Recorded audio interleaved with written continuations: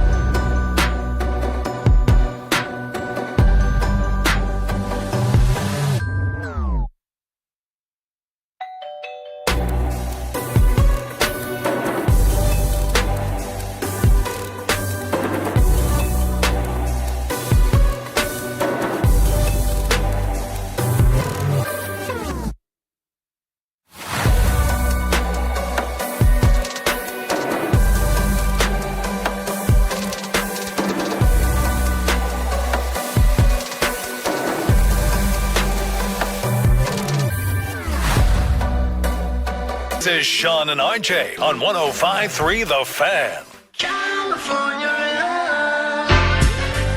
Good morning, Metroplex. We are live with the... Ruben. I love this kid, but like, He's trying to get the coffee. He's trying to, he's getting the slap back. I get it. Hey, Ruben. we got the slap back. We got an echo. we got a little bit of an echo to start off the Monday. I was coming out all strong, California dreaming. There we go. That's the mamas and the papas. That's Tupac. Nope. Echo. Oh, it's even worse. Echo. Monday edition, live in Oxnard, California. We are a well-oiled machine here on DFW Sports Station 105.3 The Fan. Shan RJ Choppy and our Cowboys insider Bobby Roberto Belt. Week 2 of Cowboys camp from Oxnard, brought to you by On-Time Experts, Rhino Shield, and Yardbird Southern Table and Bar. Got fixed just as I was about to do the today. I consider myself the luckiest man. That's 3 weeks ago, that speech, right? Peyton, good morning. I miss you already, Pepe. I miss you already. How are you doing back home? Well, the FOMO's hitting hard because I see all three of you guys in sweatshirts. And I know it's not just because you're in studio like you usually are. It's because it's, I'm going to guess 55 right now. Chris, 55 out there? Well, I don't know. I looked at It's the really weather not this that morning. bad this morning. Yeah, it doesn't feel bad at all. It feels really nice. Last night leaving dinner was actually way worse than this morning. Yes. Last night leaving dinner, Zach and Eric came to dinner in sweatshirts. Chop and I were in T-shirts, and then while leaving there, they went to the bar afterwards out on the beach, and I know that had to be frigid out there. And I know you love hearing about this back in DFW. It is 59, to be exact. Oh, a little more. and Peyton, Buzz it yourself, Peyton. feels like 60. But hey, it is 4:02 in the morning, so take solace in that. That's okay? right. That's right.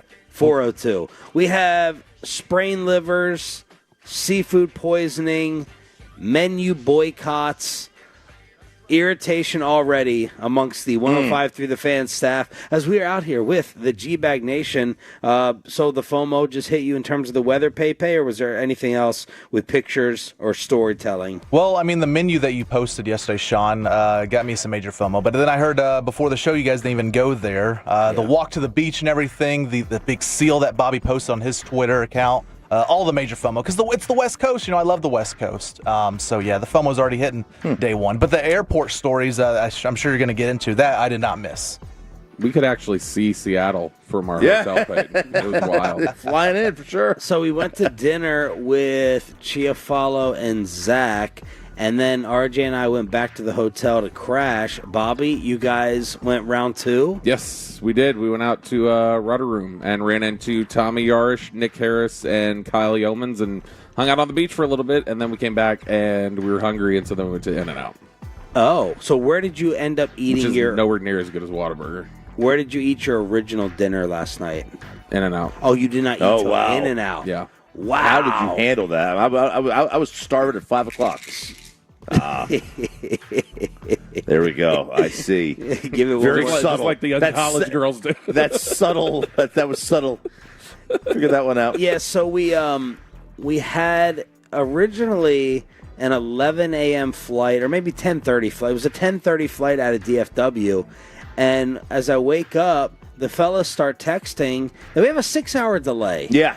A 6-hour delay, not cancellation. It's like Tolo OG Floyd said. You didn't get delayed. You got canceled. Yeah. Well, it might have gotten canceled eventually. I had to go look it up, see if it even took off. But yeah, it was a delay. I noticed something was wrong because I went on to go, see what gate.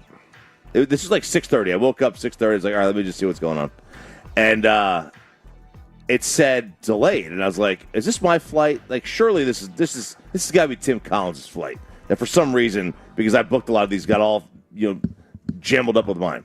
I was like, oh no, this is our flight, because I had noticed that Bobby's seat had changed.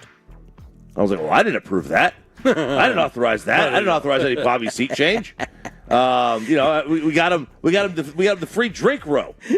Your voice already is so piercing. I know, right? I had to take my headphones off and be like, "How is that reverberating as loud as it is?" It's like, yep, that's bad. So I was like, oh, that's not good. So I text y'all immediately, hey, 6-hour delay. Now, it says on there, you can change your flight free of charge. I was like, ooh, okay. So let's see. Now the first flight. Now it was 6:30. I was awake. Now we could have left on a flight at 8 a.m. We never would have made it. And by the way, I ate breakfast at 7. I'm just putting that in there as a side note to get back to Bobby's food. I ate at 7 because I was getting ready to get an Uber and a car at like 8:30 to get to the airport. So we couldn't have made the 8 o'clock. I tried to get us on one that would have left like 10:15, but as soon as I clicked it, it went away. I was waiting for you guys to respond whether you wanted to do that or just stay on our original flight. And then we found one that was going to go into Ontario, California, not Canada. Oh. Which is like east LA. Yeah. East. Because we were going to finally get our dream of flying into the closer airport to here. Right. And I was like, all right, here it is. The company has no excuse. We're going to upcharge it. We're about to live the dream. But one seat. They only had one seat available as opposed to 3, so it didn't offer it. So we go to Ontario, which had to change rental car, had to change everything. And it got us here basically about maybe, 45 minutes later than we normally would have landed. But we had like a 2-hour drive. Yeah. It was 2 hours and 5 minutes. Which was brutal. I'm glad I brought my nausea medicine this year. That did save me. It almost ran out at the end of the 2 hours. But So I'm dying. I'm like, don't stop. Like, don't stop in the car. When I get to the airport, I had already eaten breakfast at like 7. And I was like, just What'd you screw have? I had breakfast enchilada. Ooh. Yeah, I'm married to that. So they're like, you want to stop? You want to stop? I'm like, no, just power through. I don't want to stop. They power through. So by the time we get here, I hadn't eaten anything from 7 a.m. and we got to the hotel probably at what? Like California time. 3, which is 5. You and I, we didn't eat lunch. Didn't eat. you ate your ration I gave you in the car. Yeah, Your half Bobby a protein had bar. one little protein bar. I felt like I was surviving in the wilderness. I had no water, no drink, no nothing. I'm afraid to expense anything with these $7 waters out here. $7. $7 for this water, y'all, on the Fan Cam, Twitch, and YouTube. It's one of those just taller, smart water bottles. $7 in this state. California. And so RJ and I are dying, Peyton, and we're like, we gotta go to eat. We got to. So we find this place that has a ton of different restaurants. Corey Major suggested it. We go in, we get some seafood tacos. I sit down. I have an ordering number. Choppy has an ordering number. Bobby has nothing. Nothing. And I'm like, where's your ordering number? What'd you get? He goes, they serve seafood here. I'm not eating. So that hit me in terms of, I don't know why I feel this guilt about it. I know. I felt the same way. I was like, shouldn't. oh, man. You know what I mean? Yeah. Like, we're all starving. I know you're starving. It's like taking my kid to a restaurant. I know he's not going to touch anything. Right. And I know he hasn't eaten all day. So in case you don't know, Fantex, Bobby's rule is he's not going to eat seafood, number one. But if the restaurant serves more seafood items than regular items, he says that the regular food will taste like seafood. Because they cook it in the same oil, you believe? In the same kitchen? Or? A lot of times, yeah, it's getting used in same frying oils or different things like that, and everything just ends up sort of tasting like that smell coming out of the kitchen. Well, so Bobby, what you have to do is tell them you have like a shellfish allergy, and then they will say, "Don't eat here because this is a shellfish place." No, they won't do that. They'll say, "Well, cook whatever you want, and not in in a separate oil." Yeah, what about a salad? A salad. Then the salad will taste like seafood. Like, that's the whole point. You don't understand. But that's only because you're smelling seafood in the place. Yes. Just cover your nose. Okay, right. I agree. What are we missing here? This Just is be my like on exact Fear point. Factor and plug your nose. So we don't eat. Bobby doesn't eat in that place. I said, all right, there's like 5 other restaurants around here. Let's just walk to another one. Let's get him fed. And we find this place where I posted the menu. It did serve a lot of seafood. But at that point, I was like, screw it. They have music and drinks. They had a bar. Yeah. I wanted to go in, find a bar, meet up with all the fellas, get the entire crew. Ruben, Carter came as well, and Bobby was not going to eat off that menu. I tweeted that menu out, and it gave me great entertainment to see the Tolos the rest of the night pick the things off the menu that Bobby could have had. They said, screw it, just get him the kids' meal. Yeah. Cut up his chicken fingers when you order them for him. So that's why we were stunned that he then went to the third place and then fast food in and out. That's a long time not eating. long We didn't go to it. The third place we went to didn't have food at all because Rudder Room doesn't. Rudder Room. Yeah, they don't even have working toilets. Yeah. But But it card was machines. no. Look, let's just go ahead and we'll operate under the crazy assumption that I'm wrong. That this is a silly rule that I have. That's fine. The thing that stuns me is how every year you guys are surprised, like, wait, he's not eating something. It's like, yeah, this is a replay of every place we went last year. I think we just assume that you'll grow out of it. Yes. When have I outgrown anything? That's true. For the night 17, it's got to be exhausting being around a 40-year-old toddler. Yeah, you know what? And then he's walking this morning with his he's got his heating pad already out for the trip. Yep. He's got all of his ticks. I swear you and your wife are perfect for each other.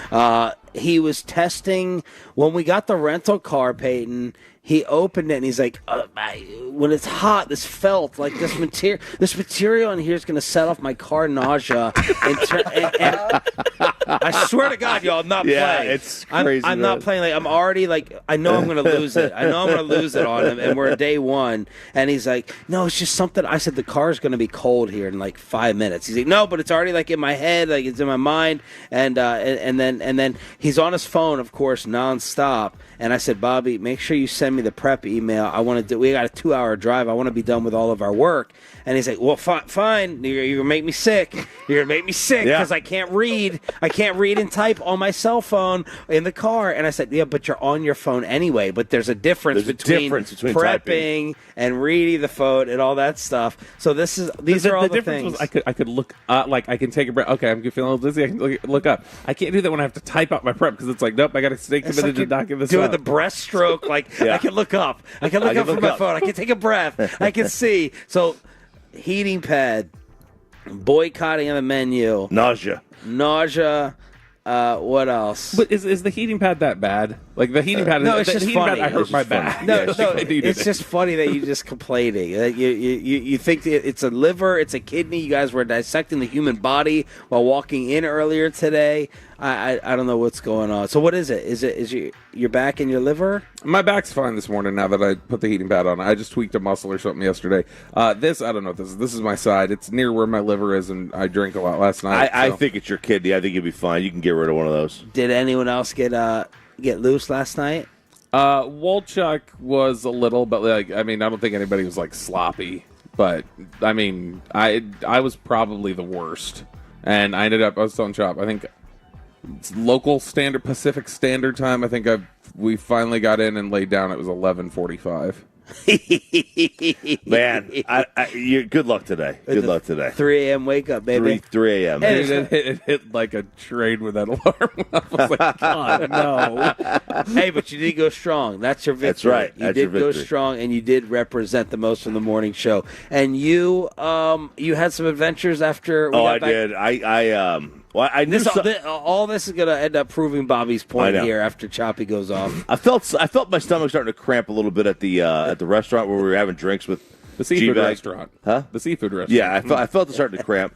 I had a moment. I was walking. I got off the elevator and I was walking to my room, and I felt something almost slip out. Your wallet. And I was like, and I give myself one of those a year. I allow myself to poop my pants once a year.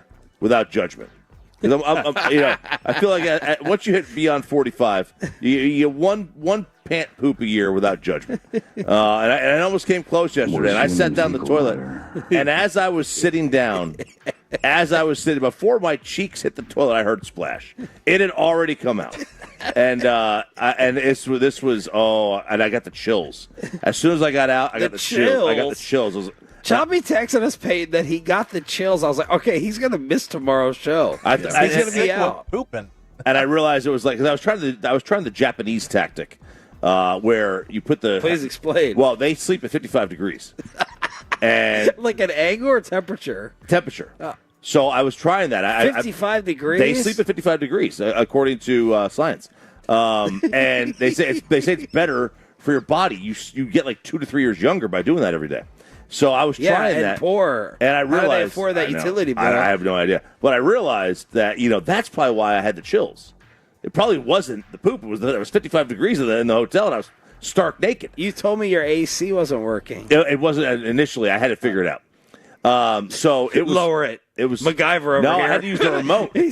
I had to use the remote, not the thing. The remote? I have a little tiny remote there. Is it the one that looks like a little, like, almost audio recorder? Yes. Yeah, that Yes. thing is weird. I have no idea So, what that Never was. seen that. I put it back. I put it up. And like, you were walking around naked, too. Yeah, I put it back up. Well, I wasn't going to shower at that point.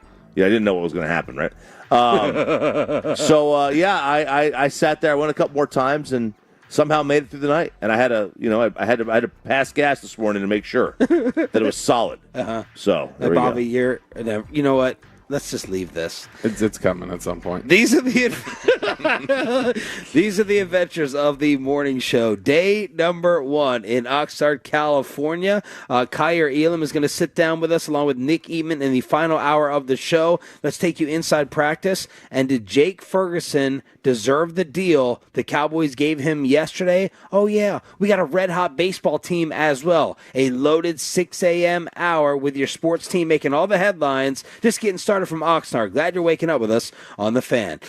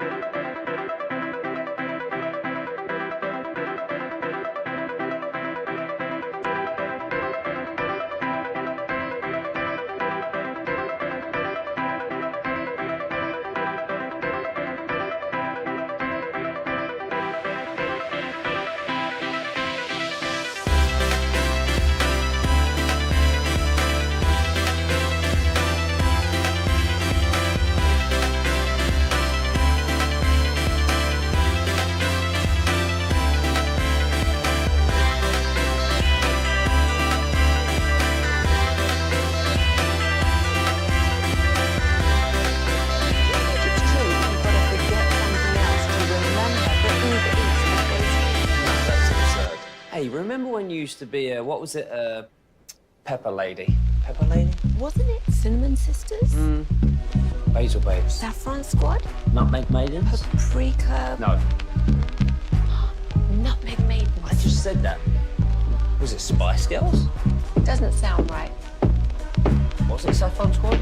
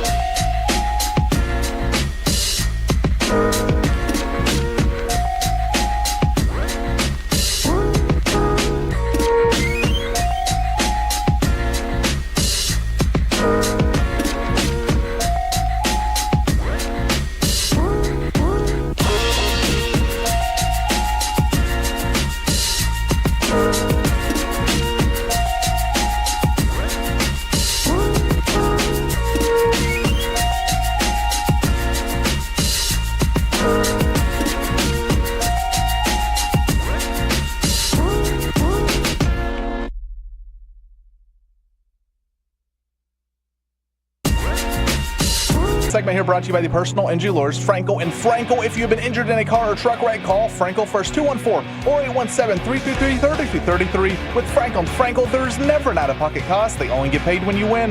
Frankel and Frankel, the go-to car truck attorneys in Dallas. From news and notes to the coaches and players for America's team, let us go inside the stars on 105.3 The Fan. Good morning, Metroplex. Shan RJ and Bobby live from Oxnard, California, the site of Dallas Cowboys training camp, brought to you by Wild Fork Foods, wildforkfoods.com, Elite Game Day Grilling Favorites, Reliant AC, and Best Buy Windows and Siding. I was all set to talk about Jake Ferguson and his brand new contract, and then Bobby Belt stopped me in my tracks in the commercial break because Jerry Jones last night did his television media sit-downs. Before we get to that, Choppy, are you okay? I saw your face after Ruben's coffee here.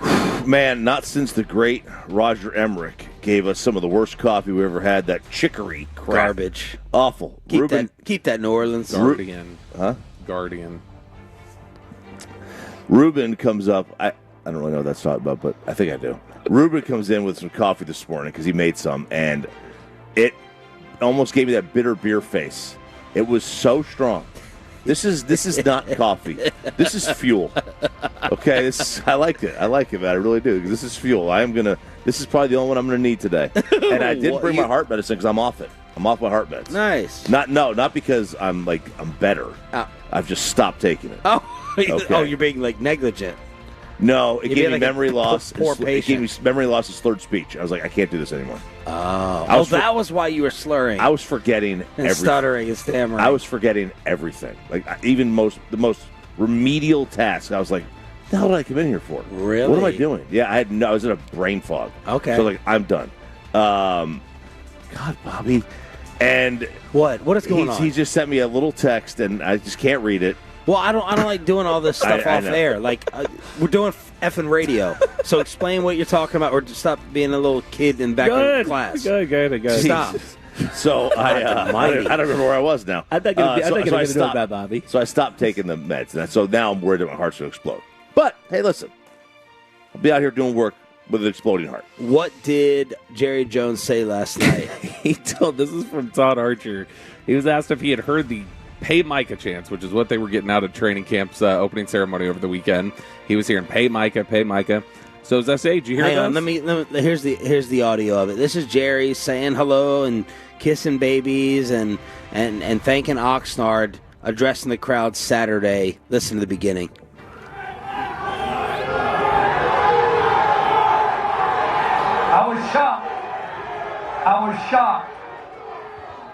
I was shocked last year when we ended up with the record that we had.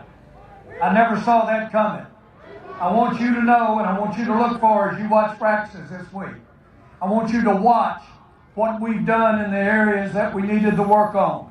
All right, so then he just talks about, you can fade it out. He talks about improving the team and how he did it and all that. But in the beginning, people in the crowd were yelling, Pay Micah. Yeah, listening to that sounded almost like just there was a commotion, like somebody got pushed or something. Like I wouldn't have been able to tell very easily that's what it was. But he got asked, did you hear that? Did you hear the Pay Micah chants?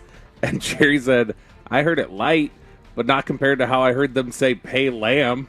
That was a faint little sound compared to the way they were hollering last year, Pay Lamb. But it was a big, loud chant last year on Lamb.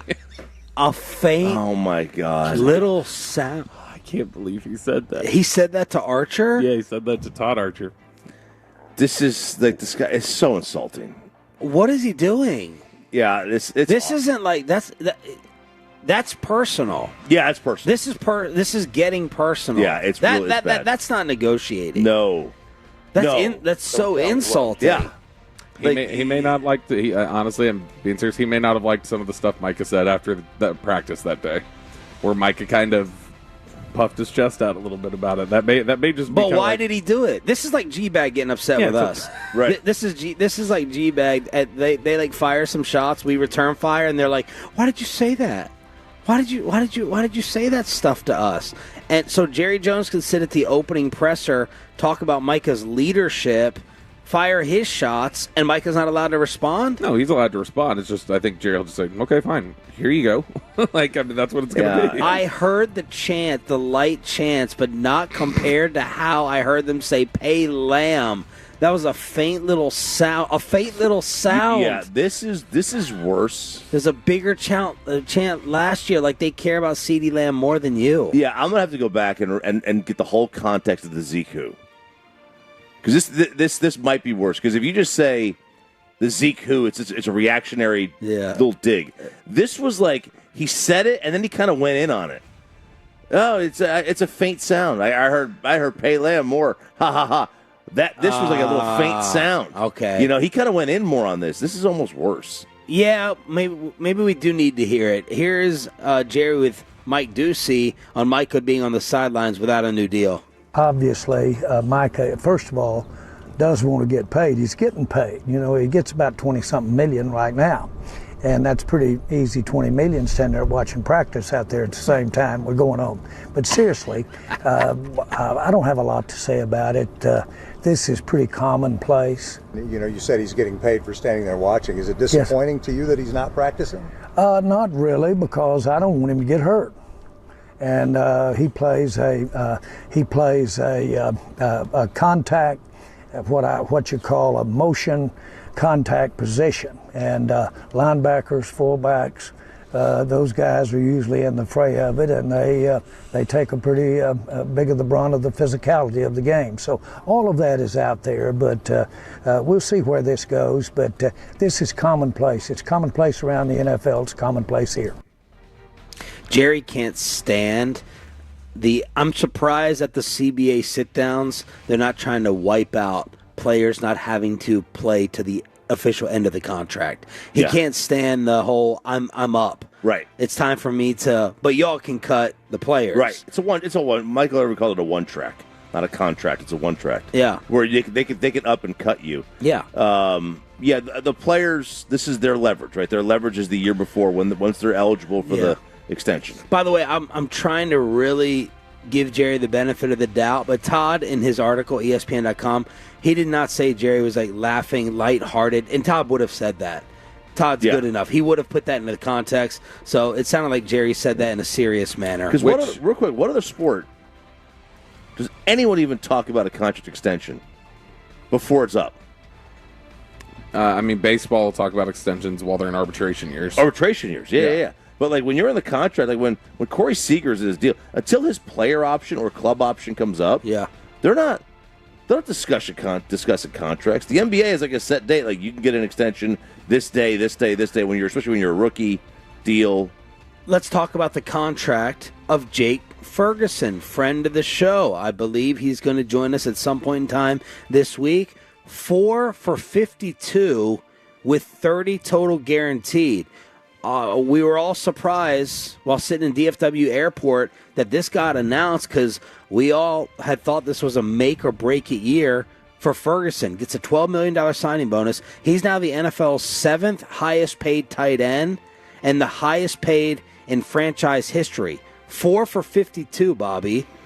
Yeah, that's $13 million a year, which is higher than I would have guessed it would have come in. But this is look, I think given the structure of how this will probably shake out and some of the stuff that we know in terms of what's guaranteed, this probably is, the way that it sounds, this is lining up to be basically a 2-year deal is what it could be. And so it'll give them a chance to kind of look at things. He's already got this does not rip up his contract this year. So this basically locks him in for 5 years. So it gives him this year, gives him 26, gives him 27, and then they could reevaluate. His cap number this year actually increases, according to Todd, by $400,000. It goes from 3.5 to 3.9.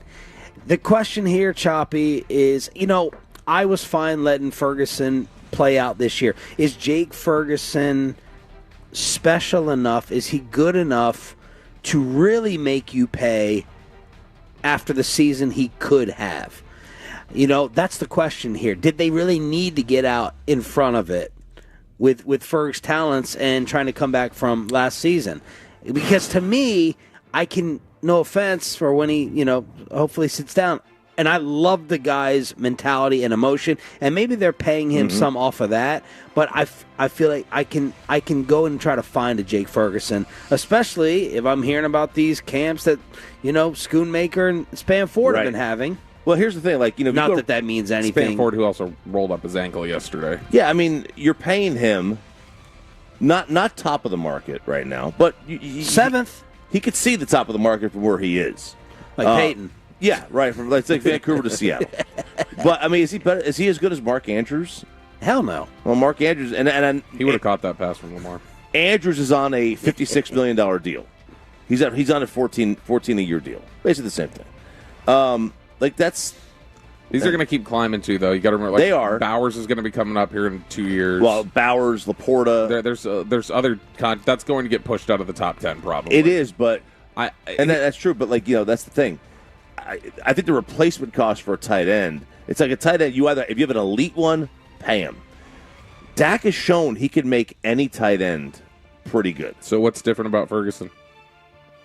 Well, that's I don't know that there is. No, there is. It's what Sean just said. The dog. It is the not just that's part one of it. Part two is he understands the gravity of the Dallas. It's what he said to us last year sitting in that chair, where he said, "I understand that the name on the front of my jersey is going to take care of the name on the back."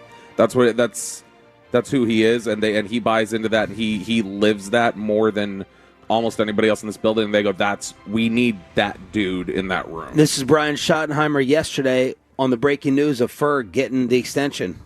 Again, I use the word enforcer. His play style, his play temperament is just it's just wired right, man. Like, I remember playing Seattle, a couple years back, and he catches a little tight end screen, he takes off running, and Jamal Adams is coming from the side and kind of drills him, and he just kind of gets up, and he's not going to take any off anybody, and so he's got he's face mask to face mask talking trash, and he's the first guy to support somebody when there's a melee. When we had an issue the other day, he was the first guy in there kind of being, I won't say the calming force, but I guess I can't say voice of reason either. At least trying to separate people. But going back to that Seattle game, then he makes a huge play on Jamal. We run a little wheel route up the boundary, and he catches it. And he plays off of that passion. He loves the game. I mean, shoot, to be honest, his grandfather's Barry Alvarez. He's been playing physical football for a long time, his entire life, and that's the only way he knows. All right, so what do y'all think? Franklin Franco injury attorney text line, should they have given out this money to Ferguson or waited to make him prove it this upcoming season, or just replace him like he did to Dalton Schultz? Yeah, and the other aspect of this that we'll get into later, I'm sure, is just the idea of that this is also the Cowboys probably leaning on Micah a little bit. Just like they did with Jalen Smith, where they go, there's only so much pie. This is pie economics. If it gets all taken up, you're not going to get any. So we got a deal done here. I think they're going to get another deal done this week probably. And when they get that done, it's going to start just leaning on people. That faint little sound. Faint little sound. That's what he called the Micah chants. They were chanting louder for Lamb. Oh, my God. 877-881-1053. Y'all. This guy. We have a red-hot baseball team to talk about, and we'll do it next on your home of the Texas Rangers after this. After we get you over to Zerez, get that car.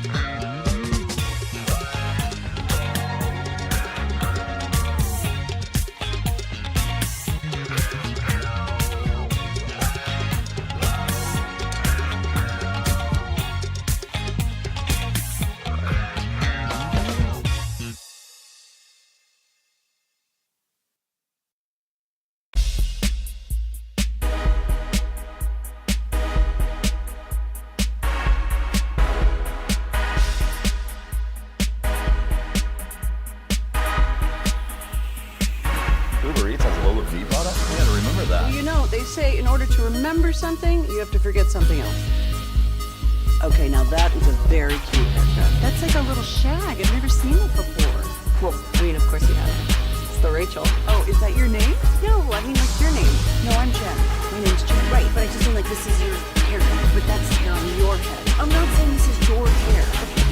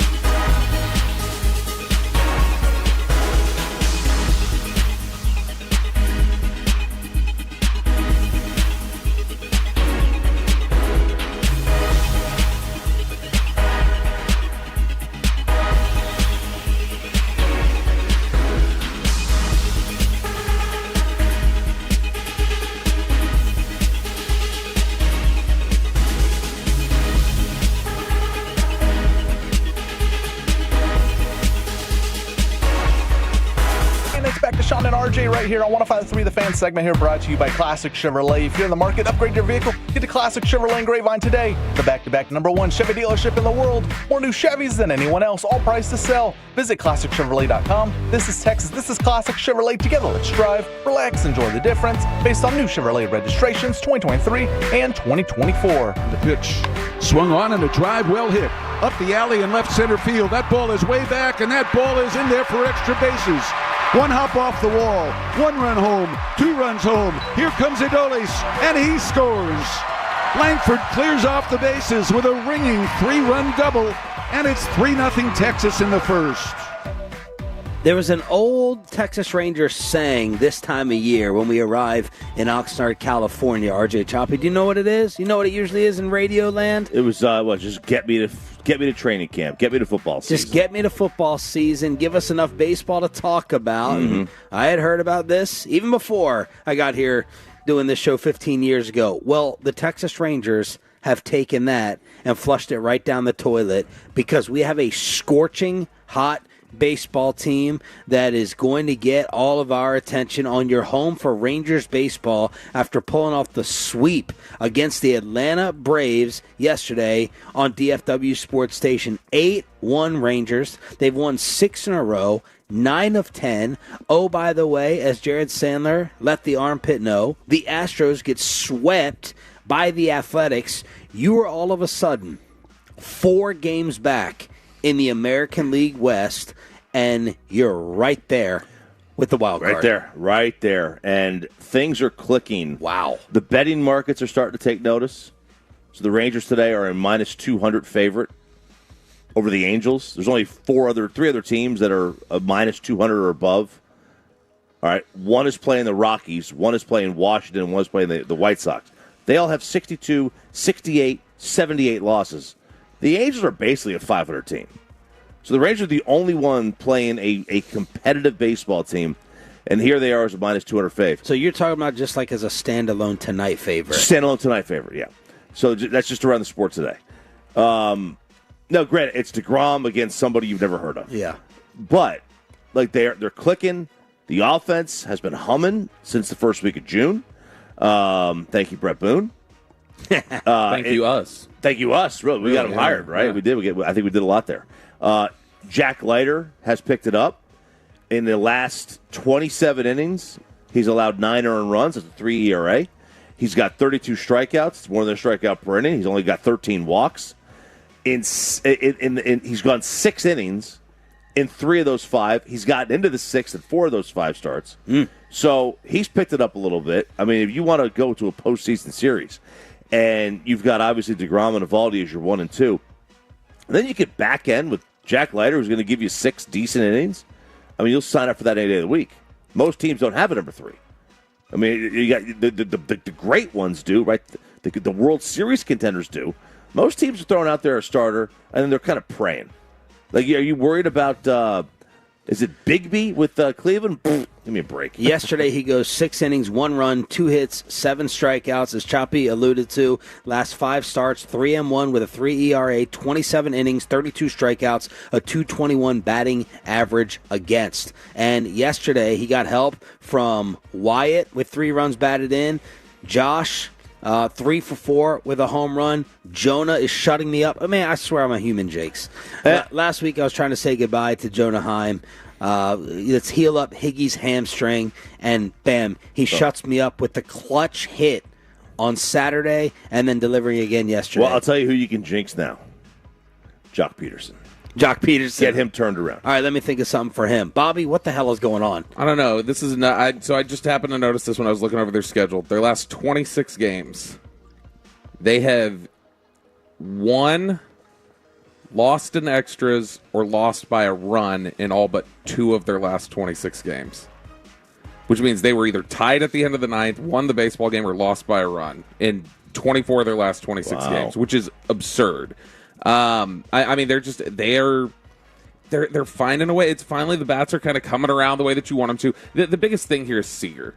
Like, as soon as Seager comes through and starts hitting the way you knew Seager could, you can win with everything else that you have going on.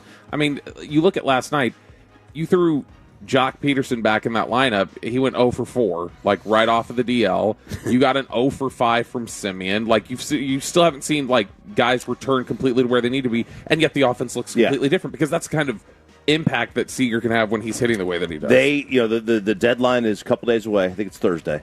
Yeah. DH would be a spot, an obvious upgrade. I don't think you want to roll into the playoffs with Jock Peterson. But like, and look, they probably don't want in a playoff game Simeon hitting third. Right? Although I don't know, it's been working. Him as getting a team, moved there and has changed the lineup. It has, but like I don't know. I mean, I don't know that he's the typical 3-hole hitter. The Rangers are 21-4. 21-4 over this stretch. On July 7th, they were 11 games back of the Astros. On July 27th, improved to just 4 games back. They've gained 7 games on the armpit in 16 days. They've won 21-20. That's crazy. And now they're saying from the 903, third toughest strength of schedule remaining in the sport. But this is what we talked about. This they had to really kind of make their ground up during a softer spot of the schedule. And it hasn't been that soft. I mean, on paper. No. On paper, Detroit. Atlanta. Yeah, Detroit. Right? On paper, going into the season, we're like, all right, that Atlanta series, that's going to be a tough series. Well, they forgot how to play baseball. I mean, they just forgot. Yeah. So, I mean, they've taken advantage of what the teams on the other side have had either down stretches or a softer spot of the schedule.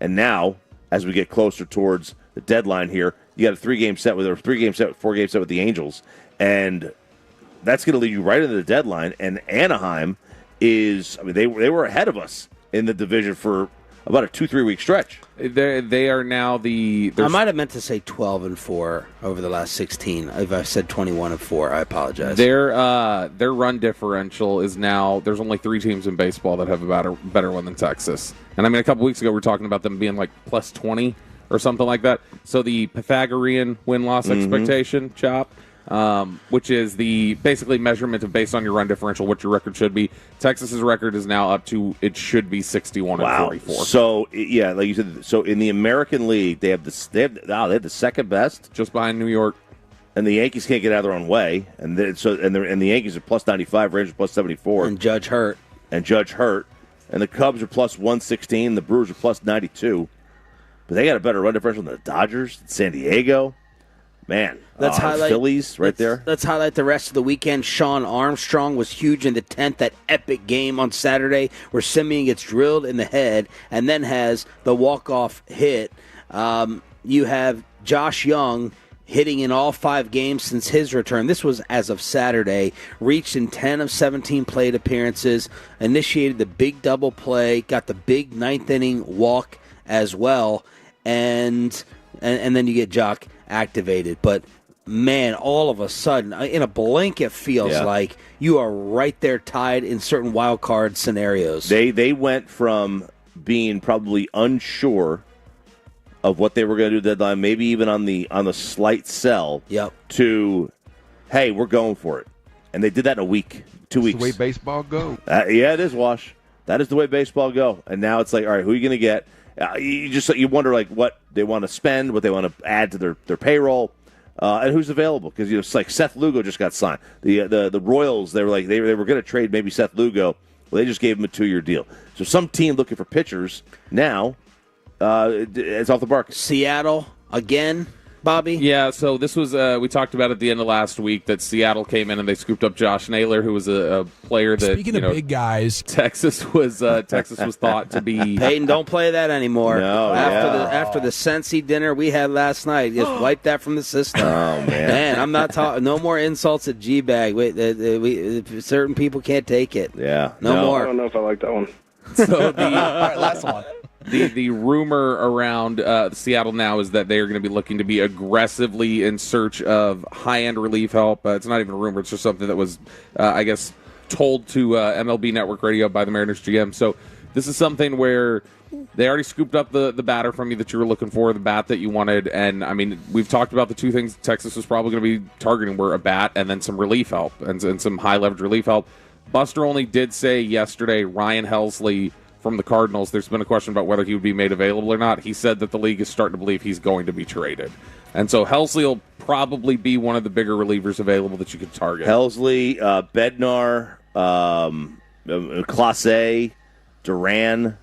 There's another kid from Minnesota. I can't remember his name, but Knobloch. Not Knobloch. But there's some Duran. Kirby Puckett. No, I said Duran.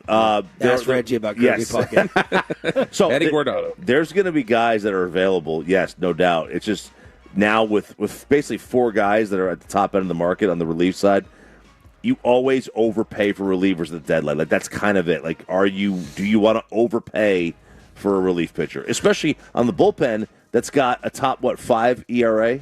Yeah, I mean, look, you by those standards overpaid at the time for Mike Adams in 2011. Yeah, and I mean that made a difference for them down the stretch. Yeah, but look how that worked out for him. I mean, he's a friend of us. Yeah, I know. I mean, look, basically what I learned didn't work out well for him. No, but basically, I think what you learn is that we bring the difference. Yeah, that's true. Yeah. They're asking if this is the greatest offensive game in baseball history. It took place in our division.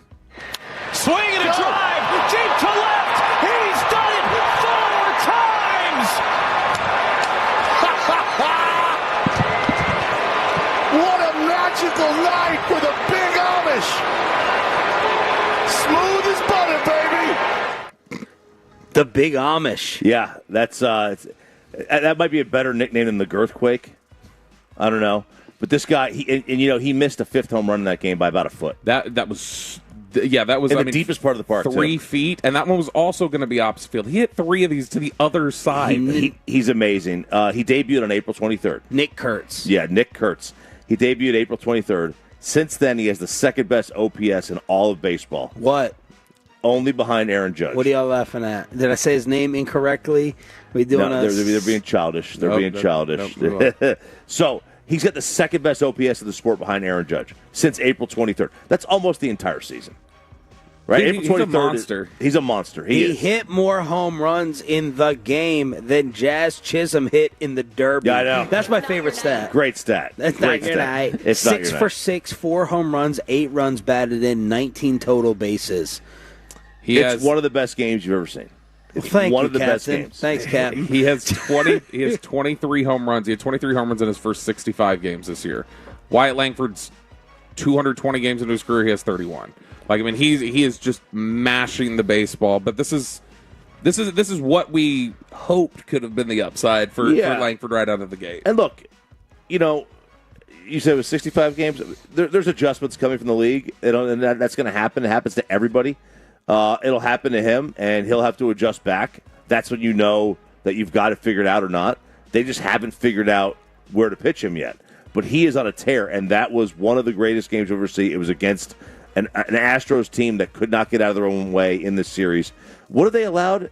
Who said that? Somebody said. Oh, yeah, we saw this on the plane heading over here, Sean. 18 games in a row, the Astros have allowed the first run. What? 18. That's impossible. Tolo Bobby R says, don't worry about the Angels. The only time you see Trout on TV in October is at an Eagles game. So it'll be the Rangers and the Angels next on DFW Sports Station. You got a red-hot baseball team to go along with our football coverage here from Oxnard, California, the site of Cowboys camp. We've told you about the contract drama with Micah and Jake Ferguson. Let's tell you what actually happened on the practice fields yesterday and this weekend. We take you inside the Star with our insider Bobby Roberto Belt after this. After we get...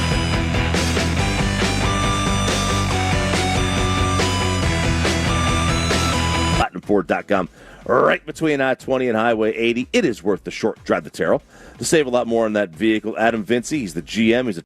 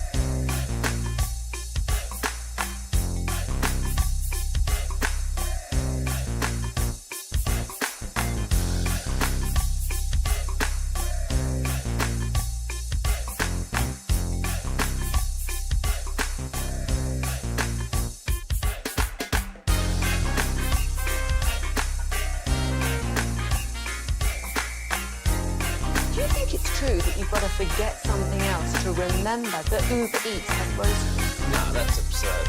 Hey, remember when you used to be what was it, Pepper Lady? Pepper Lady? Wasn't it Cinnamon Sisters? Basil Baby. Saffron Squad? Nutmeg Maidens? Paprika? You said that. Was it Spice Girl? Doesn't sound right. Was it Saffron Squad?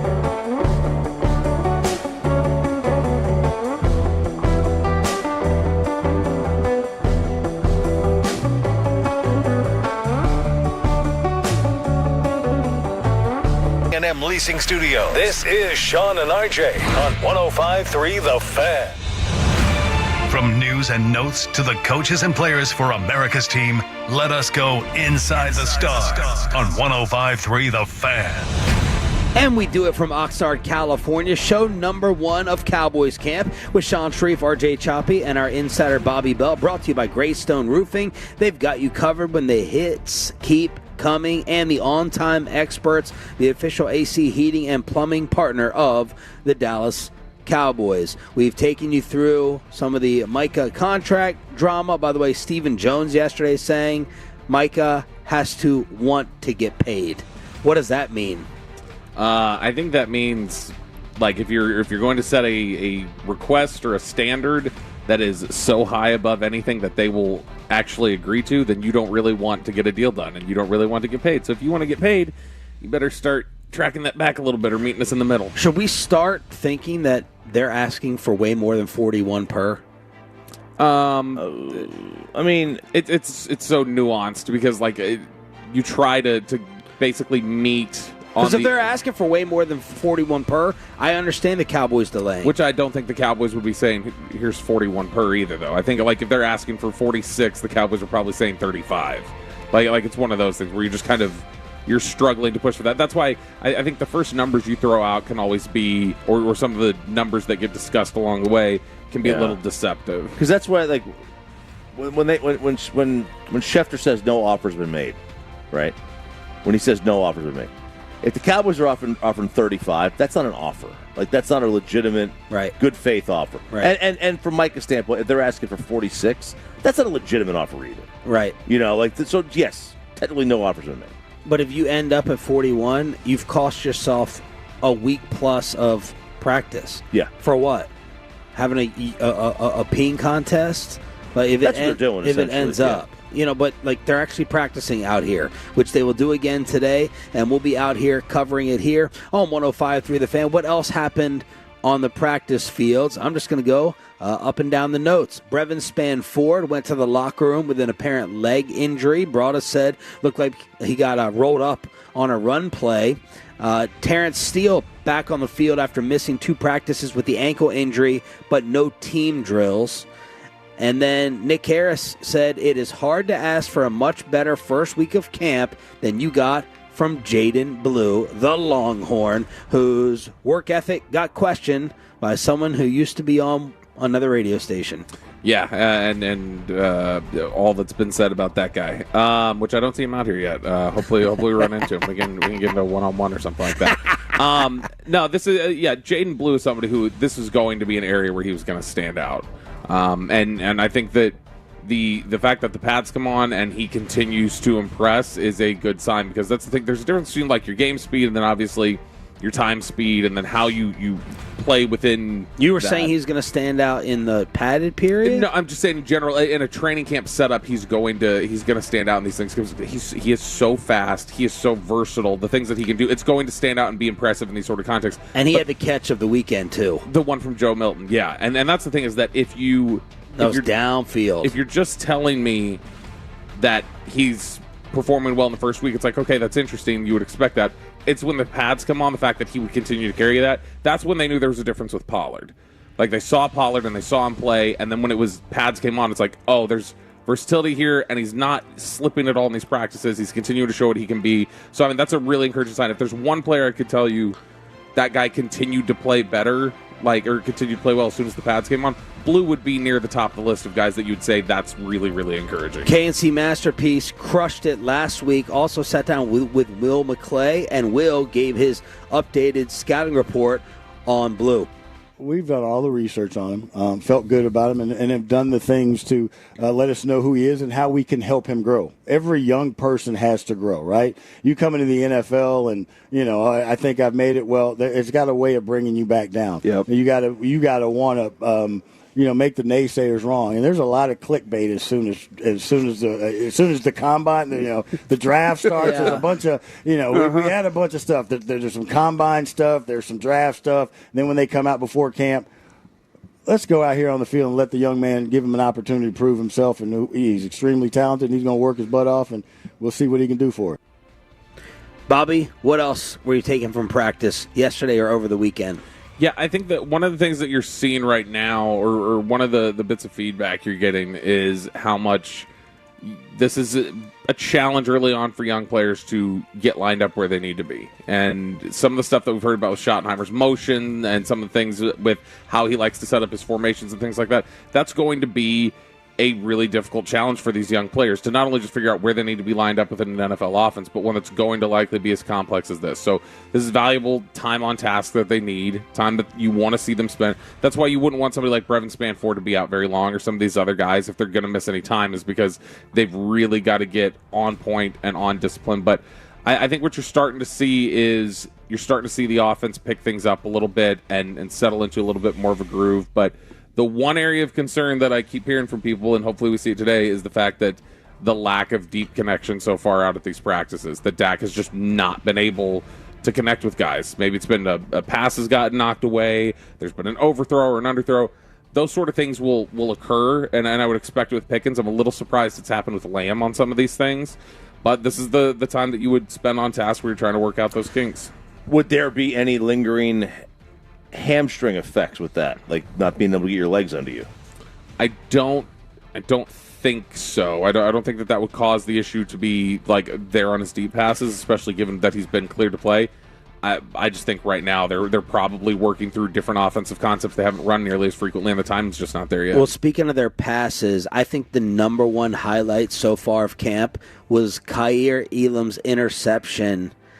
He picks it off near the sideline, He then runs over and grabs a kid from over the fence, and they hold the kid up like Simba with the whole defense celebrating. Did you not see it, RJ? I didn't see that. That was good. Go look up Kair Elum interception on social media. Kair will sit down with us at 9 o'clock this morning, and the media, I think it was the number one highlight so far of training camp. He picks the kid up from over the fence. Kair was asked about it after. I was just excited, man. I was just trying to give the people a show, what they paid to come see. That's all. What was more difficult, the catch or picking up the baby? Probably the baby, for sure. I had to reach over the gate. My arms ain't that long. Did the kid resist at first? Nah, he was excited. He was excited. Oh, the grown-ups were probably excited, too. Nah, they were kind of nervous, though. I seen one of the guys. He was like, I don't know about this kid picking up my kid. But, but the kid was excited, though. That's all that mattered. Yeah. I look like Simba. I don't know. He was just looking like, wanted somebody to pick him up and just give him a hug, man. So I'm happy I could make his day. That's all.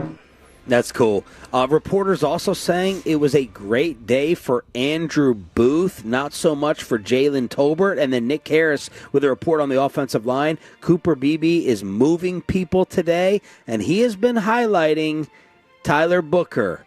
I know I thought I heard Vach Lombardi on Friday with KNC highlight Booker as well. There was a rep against Osa that was out there. Here's Brian Schottenheimer talking about Booker working with the twos. It was really compete every day. That's the central theme of the program. Rob Jones has been doing some really, really good things.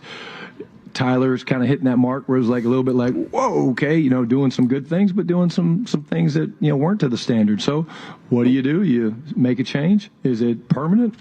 I don't know. I think Tyler's going to be back out there again today with the ones, but you can't stand up here and have the central theme of your program be compete every day, and if a guy's performing well, not reward him. Just like when we split up and do different things, you're going to move guys around and do things like that. So you'll see that more and more as we go, not just with Tyler, but with the entire team. And it's cool you guys track that and see that, because that's something that we're all about. Look, the offensive line, that's going to be that to me is where the season's going to rise or fall. Like, to me, if the offensive line is where it needs to be, then this team can do pretty much anything offensively that I think they want. If that's not good enough, this team could very easily be under 500. Stephen Jones on Ezeraku, quote, I give Aaron Whitecotton, the D-line coach, credit. He was on the table for him with pick 12. He was jumping up and down saying, this is the guy with the 12th pick, let's get him. Donovan Ezeraku was asked what he likes about the defense. He said it's not a lot of thinking. Some coaches can overcomplicate. In this defense, there's not a lot of thinking. We're going straight, and we are attacking the ball. Yeah, he mentioned the O-line and what it means to the offense. This is 2014 all over again. Like, it's that. Well, pedigree-wise. Going into 2014, it was like, that was the year we almost went to Vegas. Put the money on the under of 8 wins, and it was Zach. Zach came in, completely transformed that line. If Booker is that same dude, completely transforms this line, this is a 2014-ish. Yeah, I mean, if they, like I said, if you get Guyton to step up to perform better, I mean, BB practicing well yesterday, that's encouraging. We already know who Tyler Smith is. Steele, they're hoping to bounce back. It's just there's so many variables in terms of the execution and the quality of the line. And then I'll say on Ezeraku, who you just brought up there, Brian yesterday when we were driving to the beach, he was talking about that. He's like, that's the most unblockable guy in camp. He's like, it doesn't matter who he's gone up against. He can be going up against the tackles, the guards, whoever. He is beating them consistently. Broadus has also talked about Span Ford. I know we talked about are we talking about this as a long-term injury? There's not a lot of certainty yet as to whether the concern is they just don't want it to be a high ankle sprain. Broadus had said Brevin Spanford is not going away. Of course, Ferguson just got paid yesterday. And then someone was criticizing Schoonmaker, and Broadus said, wish you were here these last 3 practices. So I've been here, and Schoonmaker has not been bad.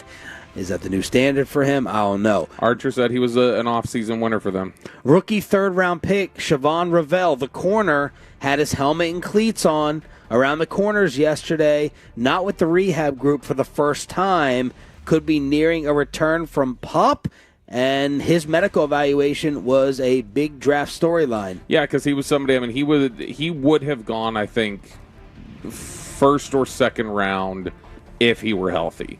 But yeah, he ended up tearing the ACL last year, about 4 games into the year. He had already played at a smaller program. But a really good athlete and somebody who you felt like you got to steal as long as his health was okay, and that'll be a big question. I was like finally seeing him move, a year later. It's been a long time since he's been on the football field. One more training camp clip that took place Saturday as they decided to give Charles Haley the microphone to sing happy birthday to Charlotte Jones. It's Charlotte Jones' birthday, so we're going to sing happy birthday to her. Happy birthday to you. Happy birthday to you. Happy birthday, dear Charlotte. Happy birthday to you. Hey, she's fine too, y'all. Let me tell you that. It's so good. It's so good. She fine too, y'all. Let me tell you that. Is Happy Birthday in the public domain yet, or is it still? Does it still get royalties credits like it used to back then? You know how you can sing at restaurants the Happy Birthday song? I wonder if that's why Charles was singing so poorly out of key. I never knew that you couldn't sing it at a restaurant. Oh yeah, no, that's why you always get the happy birthday or other different things because it was like a copyright thing. That's dumb. That's it was stupid. But by the way, there's nothing because this happens and you don't think about this when you name your child. But I do believe you do disservice to your children, and you and I are the same thing because our given names are single syllables. But you do a disservice to your children when you give your child a one-syllable name. It completely screws up the happy birthday. You have to happy birthday, dear Sean, right. instead of Bobby. Well, you got two letters. Two letters. That's easy. But Yeah. the given name, Ralph. Happy birthday to Ralph. Yeah. Ralph. You got to either say Ralph or Ralphie then. Ralphie, yeah. Shawnee Bonnie. We're live from Oxnard with that type of in-depth thought and topic material here on Shan. What? We also have, you just heard Rob Jones get mentioned by Brian Schottenheimer, their offensive lineman who they brought in as free agent. Adam Schefter, 51 seconds ago, sources Cowboys guard Rob Jones has broke a bone in his neck during Sunday's practice. He's expected to miss 2 to 3 months per Todd Archer and me. What was neck? Ouch. We're brought to you by the on-time experts Rhino, Shield, and Yardburn Southern Table and Bar.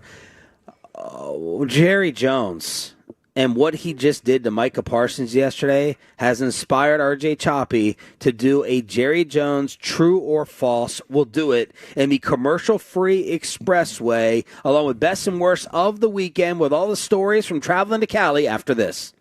Today we're...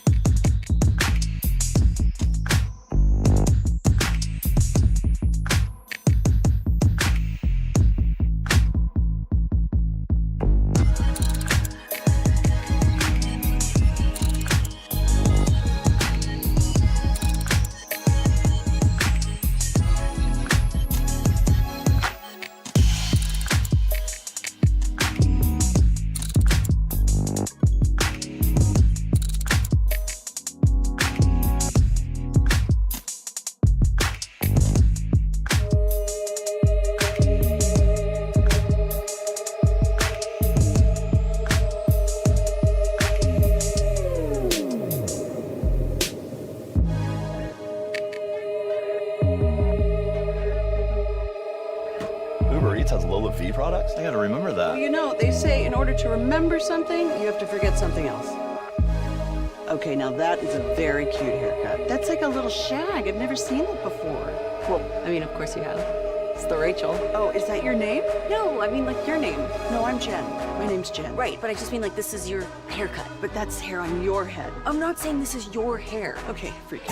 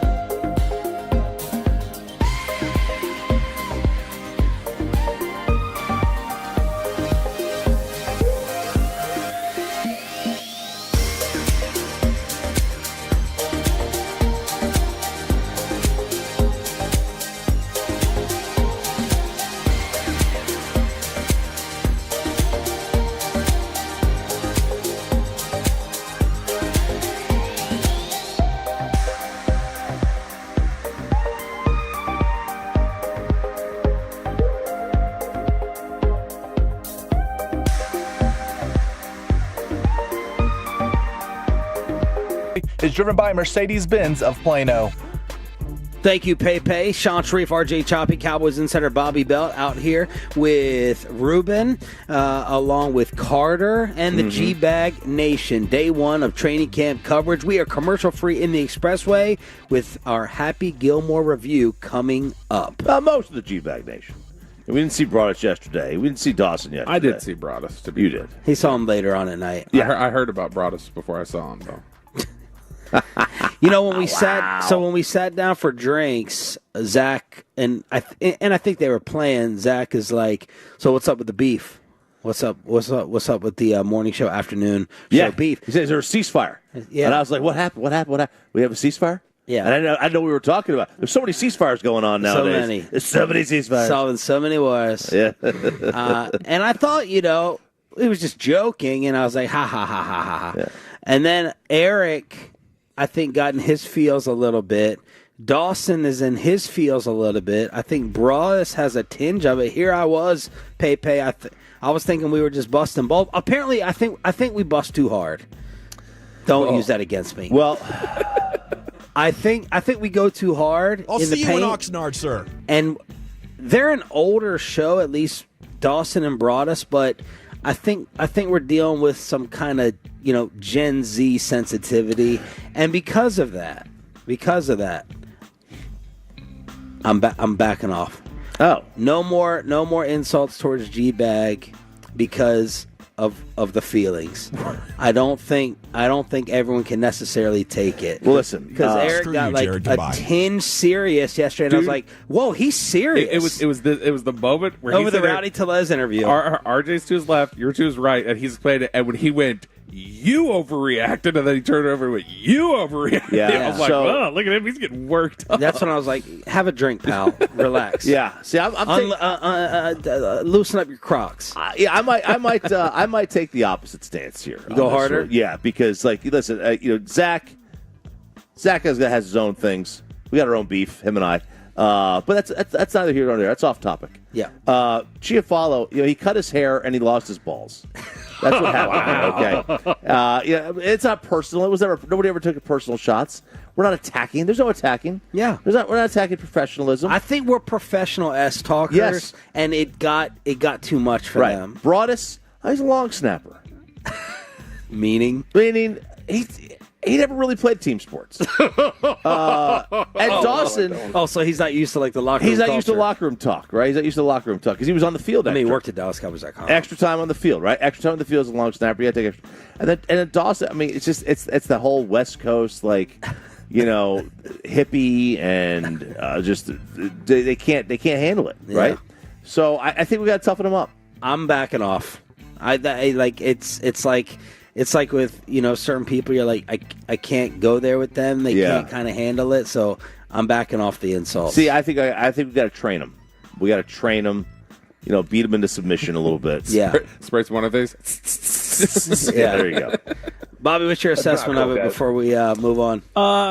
Yeah, I think in general, Dawson and Broadus, I think the sense coming from the fellas is that they're a little worked up about it or a little annoyed, maybe. The one who was... Did RJ get us into this mess? Did RJ lead us into this battle, this fight?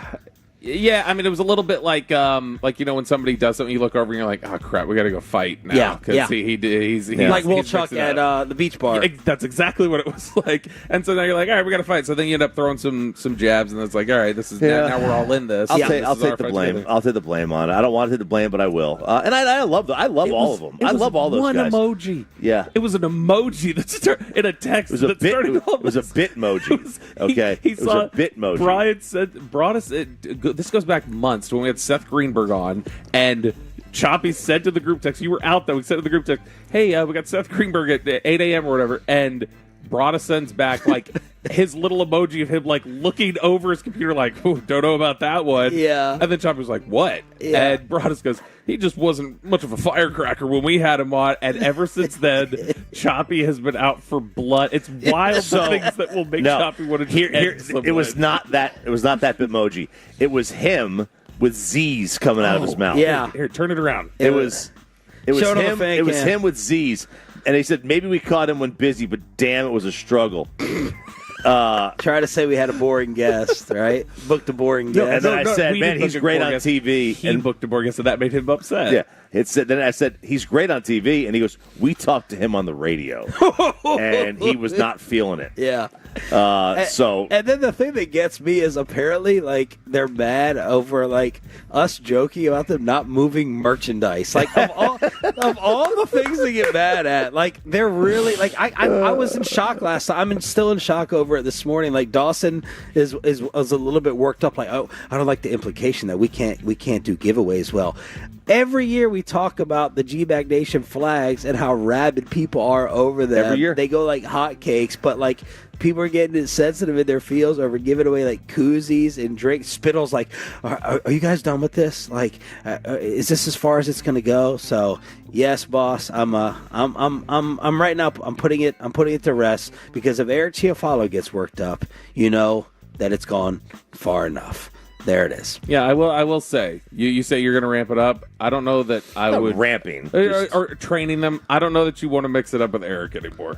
I think that one you should let lie. If you want to poke out his fight, I think Eric would get you. I don't think you want Eric worked up as well. Oh, whoa! I don't want the guy who's unable to produce a male heir to get worked up. Okay, all right.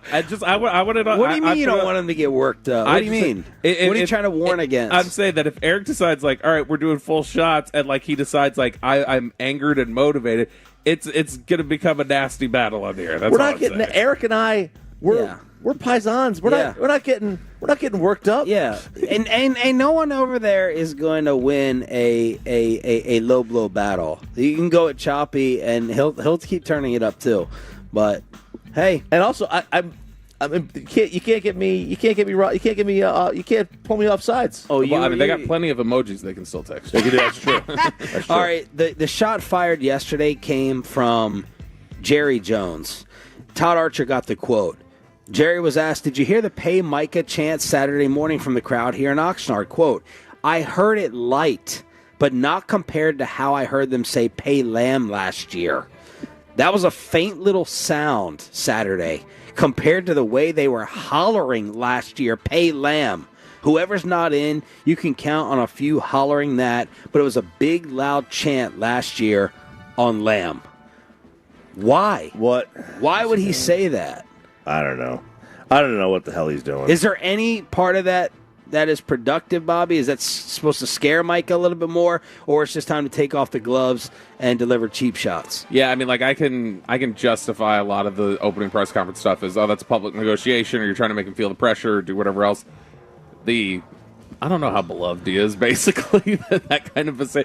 He's not more popular. He's not more popular than CD. I don't think that does anything in your negotiation. That just almost just seems a little like, unless it's just Jerry's trying to establish a baseline of like, I am not here to be played with. You are not going to like lean into any sentimentality or anything else with me. This is what I'm about. I want to qualify this when I say it, because this would not be good for us and the Metroplex. And the football team and the ratings and success in the season. Like, the bad part of my shoulder wants to see Micah demand a trade like today. Like, breaking news, Micah Parsons and David Mulligeta demand a trade. And I just want to see how the Joneses would react. I want to see what Jerry and Steven would say. I want to see someone finally. Again, this is football team success to the side for a second. I want to see someone finally call Jerry on this stuff. I'll get somebody else to ask these questions. Because Micah's going to get paid. He's going to get paid regardless. Someone's going to pay him. Someone would pay him. I want to see someone ask out. Like, when's the last time we've had a public Dallas Cowboy trade demand? A star. A public one? It's not been. God, I can't think of one. T.O. got cut. And he didn't want to leave. Yeah. Who was it? I want to see someone ask out. I want to see Micah ask out like today. The sick side of me. After Jerry is delivering these types of shots, that's a terrible thing to say. not what you're saying. What Jerry said to him. I heard more. It was louder with Lamb. It's faint. Pay Micah. Like, what are we doing? That's just an insulting thing to say. It's terrible. I don't even know where to start with. And that sets up an RJ Choppy, Jerry, true or false? So I was wondering, is Jerry a good bad owner or a bad good owner? Like, that's how the whole thing started. I was just trying to like ask myself, is he on the good side of bad or the bad side of good? Like, if the owners are in two spectrums, good owners or bad owners, is he on the higher end of the bad owners or the lower end of the good owners? So that's where this whole thing kind of popped into my head. The higher end of the bad owners or the lower end of the good owners? As a GM too, or what? You got to throw that in there too. I mean, if you're just telling me as an owner, he's one of the better ones in sports. Like he is. He's a bad good owner. He's a bad good. Yeah. I think he's agree on the with that. lower End end of the good owners. Of the good owners, I think. I think that's where I put him too. I don't know. It's so. I don't disagree in general with the way he has the front office personnel structured, but some of the hires or some of the delegation that hasn't worked out, that ultimately does fall on his responsibilities of delegating. So if they've done a poor job or something, they haven't handled something right, then that would then fall under his wing. I think he's in the better half of owners in the NFL, and he's somewhere in the middle of that. I don't think it's as simple as just saying he's a bad good owner. All right, so let's roll through some of the true or falses here. True or false? Jerry Jones is cheap. False. Yeah, he's not cheap. Yeah. I agree. False. I mean, I'm counting like the Ford Center. Oh yeah, I'm counting all AT&T. that. I'm counting all that stuff into it now. Public funds, whatever. But sure, like according to him, he was still spending $1 million a day for AT&T Stadium to be built. Like, are they now? A lot of the fan texts are going to say yes, cheap. You have to show me that they're like bottom 5 spending. Everyone has to abide by the salary cap. You'd have to tell me that they're like bottom 5 spending every single year, and it's hard to nail it down because of the funny money and when certain things kick up in certain years. What do you think, Bobby? I don't think cheap is the right word. That's false. Right. I mean, they had the most money allocated towards coaches in terms of staff a few years ago. Yeah, the most money allocated and the most coaches on staff. And we've routinely seen stuff like him give big money to Will McClay or Dan Quinn or whoever else to like make sure that they stay. Although we don't believe he'll pay a head coach big time. Right, but you know they have the highest paid quarterback in the league. They're about to have the highest paid defensive end in the league. Lamb. And then they have CeeDee Lamb, who is I don't think he's the highest paid, but he's like second or third. Yeah. Yeah, no, he's Diggs is making 20. He's thrifty. He does want to try and he wants to get a little extra. He doesn't just want to he wants to come home and be like, not only did I buy this, but they threw in they threw in a box of this for me too. He wants that. He does want that. I think he likes wheeling and dealing. He wants to win a deal. That's what he wants. All right, true or false? Jerry wants to win the Super Bowl. That's true. True. The way you phrased it, though. Yeah, he wants to win the Super Bowl. Yeah. Not by any means necessary. Not by any means necessary. Not by any cost. Yeah, that's true. Yeah. He prefers comfortability over the unknown. True.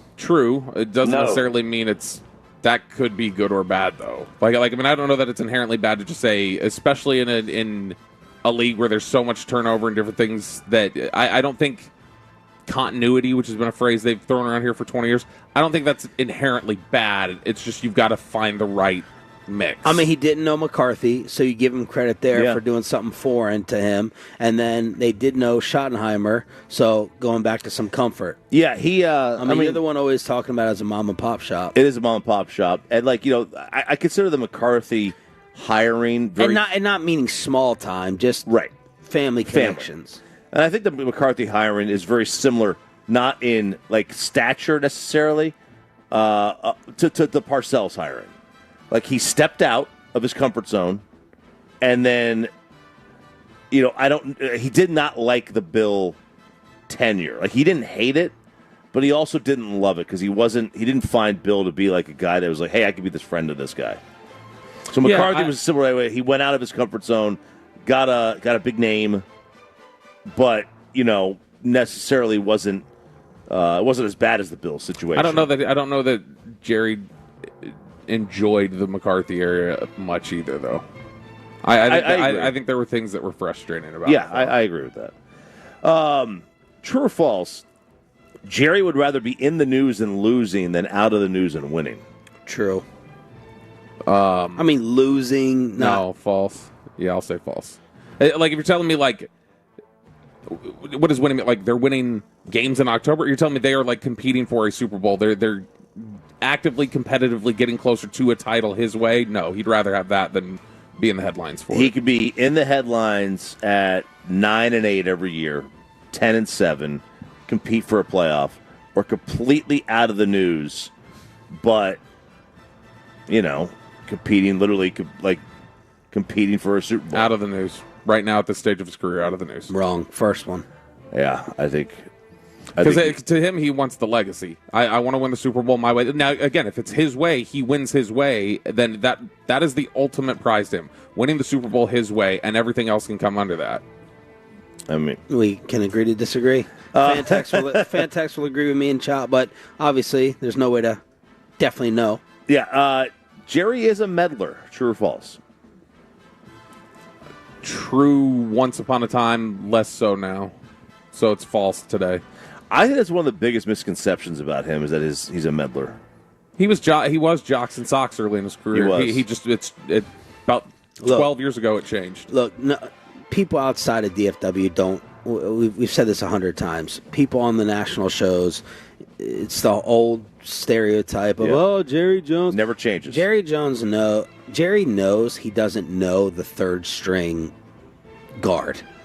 Okay, I think Jerry knows he can't run through 48, 49, 50 on the roster, but part of his insecurity as not being a football guy is, and you can say he's a football guy. He would say, I played college football, I won a national championship, I have 3 Super Bowls, but he always said Jimmy can make a trade for the backup center, and people are talking about that, and I can make $1 million, and no one talks about that. I want to be talked about for football.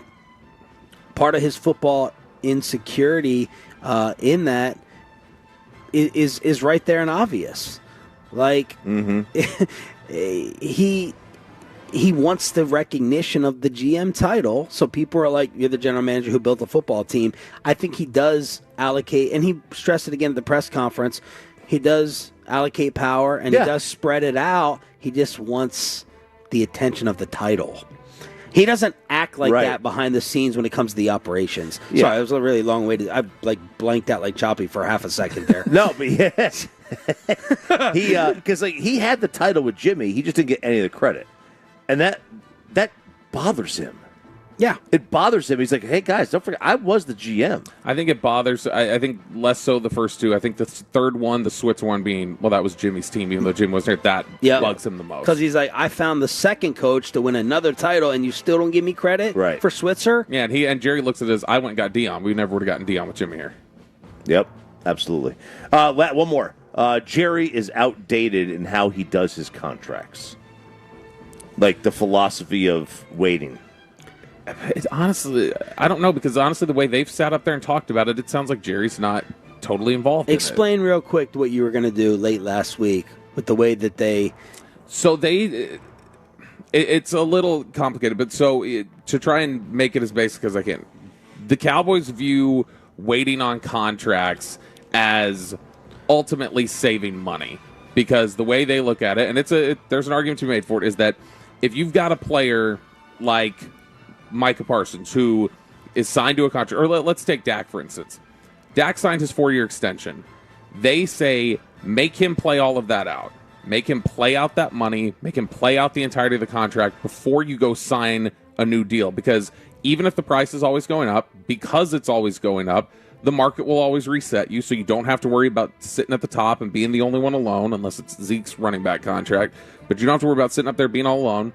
And the idea is, if you structured it this way, have him play on a rate that's 4 years old in an era of money keep on shooting up, and the value of that in the 4th year will be so much more than whatever you lose by giving him a contract early. There it is, an RJ Choppy, Jerry Jones, true or false, on the home of the Dallas Cowboys. It's DFW Sports Station from Oxnard, brought to you in part by Wild Fork Foods, wildforkfoods.com, elite game day grilling favorites. And I'm going to tell you at the end of the 8 o'clock hour how to get a Wagyu brisket that we are giving away all week long. Let's get to best and worst of the weekend. Ladies and gentlemen, the weekend. I'm having a bad fucking weekend. 877-881-1053 is the Franklin Franco Injury Attorney text line. 877-881-1053 as we recap what happen. Bobby kind of went at you in the opening segment here on the program, so I think it's only fair that you start off best and worst of the weekend with whatever you'd like to clarify or describe from the weekend and our travels. Okay, would you rather we touch on packing or travel more? Ooh. Packing. Okay, let's go to the packing. Aiden, you can throw up that picture on the fan cam.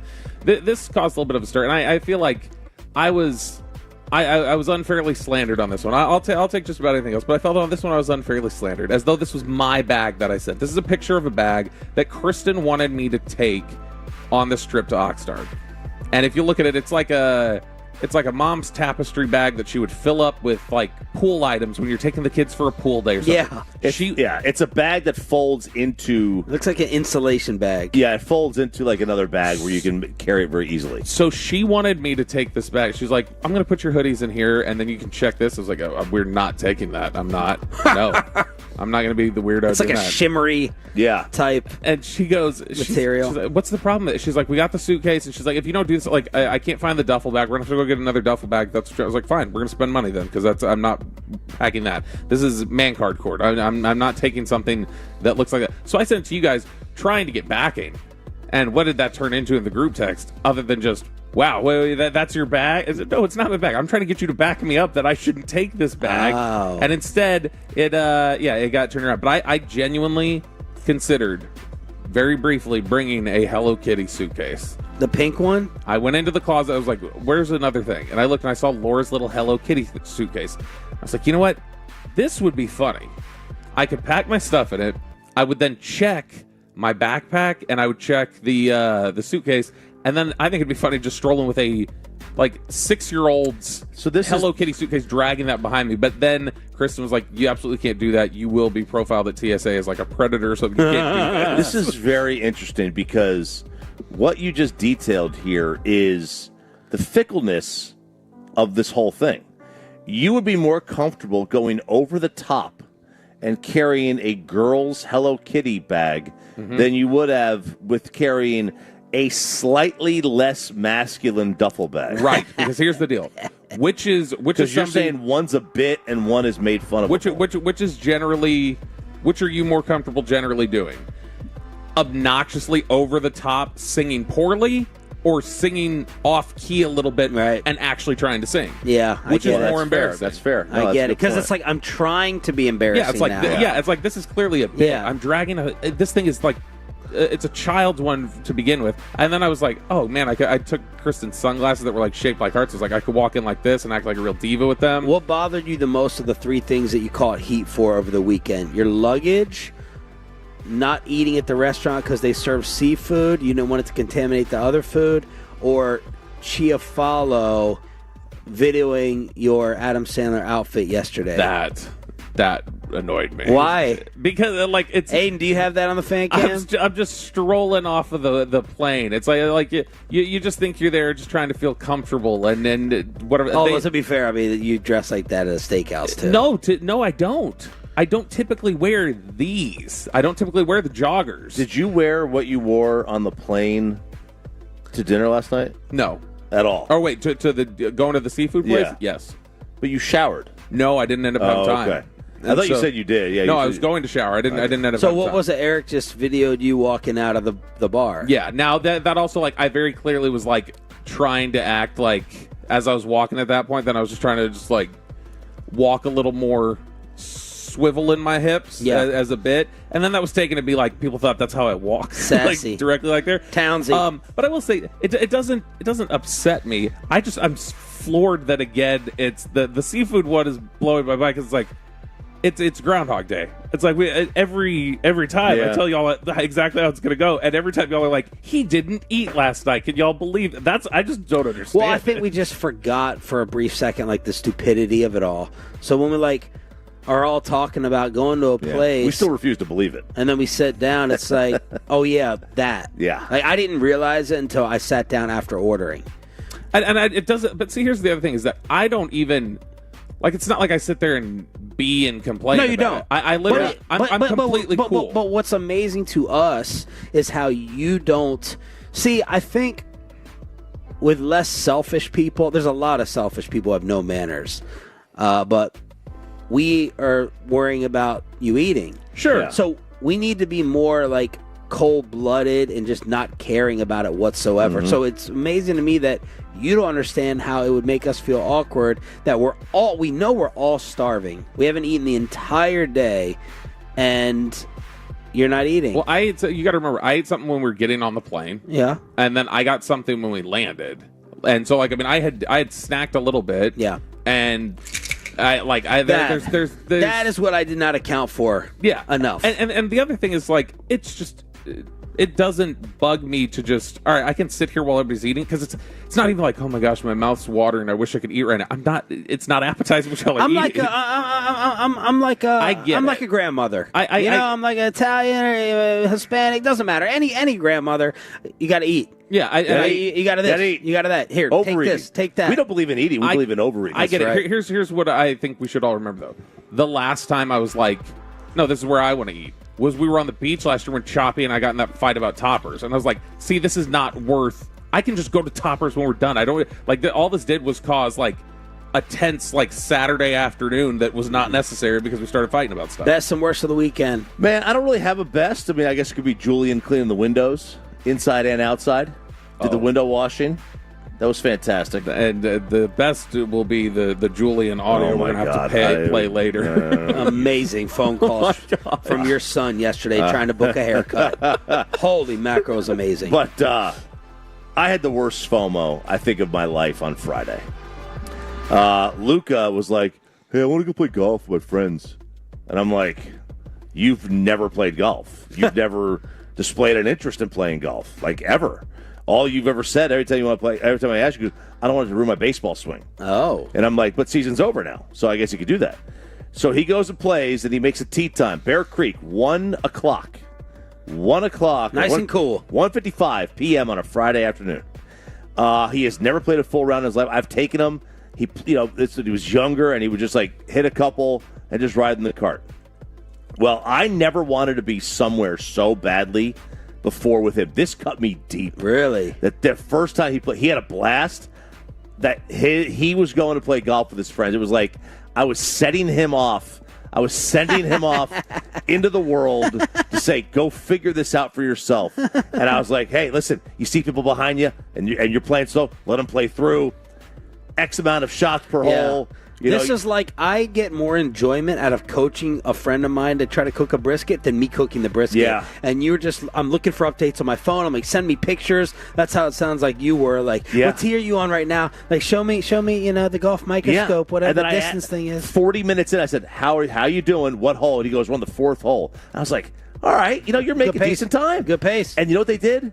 This is what I love, because none of them ever played before. They did a scramble.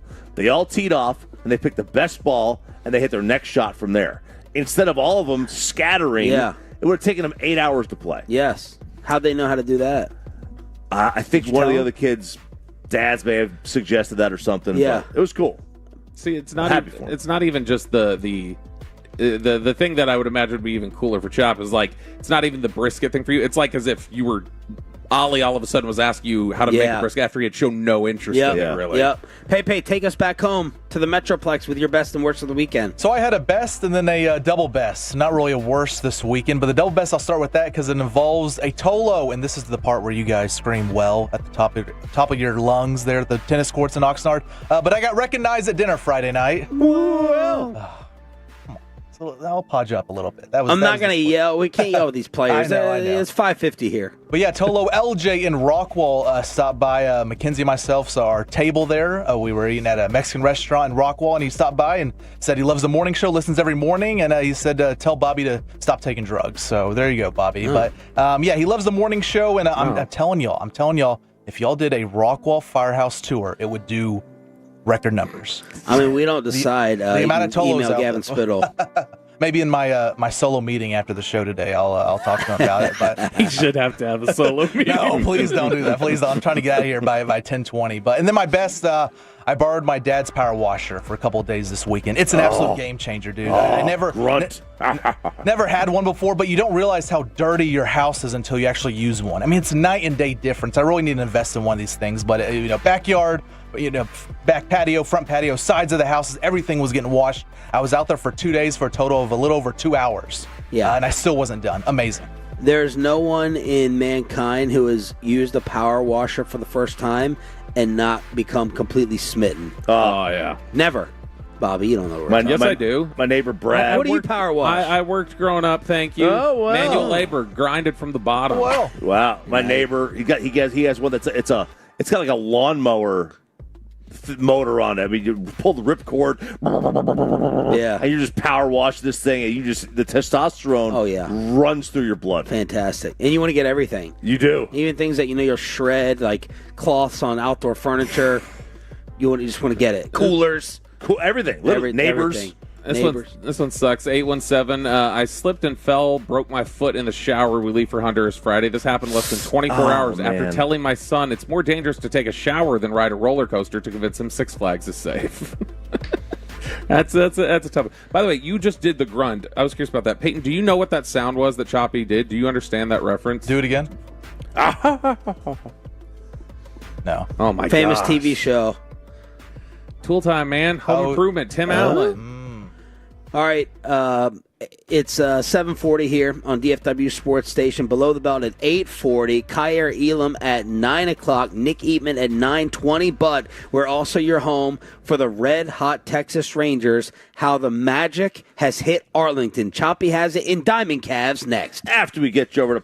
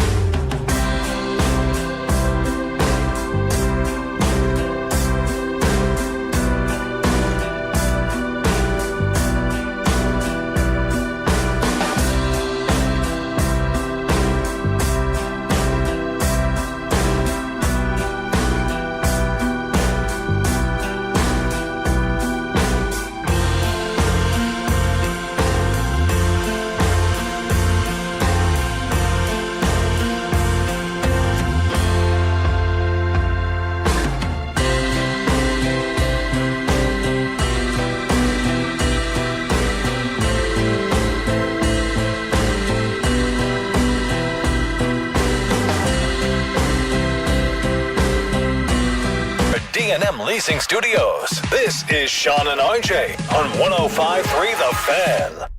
So here's Josh Smith, who got it all started with a walk, and he cranks this one deep to right. This one might get out of the yard, and it does.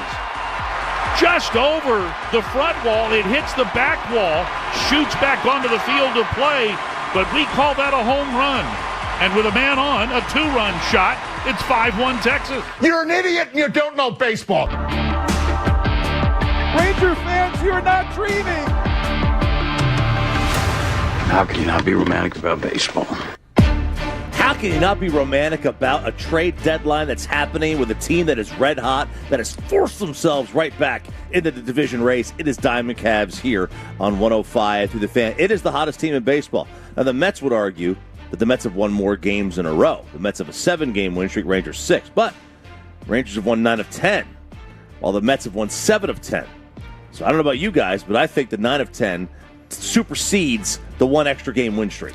There is my that. take. Yeah. And I still, from looking at the schedule earlier, I still cannot believe what the Rangers have done in the last 27, where it was 25 of the last 27. They have either won, gone to extras, or lost by a run.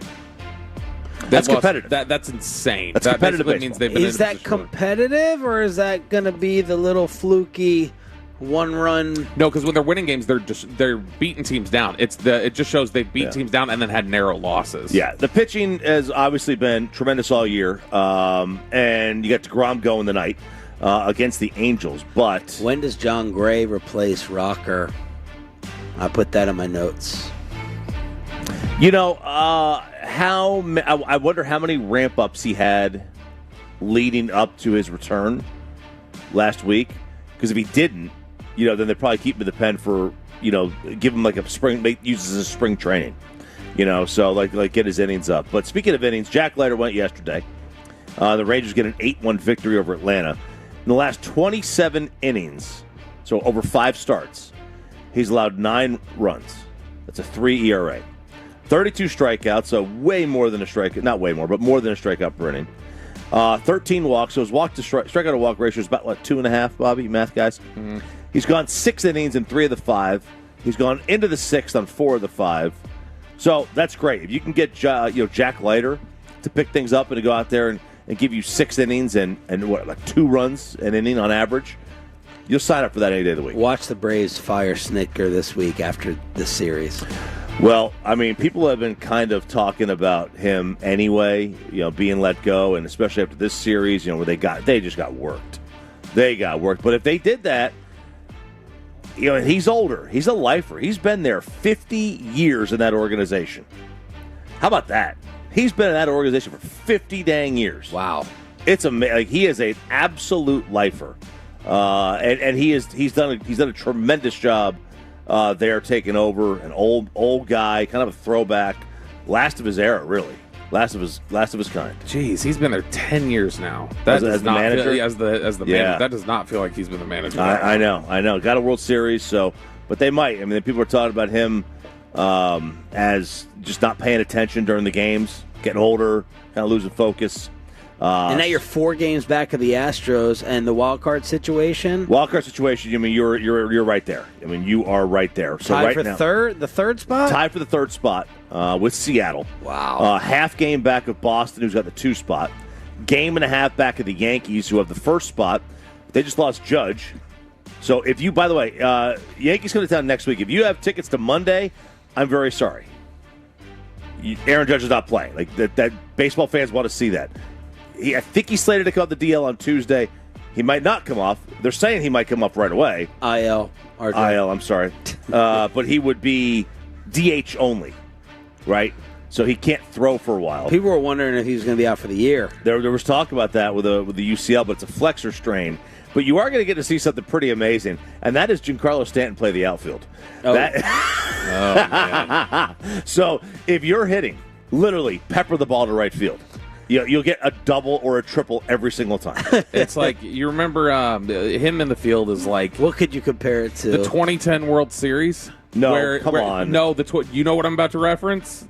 2010, they go to San Francisco for that first game, and they're like, we can't have Vlad's bat out of the lineup. Yeah. And they threw him in right field and my God, it was like the second inning. There was a ball that he had to just lumber. It was like it was awful watching him try to chase that ball down. This would be like trying to beat the shift. This would if people could just punch the ball to right field, you are getting a double every single time at minimum. Just because he can't run. He can't run. He can't run. It's wild. Like trying to watch him run.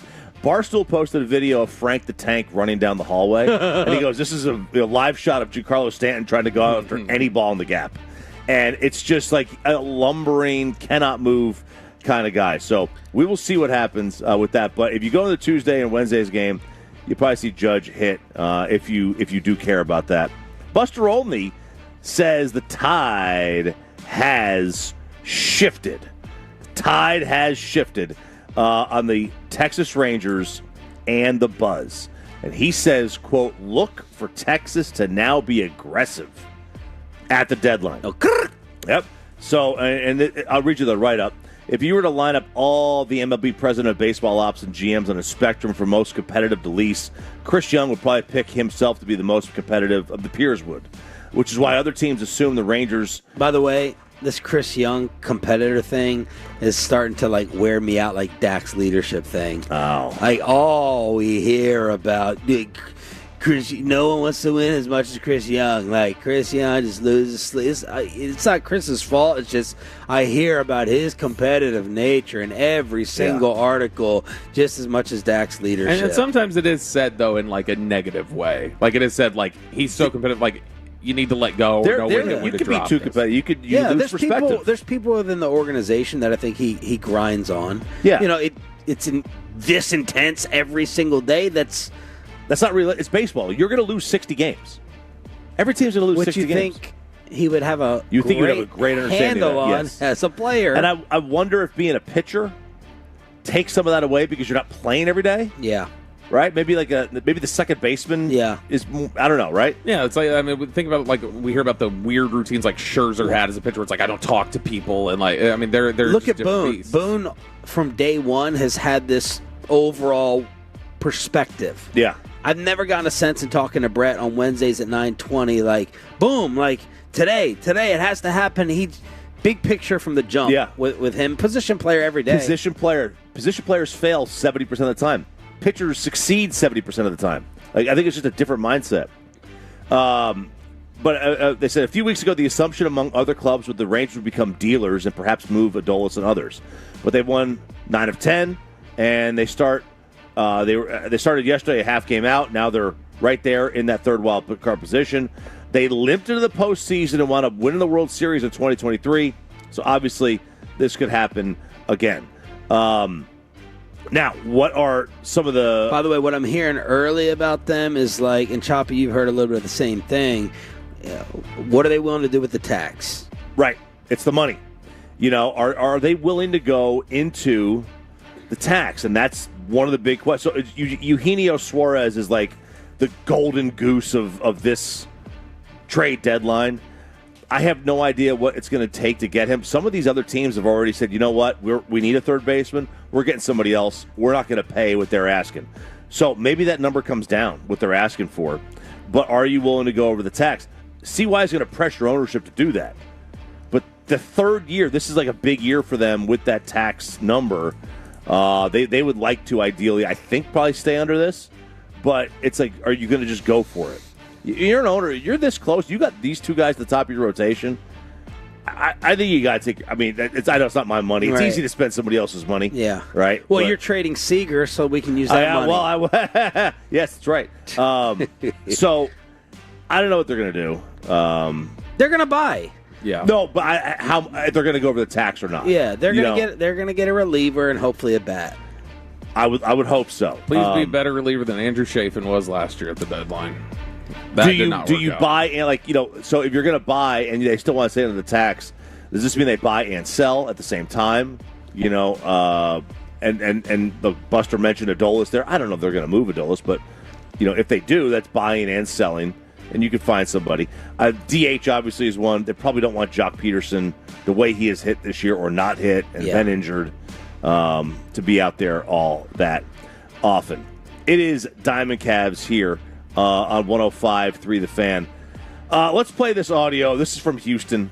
It's the A's. Now, Nick Kurtz. And the Astros just got swept by Oakland. Yes, they did. Or Sacramento, where the hell they are, Vegas. So Kurtz had a 4-home-run game over the weekend. But this might be the worst home run call in the history of the sport. This is Lawrence Butler up there. It's in the 9th inning, and he smacks a 3-run home run. It was a 2-1 game, and he busts this one open with a 3-run shot. Now, this is the backup announcer, Chris Carey. Well, he was on the call. The A's on their Twitter took this down because it was so bad and put the radio call up. You can't tell on the broadcast necessarily, but we put it on the fan cam. Aiden has it, and we'll show you and we'll explain it. 1-2 pitch. High in the air, deep to right.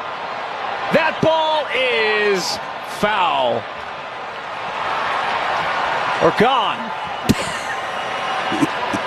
That ball was absolutely launched. Law Dog posing him up at the dish. He knew it off the bat. It was just a matter of how far. So, it was not foul. It was to right center. It was basically in the bullpen. Yes. This was not close. This was not close. I don't know how you could screw this up. It's so bad, too, because it's like... Even John Sterling couldn't screw that up. The commentator right after that, like, making point of, like, the batter knew that was gone the second he hit it. Yeah. That was destroyed. Like, just It's not your underlining, like, there's no way that was ever foul. Yes. It's so bad. That's probably the worst. Is that the worst miss we can remember or have seen?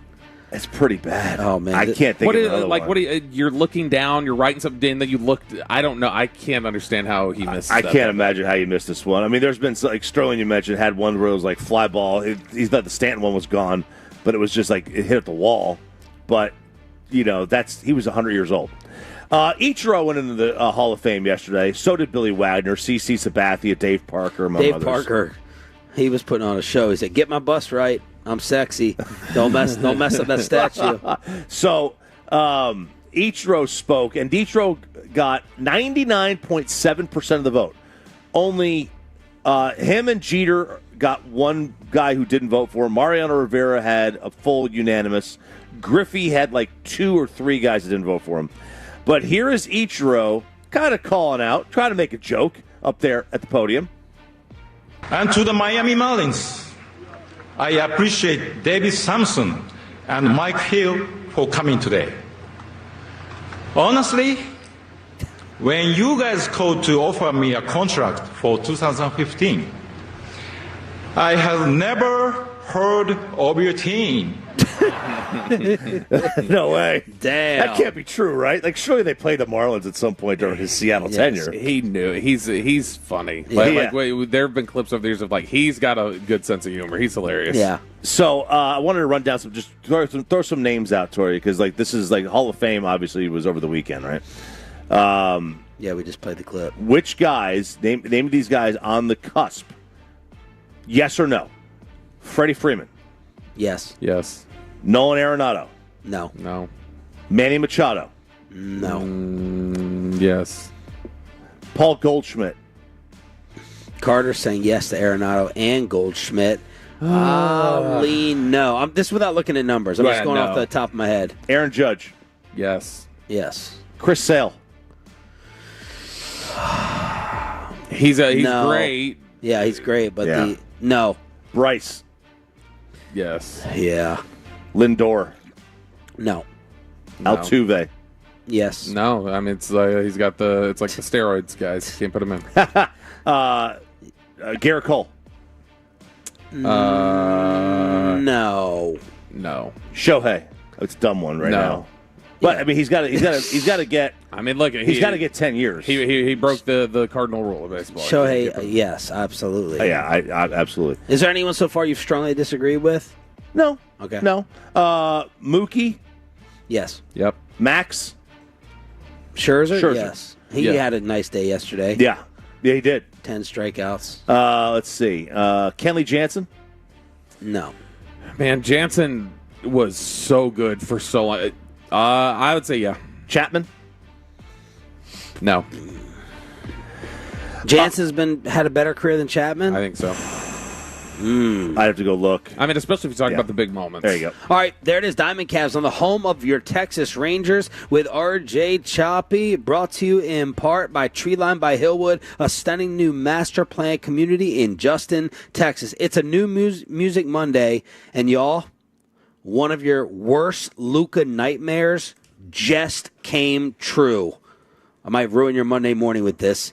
Next on The Fan.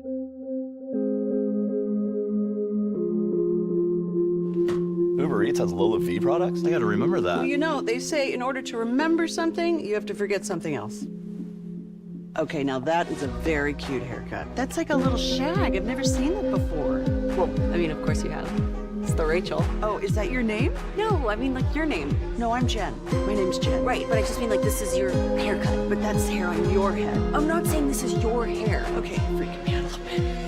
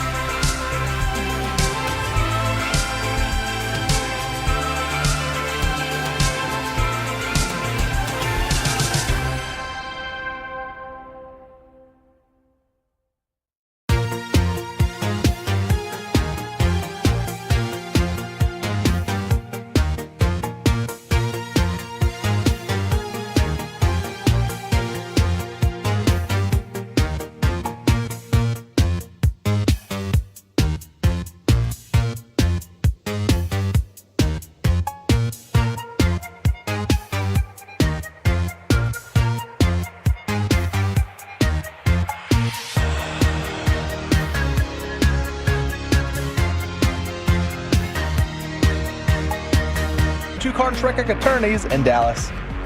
Did Jake Ferguson deserve that contract extension? We will revisit in Below the Belt on your home of the Dallas Cowboys. It's show number 1 in Oxnard here on 105.3 The Fan. Shan RJ Choppy, and Roberto live on the Fan Cam, Twitch, and YouTube. Brought to you in part by Wild Fork Foods. Kair Elum, one of the stories of the offseason, going to join us at 9 o'clock today. Nick Eatman, DallasCowboys.com at 9:20. It's a New Music Monday with Zach Wolchuk.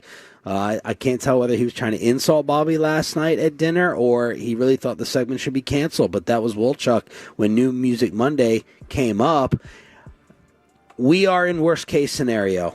I think this is second worst case scenario. The first is Luka Doncic winning a championship with the Lakers. This is the second biggest nightmare that just came true. Luka is on the cover of Men's Health magazine. As a cautionary tale, or? Aiden, if you can get this cover, I'm warning you on the Fan Cam, Twitch, and YouTube, do not break your computer. He is sitting here talking extensively about his off-season training and body transformation, and the quote is, "If I stop now, it was all for nothing." If you could pick any magazine in the entire world, besides the cover of Sports Illustrated, ESPN, the magazine, if those still exist, of Luka holding the trophy, this is the other nightmare cover and magazine and illustration that just came true. It's Luka on here carrying a weight while running, and it says Luka Doncic muscles up, the skinny, on Luka Star's summer shred. He looks great. He looks like he is just ready to crush it. This is not. We're past the question that we always had of like, well, is this the angle? Is it this that? No, we're past that now. He's in as good of shape as he's been since probably his rookie year, and it's concerning. It's not even that. It's just it's upsetting. It's upsetting. That they gave up as easy as they did. Although, RJ, GN Choppy is about to come in here and pick this. GNC. Oh. C, Choppy. Gotcha.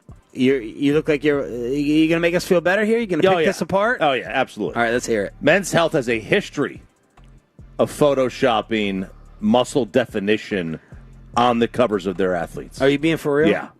Yeah, they have. I'm not even seeing muscle definition. I don't even care about that. He's so lean. He is lean. But look, the right arm, the right arm looks defined. The left arm looks thin.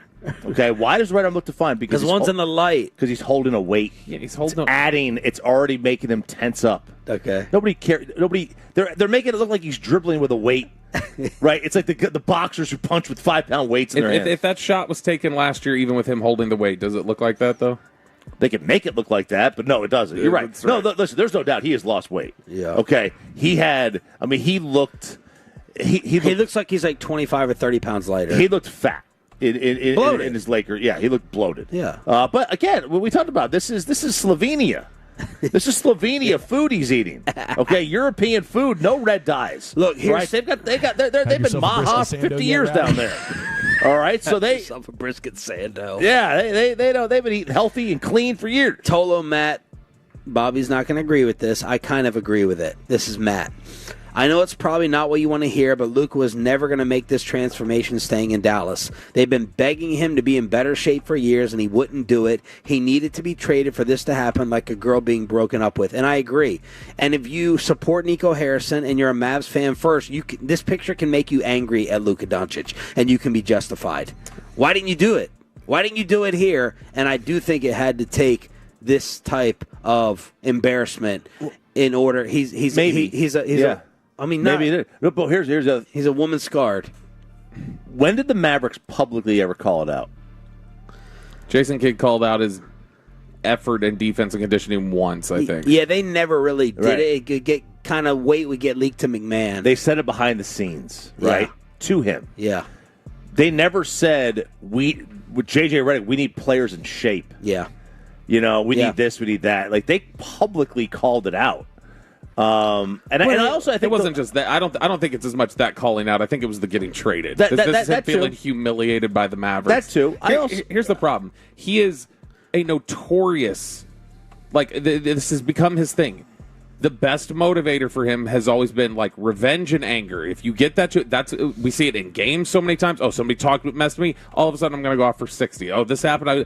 That's his whole motivation. So I understand that takes work, and that's probably irritating for the Mavericks to feel like they need to be on top of that, or Nico to feel on top of that. But they couldn't get him in shape. But I mean, that's the other thing is that this shape, you find the pressure points, and they didn't want to do it for Nico. He didn't want him to just be in shape. He wanted him to have the heart and motivation of this is the life I want to lead. And if that wasn't going to be the case, they didn't want to just push buttons. Bobby, you're making excuses. No, it's not excuse. It's exactly. Luka Doncic should have done this here. He should have done it here. Explanation. Yeah, he should have done it, and he didn't. He was lazy about it. What does that have to do with that is the explanation. It's not an excuse. I'm saying that's what it is. What is that you blaming it on Nico? No, I'm saying Luka was not going to do this here on his own. That was not going to happen. He was going to be the player that he was. The only way you were going to get anything out of him like this was finding pressure points to motivate him through bitterness or that's his motivation. That's what he does. Then put him on the trade market. But that's exactly what I'm saying. Find whatever that is and do that. Don't trade him. Yeah, they just went up and said, they just got rid of it. Fix it. Put him on the trade market. Go through crazy. It's like marriage. It's like relationship therapy. We'll just end go through therapy. It's then we're just. I guess we're just. We're going to leave the kid at the adoption shelter. Yeah. We're just leaving him here at your Oliver Twist now. And I also think he's been a difficult kid. I don't know if this is fair or not, but I wonder the Lakers saying something does have cachet to it. Maybe. Luka could say, "You're the Mavericks. You're going to tell me what to do. I'm Luka Doncic." Yeah. The Lakers say it. Yeah. Dude, he's on the cover of Men's Health magazine. Yeah, he is. That's the worst sentence I could form. If I came up with that over the last 2 or 3 seasons, he's going to be on the cover of Men's Health. That's a nightmare. Yeah. And he looks freaking good. And Mark Stein is firing back up the LeBron talk. This is Mark Stein, who is maybe the best Mavs insider there is. I believe that LeBron James does have some genuine curiosity about playing in Dallas. They've not tried to trade for him and do not want to trade him. But, look, if there's a buyout, the Mavs would certainly be interested. So he's not talking about the Mavs don't want to trade all their depth. Right. But if LeBron gets bought out as a free agent, which the Lakers don't plan to buy him out in August or September, LeBron would be interested here. And look, if they buy him out, then sign me up. Yeah. I don't want to trade 4 depth guys for him. I'm still thinking about it. I think the Mavs view their depth as their top attribute. Yeah. They would rather have all those. They would rather be able to go 10 deep than have LeBron. And a thinner roster, because I think we've seen around the league literally a thinner roster. Literally, a thin to win is not a thing in the NBA. It would have been a thinner roster with Luka. That's right. So yeah, you buy him out though, and then now they're paying X amount of his salary, and you can get that. Why would the Lakers buy him out? That'd be stupid. He'd have to force it. The players run the league, and he would say, "I want out." Or if they look at it and they're finding out the same thing the Mavericks did for years, which is it takes a certain kind of player to play with Luka, and we need money to be able to find those guys. All right, so there it is. The latest LeBron James rumor and report. It's a new Music Monday. I'm Casey Kasem. Coming up next are the 3 biggest hits of the year. I think we got a banger, a Morgan Wallen banger. Okay. All right, Carter Freeman, you are Mr. Record Player. I'm going to label you as a music, not influencer, but I respect your music knowledge within the building. So I appreciate that. Let's get Carter on to judge New Music Monday. All right, first one here. Did you go running last night after dinner? No, absolutely not. Good. I went to Otherwise, bed. I would have said, take your headphones off. That'll be tonight. That would have been sickening. We've got a Morgan Wallen track. This is Morgan Wallen, Lil Wayne, and Rick Ross. We're just only getting the hook for Morgan Wallen here, but this is his new song, Miami, which is very catchy. It ain't nothing like where I'm from, no. Yeah, I can keep my gun in my truck, and they don't know my name at these bars, and you can't even see any stars, and you got me in my head for a couple days now. But it don't hit the same as I love this. This hook is catchy. It's the same thing as every other Morgan Wallen song. But so he hates New York but likes Miami. Well, I mean, that's surprising to me. That's safe harbor now. Safe harbor now. Safe harbor now. Carter, what do you think about Morgan Wallen in general? In general, I think his albums have way too many songs. Every album has. They're like 20. They're 25 deep. We're talking like triple albums, Yeah. and to me, that's too much. Oh. So it's You're insane. I can't sit and listen to that front to back. It's very like playlist to me, Yeah. and I don't like that. But that's nice and light. And I guess this is a remix of a song from the most recent album. And look, Yeah. if you're gonna have a song called Miami, get Rick Ross on it, right? Like that just makes sense. This got universally dragged last week. People were saying this is one of the worst things. Now, these are Morgan Wallen fans. Yeah. Say this is one of the worst things they've ever heard. But I don't think this is actually designed to Morgan Wallen fans. This is designed towards like regular music fans. I don't think it's all that bad. I could listen to that. Let's go back to we were listening to this in the car yesterday. Co Wetzel, Tarleton State alum, Texas boy, Co Wetzel, Right Room. Surrounded. Everywhere I turn in this godforsaken place, maybe I deserve to feel a little more pain. I can't run and I can't fight. That's good. I like it. Yeah, he's good. This is more my kind of country. More than the poppy Morgan Wallen stuff. And I like that. I like that little acoustic guitar plug with that. I like it. It's. I like Co Wetzel a lot. He's really good. And this then is RJ's type of country now too, if you know what I mean. And then the biggest. You're right. The biggest. He's right. The biggest name to release something over the weekend was Drake. Man, what? I just feel. I feel like I feel like I got judged just walking around yesterday. Like I went to the store and people kept looking at me like weird. I wasn't wearing. I had a golf hat on.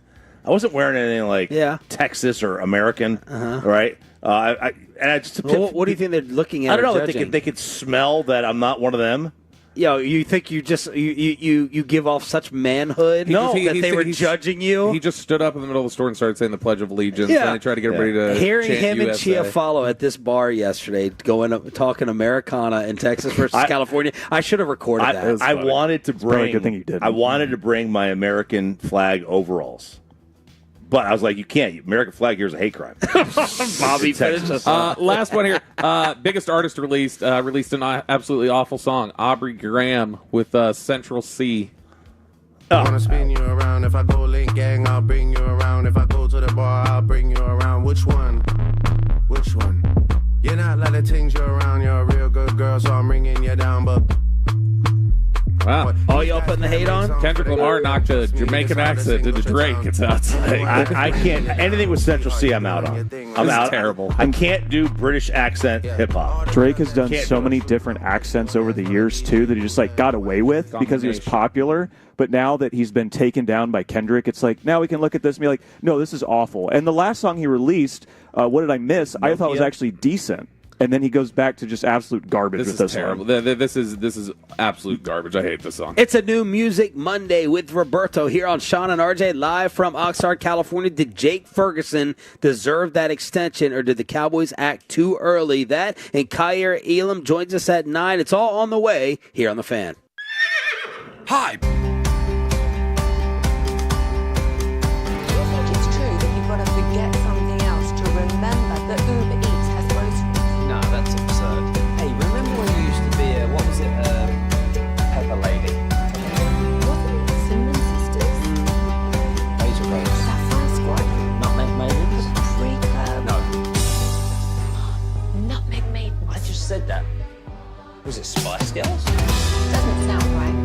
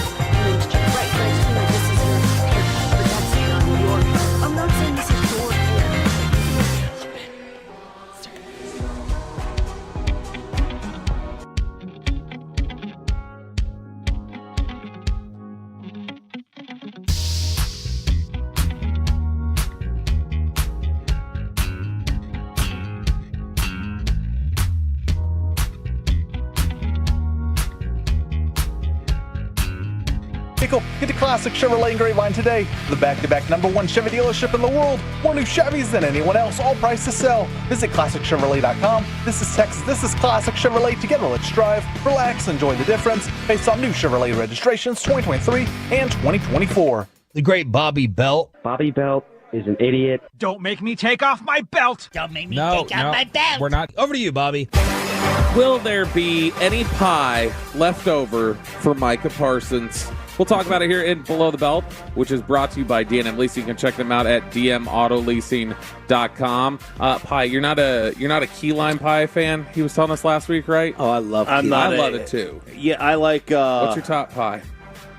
There's a lot of people actually who don't like pie. I'm not a huge pie. Warm apple pie. Yeah, has to be warm. My mom just leaves it out. Doesn't warm it up.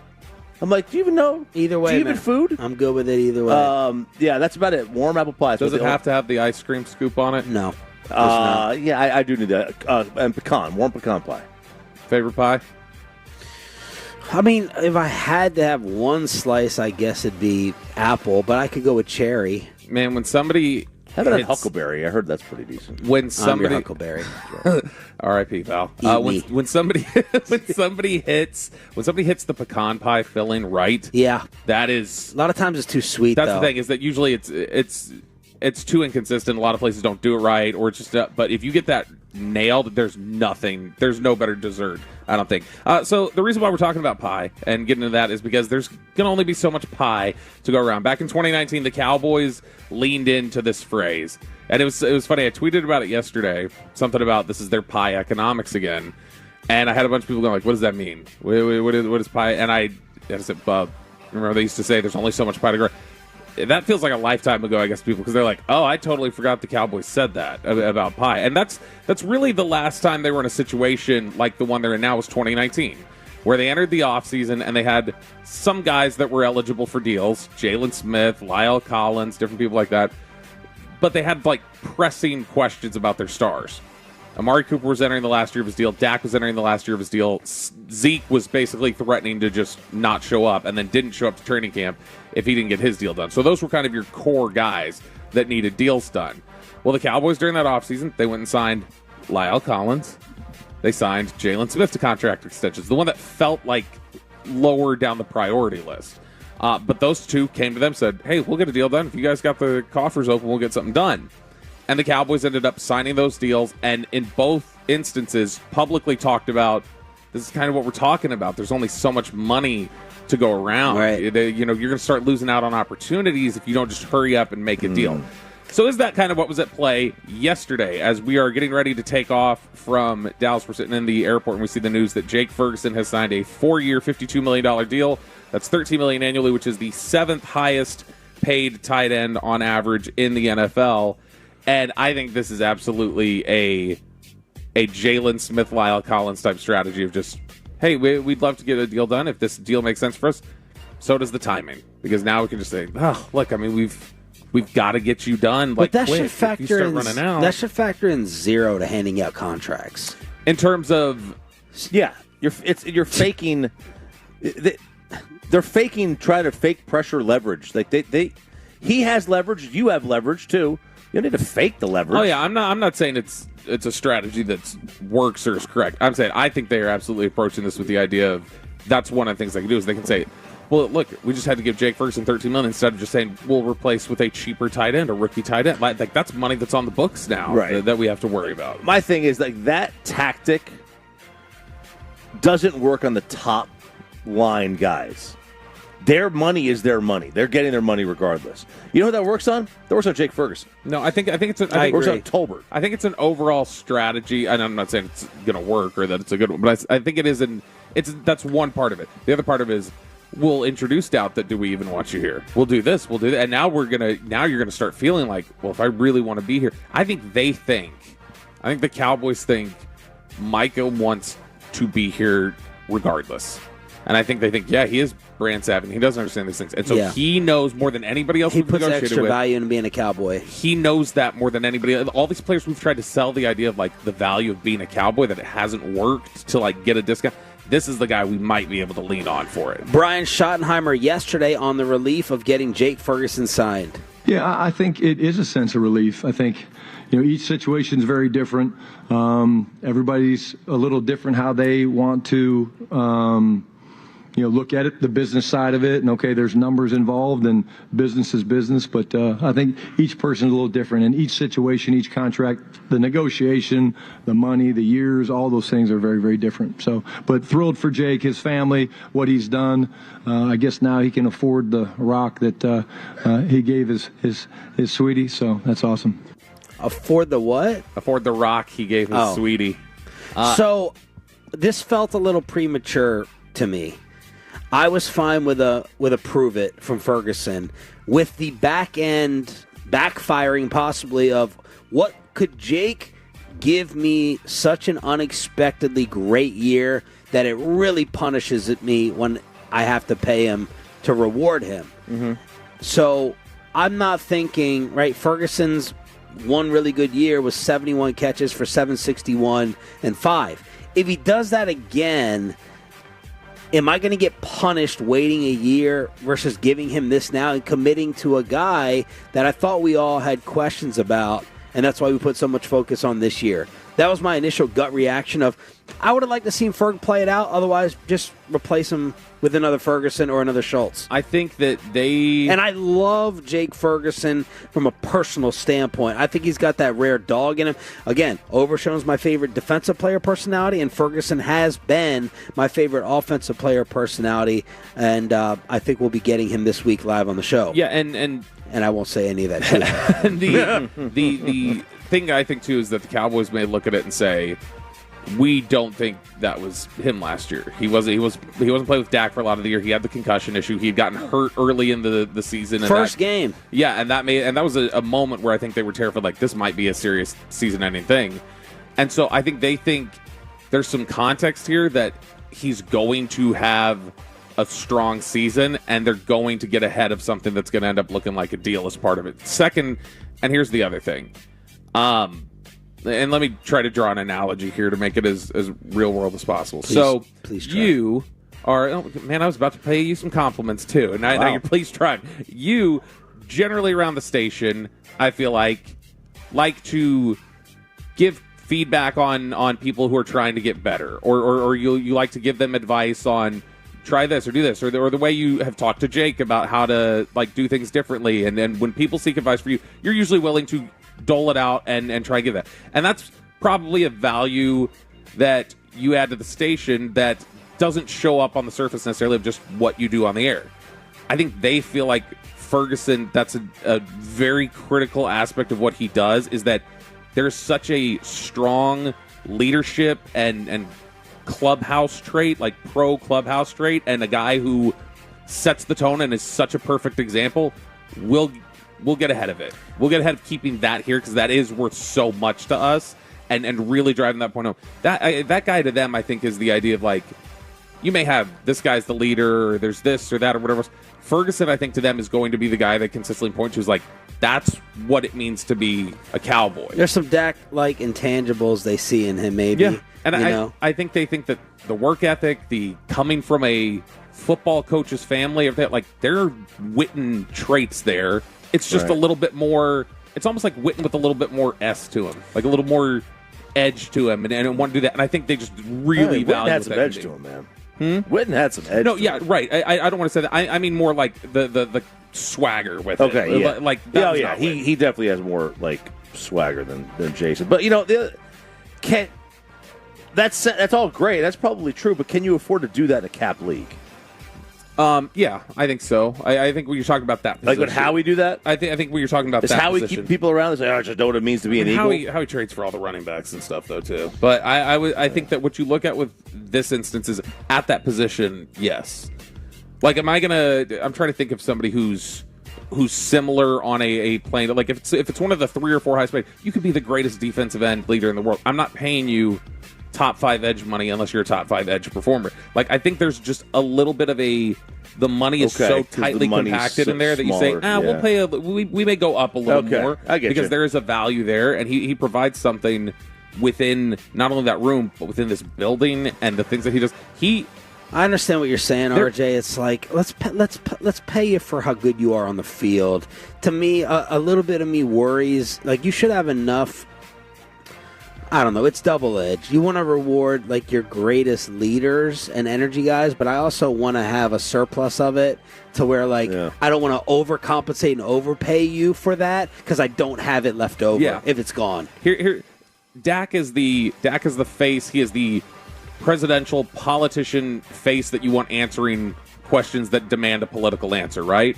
If you need somebody to come out here and I'm defending something, or I'm up. Travis Frederick used to be that guy. Frederick was I'm up here to give you the. I'm basically the like the union rep. Company. I'm the union rep, and I'm here to give you the effective emotional answer. That's Ferguson for them. Like I think in that building, if they want somebody to come out here and defend their culture and talk up, hey, this is where it is, and say it with a little bit of edge to it. Yeah, he went after Schultz. He did, and I think he goes after guys on the field, and that's something that they love. And Schottenheimer talked about it a little bit, the idea of just the kind of edge that he brings. It's on like the a field. PJ Washington edge a little bit. That's what Mavs fans probably overinflate PJ a little bit because he's willing to flex on people.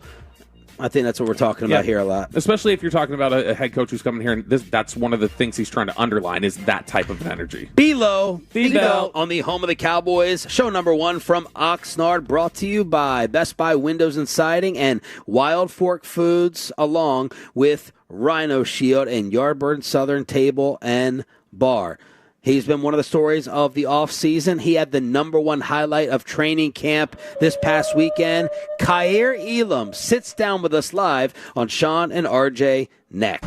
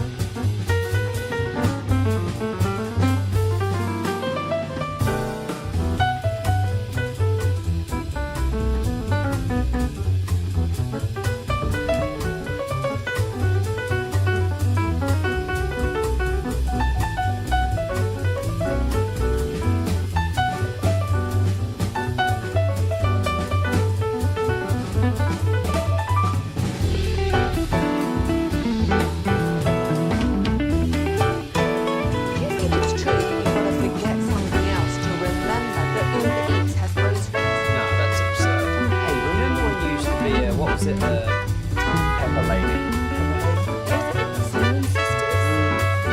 Hazel babes. Saffron squad. Nutmeg maidens. No. Nutmeg maidens. I just said that. Is it Spice Girls?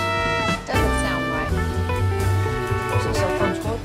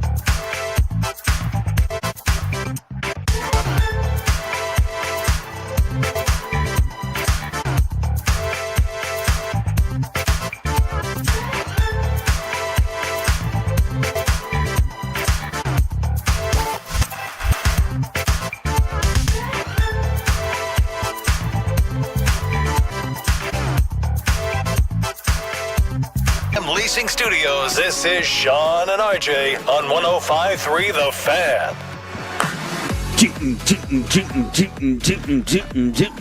Final hour fist pump time. That sounds better than mine. Shan Sharif, RJ Choppy, Cowboys insider Bobby Belt. We got Carter Freeman, and Ruben is getting the lights on the fan cam, Twitch, and YouTube. Day one, show one from Oxnard. We're getting set to sit down with Kair Elum in the Wild Fork Foods hot seat.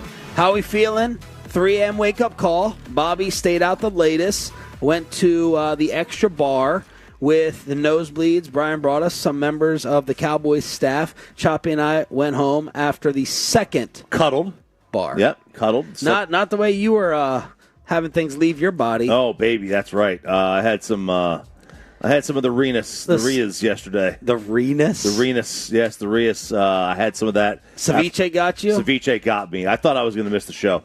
I had the chills. I had complete diarrhea, and I somehow I went to bed. I was like, I'm going to bed. I don't know if I'm going to wake up in the middle of the night. And these are white sheets. This is very dangerous when you've got diarrhea.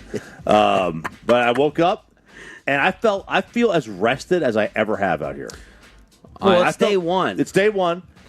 I got a good night's rest. I woke up. I was downstairs at 3:15.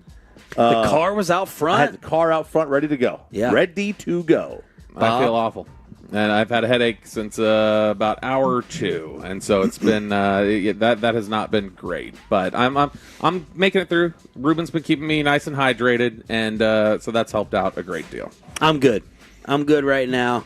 I know my limit just very well. Days I want to cut loose, I cut loose. Days I know I got to wake up at 3 a.m., I wake up at 3 a.m. Sitting down with us right now, one of the stories of the offseason. I think he had the number one moment of training camp when he kidnapped someone's child after the Dak interception. Kair Elum on the fan cam, Twitch, and YouTube with a sweet hat as well. Good morning, man. Thanks for joining us. Good morning. Good morning. Are you an early morning guy? How'd they convince you to be our first guest? No, I was already up at 6. I left at 6, so yeah, I'm a morning guy. Have you heard us this morning be loud? Have you heard us talking? Nah. Okay, that's good. That's been a 15-year problem here. They got the music playing and whoever is controlling that, slow jams. That's my stuff. Oldies, right there. What were they just playing, Bobby? They were playing Benny King, Stand By Me. Oldie but goodie, yeah. Yeah, it's good stuff. Do you like oldies? Okay. You want to start with the good news or the bad news with our co-host? All right, so good news? Yeah, no, bad news. Oh, bad news. Bad news. Oh, eat my vegetables first. You're saying that's a bad thing. Okay, all right. So you're not a vegetable guy. No, sure, some vegetables, some not. All right. The bad news is you are sitting next to someone who despises your university in the SEC. That's right. Tennessee Volunteer, I'm a RJ Tennessee guy. Choppy. Yeah. Okay. I'm not sure. I don't think we. I think we did beat you once in your time there. Maybe. The Gators No. I ain't never lose to Tennessee. Not when I was there. The Gators on your hatred SEC scale, where and why? When I was there in the 90s, they were number one. They were number one. That was like the rivalry, right? Because they were the best. Well, it was us and that. We the only two teams that won the SEC when I was there was Florida and Tennessee. So yeah, it was Florida. Understand. It was Florida. Who were your coaches and quarterbacks there? Dan Mullen. Same as Dak.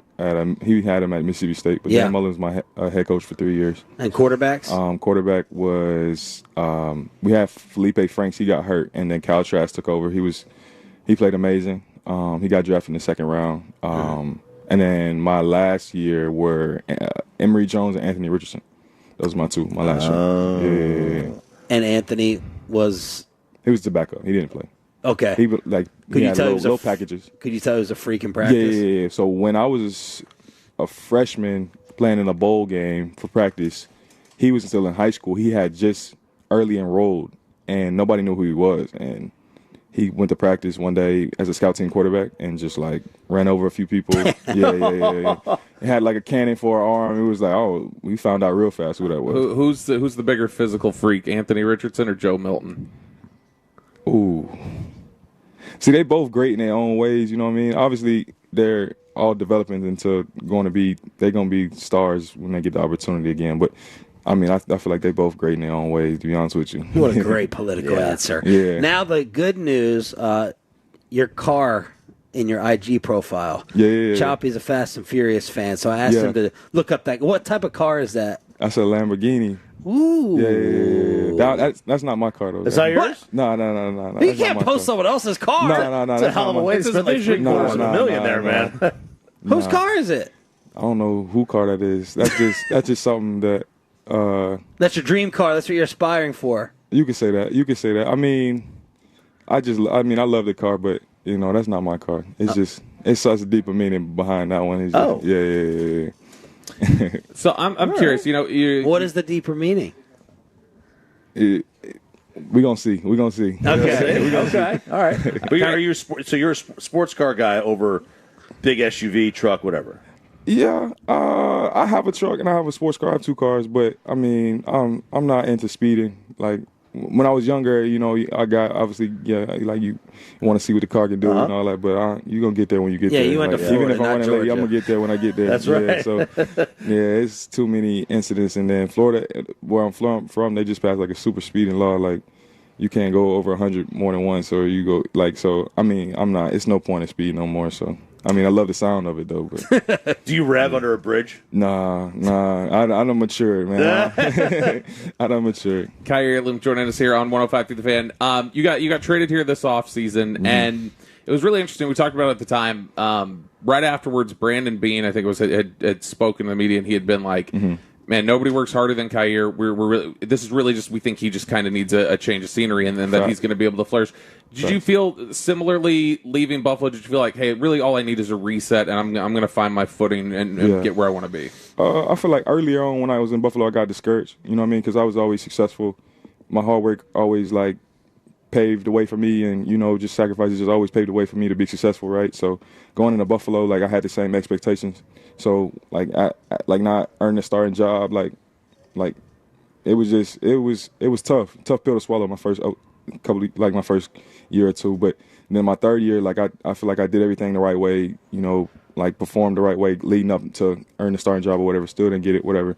So just trying to stay ready, but also like being inactive for so long, it was kind of like I'm starting to grow, like believing in myself and like just saying screw it, like I'm still him, like I still can play this game. It's just I just need like some different eyes looking at me, you know what I mean? So I continue to put my head down and work, you know what I mean? So God got the rest. You have so many tie-ins to the organization in terms of, your dad, Abram, had played here 2 different times. I know he also played with the Jets, where Brian Schottenheimer's there. You were a Florida guy. Schottenheimer's a Florida guy. And so, I mean, there are these different connections here for the area. Was there a sense of familiarity coming into this situation, even though it was new? Was it like, this is kind of the best of both worlds? It's comfort, but it's also a little bit of a reset? Not familiar. What was that word again? Familiarity? Nah, I wouldn't say that. It was still, everything was still new, but I was excited, for the opportunity. Like I said, I've never met Coach Schottenheimer until I got here. I've never, met like majority of the guys. Maybe when I was maybe like a baby, probably.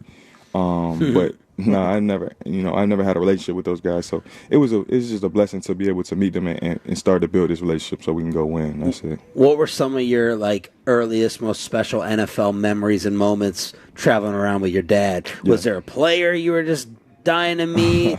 Was there a memory that kind of first pops in, whether it be Cowboys or other? Yeah, I remember being here in Dallas. I was a kid, man. That was 2000. My dad's first stint here was like 2006 to 2007 season, so I was probably like 5. So I remember being, in Arlington. Was that for the new stadium? I'm not sure if that was a new stadium. That was old. I remember being at the stadium previously.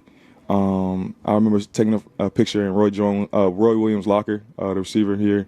So I remember a few things, but not like too detailed. Yeah. Which heat is worse between Texas and Florida? It's 2 different ones because Florida, that humidity is bad. Yeah. Man. As soon as you step outside, you start to feel like musky and sweaty, and then here it's just like you just like baked from the inside out, like a cookie or something, like in the oven. So I mean, they both sneak up on you, but I mean, I think the Texas heat sneaks on you worse though, because you just baking though, but. Yeah, it's like I compare. It's like a sauna and like a steam room. Like Florida's a steam room. Here's a sauna. They still bad, but I think Texas sneak up on you more. It is an oven. All right, now while we're out here, this weather or the Buffalo training camp weather? Oh, this one for sure. This one for sure. Yeah, this one's what. Yeah. Are the Buffalo wings that good? Yeah. What's different about them? I'm not gonna lie. I'm not gonna lie. I swear to you, I didn't believe in that when I first got. I was like, bro, there's no way wings could be better. You know, in Buffalo. Like I just thought it was a myth because how can they be better? Like what I mean? They're chicken wings. Yeah. They're hot sauce. I mean, everybody gets from the same mass producer of chicken. So how could the wings be that much better? Like they use a different sauce or something. But then I tried it, and I'm not gonna lie, they have the best wings I've ever had. Is it the meat or the sauce or both? I couldn't even tell you. They are the best wings I've ever had in my life. Buffalo is all right. Legit. So Buffalo wings in Buffalo. Yeah. Or barbecue in Texas. What is the better food delicacy? I can't eat the same thing all the time, so I crave different things. So it just depends on what you're craving at the time, to be honest with you. Man, you're a good politician. He don't want to insult that Texas barbecue. Hey, man, I just he learned from his dad. Just telling the truth.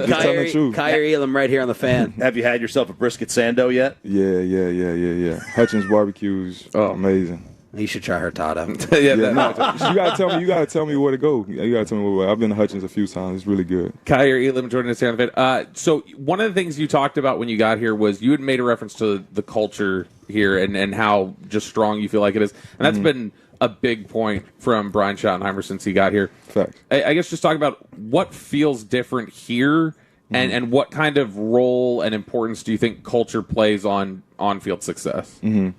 I mean, here, it's style over scheme, and that's something that's preached from the top down. Coach Schottenheimer and Coach Eberflus. They just from the top down. Like we can call anything. As long as we playing to our standard, we can line up and compete with anybody. Coach effort first. You always got to be full speed to the ball. No matter what. You can guys like hypothetically, a guy could bust a play.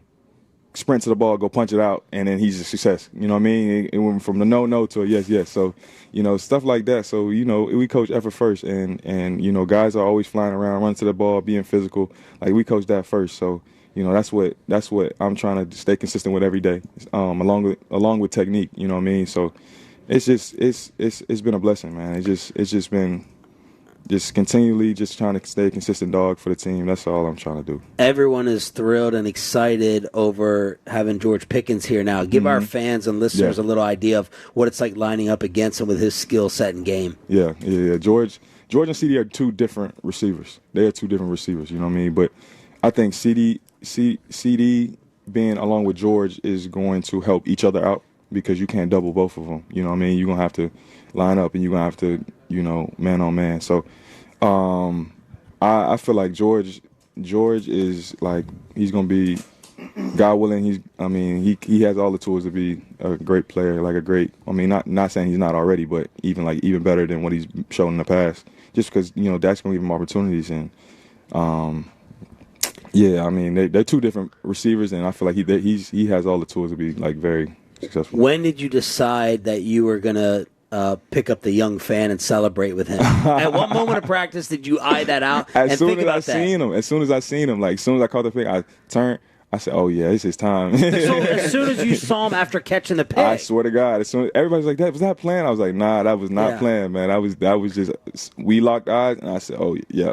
Because you seem like a reserve guy right now, then boom, that's like the whole team. The Simba references. I thought that was the best moment of camp so far, showing like the unification of everyone too. Along with like Overshone running down the sideline after Malik's pick. So that was a cool thing. Yeah, for sure. Hey, Overshone looks healthy, right? He looked healthy, He said that was about 70%, and he still looked healthy. He's my favorite. He's my favorite personality so far on the team. No offense to you, but it's just energy. Right? Yeah. Who have you become tight with personality wise so far early on? All the DBs for real. I would say when I first got here, Wanye, Dak reached out to me when I first got here. Like, it was just pretty cool to see, like, guys were, trying to, like, reach out to me. You know what I mean? Because when I first got here, like, my goal was to just, like, I'm not going to introduce myself to nobody. Like, I'm going to just continue to work how I work and let, guys, see that and want to gravitate towards me, So it was pretty cool to see, you know what I mean? Just because I feel like you have to build a brotherhood to go win, so I feel like guys understand that. Hey, man, we appreciate you. You are our first guest of training camp. I appreciate that. And keep it up. You've been one of the exciting storylines of the entire offseason. Keep crushing it, and we'll see you later on today. Thank you, man. I appreciate you guys having me. Thank you. Kair Elum sitting down with us here in the Wild Fork Foods hot seat. WildForkFoods.com, elite game day grilling favorites. Let's sit down with our guy. You guys make up, Choppy? Oh, yeah. Hang on. I caught you in a bad handshake. Oh, yeah. All right, there you go. He gave me a go balls on the way out. Oh, he gave you a go balls? The great Will Chambers text. He goes, the SEC is a wild place. He went undefeated against Tennessee, but 500 against Kentucky in football. Go figure. How does that happen? SEC, man. What and why did Jerry Jones say that yesterday? Nick Eatman, DallasCowboys.com after this. But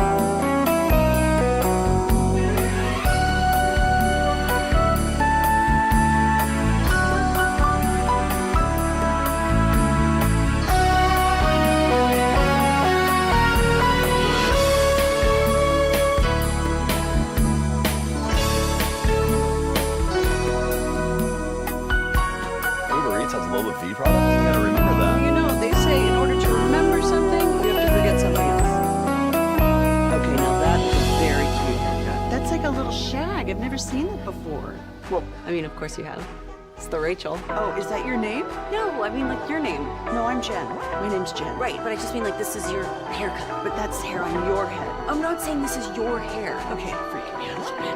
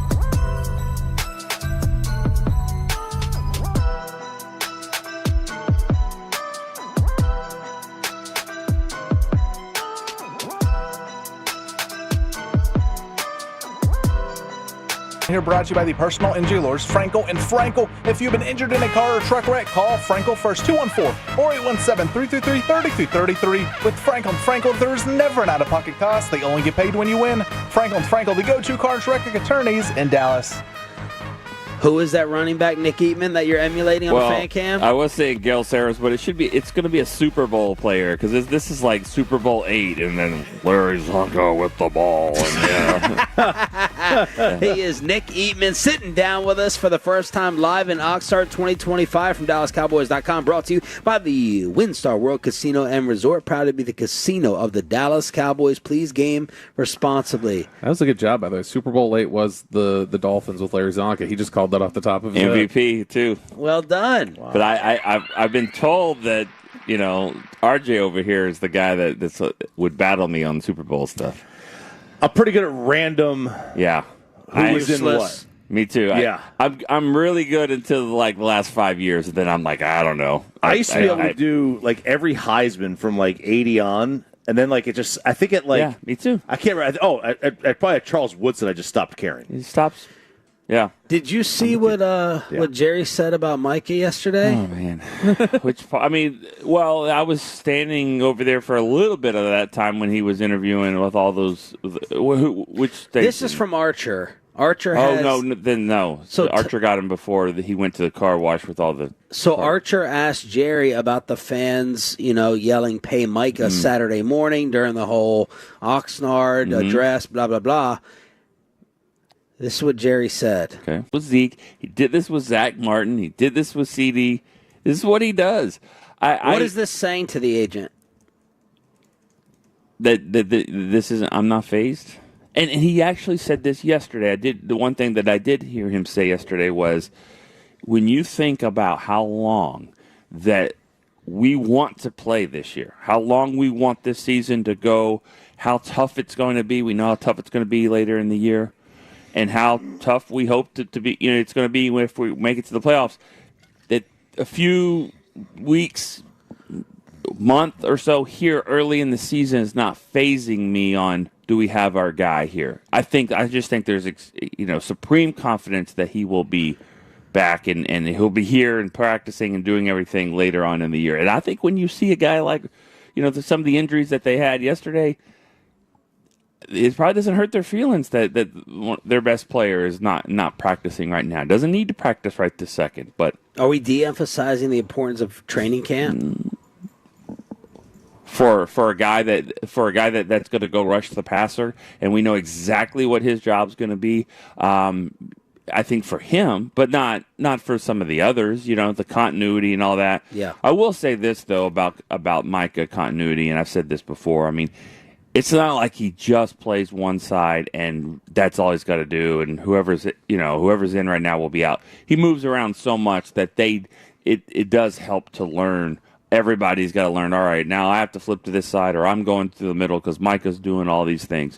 At some point, I think that will happen, but right now, I mean, we're not even into August yet. I think, I don't know. It doesn't drag on forever. So when you hear this... What's forever? Like, what do you think? Forever? Like all the way through camp? All the way to the season? No, I mean, I don't think it'll get to Sunday like Dax did. This Sunday or NFL Sunday? NFL Sunday. Should be a Thursday. It'll be, yeah, right, yeah. It'll be, I think that there's three markings. There's breaking here, and then Thursday of week one, and then it's franchise tag day. I don't think, I do think that there's a possibility that he would love to usurp the Eagles' ring ceremony. Yeah, with a contract sign. When you hear these Jerry comments, you just throw it into the basket, or you like, that one went over the line. Like, that is really insensitive when he's like, yeah, I heard a little bit of it, but, it wasn't. It weak. Yeah, it was weak. It's not as important as CD. I mean, that's what he tried to say in his comments there.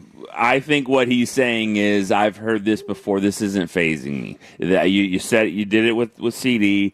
You've done it with other players. You definitely did it with Zeke, and we'll get it done when we get it done. I'm not going to be bullied by that, And I think that you saw that. I saw somebody tweeted at me, when are the Cowboys going to finally have some foresight and get ahead of these contracts? And it was just like, you're responding to a tweet that they signed Ferguson, and everyone feels like Ferguson's going to have a really big year. I don't know about everyone, but I think they do. And this is one where, maybe they don't wait until he gets 80, 90 catches or something like that. Do you think, and we're talking with Nick Eatman here on 105 through the Fan, do you think that they are banking on more with Micah than anybody else, that like he wants to be here or he wants to be a Cowboy, and that's so associated with all of his branding and the awareness he has of that? We can lean on that more than we have in other negotiations. That is a good question. I had not thought of it that way. But I think, but you're right, though. What you see is we haven't really seen the guy actually here. I mean, everyone loves Zach, including myself. I mean, Zach wasn't even here. CD wasn't here. So he's here. He's a part of it. I don't think he's being a bad distraction. I mean, I don't think so. I think he's just kind of sitting around and hopefully, listening to some of the calls and understanding what Flus is trying to do. But I think what you're saying is, I guess what you're asking is because he's all that, he's doing all that they can maybe negotiate this even more. They feel like he will blink quicker because he will not be apart from us. I think there's something to be said for that, and what RJ just said about the three different levels. There's going to be one somewhere in between the first game and now, or when we break camp in that first game. Because he's mentioned it before about, he talked to CD, and CD says he was so rusty, and I don't want to be like that. And CD said it when he was here. So I think that there's something about him wanting to make sure that there's got to be a clock in his head of like, all right, if I get back at this point, I can ramp myself up. Because the last thing he wants to do is get out to any game and play and suck and not be Micah Parsons, because then the price tag goes down every time. Were you surprised that Ferguson got the extension yesterday, and what did you think of it? Well, I think well, basically what I was thinking was, okay, so this isn't my wife texting me at 7 o'clock or 7:45. I thought, okay, this is probably her. How's it going? And I looked and it was like Ferguson, and I was like, what? And so so that's what I thought. I thought, wow, okay, I'm not dreaming. I have to wake up and work now. But I like it. I mean, I like the move. This is interesting because the tight end room is very, I don't know about very deep. Yeah. They just have a lot of. They have a lot of guys they like. They have a lot of guys they like. That's a great way to say it. And of course, Spanford gets hurt in the first practice afterwards. But to Ferguson's point, I think he's a guy that they feel like is going to have a really good season. They just think he's going to catch a lot of passes with the way they got Pickens and CD on the outside, and they're going to try to run the ball and all this. How many times have I seen the bootleg, play action bootleg, that tight end right there? That's going to be Ferguson a lot.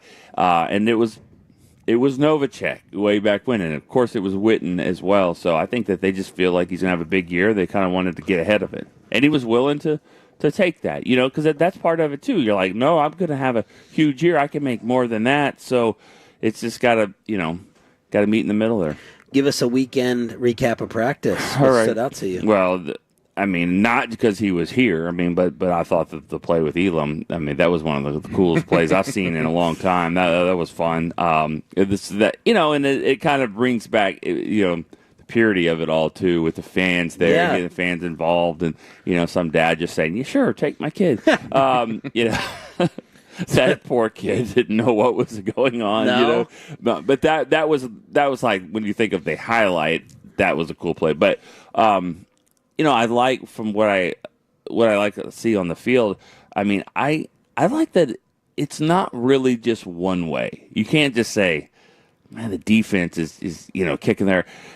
No, the offense is, they'll come back to. That's kind of what you want out of a true practice. Yeah, you want both sides to. Yeah, I got this day. I got this day. So, Dak, I think Dak. He's never been the best practice player. He never has out here. But I do like. I see some picks and stuff here and there. The offensive line is still a little bit worrisome to me. That's the one where. And I think Eberflus's defense is very, very aggressive. We're seeing it here, and picking up blitzes and picking up, the stunts and all that. That's going to be the challenge. They got a ton of options on the offensive line, but that combination and all that, I'm just curious how it's all going to play out. It's been obviously the top line all offseason about culture and what they want and competitiveness and everything like that.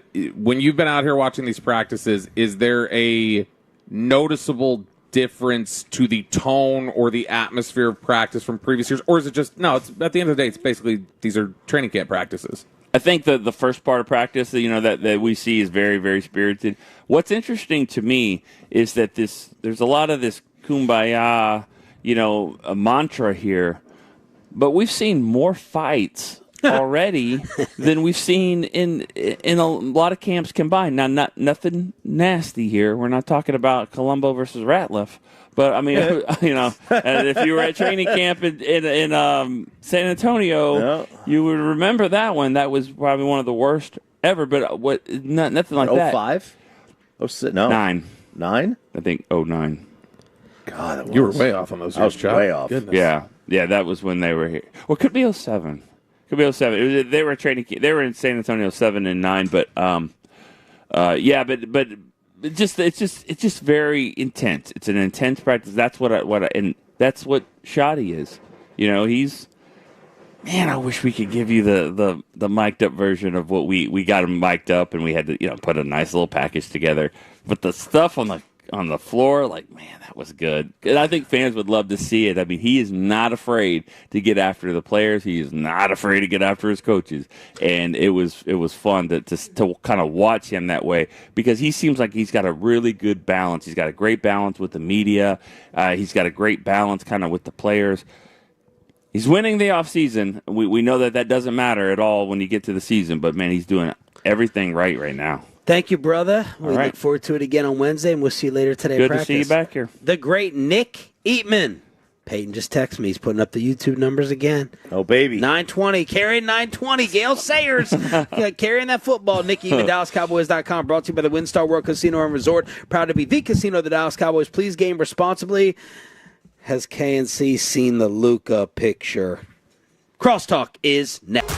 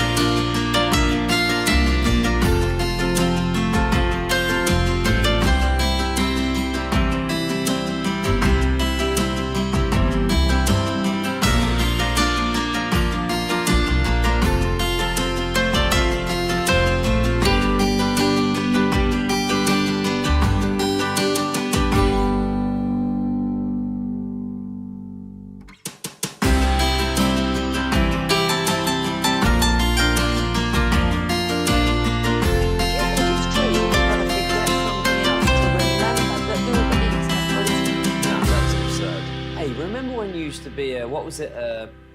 Pepper Lady. Basil Babes. Saffron Squad? Nutmeg Maidens? Pre-curd? No.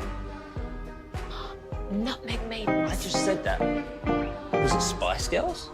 Doesn't sound right. Was it Saffron Squad?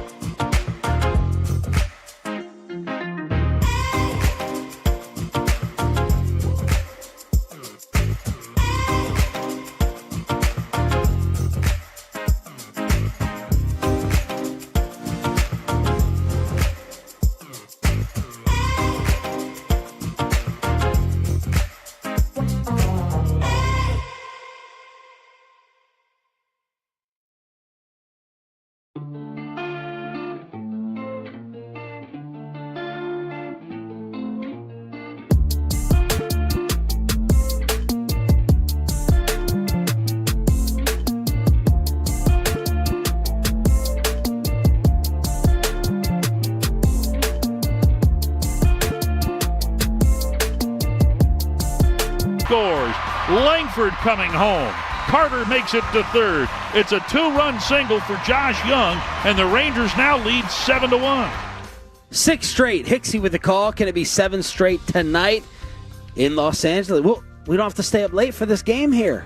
Well, no, we don't, because it's a regular. It'd be like a 7 o'clock start for us. Yeah. But I guess that is probably late for when we want to go to bed. Yeah. Right, because it's out here so early. It's Crosstalk with the KNC Masterpiece here on 105.3 The Fan, and I only see Corey Majors. Good morning, Corey. What's going on, Sean? How we doing out there? The video doesn't work on this computer. You don't use your own computer ever? No. It's plugged in. Whose name on here is Brisket Sando, and who is AA Sucks, and what is AA Sucks? Is that like Alcoholics Anonymous Sucks? No, that I don't think that is accurate. I would say Sando yet, Rowdy? I would. Oh my gosh, I would say American Airlines should not delay your flight by 3 hours right when you're getting to the airport. It is very inconvenient. And then they're like, oh, yeah, sorry about that. Wait, this is you guys on the way back? Yeah. Yeah, it was rough, man. So 3-hour delay. Yeah, and I ended up, I mean, it wasn't the end of the world, but like. I got home about 2:30. Yeah, I got home at like 1:45. Yeah, it was rough. AM? Yes. Oh. Yeah, I actually got home, reestablished dominance in the house. Oh. What does that mean? Just let everybody know I was there. I think Corey might have your crown of the most toxic masculine person in the building. I love the way he just reasserts himself, puts the hammer down. I mean, occasionally I'll just, if I want to win a fight. Because you're toxic masculinity on the air, but I know you're not at home, and I feel like Corey is at home and on the air. He So says if Sarah and I disagree, I'll just tell her sometimes, look, I'm stronger. We can have this fight if you want to. Oh my God. No, you said you bought her. I did buy her $76. That was the marriage license. Yeah, $76, Holy man. moly! Pretty good value. Pretty good value. Then It's I worth never- like 80 today. But I never went to sleep after that. Is shit. it? I never went to sleep. I reestablished my dominance, and then was like, by waking people up and letting them know that I was there, Kevin. I don't know what you're doing. Why over didn't here. woke him you just up. let them sleep? Because that's illegal. Yeah. He walked in the room with his turkey legs, Yeah, just let them know. Flintstone feet, And then tank top. I never went back to sleep, and I didn't go to sleep until midnight Saturday night. So I was cruising for a while. So I'm rolling here, guys. Well, boo-hoo over your little 3-hour delay. Yeah. Okay, we doubled that and went to Canada. That's right. You went to Canada? Ontario. We went to Ontario, CA. Cool. Good for y'all. No. 6-hour delay, man. Did you have to? Did they ask you for your passport? No. In the air? That's good. No. Because you'd be like, I wasn't. Although this is almost not America. It's what? Nothing. No, it was Ontario, California, and then a 2-hour drive. Choppy, he got us on basically the same time out, but it was a 6-hour delay for some reason. Yeah. Not cancellation, delay. Right, and they're like, do you want to change your flight? No cost. And I was like, yeah, I do. Matter of fact, I want to change my flight. So we changed it, and we left 30 minutes later, and instead of going to LAX, went to Ontario, wherever that is. Oh. And it was a 2-hour and 8 or 5-minute drive. And this is the first time you have not insulted. I felt like you were very complimentary towards RJ's driving. First time ever you were not. You weren't second guessing him. Yeah, it you were wasn't- like California driving gave you an appreciation for Choppy. You're like, they don't know how to drive out here. Oh, the yeah. expert move. You were giving him a lot of compliments. Oh, no, I put on a clinic. I moved 5 lanes in about 30 feet. Yeah, and that was just I respected. That was Texas driving on California roads. It's like y'all aren't ready for this. Like you don't They don't play in know. these They don't waters. know. You don't understand what we do. And so yeah, they're all just very like, sure, you need in, you need to, or like they wait for somebody to go and then they sit there for like a second, just be like, well, you got to wait, and like this is in stop and go traffic. They will not just start going when the line starts moving. So yeah, there's way less accidents out way here. Way less.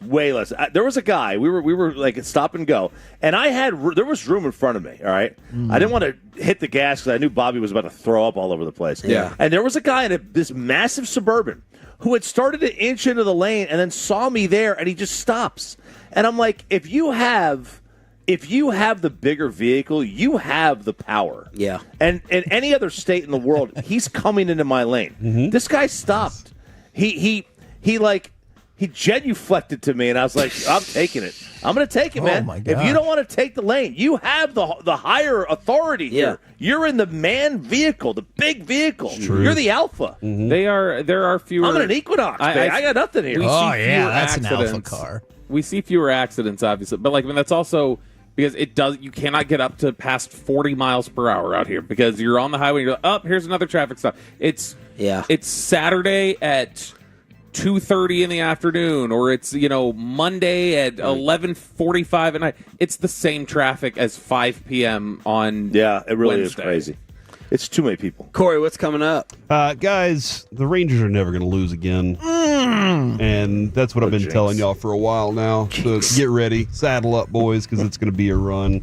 We're going to do that right out of the gate. Mickey joins us at 10:20. Now, and Bobby's joining us today. Oh, my gosh. I have a question for you. Did you end up getting your little play chart from Shoddy back, or did he walk off with that? Oh, that was his play chart. No, but the little play he drew for you, or did he pocketed it? He took it. No, that was his. I gave him a roster to do it on, and he was like, no. And so he was like, I'm keeping this play. I'm not letting you have this play. Because it's his favorite. Yeah, so he And kept why it. did he say you're not going to like this play when he was drawing it? I don't know. I didn't understand that. Maybe because it's a run play, and it wasn't something flashy like a oop-de-oop or something crazy like that, fishing ladders or whatever. Hook and ladder, Did you say Kevin. fish and ladder? Yeah, we saw fish out there a lot. He drew out the play and then he took the play. Like we already have the play on video. Yeah, I know, but we got it. It was cool. It was really cool that he drew that up though, and I did like the level of pettiness of the opponent. He remembers it specifically. I really enjoyed that. It was fun. Tomorrow we'll have Jake Ferguson on the program. Whoa! He's rich. He is rich now. He is rich now. Any of you disagree with the timing of it versus just letting him play it out, Kevin? I mean, I don't understand the timing of it, but nothing to do with Micah. Just you're coming off an off year and you've been paid above slot.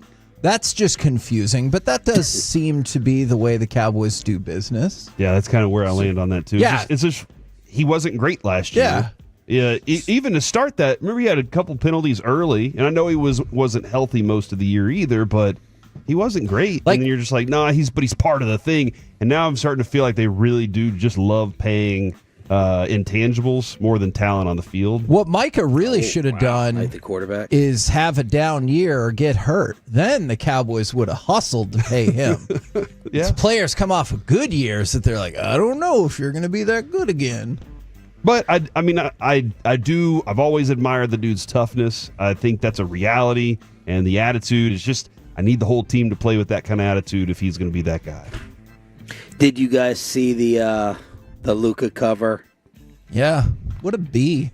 Nico was right. What a what? Kinda. Yeah, what a B. Nico was Why? right all along. Because now he gets in shape because he got butthurt over getting traded. And I do kind of see Corey's point that he was like, I'm not going to get in shape, but now that you hurt my feelings, I'm going to go get in shape. You're never going to catch me. Yeah. It is kind of ridiculous, but we've all had that kind of come to Jesus moment for various things. Most of the time, whenever we've broken up with somebody or they've broken up with us or divorced, this is post-divorce body, right? Yeah. Isn't that what this is? Cover of Men's Health this is the second worst thing that you could have ever said happens after the trade. The first is winning the title with the Lakers. The second is, it sounds like a joke that you would make. He's going to end up on the cover of Men's Health magazine. He's on the cover of Men's Health magazine? I know. Maybe they can lose in the second round of the playoffs this time. Oh, I like it. Wow. Bobby, you going to allow this? Yeah. You going to allow this? this is the Hagee's been doing this, and so I'm already numb to it. He's playing super fan. Seriously though, Bobby, I have a serious non-trolling question. Mm-hmm. Don't you think this is kind of a slap in the face to the Mavericks and Mavericks fans that now he's taking his physical fitness seriously? I don't think it's a slap in the face to Mavericks fans. Mavericks brass probably, but it's also a thing where, again, we talked about Maverick fans knew this day was coming anyway. He was 26 here, and they were like, well, this is exactly the same person he's going to be for the rest of his Right. life. It was the most short-sighted, narrow, dumb interpretation of somebody's growth like possible, and I still think it's an all-time bad decision. Amen, brother. Like that's the thing with me. Like, this is a shot. This is the Mavericks don't have. They never called him out publicly. The Lakers did, right? They called him out publicly. That is. They always said things behind the scenes. This is a shot at the Mavericks as an organization, from the sense that you don't think they could command this, right? The Lakers, when the Lakers say it, you're the LA Lakers. Like the Cowboys. Then how did you make the wrong move? If the Mavericks were never going to be able to get this done, why was the Mavericks it wrong? didn't demand it enough. Maybe Choppy just said they don't have the gravitas or whatever to make it happen. Well, the organization doesn't have, like Luke could say, you're the Mavericks. You've got one championship, and it was with a unicorn player. I'm going to do things my way. But when he goes to the Lakers, it's like there's a standard. So that plays into it. But also, the Mavericks never put the public pressure on him. Kevin, Corey, I like what you guys are saying. If I'm a Mavs fan, the Nico trio. It's not about Nico. You're falling in line. You're falling in line. No, we're just not pandering to the fan base. We're like looking at individual standards and pandering. Yeah, you're pandering. Like the guy should have gotten in freaking shape. Yes, he should have got. He should have. Now you can still be mad at the trade, but agreed. It probably wasn't going to happen. And Bobby and RJ, I think, are questioning the leadership not making it happen. Me, Kevin, and Corey are holding the individual responsible. You're a professional athlete. You're maxed out. You should want a championship legacy. Do it yourself. He should have. Yes, like he should have. freaking do it yourself. But we're saying he would have. He also even if he never did, eventually he would have. Even if he never did, he's winning a title at some point because he's that freaking good. Maybe, and they're morons. Yeah, we're just saying. I can't argue all that. We're just saying he would have. Corey Seager does things his own way. That's why. Yeah, you're also morons. Yeah, you're also giving him Dirk's heart and maturation because Dirk started carrying his own dinner plates in with foil. That Luke was going to do the same thing. I mean, because they're both white Euros. Yes, we have to lump them all together. I mean, I think every single winning. I think every single man on earth is different pre and post child. Like he had just had a baby for the first time. Like we're talking about. No, No. This is not about the baby. No, that's not what I'm saying. I'm saying like if you're granting like no way that he like the core of him as a person can change. When we're talking about this is a guy who's so young, he just had his first kid. Even like that seems incredibly cynical to me. Men's Health magazine. I can't believe it. Like the worst thing would have been holding up the trophy on the cover of SI or ESPN the magazine or whatever exists. But Men's Fitness Health magazine. What medical journal will Anthony Davis be on next month? We're back tomorrow with Jake Ferguson. The KNC masterpiece is next.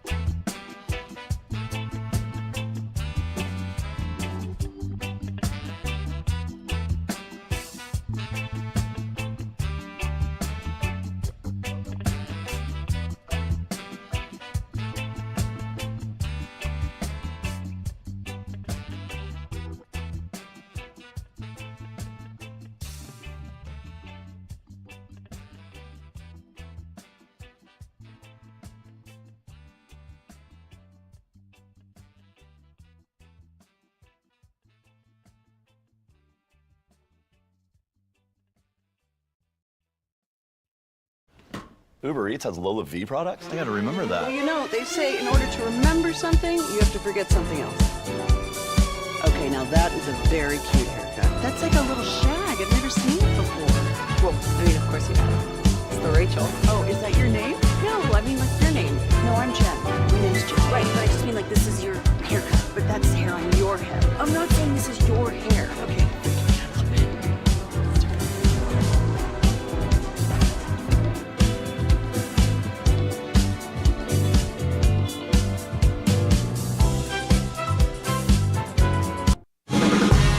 By our D&M Leasing Studios, it's the KNC Masterpiece on 105.3 The Fan. KNC Masterpiece right here on 105.3 The Fan, asking the questions that matter.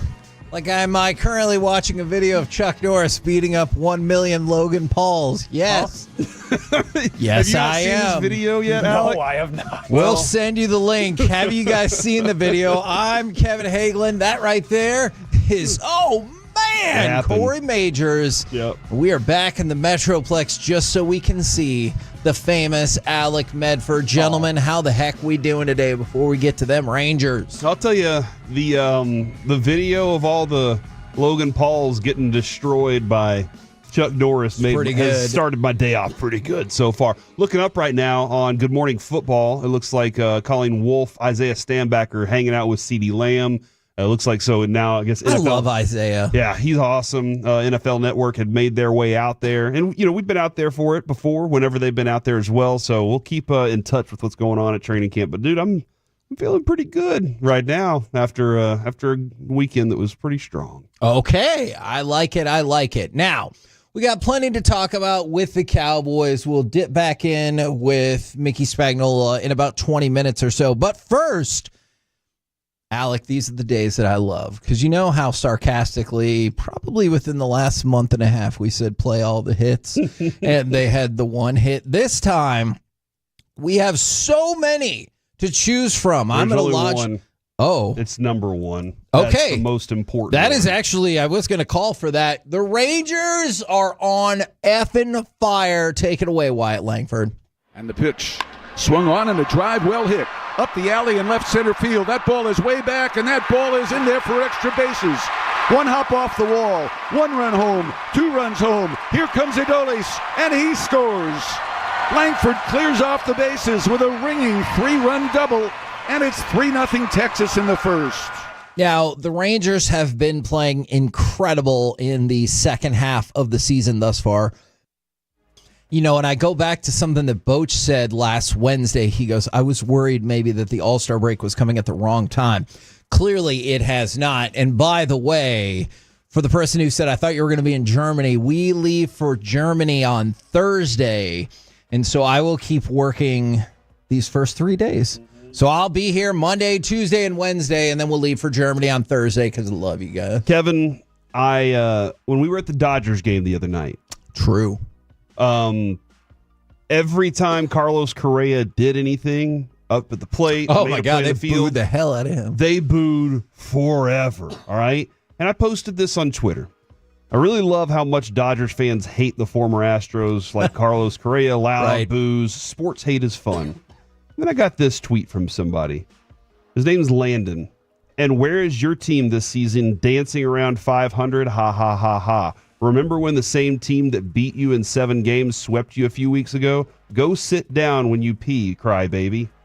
And he also has an egg as a profile picture, so that's awesome too. But Kevin, we were like 27 games out of first place at that point, I believe. It's true. And now we're 4. And we are hunting down the team that just got their asses swept by the A's, and the A's stink. So this is really awesome for me right now. True. Watching the Rangers. Is it the Undertaker coming up from behind and from being AJ like, Styles? Here I come, guys. Don't worry. Like this is an awesome moment to watch this Rangers team on this kind of a run right now. 9-1 in their last 10, and the way yesterday's game went was so much fun. Can we? I don't know if we can agree on this as a group. I don't think we should say 9-1 in their last 10. All right. I think we should just say 8-1 since the All-Star break because that's a logical cutoff point.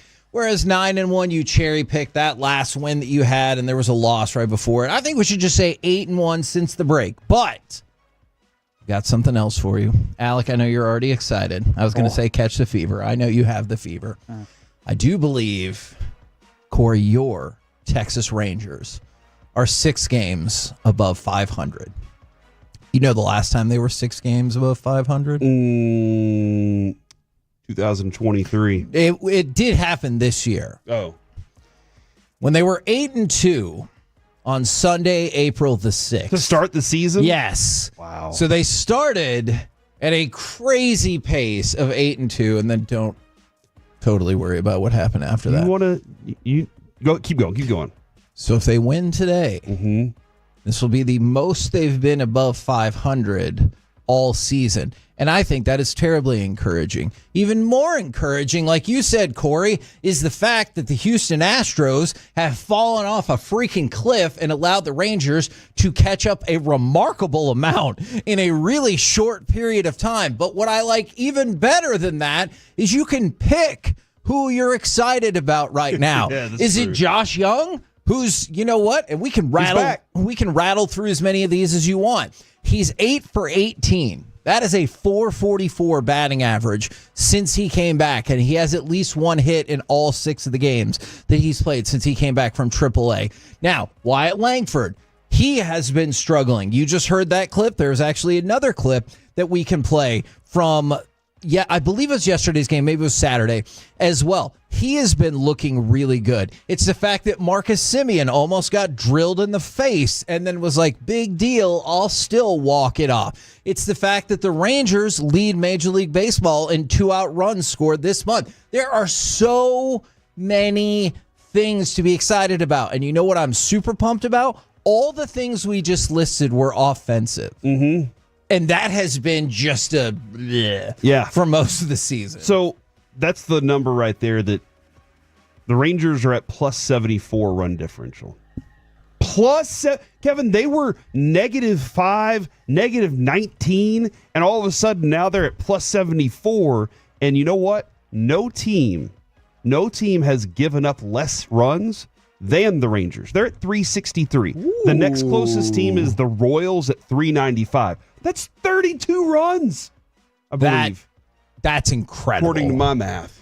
All right, let me ask you guys a question. You just said math. Ooh. Now, Alec, Corey, normally I know. Everybody else is over 400 runs, dude. Math-based discussions are not normally your favorite. But I'm going to try to tease this for tomorrow. What if I told you math says the Rangers might be going in a magical direction? Would you allow a math exception for a segment? Anything, Alec, I believe, right now to continue adding on to the awesomeness that's happening, I think I'll accept math conversation. I feel like it's like a one-night only situation, you know? You see there's the no phones allowed and stuff. That's how I am right now. If it's going to keep driving this train forward, then sure. Yeah, I'm in. All right, show us. Are you doing it right now? No, we're doing it tomorrow. Because we have too many other positive things to talk about right now. We have too much. Our positivity overfloweth. I was getting so excited. All right, well, math. I like it. Now, plus, okay, the division is at stake right now. I got it. That is actually pretty good. I'll give you a big giant thumbs up for that. So this is Texas's second straight sweep. That's the first time the club has accomplished back-to-back sweeps since August 1st through the 6th of 2023 against the White Sox and the Marlins. So again, it's been almost 2 years since they've done this. Now, the segment is called "The Rangers Will Never Lose Again." Ever. And I heard RJ say we just put the jinx on them. I don't know if I agree with that. There are 56 games left. I'll go look up what was the longest win streak in the history of Major League Baseball. Feel pretty confident it's nowhere near 56. Didn't we? I mean, we are kind of pointing out, though, as this stretch hit, let's go 42-20. And if you really want to do something like that, you have to have these types of things. These types of, I don't think they're going to win all 62 games down the stretch here. But I do think that they are capable, the way they are playing right now, of winning many, many games to put them in great position to be in the playoffs. Look, when that person said go 42-20, guess what they've done since then? They're 6-0. Let's go. So, I mean, you could not have a better start to the scenario than that. From the 817, restart the season now, and we're going 162-0. And I agree. But I thought you just said that they wouldn't win 56 in a row. But that's different between 162-0. They could, if we restart the season, Kevin, is what I'm saying. That like right now, they can't, true. obviously. But if they restarted the season, they're not going to restart the season. That would be a pretty bold fact. Man, when would the season end then? Yeah, you're running neck and neck with like Super Bowl. Yeah, that feels like a terrible move. Now, I love the compliments that Bruce Bochy had about Marcus Semien. So, yeah, I'm sure you guys saw on Saturday, Marcus Semien damn near gets drilled in the face. Like, thank God for the batting helmet and the little flap and everything like that. And Bruce Bochy goes, oh, yeah, you can't take him out. He's just hard-headed. Which, like, that feels like a buddy's compliment, right? When he's like, oh, yeah, no, you can't insult him. He's too dumb. Mm-hmm. Like, I just love it. Kind of felt like a playful little jest right there. And then we get the game winner. Give me cut number 5. In case you didn't know what happened, I think you're going to like this cut. In the 0-1, swinging a hard hit ball, diving Ford Williams, he can't get it, it's into left center. Smith around third, he's in to score. It is a walk-off win for the Rangers on an RBI single by Marcus Semien. Rangers win it 6-5 in 10. And I love the rest of his quote, Boch, about Semien. He ended up winning the ball game after getting smoked. I can't say enough great things about Marcus Semien. And we go back to the start of June. And remember, we had kind of tracked the progress of Marcus Semien taking off, being almost exactly in line with the Texas Rangers in general taking off. And I thought Saturday was just a great example of it. Yeah, and let's go back to the Langford 3-run double real quick. When Jock Peterson, I believe, struck out, and then Langford's coming up, and I felt so confident. I was like, no, Langford, this team's all kind of in a groove right now. Langford's going to get something right here. First pitch, about 10 feet outside, umpire calls it a strike, and Langford doesn't even blink. Yeah. He's just like, whatever, dude. Okay, fine. Couple more pitches in, bam! Drives one to left center, and I was like, man, that's a bases clearing double right there. Kevin, there was a time when you just felt that it was futile. That if runners were on, we're not scoring. It just, right now, it feels like any chance we have to score, we might. And like that's the difference between the early part of this season and where we are right now. The comfort and confidence I have in these guys when they step up to the plate is far more than what we had earlier in the season. It's two different teams right now, dude. Yeah. Two completely different teams. And their confidence just keeps going up. And you know Boch has got to be sitting there going, exactly how I drew it up. Let's get hot late in the season and let's go on a run, baby. I mean, look, who are we to question the wisdom confidence of Bruce Bochy? From the 817, hearing that call makes me want to wave my shirt out the window while I drive down the road.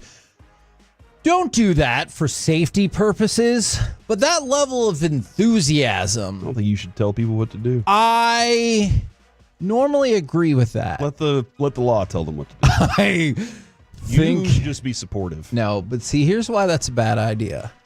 I don't know about the radio access in prison, and I feel like if you drive with your head out the window and cause some sort of massive pileup, unless you play for the Chiefs, you'll get serious jail time. Okay. If you play for the Chiefs, it'll be fine. They don't really care about enforcing the law with that team.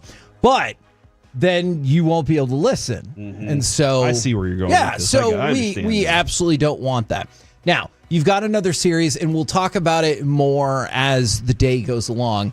But Corey, you made reference to the fact that you have gained incredible amounts of ground in the AL West. And we'll talk again about that, I think, around noon. But got another big series against a team that hopefully you can put like away for the rest of the season in the Angels. Absolutely, man. We're the KNC Masterpiece right here on 105.3 The Fan. Coming up next, so let's go back to Oxnard and talk with our Dallas Cowboys insider, Mickey Spagnola, right here on 105.3 The Fan.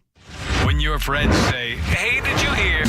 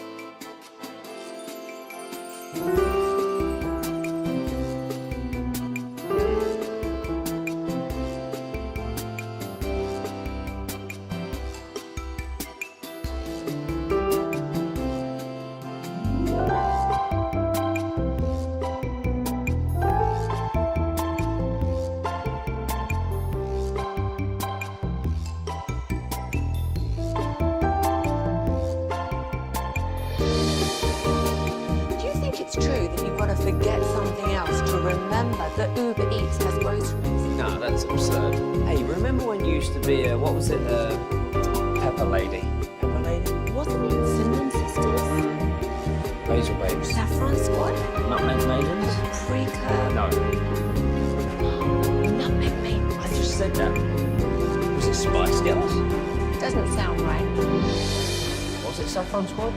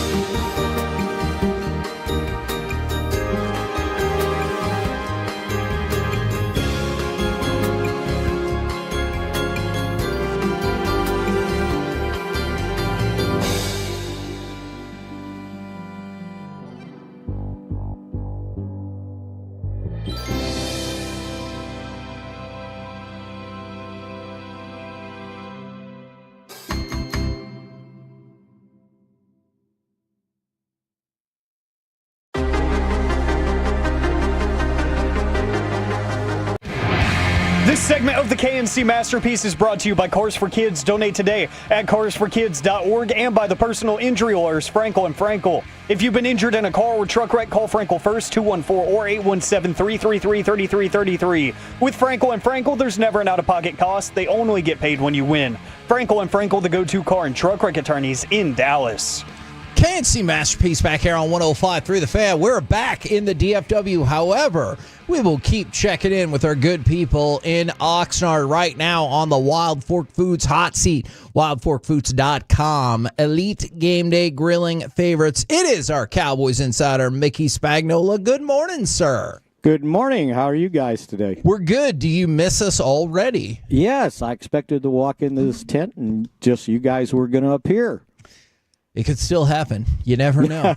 Now, I know it isn't the old school physicality. We talked about how you're never going to go back to the way these practices used to be, but I am still curious from a bigger standpoint. What do we see? What do we learn from padded practices? Not just yesterday, but just in general.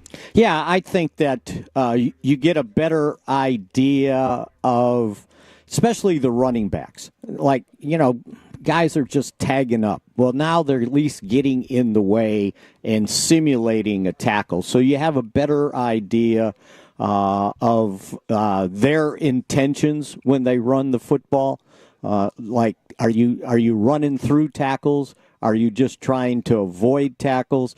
And then once you get hit, are you keeping your legs moving? So I think those types of things. I think for wide receivers, it's easy to go out there and catch a pass, like you're playing 7-on-7 flag football. Right. Yep. But then when the thought comes into your mind that, that guy might hit me when I'm up in the air trying to catch a ball.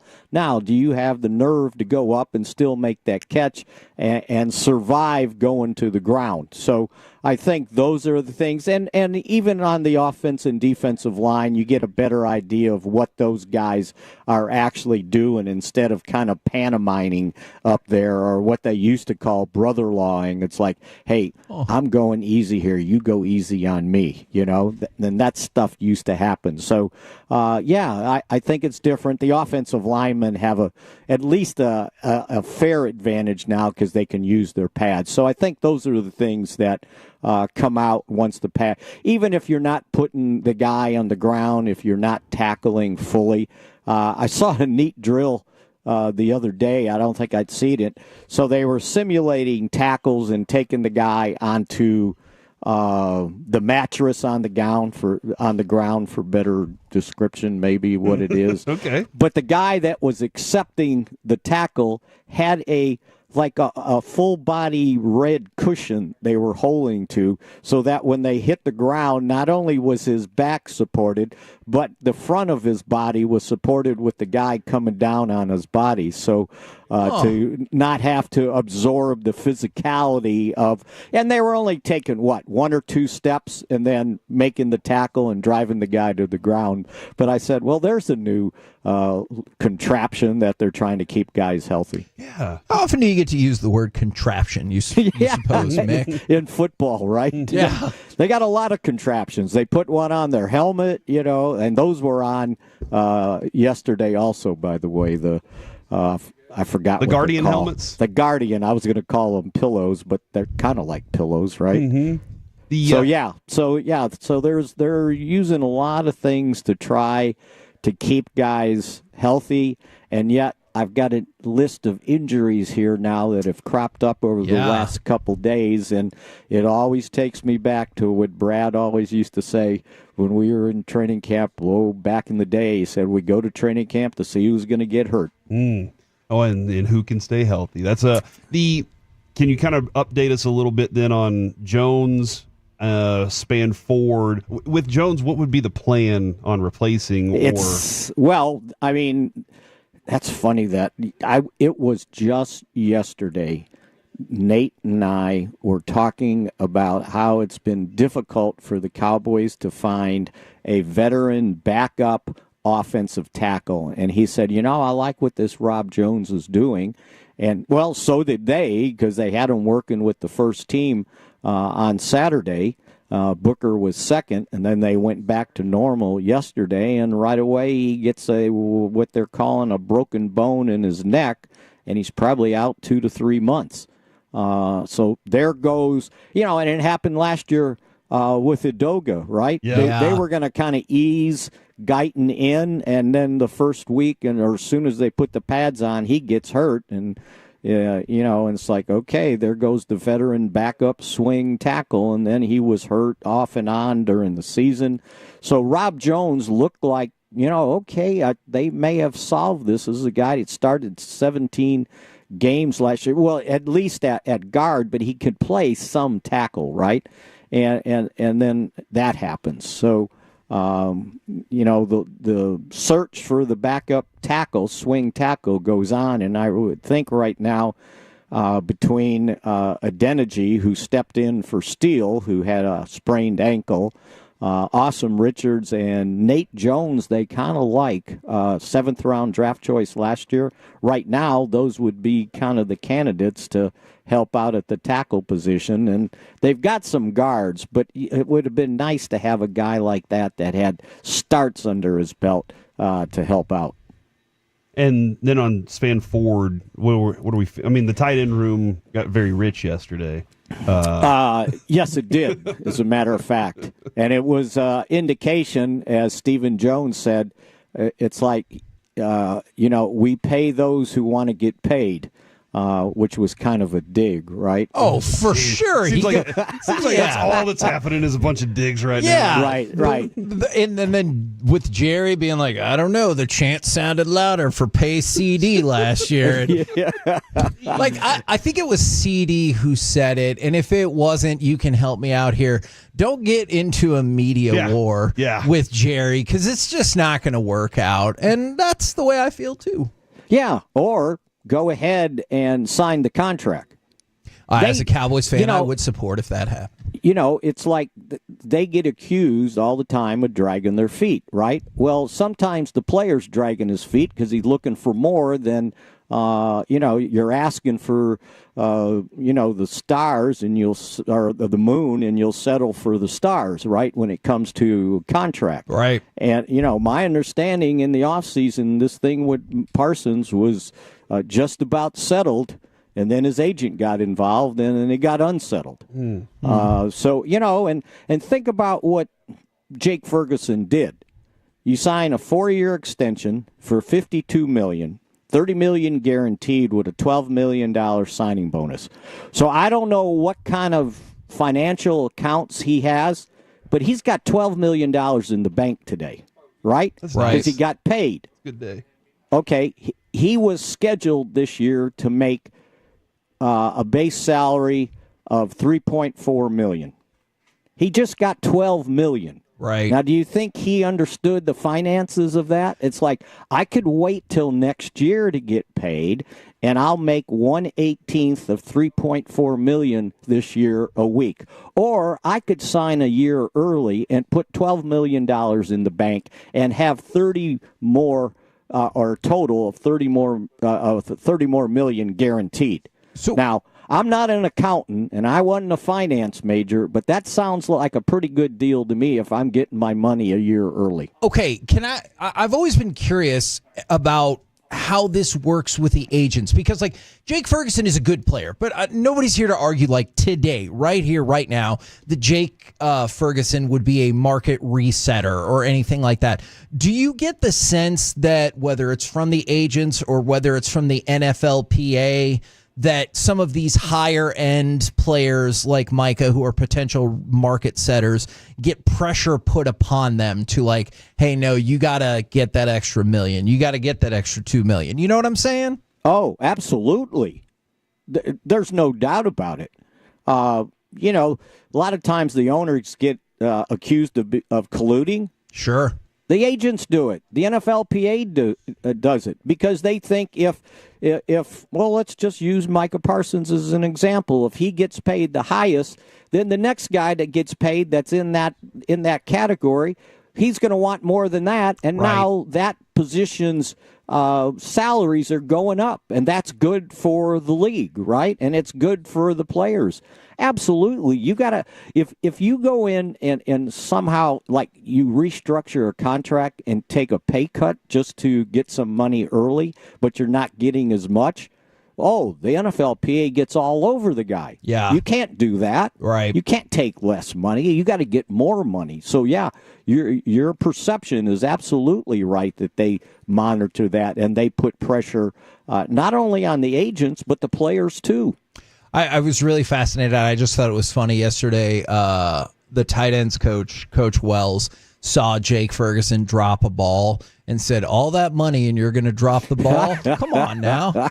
Like, you need that sort of levity during training camp. This is a long run, right? Right, yeah. Or Schottenheimer say, well, now he can afford that ring he bought his sweetie, right? Mm-hmm. And it's yeah. Okay, yeah. Although she's got some money too, right? Yeah, right. And then Ferguson gets up there and he goes, yeah, I was already paid for, just like that. It's like, I could afford it. But just think of the difference in pay, and for the Cowboys doing it the way they did. So when you give them that signing bonus, you can stretch it out, prorate it over 5 years into this year, and then the 4-year extension. I support that idea. Yes, right, and then your salary cap only goes up $500,000 from what it was going to be. It was going to be like 3.5 something, and now it's right at 4. So yeah, and you invested in the future, and again. There's still a couple guys out there that I think they're working on for sure. Is Tyler Smith one of those people, you think? I think he's got to be in the group with Deron Bland. Who else am I thinking of that's been here for a while? But those two guys for sure, I would imagine they're talking to. And, and take Tyler Smith for an example. He's 24 years old. Sure.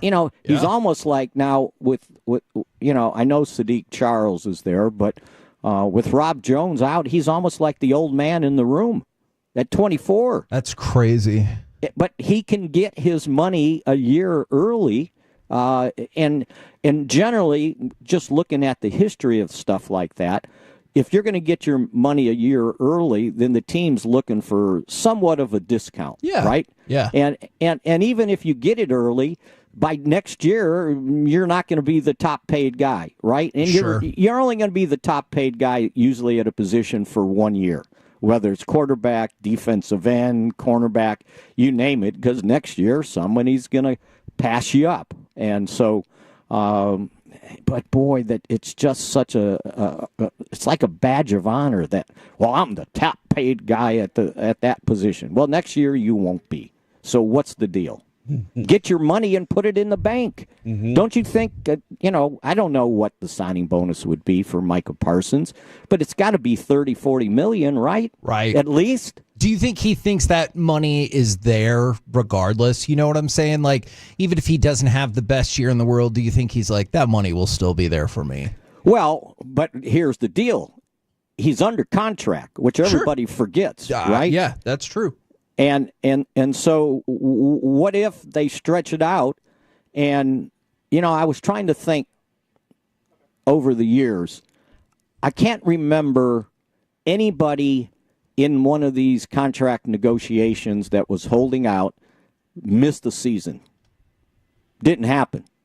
Like, I can think of back in 90, it was somewhere in those Super Bowl years, Darren Smith, the linebacker from Miami, he held out, and then what he did was you have to play, I think it's 10 games. You got to play a certain amount of games to get a year of service. Right.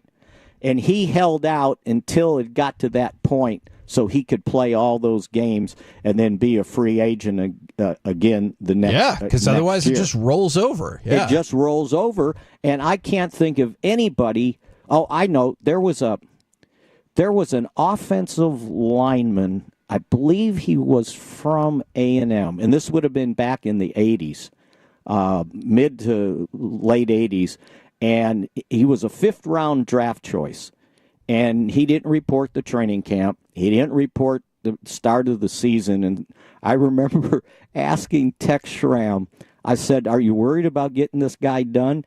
And in so many colorful words, and you can guess what words started with the letters, right? He wasn't happy. He said, "Are you think I'm worrying about a such and such fifth-round draft choice? Are you kidding me?" And the guy missed the whole year and went into the draft the next year. And I think he was a sixth-round pick the next year.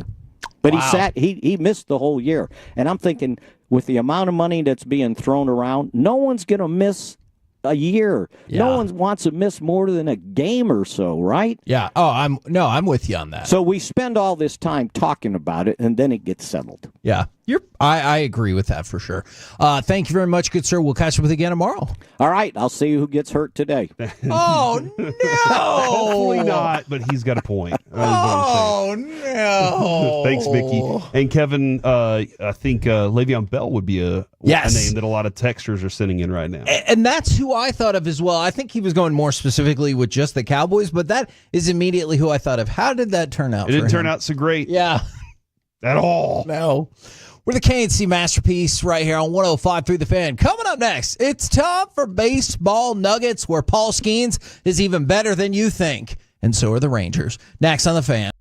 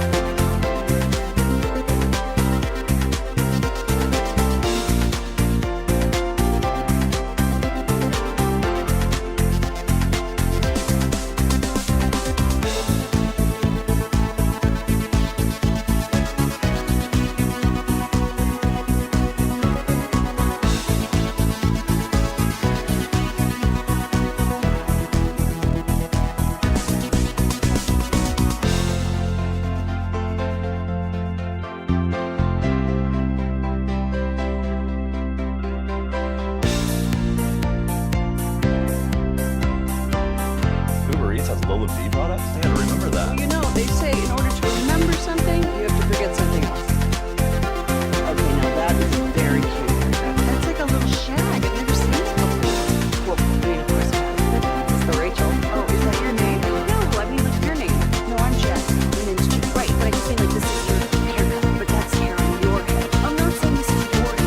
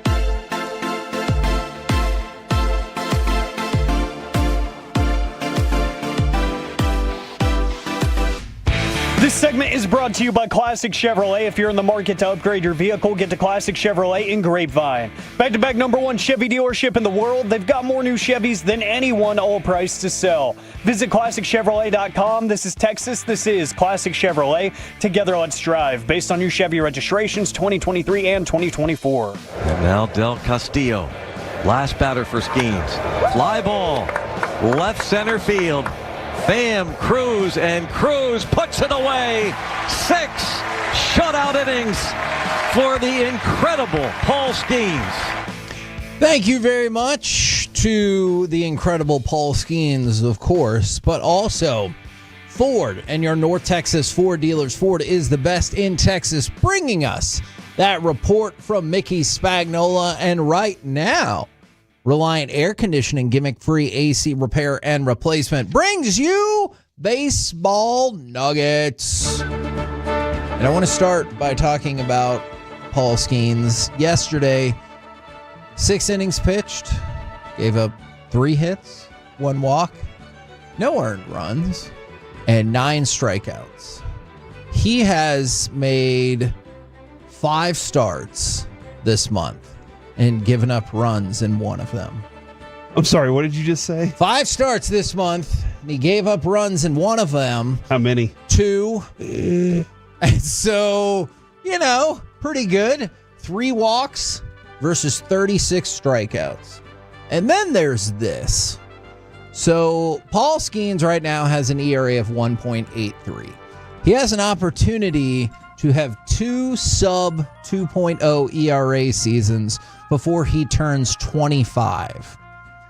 As it stands, Ed Walsh, Addy Joss, and Mordecai Three-Finger Brown are the only other pitchers in MLB history that have had at least 40 starts with a sub-2 ERA in the AL or the NL.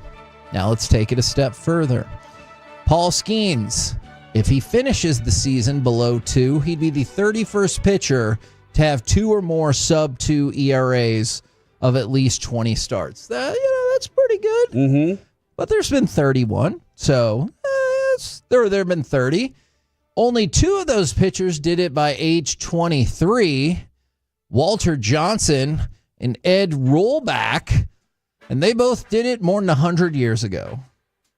So I bet they also did it in they pitched 9 innings every game. That's true, and they had the weird glove. They only had 1 pitcher on the roster, and they were like, he's got to go. This is a doubleheader. It is weird. It feels like baseball used to be like softball, where they had 1 pitcher, and then they're like, that other guy, he might pitch sometimes. Yeah. But yeah. Nobody else can throw it over the plate. I mean, we got to use somebody. No one has done this in more than 100 years, what he's on pace for. And as you can probably guess, he's also on pace to win the Cy Young.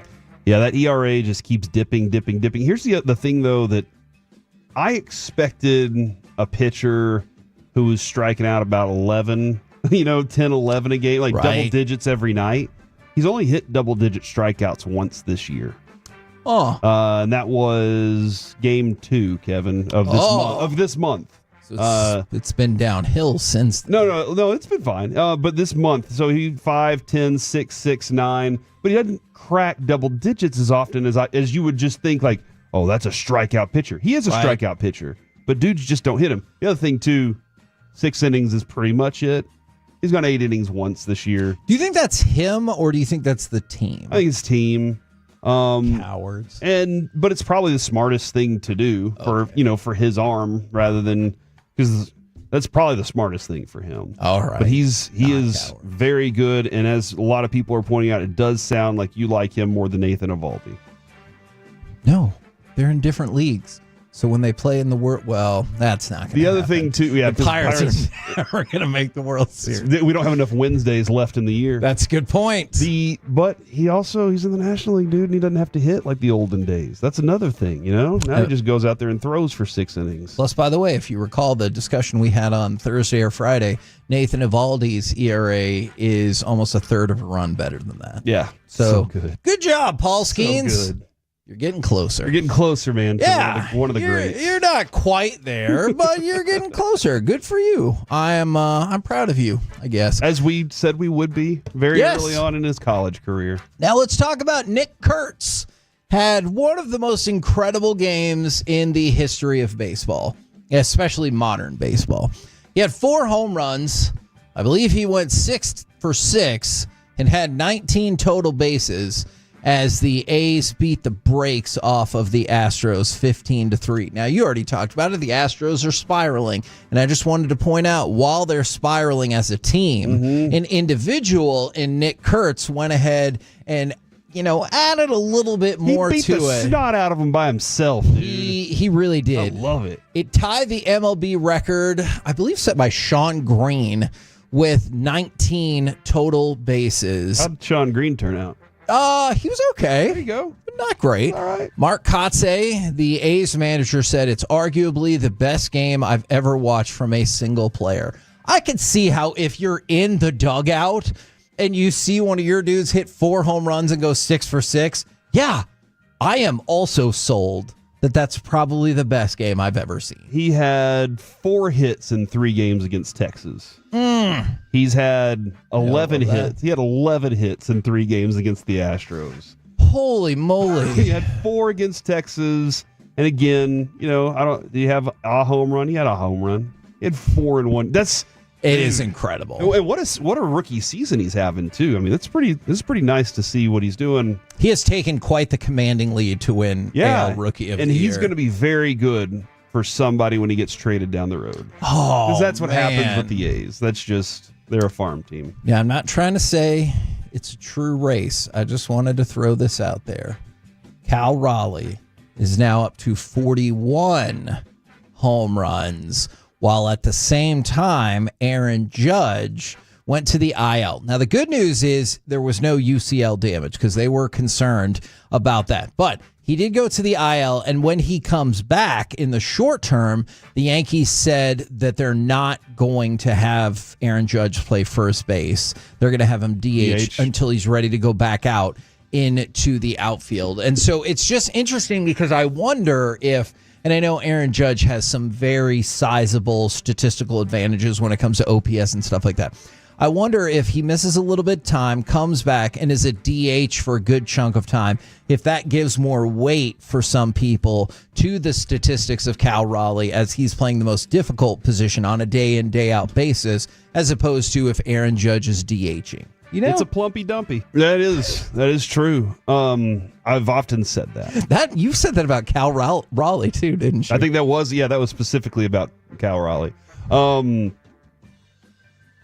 That's Kevin, I know what you're saying about the should we think this way about this, but doesn't fame sometimes take over in this conversation for whatever reason?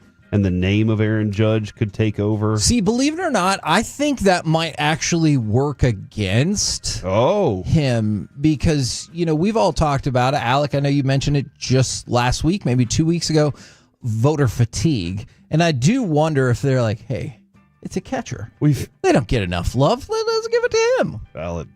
That's just a thought.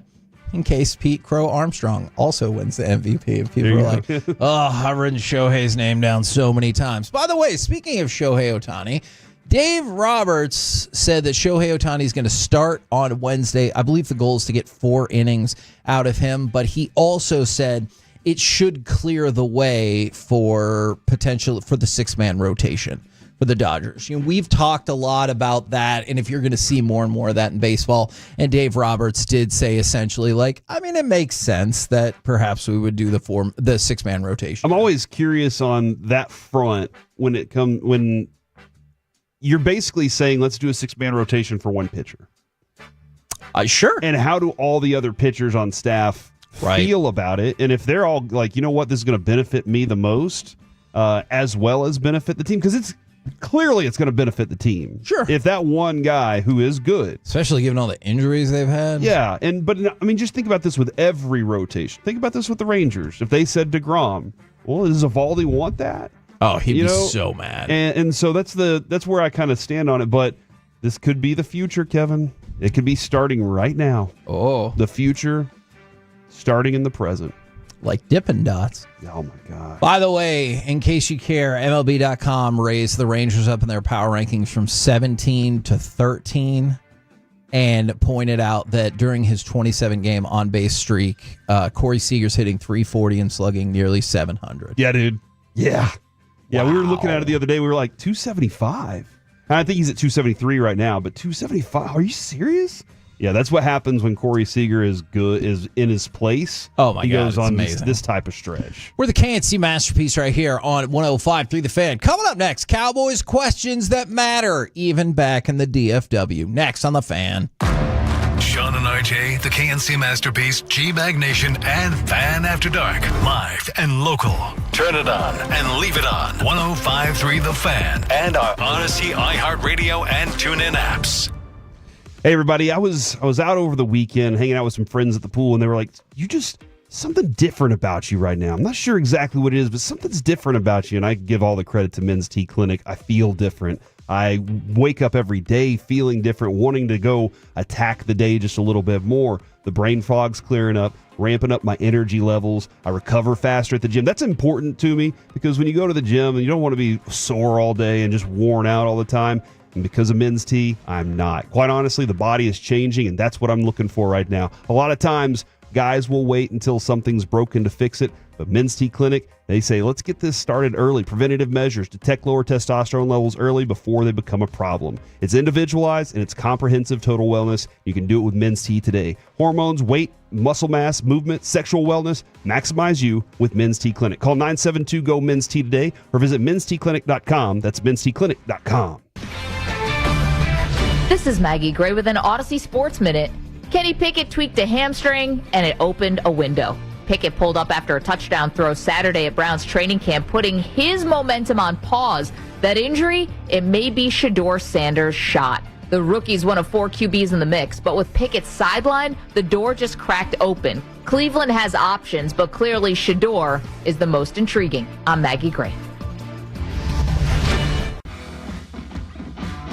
When you've got real work to do, Metal Supermarkets will help you get it done fast. We've got a huge variety of metals in stock, and we cut to size fast.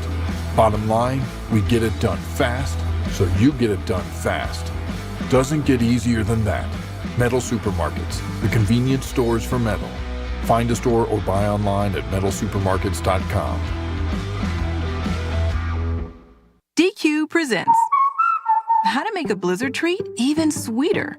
Just get a Blizzard treat on Miracle Treat Day, July 31st, and help support kids like me, Ari.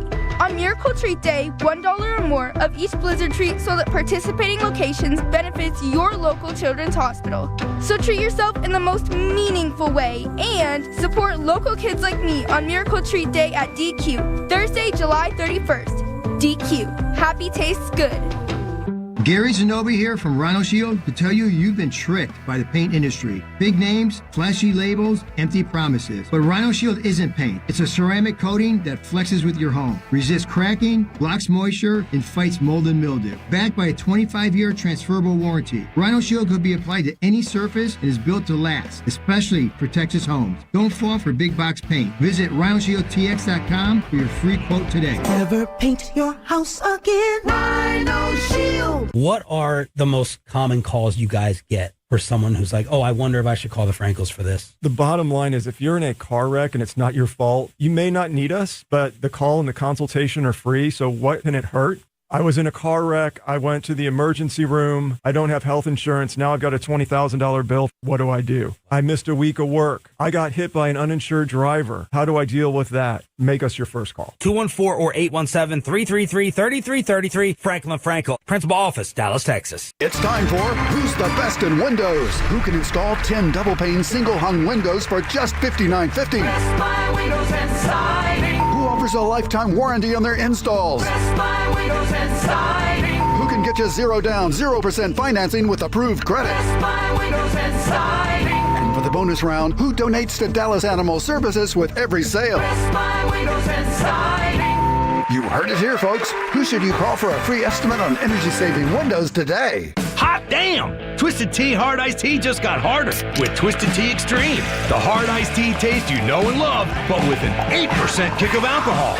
Twisted Tea Extreme is made with real brewed tea, goes down smooth, and brings your daytime drinking to the next level.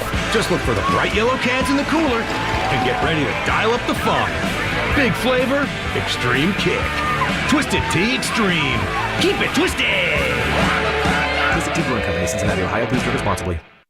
Life insurance. Why are you putting it off? Can't afford it? Too much hassle? Think you don't need it? There's lots of excuses for putting off life insurance. But if you weren't there, who would pay the mortgage and other bills? With Ethos, you could be covered in 10 minutes and boom, family protected. Ethos, fast and easy online term life insurance. Up to $2 million in coverage with no medical exam. Some policies as low as $1 a day. Answer a few health questions and get your free quote at ethos.com/radio. That's ethos.com/radio. Lanny went to college and racked up huge debt. A little bit over $100,000.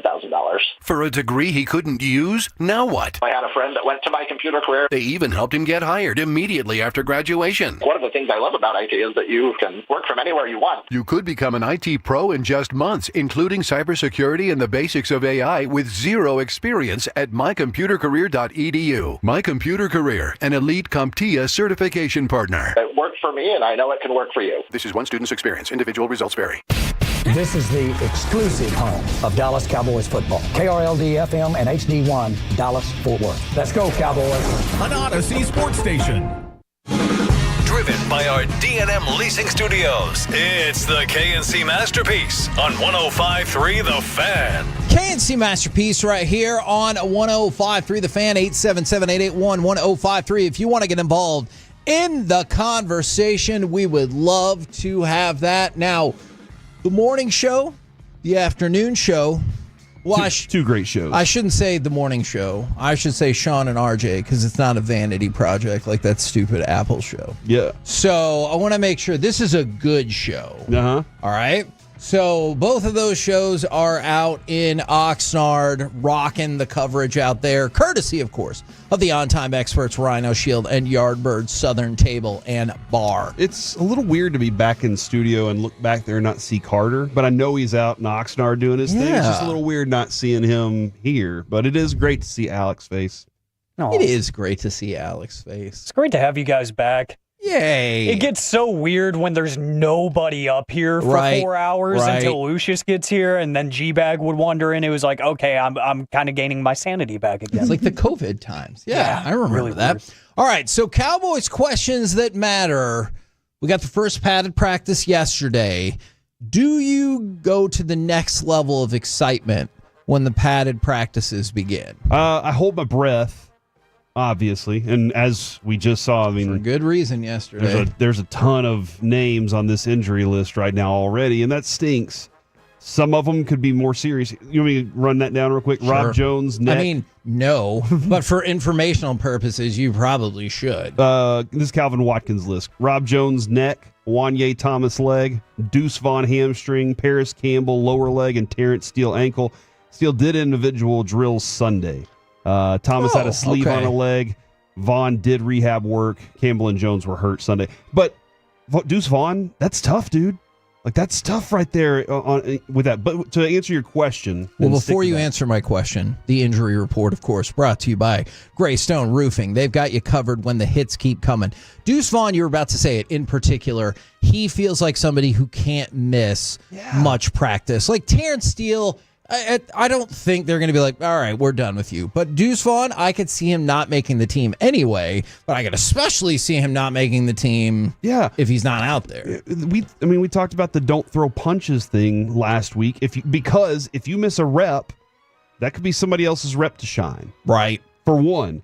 For two, you're also not out there shining. Sure. And so anytime Javonte Williams and Miles Sanders and Jaden Blue and Moffa are out there doing stuff and you're not, that's bad for you. So that stings for him.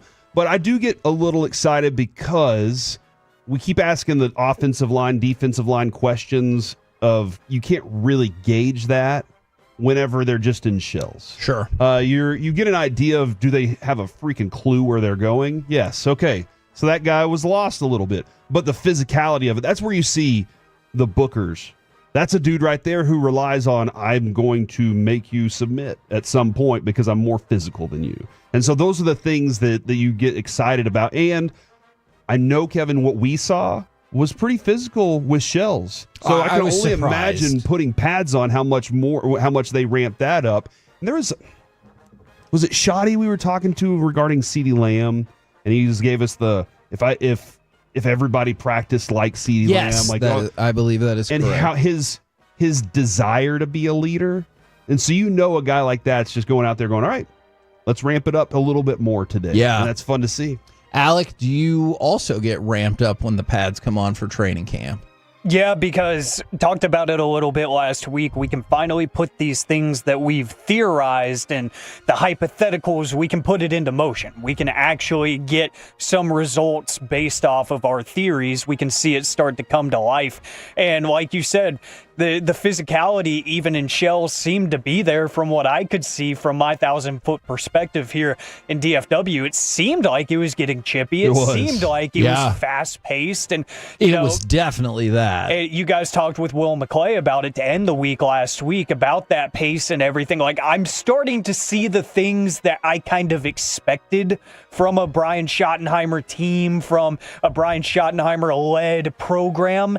It's nice to see that everything I expected and I hoped for is actually coming to life. And now some of these guys like the Deuce Vaughns and whatnot that I'm like, is he going to be on the team? Is he not? I can start to kind of put pen to paper like, okay, I'm starting to see this. I'm starting to see that, starting to hear this.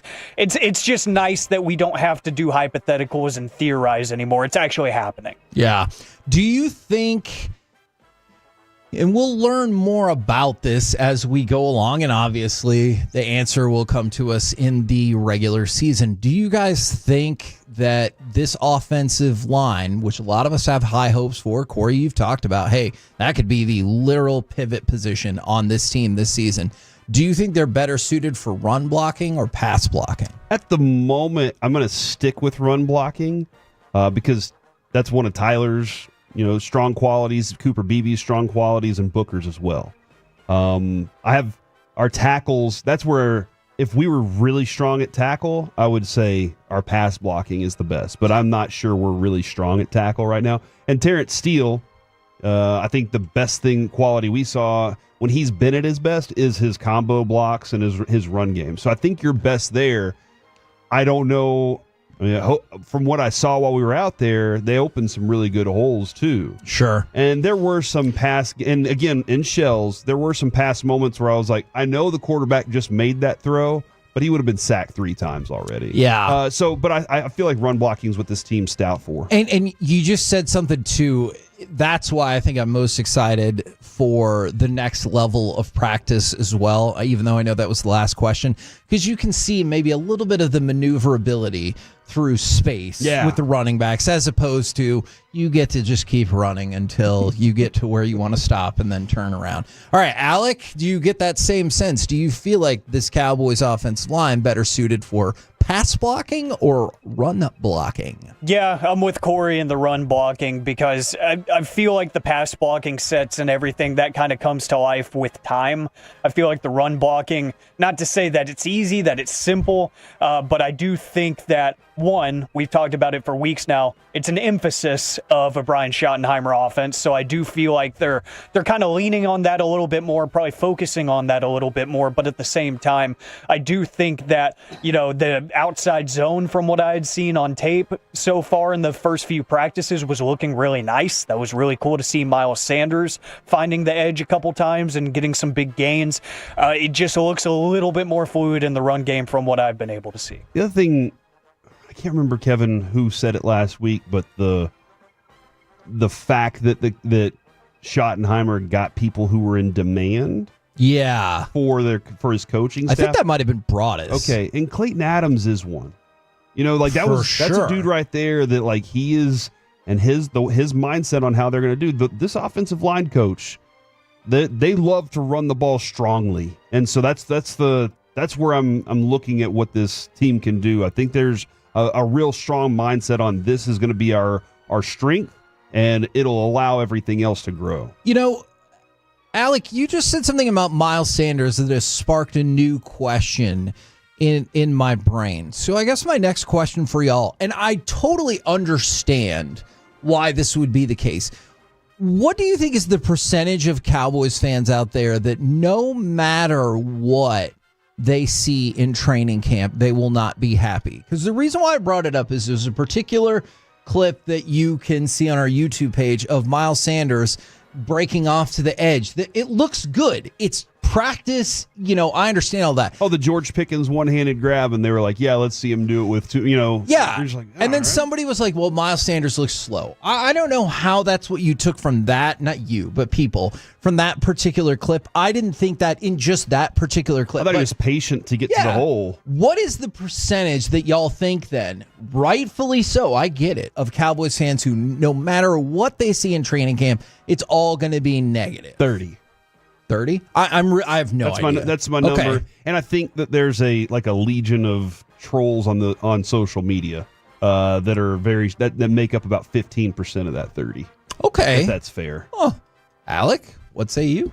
Say like 35-40% because it's not even just a Cowboys thing. I see it all over the place. Oh, for sure. Where people are just overreacting or they're just like, nope, don't care. You can see these incredible passes like Cam Ward had one of the nastiest throws I've ever seen in my life in one of their practices last week. It doesn't really matter until we see it in a real game that actually gets played, right? That's what a lot of people are saying. Which I do see the logic of that, for sure. But it goes to the same point whenever the Cowboys beat the Panthers by 45 points, so let's say, they're going to be like, but it's the Panthers. Right. And then we have to say, well, they're just playing the game that was on the schedule. Right. They're doing the practices that they're allotted. So I'm trying to take what I can from it. Yeah. And with the Cowboys, I mean, look, I don't track all the other teams' social media, obviously, anywhere near as much. But with the Cowboys, I understand there's this built-in level of, disappointment. All right. Do you want me to ask a question to just blow up the rest of the... Stop there. Okay. Sorry. The level of disappointment that's accumulated over 30 years. Yes. For some people, maybe it's 10 years because they're only been fans that long. Sure. But you asked Schottenheimer about that on Friday, and hey, do you understand that? And he does understand it, but he doesn't carry it. A lot of them. We've discussed this. They don't understand why do you keep bringing that to our table, right? Whenever we've only been here for this many years, right? Sorry, man. That's just you have to win for it. You have to win to break it. Yeah, and you can. And honestly, look at it that way, please. If you look at it that way for us and for yourself, look at what that Rangers team did. They knew this team's never won a World Series. They talked about those things. We're going to do it for you. All those fans that have never had this, we love that we get to do this for you. And so that's what I'm hoping is they do take that mindset of, I understand what those failures have been, and I want to shut them up, and the only way we can do it is by winning. See, that's an interesting combo. Alec, I don't know where you fall on this, especially as like a younger Cowboys fan. You've seen plenty of disappointment, but you didn't get to see when it was so good. And I always wonder if like that takes just a tiny bit of the sting out of it. Like when the Mavericks were so terrible in the 90s, I had seen them like have a tiny little run at the end of the 80s, but I was not used to them being particularly good. When the Rangers struggled all that time before they started getting to World Series in 10 and 11, I wasn't used to seeing them be good. When I became like my formative years as a sports fan, there was no better football team on planet Earth than the Dallas Cowboys. And I feel like that might kind of make it harder because you saw that level of success. But I don't know how you quite balance that, because if you're a player, you're like, that's not my problem, or that's not my thing to carry, which is pretty much what Shotty said. But I do wonder, like, maybe that would give you better insight into the Cowboys fandom if you got a sense for, like, all that disappointment, Yeah, and perception is reality in these cases for me. The perception is it's a team that's okay with being right around the median. They're okay with being right around average. So if they were to go win a Super Bowl, that's so much more amplified for me because I haven't seen that before. For the Rangers, I grew up, I had the 2010 and 2011 seasons. I had 2016 and everything. I got so close. The rest of it was mediocre. So now that they go and win the World Series, the perception is this team is capable of spending money. This team is capable of winning. So that's why the first half of the Rangers season this season was so frustrating for me. So, yeah, I do get that. And I do understand why Shotty says, it's kind of not my problem because I wasn't here for all that. And he's got a point. But at the same time, I do empathize for the people like you and Corey who have seen that before, because for me, I'm just like, sounds cool. Yeah. Show me. Yeah, and and just show me. That's the way Brandon is about it as well. Which veterans do you guys think could be in trouble? Now, you already brought up a great example in, if you want to call him a veteran, I get it, in Deuce Vaughn. Obviously, unfortunately, Rob Jones just got hurt, but you're looking at Adeniji, Charles, Hoffman, Bass, Richards. Like, there are a lot of offensive linemen competing after what it seems like we all think the presumptive starting offensive line is Guyton, Smith, Beebe, Booker, and Steele. So offensive line, I know, is a spot where there could be some folks in trouble as well. Yeah, I think honestly, for Paris Campbell, this is an unfortunate situation. He was having a good camp to start, and there's just too many names. CeeDee Lamb, George Pickens, Jalen Tolbert. That's your top three. Quite honestly, I don't know if I've seen anything out of Jalen Tolbert I love out of this camp so far. The Elum interception, that was Tolbert. Glorious defensive moment. Glorious celebration. J.J. Watt had a great write-up on how awesome that was. But then, Mingo, Turpin, Brooks, Flanoy. There's just so many names and so many people trying to get in that spot. That's tough for Paris Campbell there. So that's one of the veterans. I am kind of interested with Flanoy's, where he stands in this depth chart, because Turpin's going to get his touches. Yeah. And when I say touches, how many times we see him in the backfield lined up? Quite a bit. For big plays, too. And Mingo, geez, Alec. This dude looks like a freaking tight end out there. Best blocking wide receiver you can have. Oh my gosh!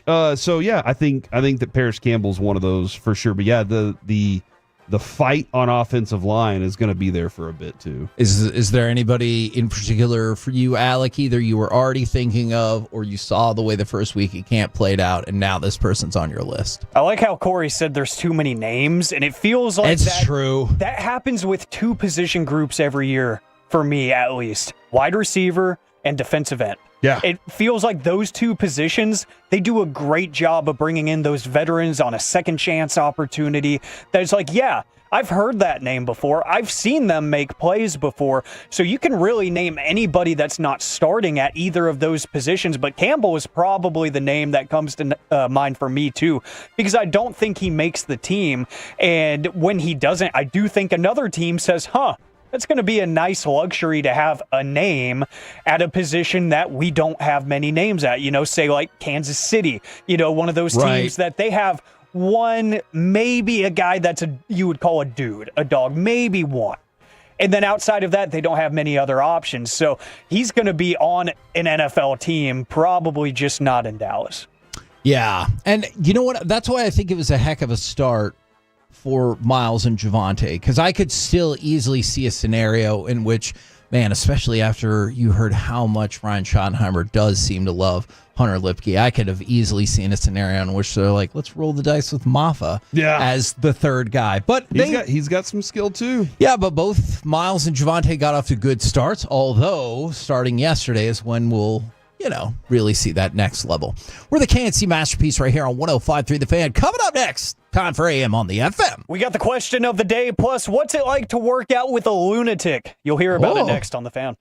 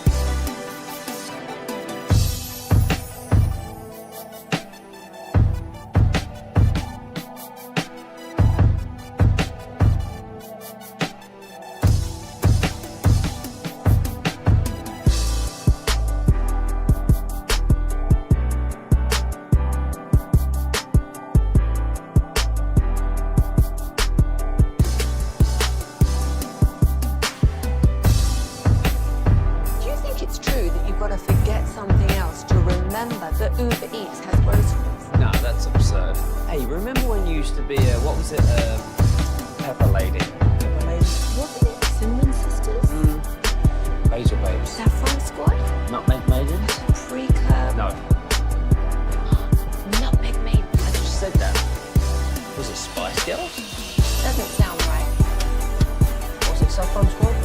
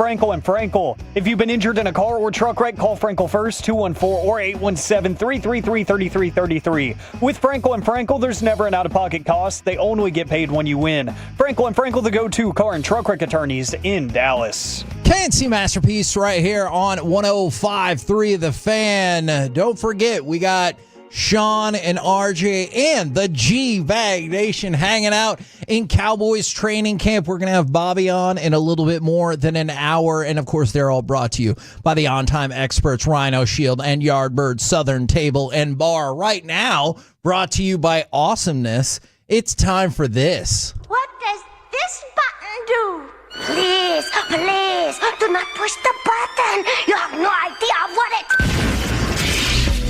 Alec, you be quiet. Alec, that was awful. 1 for Alec, 0 for Peyton. Don't you dare touch that dial. Don't you dare do it. It is also powered by intrusive thoughts and caffeine. It is time for AM. I really thought the first part of that was a new sponsor that I didn't know about, but I wish. That makes sense. Hey, any caffeinated beverage products, if you would like to sponsor this segment, please make it happen. Alexander.Medford@Odyssey.com. We can make that happen. It is time for AM on the FM. My name is Alec Medford, the man that they call the Pride of Mansfield, Texas. 877-881-1053. The Frankel and Frankel Injury Attorneys text line to answer today's question of the day. Plus, what's it like to work out with an absolute lunatic? we're going to hear from Jared Verse. He finally broke down what happened in that workout with Aaron Donald. The audio is better than any quote that I could read you. We'll get to that here in just a little bit. But, gentlemen, again, it's great to have you guys back. I can actually, see your faces and stuff. This is wonderful. We're going to go to the National Day calendar. Today is National Water Park Day. Oh, man. And I can't tell you the last time I went to a water park. It's been forever. But that was one of my favorite things to do as a kid. Shout out to Hearst Aquatics. I don't even know if that exists anymore. But when I was a kid, that was the one that my family went to all the time. So, the question is, what was your favorite place to go to as a kid for fun? 877-881-1053. It can be like a franchise place. It could be, your favorite park that you went to. It can be any kind of landmark location that you just had to go to as a kid. Because for me, and I know we talked about it a little bit, I think last week, that it's making a comeback for adults. It was Chuck E. Cheese. I had to go to Chuck E. Cheese once a month as a kid because I was such a dork that I would figure out the different methods to beat these games and stuff. I would figure out their payout rates on the claw machines and stuff. So I actually knew when these things were when it was the right time to play these games because I could tell based off it's all patterns. That's all these things are. Yeah. Arcade games are pattern based, and you can find out the games that are quote unquote luck. They're not really luck. It's really, if you step up at the right time, you're almost guaranteed to hit big. If you don't, there is a 1% chance you're actually going to hit. So I actually researched that stuff because, I know how to party. Hell and I would win those games. I think my biggest win to date was at I think it was Alley Cats actually. I won a $300 gift card, a game card, from the Keymaster game. Oh, cool. Which, that game, very rare that people get wins on that. That is impossible to win because it's rigged. If you get it lined up perfectly, it'll just go up a centimeter more, or it'll stay down, or it'll go to the right a centimeter more, and then you miss by the smallest margin. And again, I know how to party. I really knew how to party as a kid. I knew that it was close to paying out, so I just kept on swiping, and finally, I went to the biggest prize, that $300 game card, and I won. So then I got my next 3 or 4 trips paid for. That's pretty awesome. And it was the coolest thing. It was the biggest flex in 6th grade. I got to go back after summer and tell all my friends, I got this $350 or $300 card that I was able to swipe. Did they appropriately appreciate it? Oh, yeah. Everybody thought I was the coolest because I was the master of the claw machine, too. So, if we went on field trips or whatever, there was a claw machine, I'd be like, I got it. Just give me the money. I'll get you whatever you want. And more times than not, I could get whatever they asked for. I don't know if I still could. I haven't played a claw machine in years. But if you gave me enough time to get studied up again, I could probably figure out when these things are going to pay out. I like it. Kevin, I'm sure we have kind of the similar place. Yes. So I'm going to go, the place I think you're going to say is I also would be my number one. It's now Car Lot. But I will go with any time that I knew we were going to Penny Whistle Park. Yes. I knew I was about to have a good time. And I think there was a ride called The Whip. All it was you sat in a little car and it would drive in a straight line, and then you would quickly turn a corner and drive in a straight line and quickly turn a corner. That was all it was. I loved that ride. But yeah, that place, you walk in and you're just it was a child's dream park. Yeah. Indoors, which was perfect for the Texas heat. And it was right over there off Northwest Highway and Plano Road. And it was awesome. That is a great answer. I am going to go with the Wet and Wild that was in Garland. Now it's a CarMax next to the Hollywood. I don't know if Hollywood is still there anymore. I think it is. Okay, good for them, that movie theater, for making it. The Wet and Wild was magical, from the little faux waterfall you could jump off of and on the second story, and then you climb up underneath where you just jumped off, and it feels like you're in a cave. Yes. To the Geronimo. Oh, no, it's permanently closed, Hollywood Theater. Sorry about that, man. Now I want to know. Now I want to know how long it's been closed. Like, did it close within the last year? Open 1992. Okay. December 18th, 1992. Closed December of 21. Demolished in 22. Oh, see, you know what I remember about that Hollywood real quick, and then I'll swear I'll shut up because that Wet 'n Wild was awesome. Was the sticky floors? Me and a friend went there the day that Selena got killed. And not because of that, and all of that was already a plan. We were kids and couldn't drive yet, and people were kind of tailgating her and had stuff written on the back of their windows and everything. This is pretty wild, But my answer is Wet 'n Wild. But the wild in Wet 'n Wild. Exactly. I see what you did there. 877-881-1053 for National Water Park Day, according to people, I guess. But what is your favorite place to go to from your childhood? I see NRH20 from the 512, Seagoville Park from the 945, and I remember on the water park conversation, I live over somewhat near, maybe 15 minutes away from the Mansfield Hawaiian Falls, and I was unreasonably jealous when Reggie had that appearance with Travis Jankowski at that one for two reasons. One, it's awesome, and I hadn't been there since 7th grade, and two, it was right by my house, so I was like, dang, that would have been the perfect excuse as a grown man to go back to that place. And I was like, man, Reggie, must be nice. But yeah, I was unreasonably mad at him, and I was like, I hope you know, you are 10 minutes from my house. Enjoy it. And he's like, well, it's 40 from mine, so this is not exactly convenient. And I'm like, well, hey, you get to hang out with the World Series champion. He's like, haha, you're right, loser. No, he didn't call me a loser. Wow, hurtful. No, Reggie's a nice guy. He didn't call me a loser. I see lots of parks and stuff. Discovery Zone from the 817. A couple people in agreement for Wet 'n Wild. One thing for me, and I know they've been a friend of ours here. They've sent us some of the Eclipse glasses and stuff. I got to go to the Perot Museum in maybe 6th grade, I want to say, before it opened. And that was the coolest thing as a kid because one, I felt like I was important because it wasn't open yet. And two, I remember they still have that exhibit, I think, where you can race against different animals and stuff on a giant LED board. Yeah. And, me growing up, I thought I was going to be an Olympic track runner or something, We had a Nintendo game for that, though, back in the day, where if you had the power pad, you could race against bear and rabbit and cheetah. And people would get on their knees and do it with their hands. You could do it with your hands, and you could beat them. Not cool. Yeah. Yeah. Well, I raced against, I don't remember who the runner was that they had there.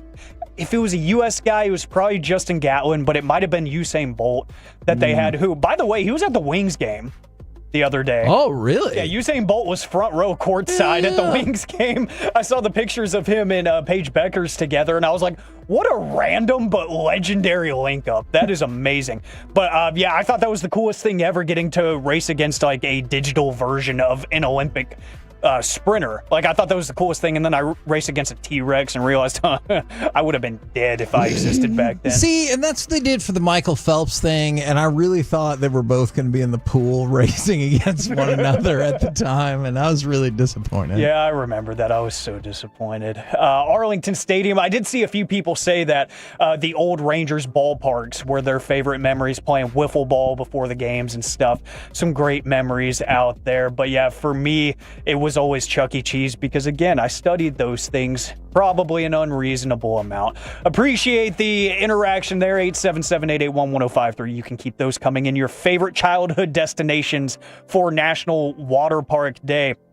Guys, we brought this story to the show a while ago. Yeah. Jared Verse, the standout, now second-year pass rusher for the LA Rams. He was incredible last year in his Rookie Defensive Player of the Year campaign, but he called out Aaron Donald.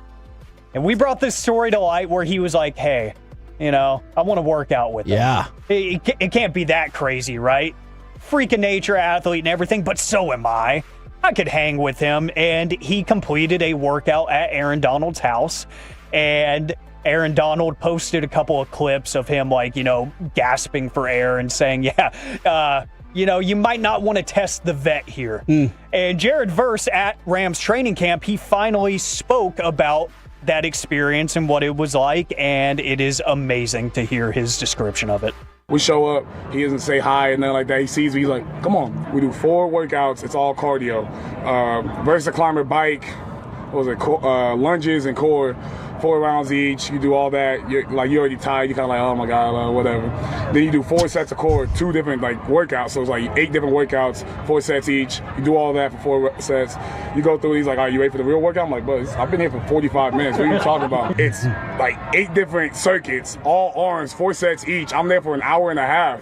His wife came in laughing at me. I told her to call the police. I'm dead serious. I'm not even joking. I'm dead serious. I told her to call the police. She wouldn't do it. I tried to lie and say my mom was at my house and I had to go let her in. He told me to give my keys to his management or assistant or something. They would go let my mom in. So I wasn't leaving. Finished the workout. I'm dead tired. I'm exhausted. I had a plan to jump in the sauna afterwards. Didn't happen. Had plans to watch film. Didn't happen. Went home and I didn't work out for another day and a half because I couldn't move my body. He needs to stay away from me, and the security sees him on the property. They need to take care of him. He's keep him as far away from me as possible. They won't be able to. Workout. It's Aaron Donald. He does whatever. He goes wherever he wants to. Yeah, he's unbelievable. Wow. Yeah, so he said a day and a half without working out because he couldn't move his body, and now he's like, yeah, keep that man far away from me because he is insane. And if you watch, Aaron Donald has kind of taken up social media in retirement, and he'll post some of his workouts.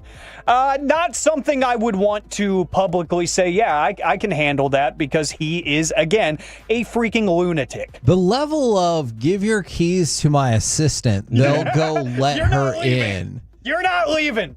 That is amazing. Aaron Donald literally said, I played football for money. I love working out and lifting weights. My passion is this. Yeah. I was happen to be good at this, and this allows me to do this for the rest of my life. That's Aaron. And you saw Bobby Lashley when he was here. He was like, I love when some of these kids want to get in here and work out. Because that's when I say, let's do 100 pull-ups first, and then our workout starts. Jeez. We're the KNC Masterpiece right here on 105.3 The Fan. Coming up next, could this team actually have the best offense in the NFL? Let's do it next right here on The Fan.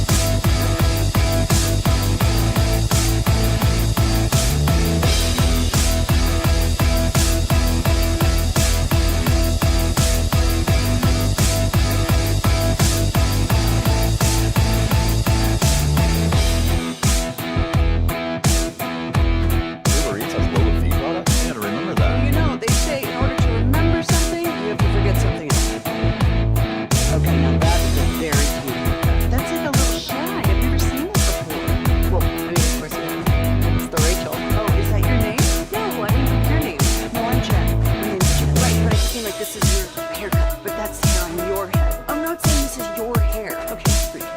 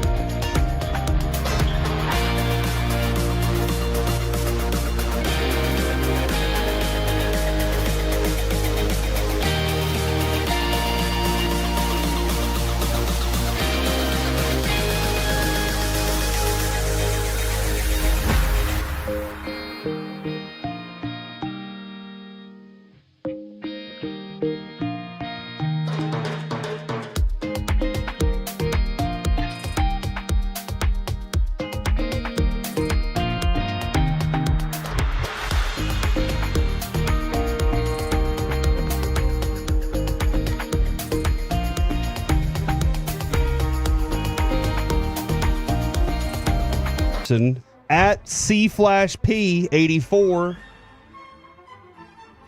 tweeted breaking news, 3 exclamation points.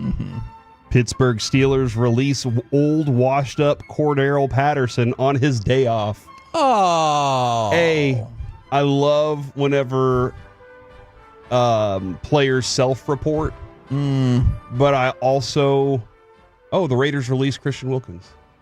I'm sorry. Oh, really? It already happened? Okay. Yeah. It says breaking. Anyway, I love when players self-report, but I also love whenever they have self-deprecation. That's funny. That's a good one. Good job there, Cordero Patterson. Was he ever very good?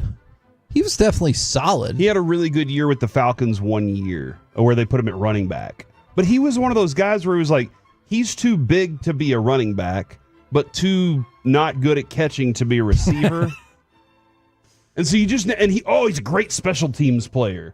You just never knew exactly where to put him. There you go. And not too good at catching the football. Otherwise he would have been a star receiver. Yeah. If he was good at it. So, but he wasn't. From the 365 for the 214 at returning, great returner. Yeah. Okay. He's a really good returner. Yeah.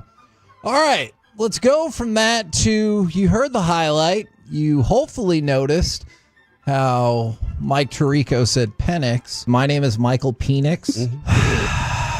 So many things I regret saying on the show. Michael Penix said that they should have the best offense in the league. is this just the thing you say? Because if you're not trying to be the best, what's the point? Or do you think he really believes that? One of the top 3 running backs in the league. Would you say? I agree. Should be a top 3 tight end, but has not lived up to it. Nope. A potential top 15 wide receiver. I think they have the pieces in place. Now, what he's saying here, though, is I'm that good of a quarterback. That's what I hear more of, is we should be that. That's what I hear. Now, you gave me a very short version of that quote, and that's what I hear whenever I hear that. Do you want to hear the entirety of the quote? I want to hear a little more. Is there some depth to it? Potential question mark. We should be the best in the league. That was the entire quote about the potential for the offense. Yeah, I mean, I feel like that's one of the things you just say. Then, but he's got a point when he's looking around at the pieces for what that offense should be. Bijan Robinson's a fantastic running back who has lots of flexibility across the offensive field. Man, he is a fantastic running back. Now, a couple of things for the Eagles. Looks like Jalen Carter is back today for them, while Devontae Smith will miss the practice today with back tightness. Also having back issues, Matthew Stafford. Back soreness is keeping Matthew Stafford out of Rams practice. I know it's early, just wanted to give you some updates and see if any of these develop into bigger issues. Now, this one might be more important. Kenny Pickett suffered a hamstring injury on Saturday. Now, obviously, the Browns have all of the quarterbacks. Do you think that this will cost him a roster spot? Alec, I do believe it was Thursday or Friday when I said I don't think Kenny Pickett has any say in this quarterback dispute at all. This doesn't help. I believe, and this definitely does not help, because while Shador's getting, 4th team reps and everything, this gives him an opportunity to move a little bit higher and show off a little bit more and do that. So, and quite honestly, you kind of have an understanding of what Pickett is. Sure. You've already seen him play enough. I agree. The reps that he's getting, you're like, okay, has he grown a little bit more? Probably not. But yeah, this is a great opportunity for Shador and for Dylan Gabriel right now, and Deshaun Watson and Joe Flacco. I don't think Deshaun Watson's available. If he becomes available, though. God, what if he was just like, hey, I'm ready, guys? That's all I really wanted to see. Is I also wanted Deshaun Watson to say he's healthy and for them to trade for Kirk Cousins. Exactly. And just burn this thing to the ground and just be like, yeah, that's right. We picked up every quarterback that's available. Let's see what happens next. All right, let's talk about people getting paid. And then do you agree with this bathroom etiquette? The Chargers, they gave Rashawn Slater 4-year, $114 million contract extension. It includes $92 million in guaranteed money and makes Slater the highest paid offensive lineman in NFL history. Really? Wow. Until the next one. Isn't that what Mickey told us earlier? Until Tyler Smith. No, I'm just kidding. He's a guard. It'll be fine. Dang. It will. You're not going to pay Tyler Smith $28.5 million. Then again, maybe the Cowboys will, just to say F you to Micah. I have no idea. It's really confusing. Oh, interesting.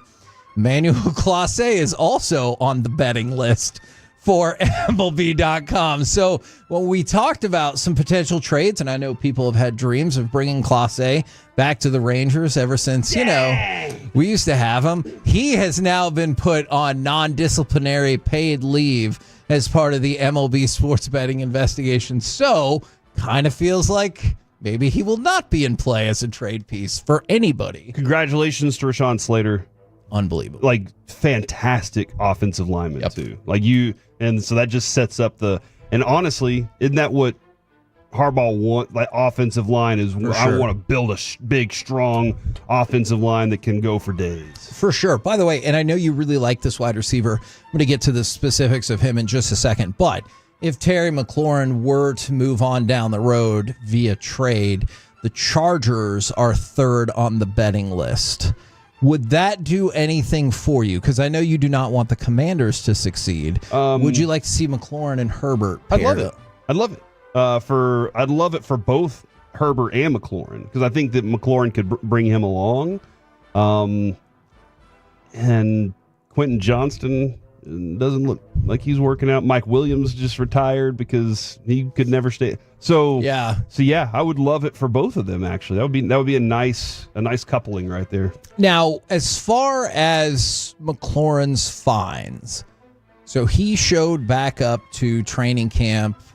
Dan Quinn said he'll start camp on the PUP list, and he got fined $104,000 for missing mini camp, $200,000 for training camp, lost out on his $500,000 workout bonus. So he did not get $804,768 that he could have otherwise gotten or not been fined, as he reports to camp. That's a lot of money. That is a lot of money. Agreed. And when Diggs had said I'll earn that back in incentives, right? You don't think that way, do you? All you're going to think about is all the money you lost out on, not what you earned back. That is fair, but I did understand when Micah added, like, your body is a professional corporation and a business, and I understand that. And so maybe he's like, that's worth a short-term $500,000 loss. In the long term, that's just, it's concerning for other reasons. Yeah. All right, Aaron Rodgers and DK Metcalf, they're staying together at training camp, and they said that their shared toilet is, quote, super loud. So they've negotiated times to flush it. So essentially what it comes down to is at night, let's say he said that if you have to go pee, he used a perhaps not radio-friendly word. Tinkle. Yes. Just don't flush the toilet. And I was like, all right, bet. Does it bother you peeing on top of someone else's pee? I am just so upset that you're not going to be here Friday when that wins. Oh, that's right. Well, he said something else in the last segment. Yes, about the power pad. I'm aware. Yep. But, like, that's a good rule, right? I don't get woken up by the toilet. Okay, but you've asked me multiple questions here. I'm going to start with the first one. Okay. If it's mellow, let it yellow. Has existed in my family for a long time. I think you got that backwards. If it's yellow, let it mellow. There you go. That's existed in our Carter. My son Carter brought it back recently. Adrian didn't believe in it, but Carter was like, no, because he's lazy, is what I usually think, is he's too lazy to flush.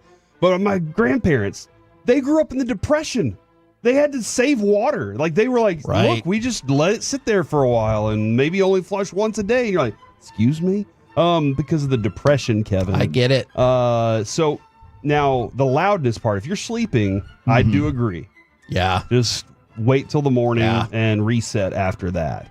Our toilet flush is pretty. I actually have audio of it. Of your toilet flushing? Yeah, it's pretty. I'm going to find it and I'll send it over and we can get that. It was empty whenever it flushed, but it's pretty loud, dude. It feels wasteful. It was yellow. Okay. If we're being honest here. Okay. But yeah. So anything else you want to add? Yeah, conserve for the safety of the planet, and then but also take care of other people while they're sleeping. Not like while they're sleeping, you help their lives by letting them stop sleep. talking. Stop what you're doing. We're the KNC Masterpiece right here on 105.3 The Fan. Coming up next, how much longer do you think Corey would have kept talking? But also, how the Rangers went from being potential sellers to creating an actual division title race. Next on The Fan. The more time you...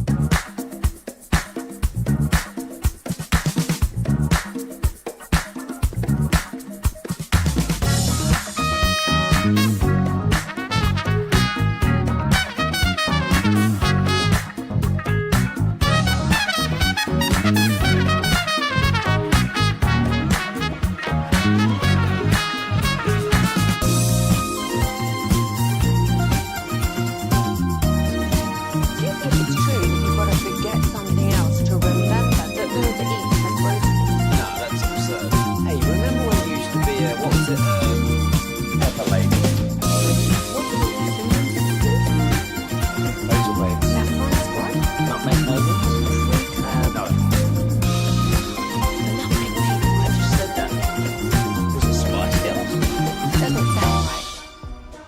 What's it, Saffron Squad?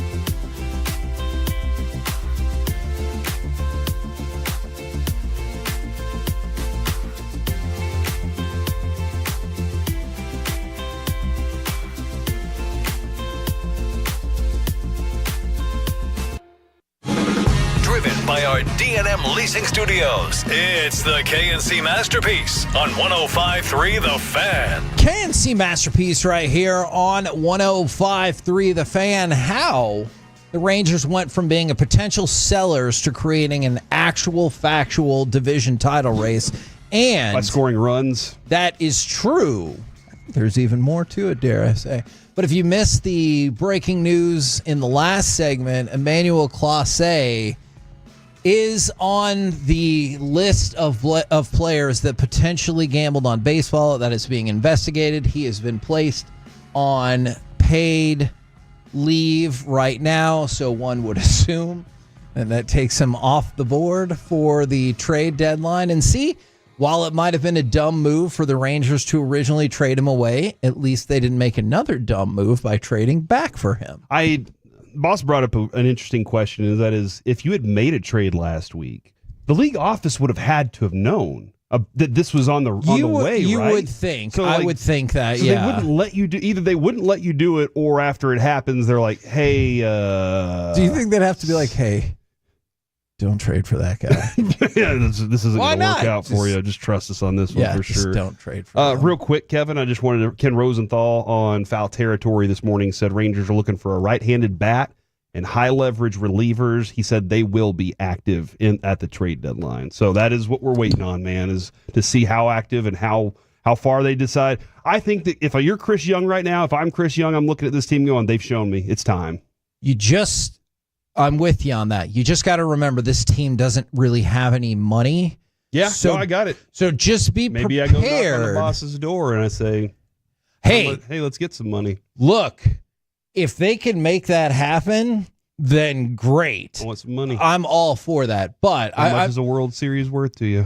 I mean, I think he's already told them not that much, much as what you're asking to go above the threshold of. Hold on, did you say that they needed a right-handed bat? Right-handed bat. That makes sense because Jock Peterson he's back, and he's already in early season form as he came back his first game in a couple of months, and for some reason they put him in the middle of the lineup. He went 0 for 4. That's where he'll be if with he's a strikeout. Why? Because, if he's hitting, that's where he'll be because that's what they want. They want a left-handed potential power bat there.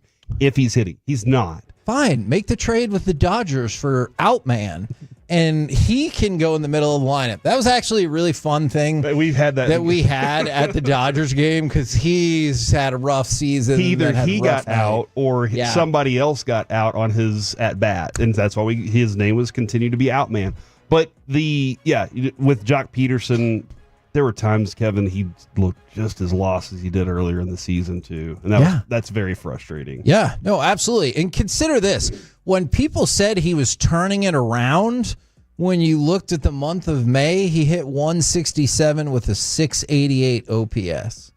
So that was the good version of it, by the way. But he's back, and let's see what happens. Well, hold on, Kevin. If you can get somebody to take that salary, then I'd be impressed. Do you trust Boach? Yes. Do you trust Chris Young? Yeah, mostly, yeah. You got your World Series. They did. So, for right now, even though the dude's 0 for 4 in his first game, I will continue to trust whatever their plan is. We'll see how it goes. Yeah, we had to change the standards for him so much. Because, he was on fire before he got hurt. I think he's 2 for 15 or something like that, which for him was on fire. Considering he was to the rest of the season. .060 batting average at one point. Honestly, I do hope it turns around because I do love the Rangers, and you're not going to be able to get rid of that money, so hopefully it works. All right. Last 15 games. 16 games.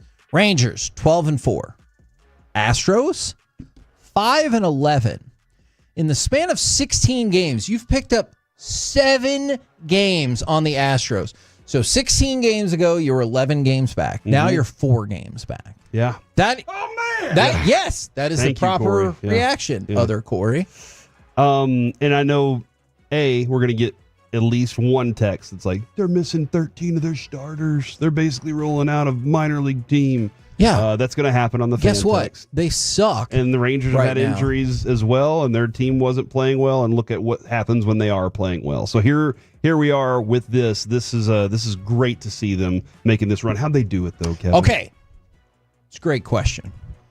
Let's talk about their offense. You brought up their offense. Feels fair to talk about it.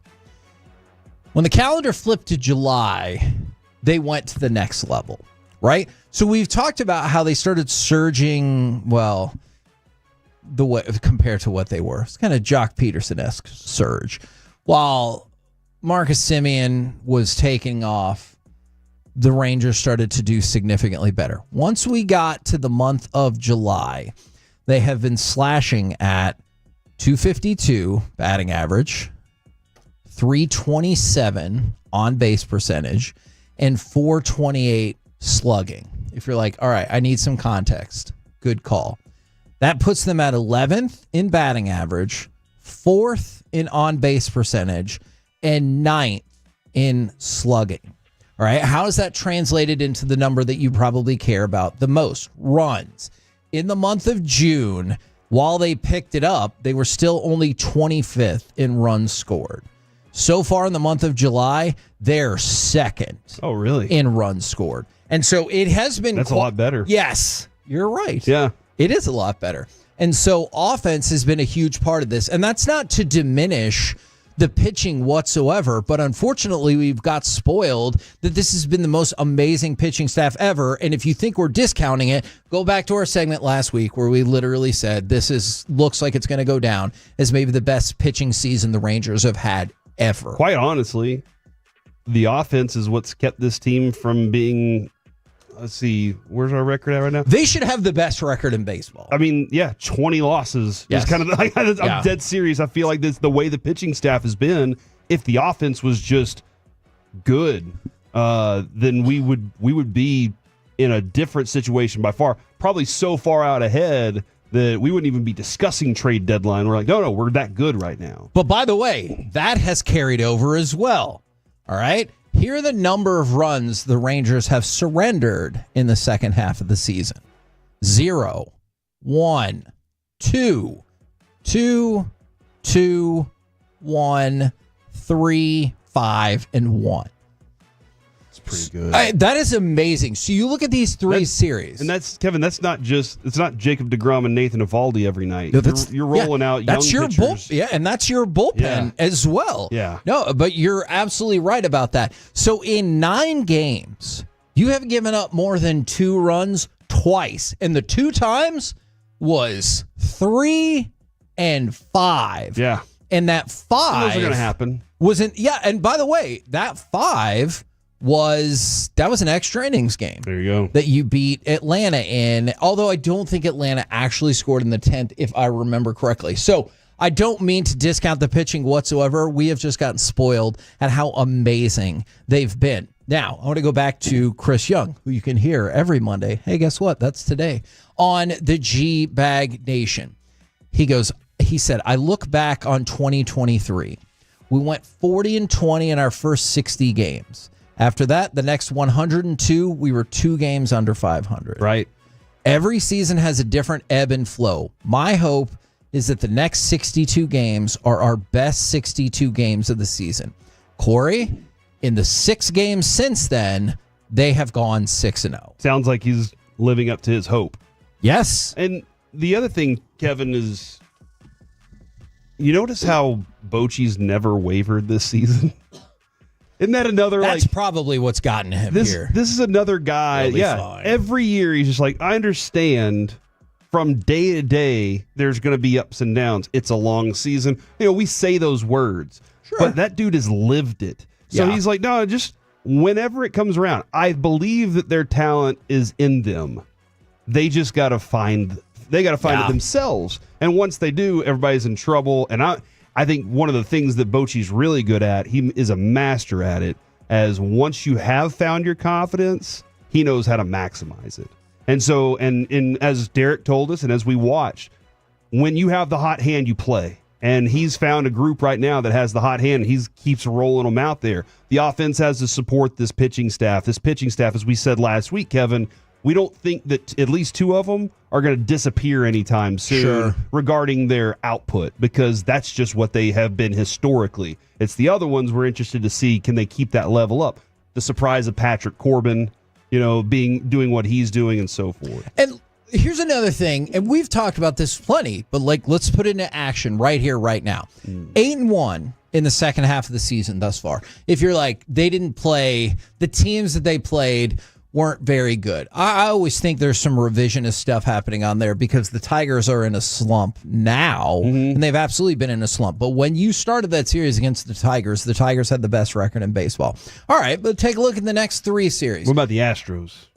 I mean, when any good? When hopefully you inevitably beat the Astros, we're going to, Kevin. Then if people want to complain because they're no good, I'll be like, great. I'm glad to see them not in the playoffs. When I say that, I say it because they're considered good. Right. They got beat by the A's, who are considered bad, but we just beat the A's. We just took down the A's very easily, and that's that revisionist history, but that's for fine. all of it. Fine. Well, let's stick with that exact same line of logic, though. All right, you play the Angels starting today, which, again, you can hear all those games right here on 105.3 The Fan. Oh, the Angels aren't very good. Okay, great. Except then you play Seattle. Seattle they've been solid throughout the year. They've absolutely been solid. And if you don't think they're that great, fine. Except, let's go to the next series. You have the Yankees. Oh, they might not have Aaron Judge at the time. Okay, great. Except, my point is, that's 10 games. And if you want to make excuses for all of those teams not being good, I would love to tag on an 8-2 or 7-3 record and be like, okay, cool. Like, I would love to be sitting here in 10 days, or in Germany, and the Rangers are 64-52, and people are like, we haven't beaten anybody good. And I'll be like, I know. And somehow we're in first place in the division. Works for me. I'm totally fine with that. From the 561, was Seager hurt early in the season and we didn't know about it? No, we knew about it. Yeah. Like, he had time off. And Corey Seager does not, I don't think he heals fast. Right. He plays through injuries, though, that we sometimes against better judgment. Like the World Series. So hey, we needed him, and it was the right time to do it. Absolutely. But he, and then somebody said, so what if this offense goes cold again? That's a great question. I don't think it's going to be as bad as we saw it. If that's fair. I don't think it'll ever be as bad as it was in the first half of the season again. And I guess you can take this as a positive. Again, go back to the Detroit series. In those 3 games, they scored 7 runs and they won the series. Yeah. So the pitching hasn't gone anywhere. I know, obviously, we had a flutter, especially with the bullpen, and that's one of the reasons, Corey, you brought us the news from Rosenthal that they're looking for another high leverage arm. You've already seen how they started to incorporate John Gray. High leverage relievers. Oh, multiple? That was the one that surprised me the most, was they had an S on the end of it. Now, I don't know if that was a typo, Kevin. Okay. Well, let's assume it was not.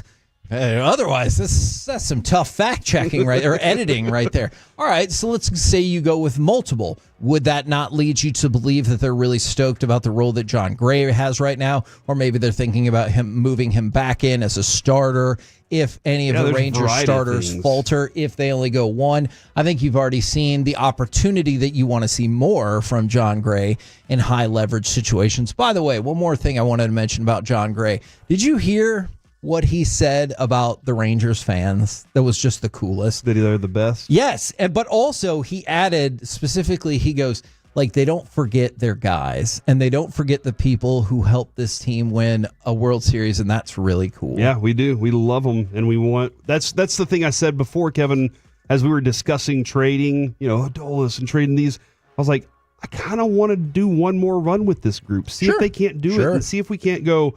You know what? It's more than just one World Series that we get to celebrate with those guys. It's a little bit more because that was the core. That was that group that we got to watch be built, and then we got to watch grow into champions. And with just a few days until the trade deadline, I thought this was spot on from Higashioka. It's kind of make or break, especially if we want to be in contention and not have this team dismantled. We know what we're capable of, and we've had our moments, but we haven't really put together that consistency we need yet. Hopefully that's happening right now. And I think we've moved beyond the point where it feels very unlikely that this team would get dismantled in the next 3 days. That would be very confusing to me. But also, to your point at the very beginning of the segment, you're seeing the reasons why the Rangers would go out and add. And I can't wait to see how they pull that balancing act off, because it's going to be tight. Mm-hmm. Yes, it will. It'll be fun. We're the KNC Masterpiece right here on 105.3 The Fan. Coming up next, we will do some NFL overreaction or reality. Plus, we have a ticket giveaway for Live and Collective Soul next right here on The Fan.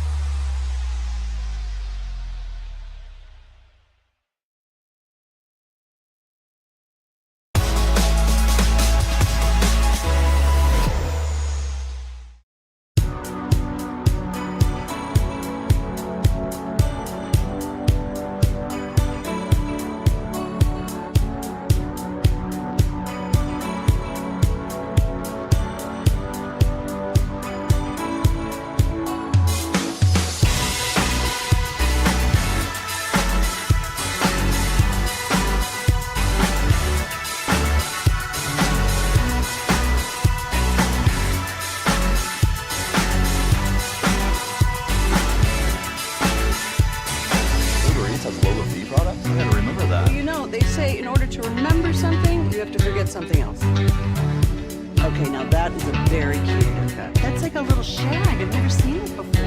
Well, I mean, of course you have. So Rachel. Oh, is that your name? No, I mean like your name. No, I'm Jen. My name's Jen. Right, but I've seen that this is your haircut. But that's your hair. I'm not saying this is your haircut.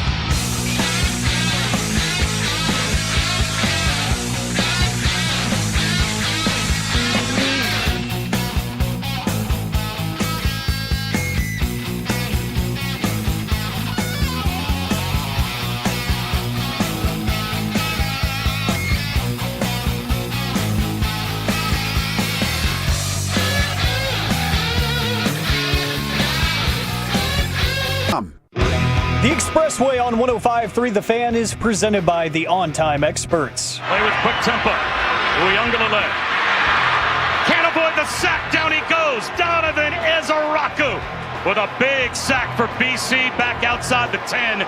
KNC Masterpiece right here on 105.3 The Fan. We will talk with Bobby Belt in probably about 15 minutes or so. We've got our live and collective soul giveaway happening in this segment. But first, NFL overreaction or reality. My first question for you, fine gentlemen. You are invested in who is in the Madden 99 club. Oh, yeah, I always am. There are 7 people in the club this year. Would you like a bonus of guessing them, or do you want me to just tell you? I want to try to guess. Okay. If Alec wants, I'll also try to guess. Sure. I'm going to go Justin Jefferson. Justin Jefferson is a 99. That's 1. Alec, do you want to take a guess, or you want me to go next? Give me. I kind of want to go. I know they like to throw offensive linemen in there, so I want to try to knock one of those out. Lane Johnson. I think he's been one before. Answer's Tyler Smith. Oh, I'm okay with that. I'm just kidding. It's obviously Lane Johnson. All right. That is correct. 2 for 2. I'm going to stick Only at receiver. 97 to go. I'm going to stick at receiver and say Jamar Chase. Jamar Chase is 3 for 3. That was the count from Sesame Street. If you didn't watch Sesame Street, which used to be on PBS, that's what you do. 1 potato. It's on Netflix now. 2 potatoes. Never mind. Back to you guys. He was never Irish. Someone who I don't think is Irish. Saquon Barkley. Saquon Barkley. Good choice. Is at the front of the flying V of 7 in the picture they put up. They're in a flying V. He's at the front. You guys are 4 for 4. I only feel like I know one more. Okay. You talk about him so much. Myles Garrett. Myles Garrett from the Texas A&M University is correct. That's 5 for 5. Now I'm struggling to think of. Would it help? Bijan's not there yet, isn't he? No. Don't bait him like that. Isn't he? Somebody who plays like a video game character.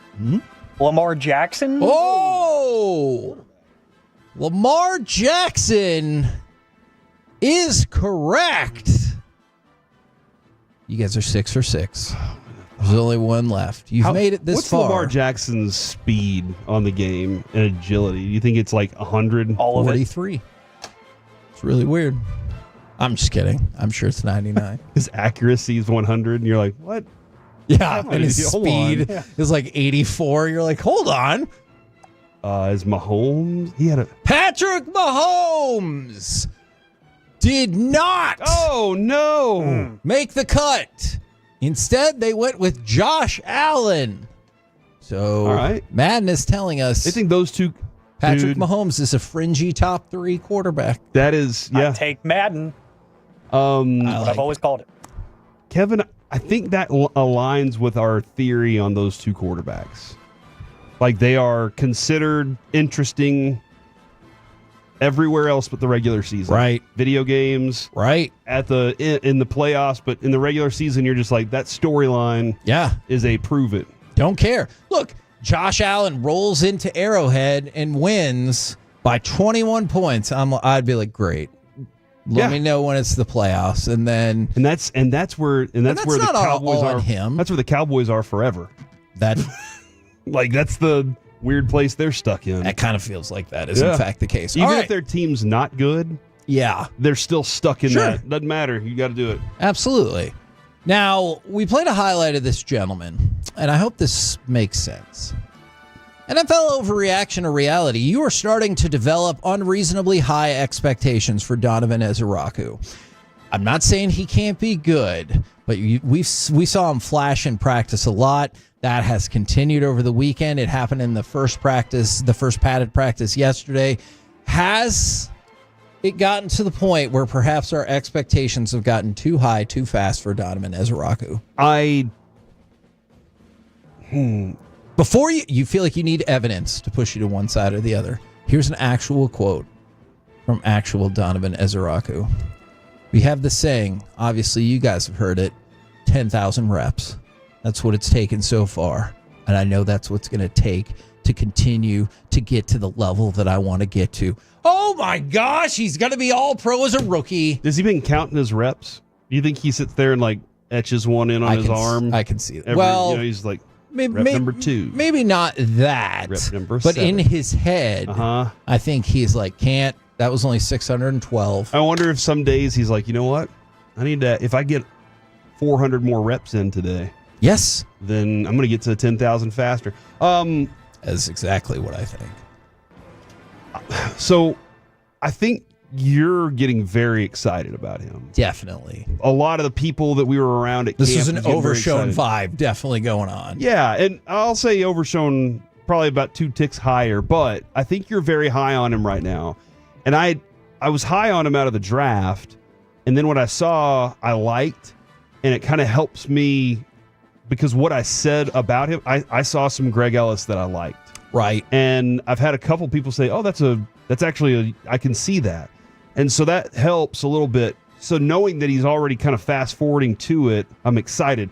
I'm not quite superstar yet. Yeah. But I think he's going to be a key player on this defense this year. So it sounds like you're still at reasonable. Yeah, I'm very in my mind, I'm reasonable still. But I think in other people's minds, they're going to go, that's ridiculous.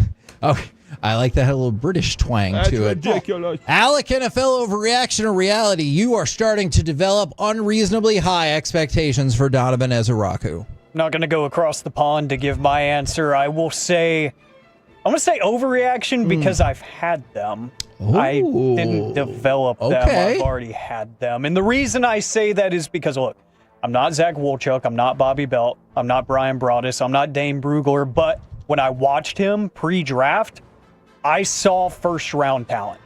I thought he was a first-round player. I did 3 or 4 mock drafts with some of my friends here in the business.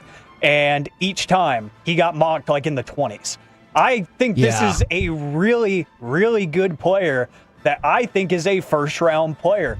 And I mean, he's got all the intangibles in terms of his physical build. He's super agile. He's consistent. He's incredibly smart. Like, I thought that this was going to be a day one player. So whenever we got him where we did, my expectations were skyrocketing just because people are going to see day 2 pass rusher and be like, oh, he could be something. For me, it was he is going to be something because I think he slid too far. So I'm not developing them. I've already had them. So what I'm hearing from camp is just furthering my validation. All right. Now, this is going to kind of go in the opposite direction then. J.J. Watt talked about the ridiculousness of training camp stats, and now Dan Patrick has urged NFL media to, quote, ease up on training camp hype. So overreaction or reality? Things that happen in training camp unrelated to injury are overrated. Ooh. And the reason why I asked that as well is because I feel the same way at times about spring training. When you see all these people flash and you're like, man, and then the roster looks pretty much how you thought. That's interesting because our friend Jonathan texted in and said, do you think our expectation is similar to Wyatt Langford starting in spring training? I could see that. That's a good analogy. I'll be honest. When Mike said Mike Trout, I was like, holy hell. Yeah. Or is this really about to happen? Yeah. I'm not there with Ezeraku. The answer was it was. I like your question, though. I'll agree with that. Okay. I think it's a reality because injuries are the most important thing anyway. For sure. And all these teams will change. None of these teams are going to have the same rosters at all. For sure. So they're all going to change. And so, whether somebody does good or bad, they're working on things. They're trying things out before they get there because this is the best time to do it. So I agree with you on that. Alec? Yeah. It's tough because I want to see what the running backs look like, right? We just talked about that. I want to see these things. I hear you for sure. But I don't want to pin too many things against people. Like we were joking. I think you guys were joking with Mickey about, Linda Wells is like, oh, you get paid all this money, Jake Ferguson, and you're dropping a pass. Somebody out there is going to clip him dropping that pass and say, this is your star time. I don't do that. I'm not in the business of making too many observations there, but I'd say 95% of things I don't take to heart. Okay, so running back is a great example. Like in my mind, let's just say the unbelievable breakout star of training camp was Phil Maffa. Like I could just see the scenario where the Cowboys are like, man, he's going to be awesome at the front of our practice squad. You know what I'm saying? Like that's what I worry about at times, or not worry, but just kind of think about. I had a coach once because the line "practice makes perfect" always stood out, right? Sure. And then I had a coach once say, perfect practice makes perfect. And I was like, what are you talking about? But isn't it like practice to the dress rehearsal? Dress rehearsal is when you want to try and be perfect so that when you're in the game, you're there. Like this isn't even dress rehearsal yet. The training games are going to be dress rehearsal type. But this is leading up to it. Now, we've got Bobby Belt ready to go. Let's give something away! Okay. 877-881-1053. I like it. I said it's up to your discretion. I don't know if Alec will like it. Caller number 10 right now will win a pair of tickets to go see Live and Collective Soul on August 13th at the Pavilion at Toyota Music Factory, courtesy of Live Nation. You can, of course, go buy those tickets, or you can win them for free and all week long. Right now, caller number 10. And let's bring on Bobby Belt. Howdy, sir. How are you guys? Man, I'm doing great. Better now. Yeah, that's a good point. I was hoping that perhaps you would engage in 2 more overreaction or reality questions with us. Please do. Okay. NFL overreaction or reality, you really believe that there is no bad blood between Shamar Stewart and the Bengals. Everybody said the right thing now that they got it done. Everybody claimed their own victory. What say you guys? Yeah, I'd say probably no bad blood. Okay. I think once you get those things done, they're done. Everybody usually feels good in the aftermath of a contract. That's why, when Micah eventually gets his done, everybody's going to be all good. Everybody will be all happy. Everything will get smoothed over. Zeke who went away. All the CD stuff went away. This too shall pass. And so I think that that's the case with the Bengals, in this situation where just get it done. And now that it's done, I think everybody's going to move past and just say, all right, let's focus on football now. Yeah, and the player he wants to be on the field. He wants to get his career started. Okay. Now for sure. So he's going to let that be in the past and move on about things. And Jerry has told us many times, right? Don't let your money get mad. True. Yeah, I think Shamar, that's exactly it. He wants to start his career. He wants to get Texas A&M in the rear view as fast as possible. All right. I really fell for that. I thought you were going to say and work towards that second contract. So you had me on the hook there. All right, one more for you guys, and then maybe we can talk some Cowboys again. NFL overreaction or reality, Joe Mixon will never be really good again. So he's hurt. Foot injury, going to miss an extended period of time. If you want to debate how good you think he is now, that's fair. But I'll put out the argument. Want to know what you guys think. Joe Mixon, the age of about to be 30, or excuse me, just turned 29, will never be really good again. I'm going to say that is a reality. Look, I think, honestly, Joe Mixon being really good, quote unquote, that was... I don't know that we've seen that in several years. And so, I think that he's been productive, but his peak passed probably somewhere around year 4, 2021, he had 1,213 touchdowns. So that was probably his peak, yeah. It's a good season. He's never been a super efficient runner. Like, if you look at him for his career, he's right around 4 carry. Yeah.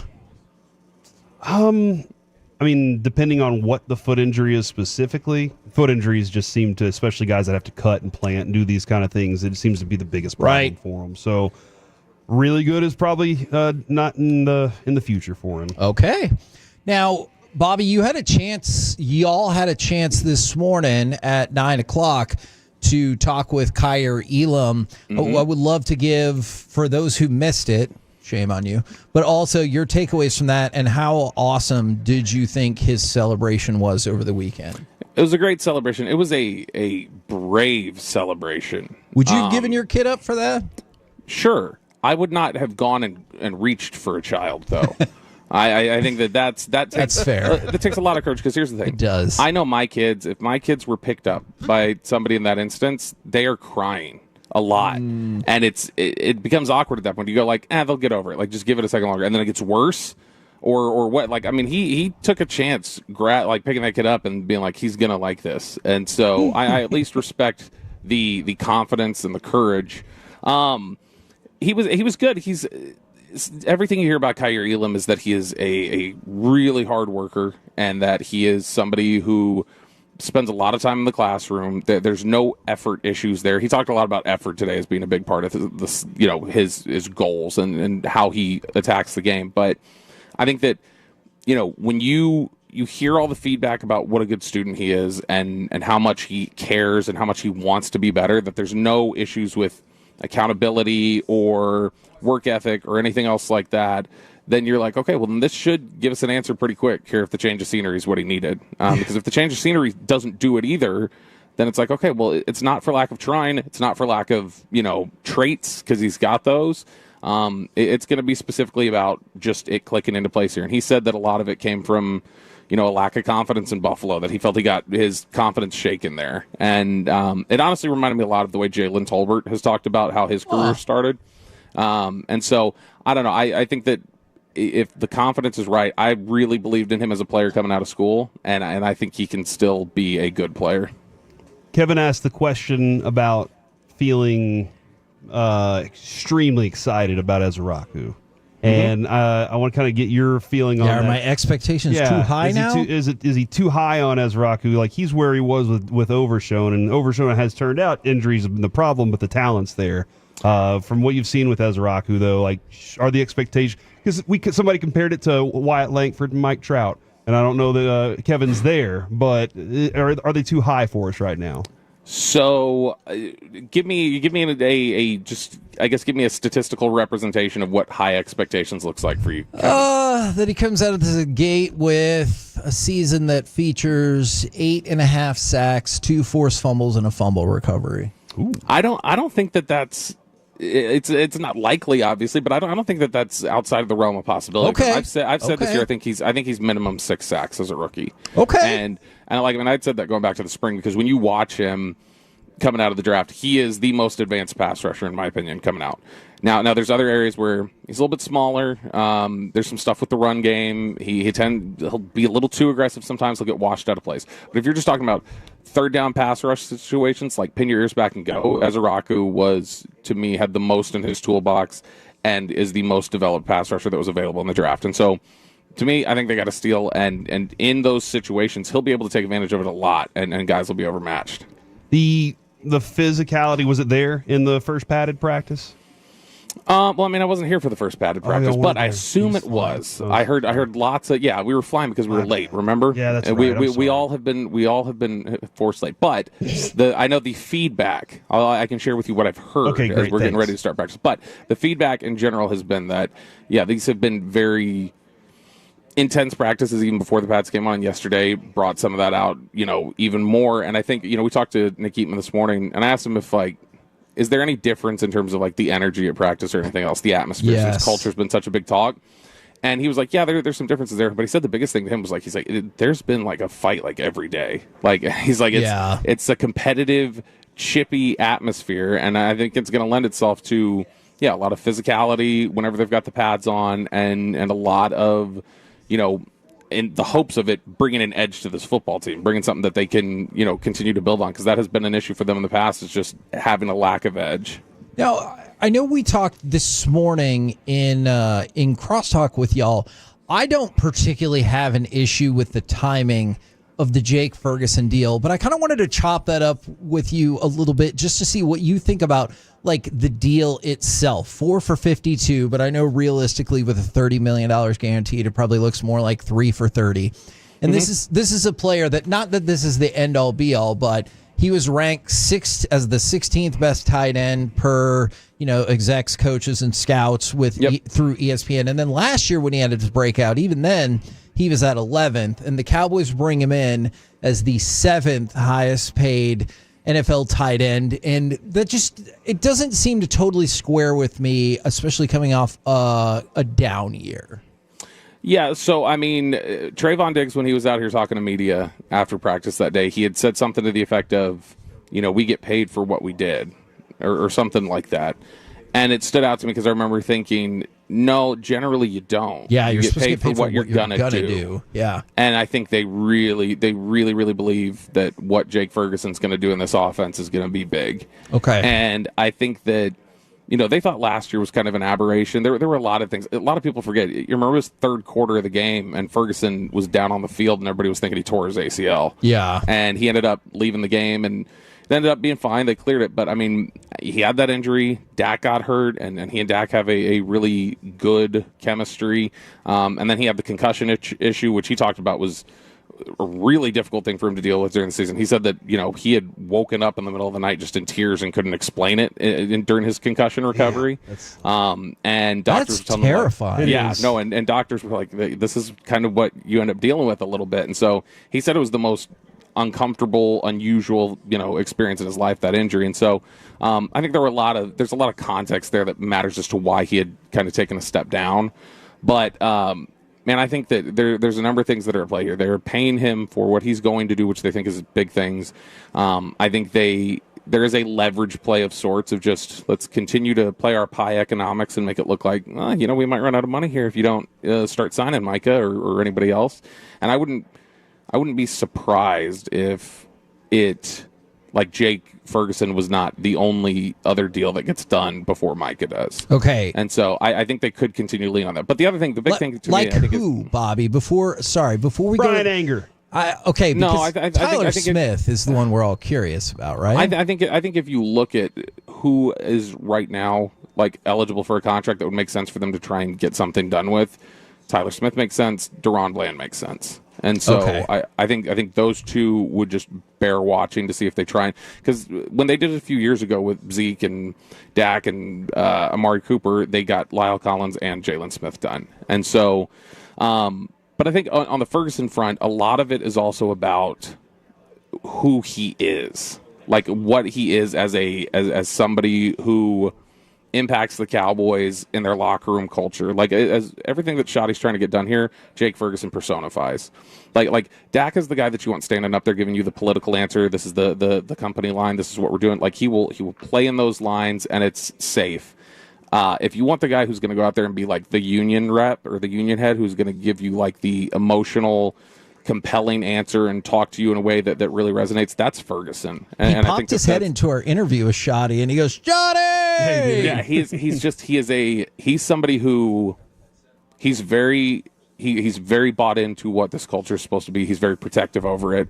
I remember he told us last year we had asked him about this culture and Dallas and everything that comes with it, and he was talking about a lot of people don't like it, can't handle it, whatever. That's not a problem. In fact, it was within the context of the Dalton Schultz question. He's like, that's not for me. For me, I know that the name on the front of my jersey is going to take care of the name on the back of my jersey. And so he's somebody who really buys into the ideals that they have here and that they want players to have. And I think that is a big part of why they got it done, too. It's just to hold him up as this is the guy who's going to set the tone and teach guys what it means to be a Cowboy. Yeah, it is nice to know that your company backs you that way. It feels good to know that, and then you feel strong about what you're doing and why you're doing it. You're very convicted. The Deuce Vaughn hamstring situation, who benefits the most from that? And that's a bad thing for him, but that means there's opportunity for others. I don't know if it clears up a lot for anyone, because I think Deuce just felt like somebody who was fighting to be here and was fighting for his opportunity. So I don't know that it necessarily cleans anything up. It just maybe makes things safer for some other people. So if you're talking about specifically on the roster, it would be whoever guys on the back end of the roster would be. So maybe it's your last linebacker, maybe it's your last defensive back who does some special teams, or your last receiver. Those would be the guys that maybe benefit from it the most in terms of roster security. But I would, in terms of the running back room, I think they know the guys that they like. I mean, I think they like, obviously, Javonte Williams. I think they like Miles Sanders.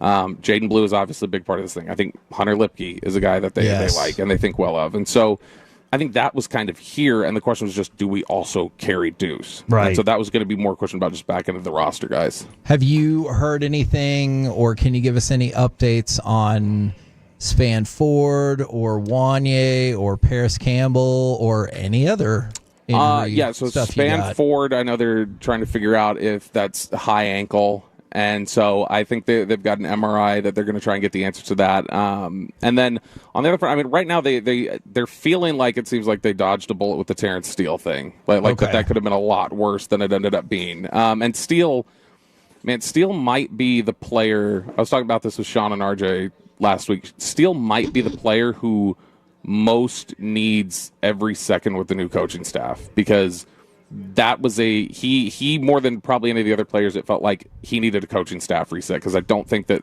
they felt like the coaches really bought into Steele. Yeah, for sure. And so because of that, I think you want to get him as much time with Clayton Adams and Connor Riley and getting back to where he feels comfortable and what he does. And so any amount of time that he's not out there practicing, I think they feel like it's time they really don't want to lose with him. So it's a big, I think, sigh of relief, the fact that this wasn't anything where it's like, oh, we're looking at maybe 6 weeks of Terrence Steele being out. And now they're just going to wait on the answer with Brevin Spanford. The defensive tackle positions. Mm-hmm. Any thoughts on how Mozzie's looking right now? Any thoughts on what we're hearing about his progress? And, oh, yeah, he's ready for it, or is this all... No, it's a big question mark still. No, I think that it's tough. The defensive tackle position is going through such a odd transition point. Mozzie Smith was drafted here to be a 330, 340-pound nose guard, a one technique, and now he's getting under 300 pounds. Eberflus wants him going upfield, rushing upfield, being more of an three technique type of penetrating player, and it's just I think that everybody's kind of trying to figure out where they fit in within this new scheme and with some of the stuff that they're doing on the defensive line. But look, Mozzie is somebody who I think a big thing for him was just going to be, where's he at between the ears heading into this camp? And too frequently, him and Tyler Guyton both last year had the issue of hanging their head.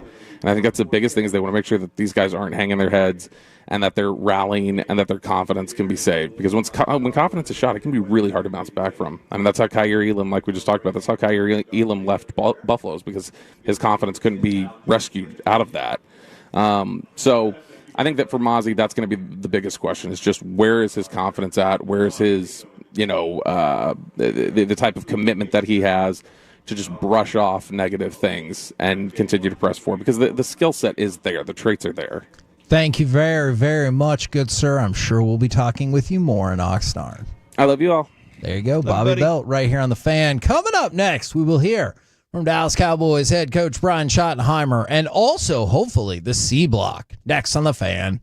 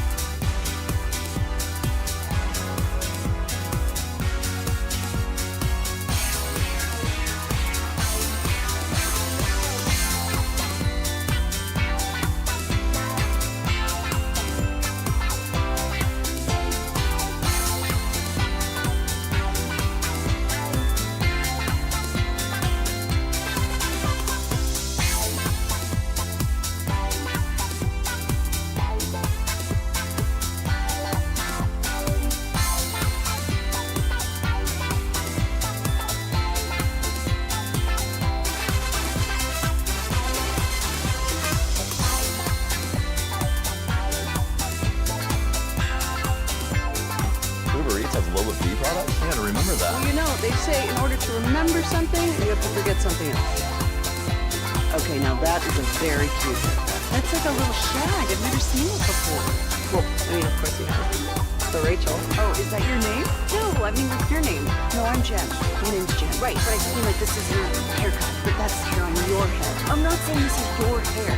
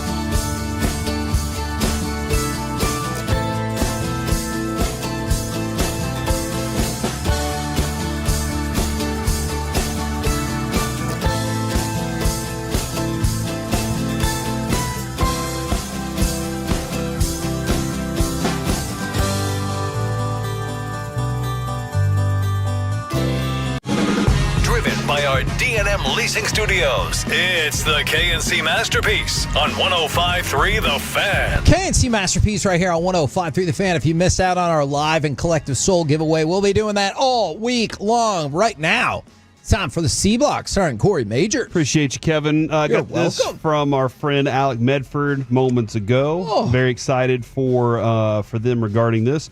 Broncos and Cortland Sutton have made significant progress in recent days on a contract extension, and a belief is a deal should get done sooner than later. Evidently, he hasn't been participating in series in practice to save his body and stuff. By the way, significant progress as well.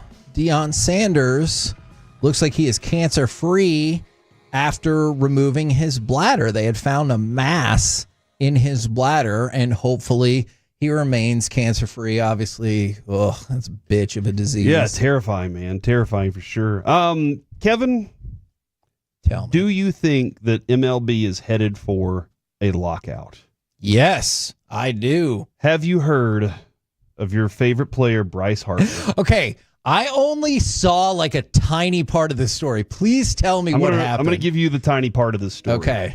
Quiet for a majority of the meeting, Harper, sitting in a chair holding a bat, eventually grew frustrated and said if MLB were to propose a cap and hold firm to it, players, quote, are not scared to lose 162 games. Harper stood up, walked toward the middle of the room, faced up to Manfred and said, if you want to speak about that, you can get the F out of our clubhouse.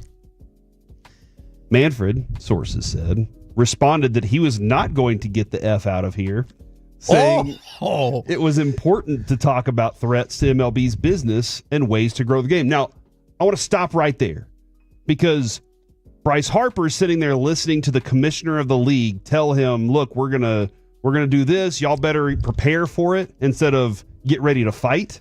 He's saying, y'all just need to get ready for it. And Bryce Harper's like, no. That's not what we want, and that's not what we're going to fight for. We're going to fight against it. And their union is incredibly And you're strong. in here trying to scare us into it. Don't you Coach is ready right here on 105.3 The Fan. There we go. Good. Just making sure. Calvin Watkins, Dallas Morning News. How does losing Rob Jones for about 2-3 months affect the depth of your offensive line? Well, first of all, you hurt for Rob. I mean, he's having a great camp, and terrific young man. And so you hurt for him first. But at the end of the day, he's going to do everything, and be very diligent through the process to get back. We're going to give him everything that we can do from a medical standpoint.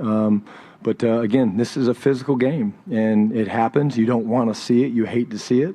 But again, he's a talented young player that will bounce back and be as good as new when he gets back. You hear broken bones in the neck. It sounds very serious.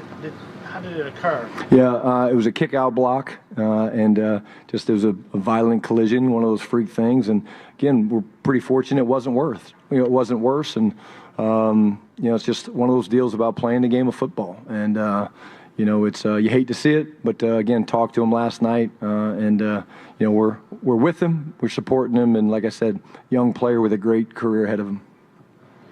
Clarence Hill, DLLS Cowboys. Can you talk about the depth at guard now with him out? Certainly, I don't know if it's Sadiq Charles' option there, TJ Bass, Brock Copeland. You talk about those guys. Yeah, I think, we've got some pieces that we know we can move around. You moved a lot of those. Brock Hoffman can play that spot. Sadiq's been a great addition. Love what he's doing. You'll see him playing inside, some Clarence at guard. You'll see him playing some jumbo tight end. We like to get the extra offensive lineman in the game. That's been big for us. Maybe you see, TJ Bass playing some center, some guard. Awesome Richards might have to move in there some, but this is the time of year that you want to move those pieces around anyway. So it doesn't really change anything. It just gives an opportunity for some guys that were maybe a little farther down the depth chart to get more opportunities in a padded situation going against some top tier defensive talent. One day in pass, how do you evaluate the energy and what you got, and what do you need to improve on today? I thought it was very physical. I thought our guys did a nice job understanding what we call the thud tempo, which is that quick, wrap and release where you're striking with your shoulder. I thought that was great. I thought the energy was really good. At the end of the day, we had too many guys on the ground. That normally happens. These guys have to learn. It's a process. They learn how to, when you strike, you can't, you got to continue to move your feet. So, but all in all, it was good energy. The focus was really good. And the winning team came down to the bags, so those pre-practice bags, because the offense won the first rack, the defense won the second team period, the offense won the third, the defense won the fourth, so we had to go to the tiebreaker, which is always the bags, and the offensive coaches had better props, so they won. Brian Todd Archer with ESPN. Is that keeping track of all that stuff every day? Is there a running total in the team room? Yeah, we score practice. You get points for different things. If it's normal D&D and it's a gain of 4 yards or more, the offense gets a point. If it's less than 4 yards, the defense gets a point. If it's a third or fourth down conversion, the offense gets 2 points. Same thing if the defense stops them. 3 points for a touchdown, 3 points for a takeaway. And Tyler Boyles, my chief of staff, does a great job of keeping up with it. But we're always competing, and there's always going to be a winner and a loser. Defense won the first 2 days, and offense responded yesterday, and they got the victory. Is that something that you've been coaching for 25, 30 years? Is that was always happening, or is that something that's kind of happened in the last 10 years? That's something I learned from Pete. Like I said, the central theme of the program is what? Compete every day, and the scoring is kept, and it's usually going to be close, and there's always good give and take, and we have different ways of deciding who wins if it is a tie, because sometimes you'll have more than 4 periods, so anytime it's an even number period, you got to go to something. Sometimes it'll be a shoot-off, sometimes it'll be different things, but that was something Pete did. And again, he's a great competitor, and I think it adds something to practice because they want to win. What was the prop that the coaches used? A couple of the coaches had on they wore shoulder pads, and then one of our coaches, who's one of the best. I'm a sucker for props, and so I like props.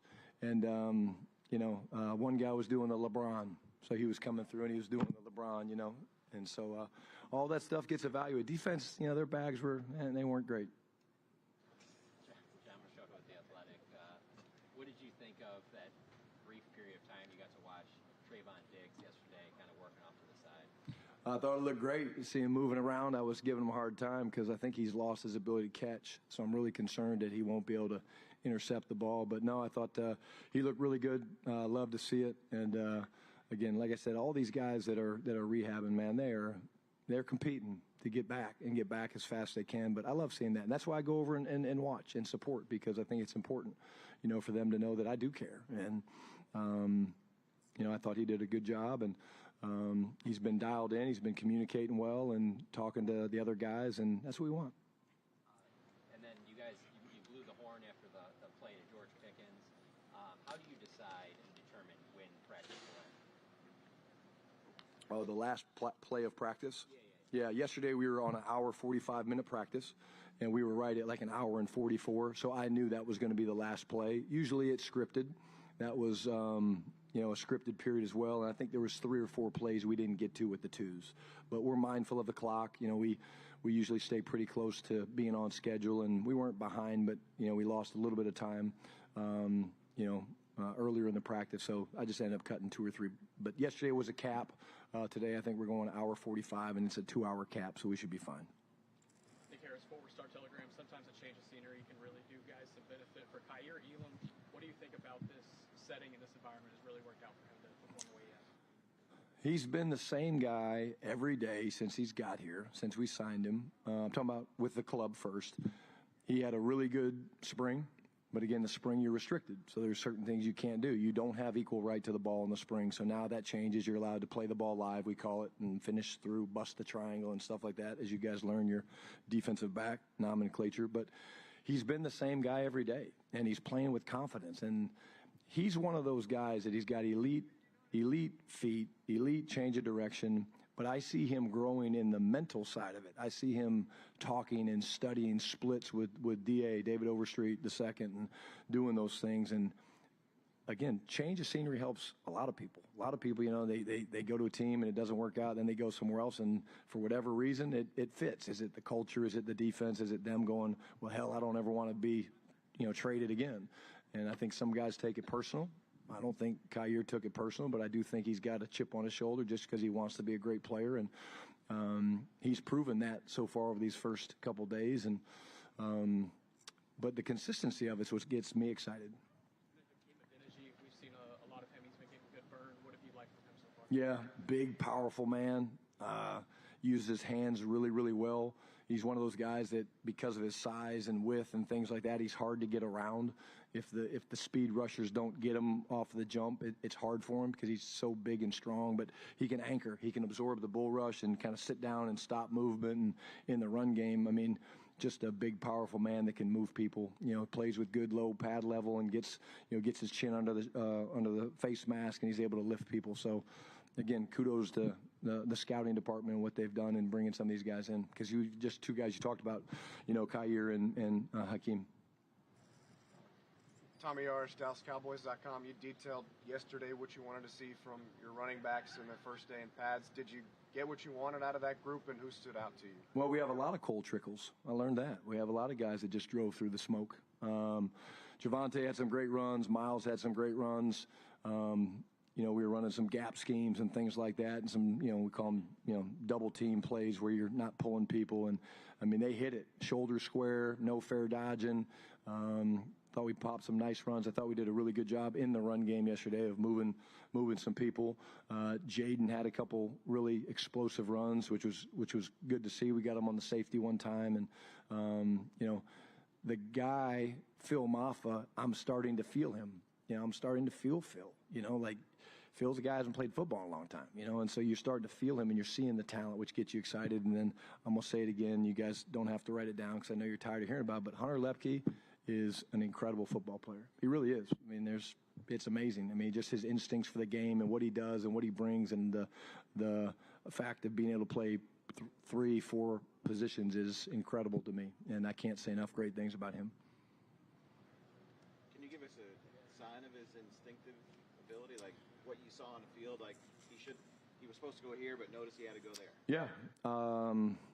I think it was the first period, Todd. I think you'll have to check it, but we were running an outside zone play to our right, the offense's right, and basically he's supposed to block the support player, the strong safety, who started down. On the snap, the safety went running back because our defense does a really good job of disguising, and they rotate their shells and they change it up. And so he started down. So Hunter's thinking, okay, I gotta go block that guy. That's my assignment. And then the safety leaves, so he ends up becoming basically a surf player. So what he does, he gets around the end, and it was a jumbo tight end. I don't remember which one it was doing it. And he gets around the edge, and there's a little bit of color off the tight end because the defensive end's trying to set the edge. And he just very subtly, very simply shoots his left hand and puts the defensive end back onto the tight end because his threat wasn't there, and then he carries on to the second level and blocks his safety. It's like those things, it sounds easy, or maybe it doesn't sound easy. You guys are probably like, Dad, it sounds like a lot. But, those things don't just happen. But the ability to go, okay, my guy's down, I start to go, nope, he's leaving, okay, there's color, let me shoot that color back on and then carry on to the next level. Like, when it's breathing and it's moving fast like that, that's not an easy thing. So that's a play you guys could definitely find probably out there on Twitter sphere or whatever it's called. Joe Hoyt, Dallas Morning News. Quickly, was that a Miles Sanders run? It was a Miles Sanders run. Yeah, around the edge. We actually captured the edge. Yeah, it was outside zone play. We captured the edge, large part because of him securing that. Miles got around the edge. Yep. And then for weekend in camp, what's the biggest difference you noticed in Tyler Guyton from last year to this year? Confidence is one. I see him trying things, which is really good. I see him changing up his sets, doing different things, using his hands. That comes from having a new set of tools in your toolbox. That's what we refer to it as a toolbox. You give players tools in their toolbox, which means they have ways of changing up their sets, their techniques. I can vertical set, I can jump set, I can outside arm press, I can do different things. And he's trying those different things, which is good because it frustrates the defensive linemen because they can't get a tell. When you're a younger player, you're more like, okay, that's my guy. I got to block Calvin, and so I'm just going to set back here, and wherever he goes, I'm just going to try to stay in front of him. But the fact that he's willing to try different sets and use those different toolboxes that Clayton and Connor have given him shows me that there's a confidence and that he's trusting the tools that he's being given. And usually what they all do is they figure out, hey, these 2 or 3 tools work really well for me, and those other 2 or 3 tools, those are kind of back burner. A chess match between you and Matt Eberflus. Just to kind of further that question, how individualistic are you guys in terms of your play calling against each other? I know you're head coach too, but do you have no idea in what they're going to throw at you? Well, when we do the move the ball period, which we'll do one to be our last period today, yeah, we have no idea. It's just kind of literally we throw the personnel out there, we call the play offensively, and then he does what he does. When it's scripted, not that we know, but like I could look if I wanted to. But in terms of the chess match, I think, again, right now their disguises are excellent. That's making us work. It's making the QBs have to take an extra split second to find it. I think, yesterday we got after them pretty good in the run game, but they've done a nice job putting the lid on the coverage for us. We're having a hard time, which isn't unique. You're early in camp. Like I said, I've actually not let us throw routes on air, throwing deep balls, but we're just a little off. Like we missed CD late on one. JT could have finished one. I think AB made a hell of a play, busted the triangle. But in terms of that, the give and take, and of course you want to win, but it's not about the winning and the losing. It's more about, hey, are we getting good work? How's the tempo? How's the pace? Are we on top of our sticks awareness? And all the game management stuff comes into play. Hey, Coach. Patrick Walker, DallasCowboys.com. You mentioned Andrew Booth. You told me in the initial press conference that the other side of the coin with having Savone and Trayvon on the injured list is that the younger guys will need to step up. Looks like Andrew had the best day of camp so far for himself. What have you seen that was different yesterday than days previously, and what are you expecting to see from him going forward? Well, the answer is yes. He's playing the same thing as Guyton. I see the confidence. I see a guy that, again, David Overstreet II, incredible coach. Just the footwork, the technique, the things that he teaches is outstanding. But I see these guys that when you're playing corner and you see something, you have to trust your instincts or your preparation. Hey, I see this split. I see the quarterback. I'm reading through, keying my 3-step. I see what's happening. Okay. And when they hesitate, that's usually when the ball gets completed. Thing other than that I've seen from AB is the ability to knock away contested catches. He's doing a great job of busting the triangle. The one that he got to GP early when he shouldn't have done that, I think that was him. But, yesterday I think he was the one on JT. We throw a go ball. JT's trying to stack the guy. AB's there. JT goes up trying to use late hands, and, AB kept fighting. I think JT started to come down with it, and, again, he just kept playing to the whistle. So, when you see corners like ours right now that are playing with confidence and they're triggering fast, that's a good thing. It means that they're confident and they've got a good feel for what they're doing. of the WFA. Yesterday, we talked with Booker, and he had a great line about how playing offensive line is like doing algebra in a fist fight. Is that messaging that comes from you guys? Is that something that maybe comes from his time at Alabama? Did he come up with that by himself? Yeah, you'd have to. I don't know that one. I like it. What was it? You're doing algebra in a fist fight. All right, I'm going to take that one. Algebra fist fight. Okay. In the scope of all the things that an offensive lineman obviously has to do, what have you liked about his early goings? I'm going to say first his demeanor. You know, the way the guy approaches the game, the physical nature, the nastiness that he plays with is great. There's some fundamental stuff in the run game that you just can't teach that the guy does because of his size, his length, and the power that he has in his body. I like how he's being challenged right now with the wide 3 technique, the attack front that we play. Like we're forcing him to try to get comfortable being uncomfortable, playing in space. And that's, of course, a Matt Eberflus, Rod Marinelli deal where you want to play wide. But,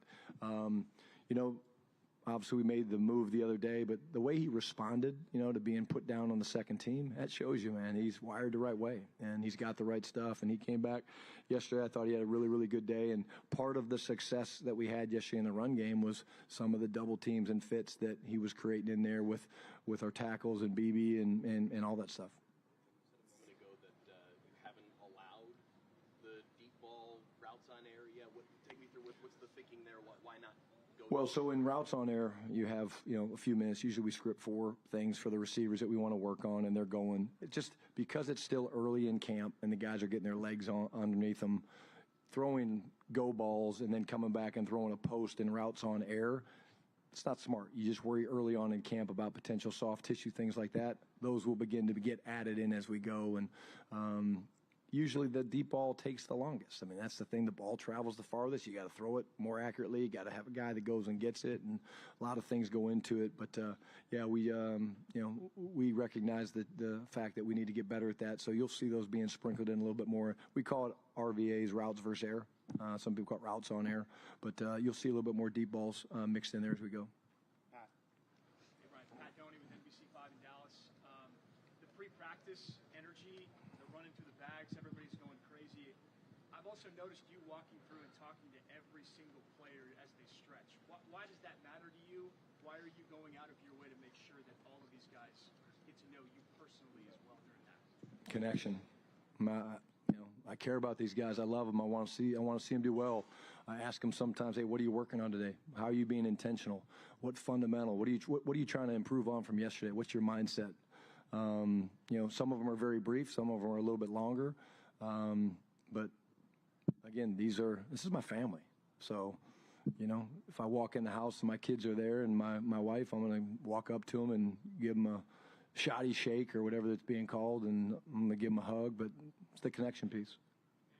It's not new. It's been happening for months. But the Milton flip, do you still take a second when you would see that and just say, wow, that this is a guy in full pads doing a flip on the field? What are your thoughts on it? I'm used to it now, but absolutely. It's still, when I watch it, it's still pretty impressive. I just don't want Dak to get any ideas. Sydney. Coach, Sydney Staples, D210 Sports. I want to bring you back to Hunter Lefty. What of his skill set reminds you of some of the great players that you've gotten to coach in your career? Start with the instincts, start with the physicality, pad level. Versatility is incredible. Do you guys know why he wears number 40? You guys ever asked him that? Say it. Tell him. Mike Allstock. So here's a guy that, again, idolized Mike Allstock growing up. That's why he wears number 40. But, boy, he's very different than Mike. Mike was a great player, certainly. But the things that we can do with Hunter, starting because of the versatility, the physicality, so smart. Football instincts are off the charts. I think a guy a little bit with a chip on his shoulder. He won't say much. He's pretty quiet, but he's got something to prove. Differences between him and Mike Allstock? Mike was bigger. Mike seemed thicker than he was, and I never saw Mike play in line as a tight end.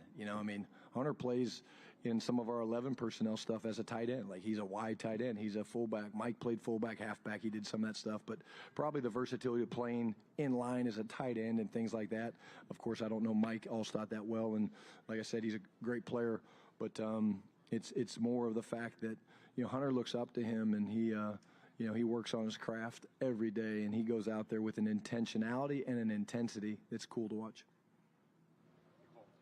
Nicole Hutchison, Dallas Cowboys TV.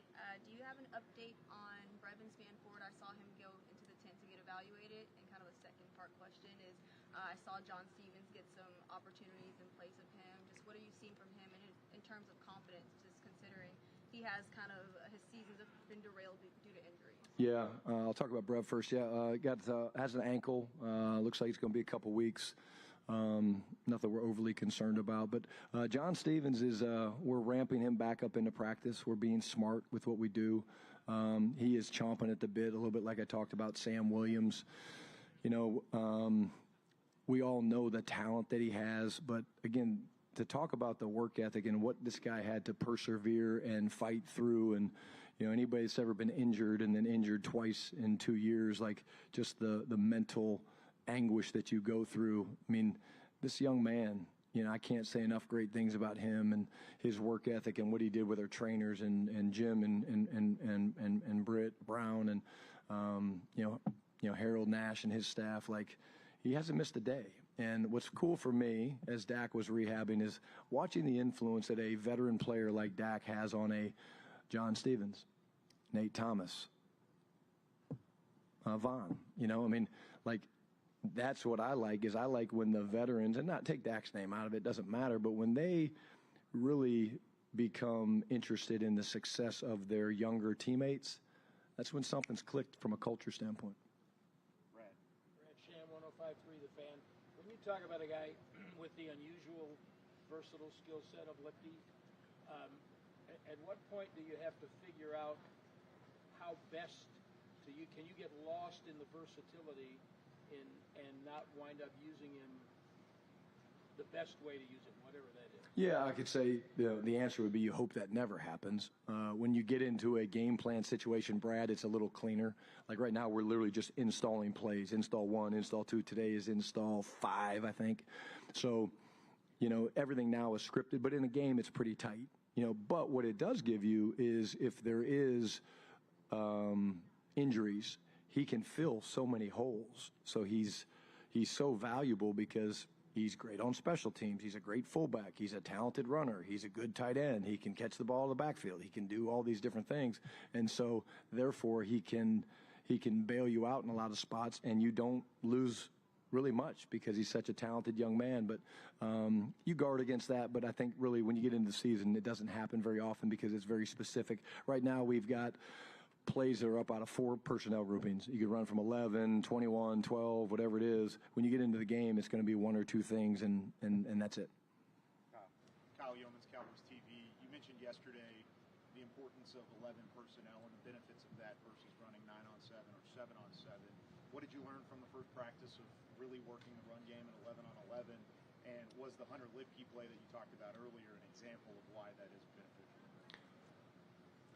Yes, I would say what jumped out at me yesterday was the way our receivers blocked in the run game.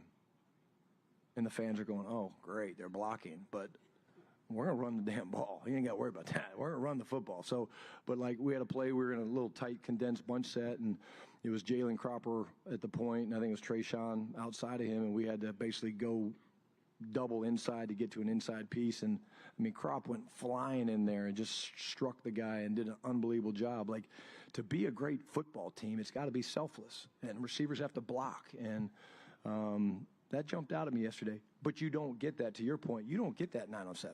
They're over there running their routes and putting their wristbands on and fixing their gloves, checking their headbands and all that shit. And it's like, hey, let's go get some dirty work done. Why do you think so many guys on the ground?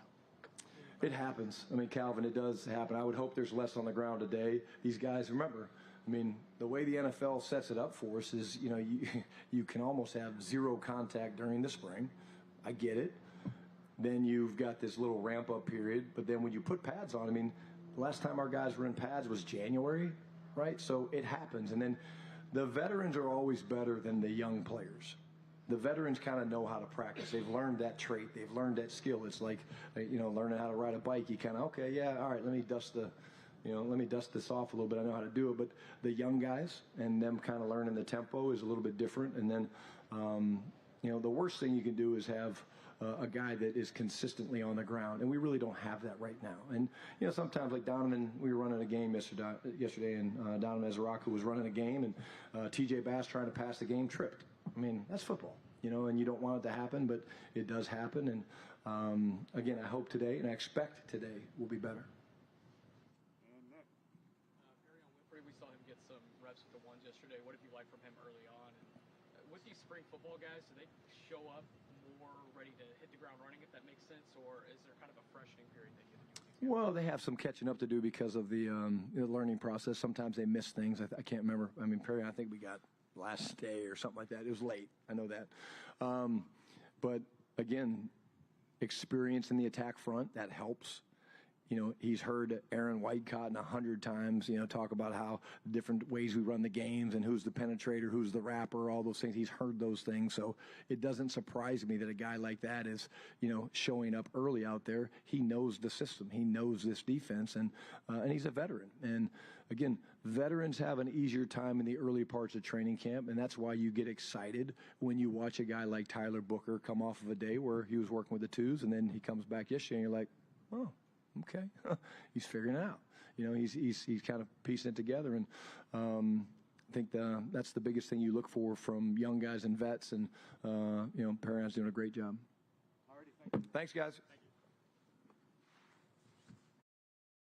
800-351-4596. 800-351-4596. 800-351-4596. This is it.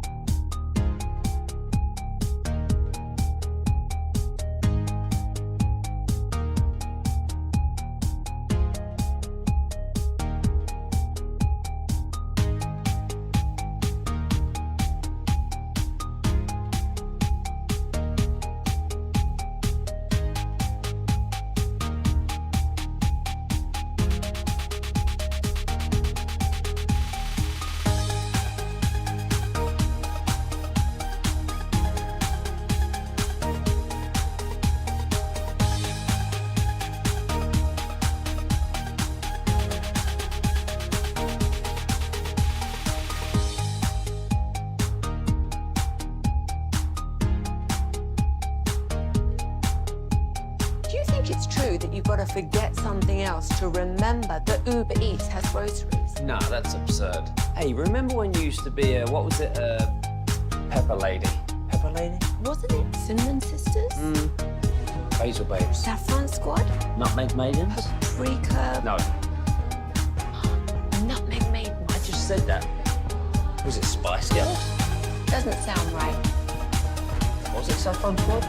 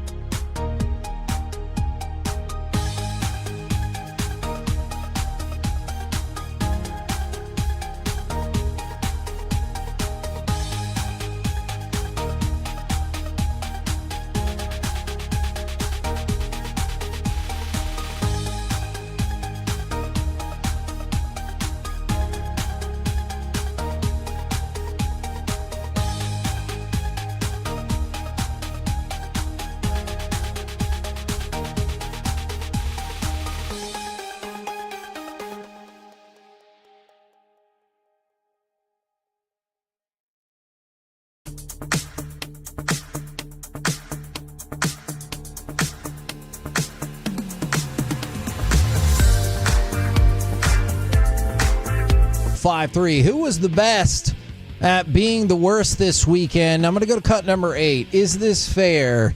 Is it Chris Carey? I want you to keep in mind, this is a home run. Take it away. 1-2 pitch. High in the air, deep to right. That ball is foul. Or gone. That ball was absolutely launched. Law Dog posing him up at the dish. He knew it off the bat. It was just a matter of how far. I love the immediate.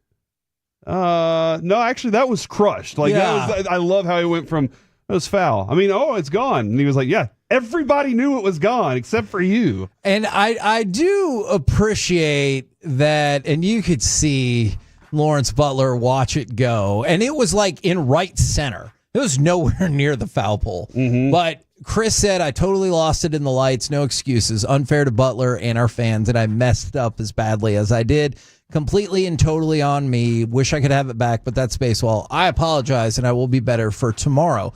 And that makes me ease up because it was a bad call, but straight away it's like, oh, yeah. Kevin, that's on me. You recently went to a Dodgers game. That is true with you. At said Dodgers game, how many home runs were about to be hit in that game? Dude, there were multiple shots to like maybe medium, if not shallow, right and left field that everyone got off their feet. And they're like, oh! Especially Shohei. And you're just like, that's like 100 feet away from being a home run. Shallow fly balls, and everybody's like, oh, it's gone. It is difficult to judge it sometimes, but those guys seem to usually have it pretty right. And yeah. I can't imagine what must have been a distraction for him. Oh, man. From the 214, I'm so glad this person brought this up because I saw this stat. The Giants are the wankers of the weekend. They went 0 for 23 with runners in scoring position. That obviously led to a catastrophic series with the Mets, but I saw the little blurb was like, oh, yeah, they went 0 for 7 tonight with runners in scoring position. Ooh. And then it goes, they 0 for 23 in the series with runners in scoring position. I was like, yikes. Are you embarrassed?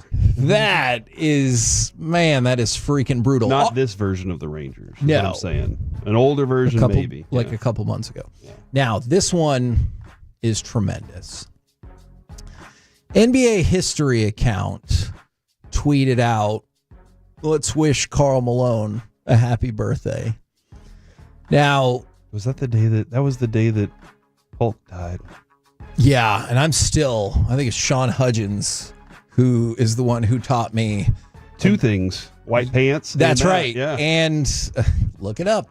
And Karl Malone, who knocked up a 13-year-old and then claimed the kid wasn't his. So Wemby didn't make this response, the NBA history account. But keep in mind, Victor Wembanyama retweeted this response about Karl Malone's birthday. What? Oh, no. See, that's what we not better do. Police, lock his ass up. Yes, you need to be under the jail. Like, what? What you say? Yeah, arrest him immediately. Okay, that's amazing that somebody in the league, and like Karl Malone is a great all-time player, but that is pretty awful. And NBA history is shouting them out, and they're like, no, I'm not having this. Wemby have that kind of pull? I mean, I don't know if he does, but I love it. I love it. All right. Now, that's not good. No. Neither was the last story. But might I tell you that Xu Xiao Han was the real wanker of the weekend? Tell me how. Han fought this fella by the name of Kushal Vyas. Han was making his mixed martial arts debut at the, as Alec probably already guessed, the Mongolian Heroes MMA event. His opponent, Vyas, had lost a fight to somebody back in December of 2022 in 8 seconds. That was just the start of his woes. It's like riding a bull. Yes. And he had lost 14 straight times. And all of the 13 of those losses came in the first round. For his career, he had 27 fights. He had been knocked out in the 15 of them. So this is a terrible, terrible fighter. Stopped Hahn via an armbar. Is Hahn the true wanker of the weekend for losing to somebody who had lost 14 straight fights and had not won an MMA fight in 4.5 years? Now, I do believe that's more recently than Conor McGregor has won an MMA fight, but still, does that make him the ultimate wanker of the weekend? Yeah, you're not supposed to lose to that guy. That guy's sent in for you to defeat. Because that was that other dude's debut. They set you up with Glass Joe so you would win, and then you got stopped by Glass Joe. Sometimes, though, Kevin, it's like you overlook the opponent. And I think maybe his training, he was just focused on other things instead of that. I mean, all the other things except for that. With the KNC Masterpiece right here on 105.3 The Fan. Coming up next, let's go back out to Oxnard so we can chat with those fellas from the G-Bag Nation right here on 105.3 The Fan. Coming up Tuesday morning on Shan and RJ, could the Rangers make it 7 straight? Jake Ferguson.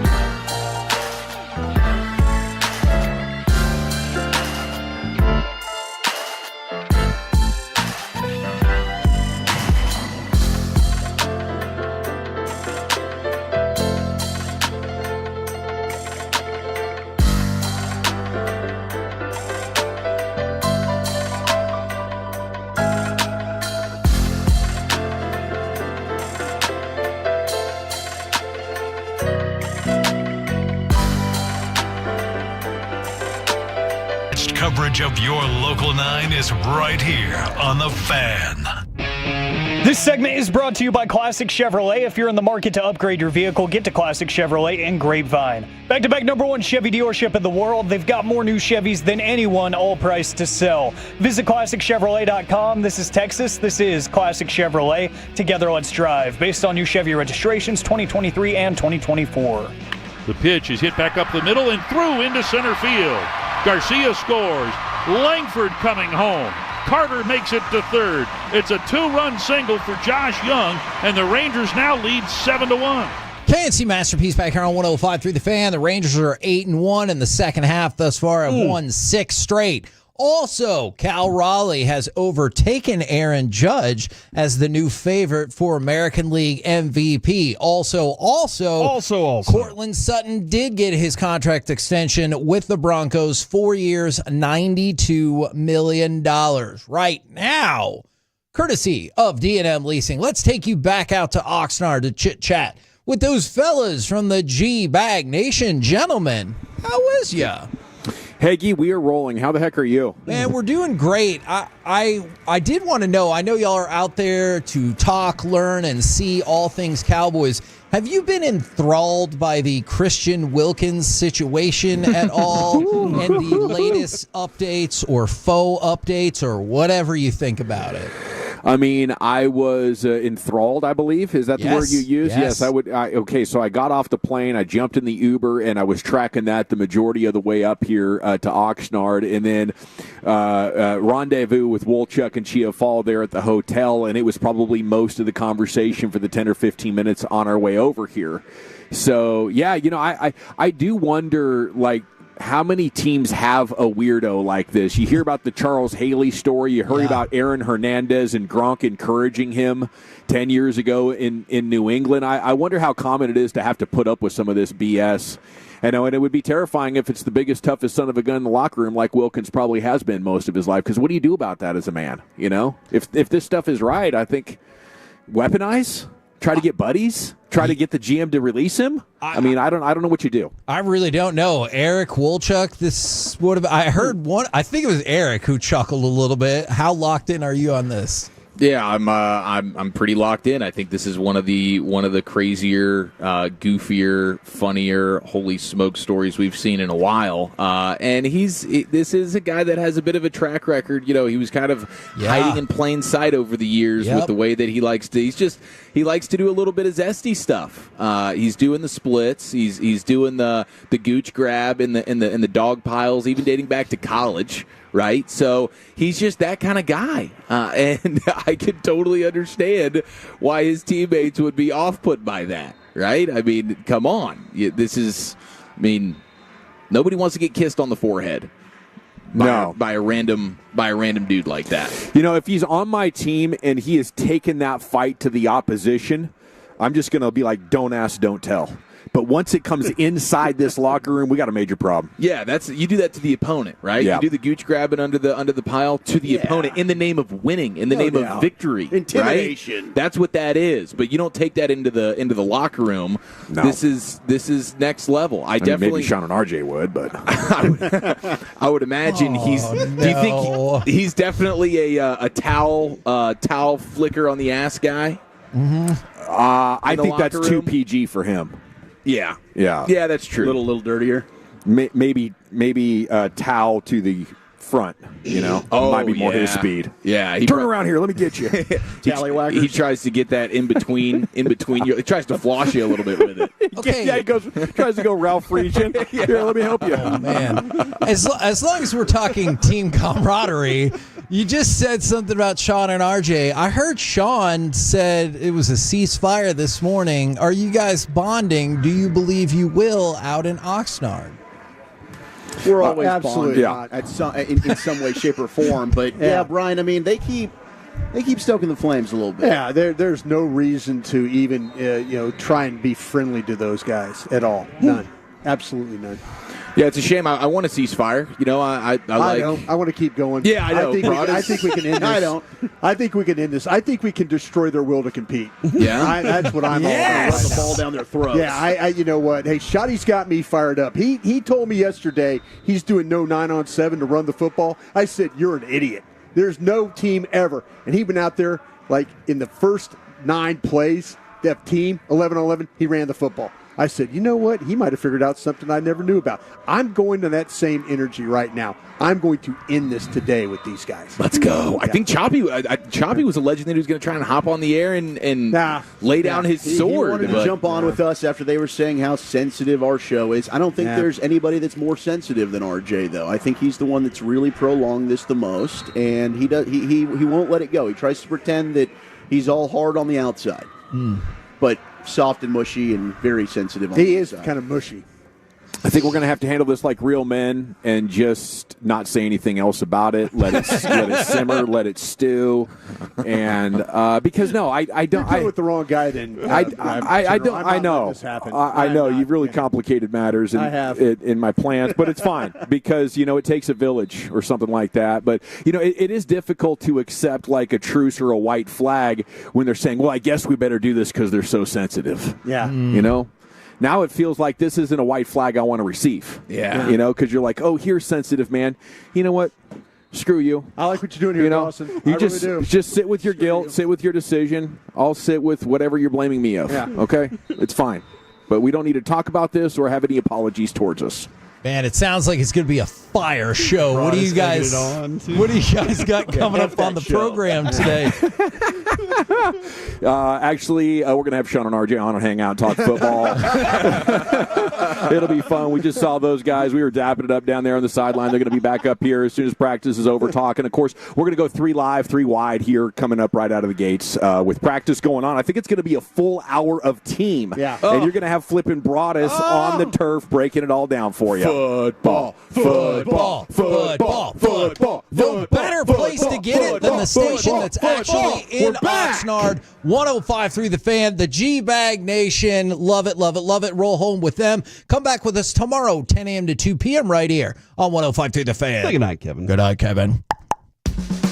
Our goal is to have you winning every sports debate with your buds. We'll do the homework. You just listen and enjoy.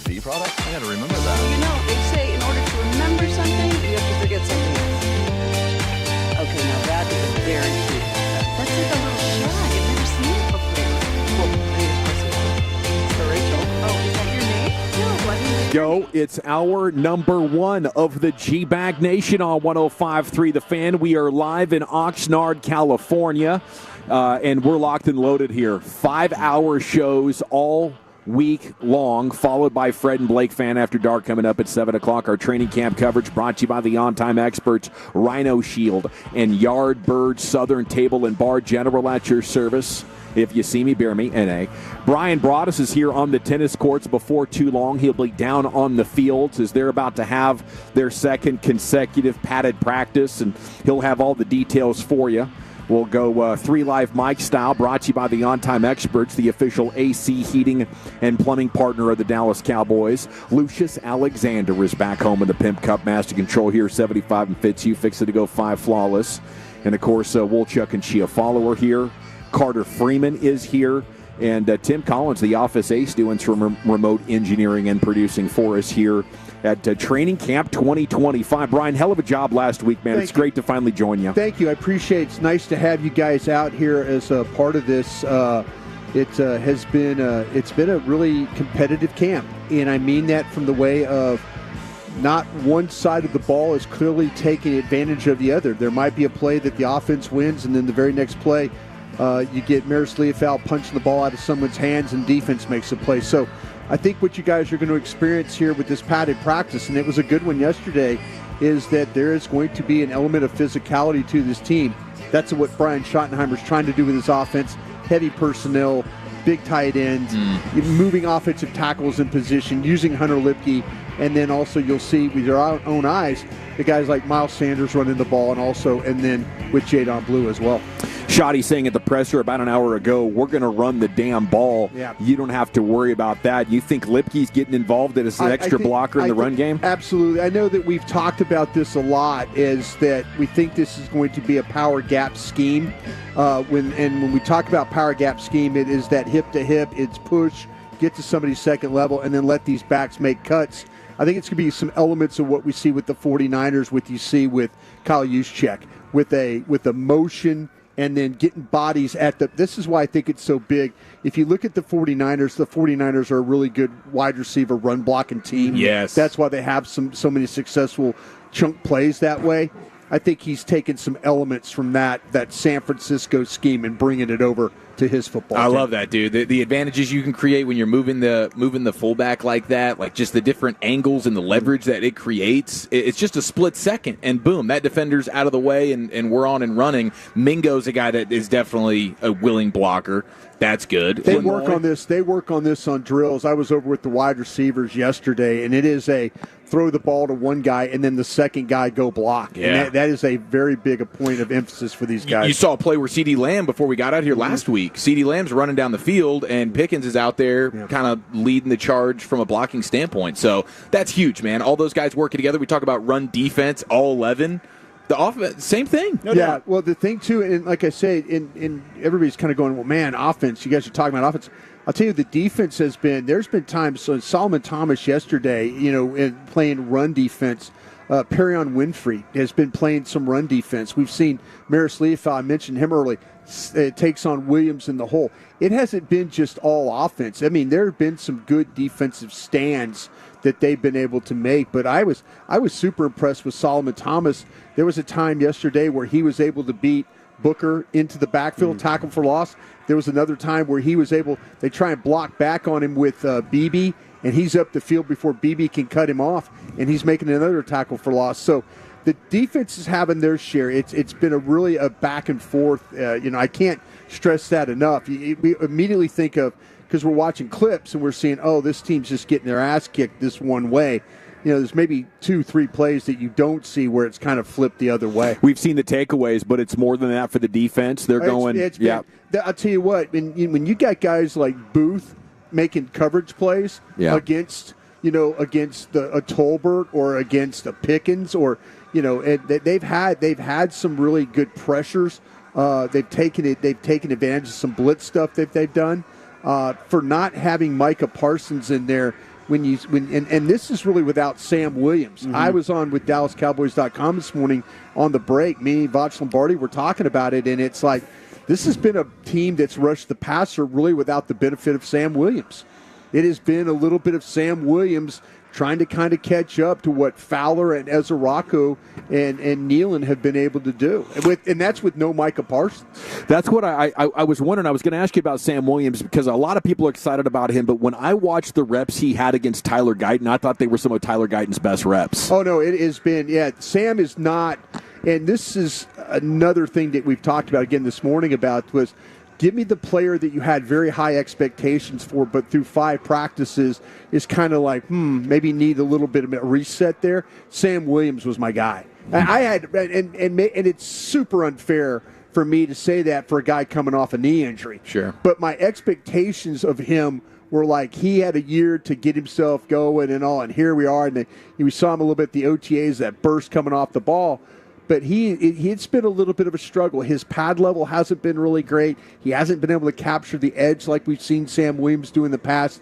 The other guys they mentioned are ahead of him right now as pass rushers. We're going to have George Pickens sit down right here in about an hour and 15 minutes or so after practice. We'll talk with GP, pick his brain about his experience so far with the Cowboys and what he's hoping to accomplish here in 2025. Some injuries coming out of the weekend. Injury report brought to you by Greystone Roofing. They've got you covered when the hits keep coming.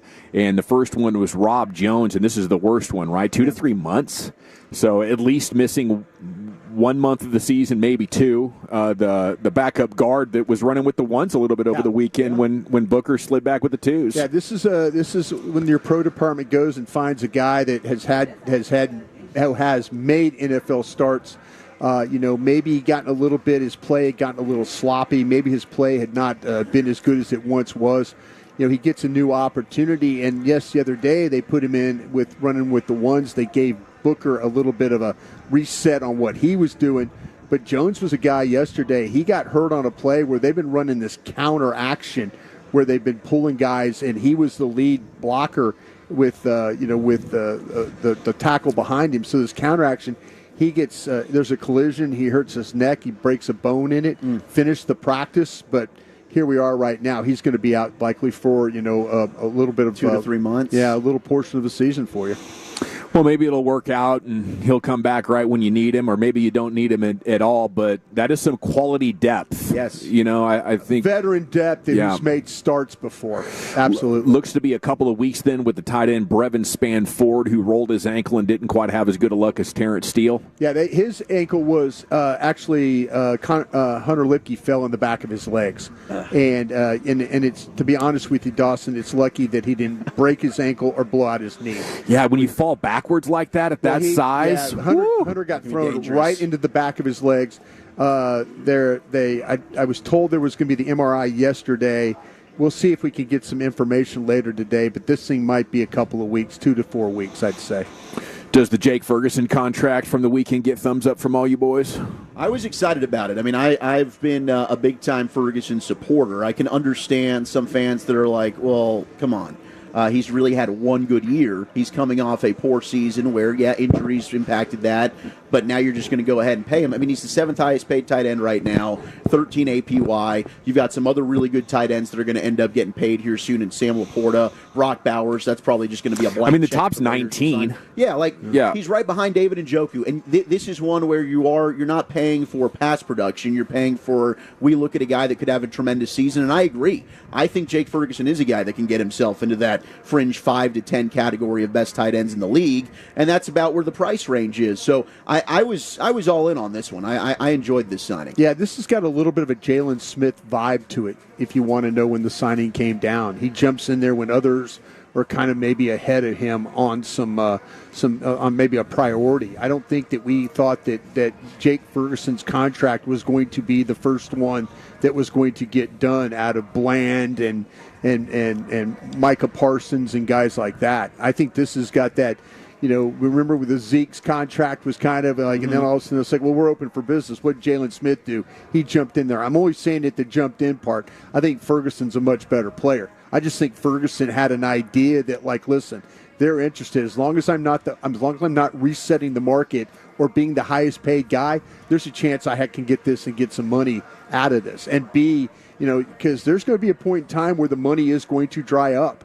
And, but he was first in, had a deal he's comfortable with, and they've got him done. And, he's looked good these last 5 practices. And there's a special energy and sort of violence and aggression that he plays with that is important. And It's you can reckless. tell Schottenheimer and these guys are sort of preaching that. And so this is a guy that I think is, from just like a personality standpoint, somebody that you want. And I mean, he would be on the short list of guys that I think are going to be most benefiting from the Pickens addition. Obviously, a healthy Dak. I think Ferguson should have a really big year. The only way this really becomes a downside is if the injuries that we saw from last year all of a sudden become, okay, he's Mr. Concussion guy and he's Mr. I got a knee issue thing. The knee and the concussions, that robbed him of any kind of productivity that he had last year.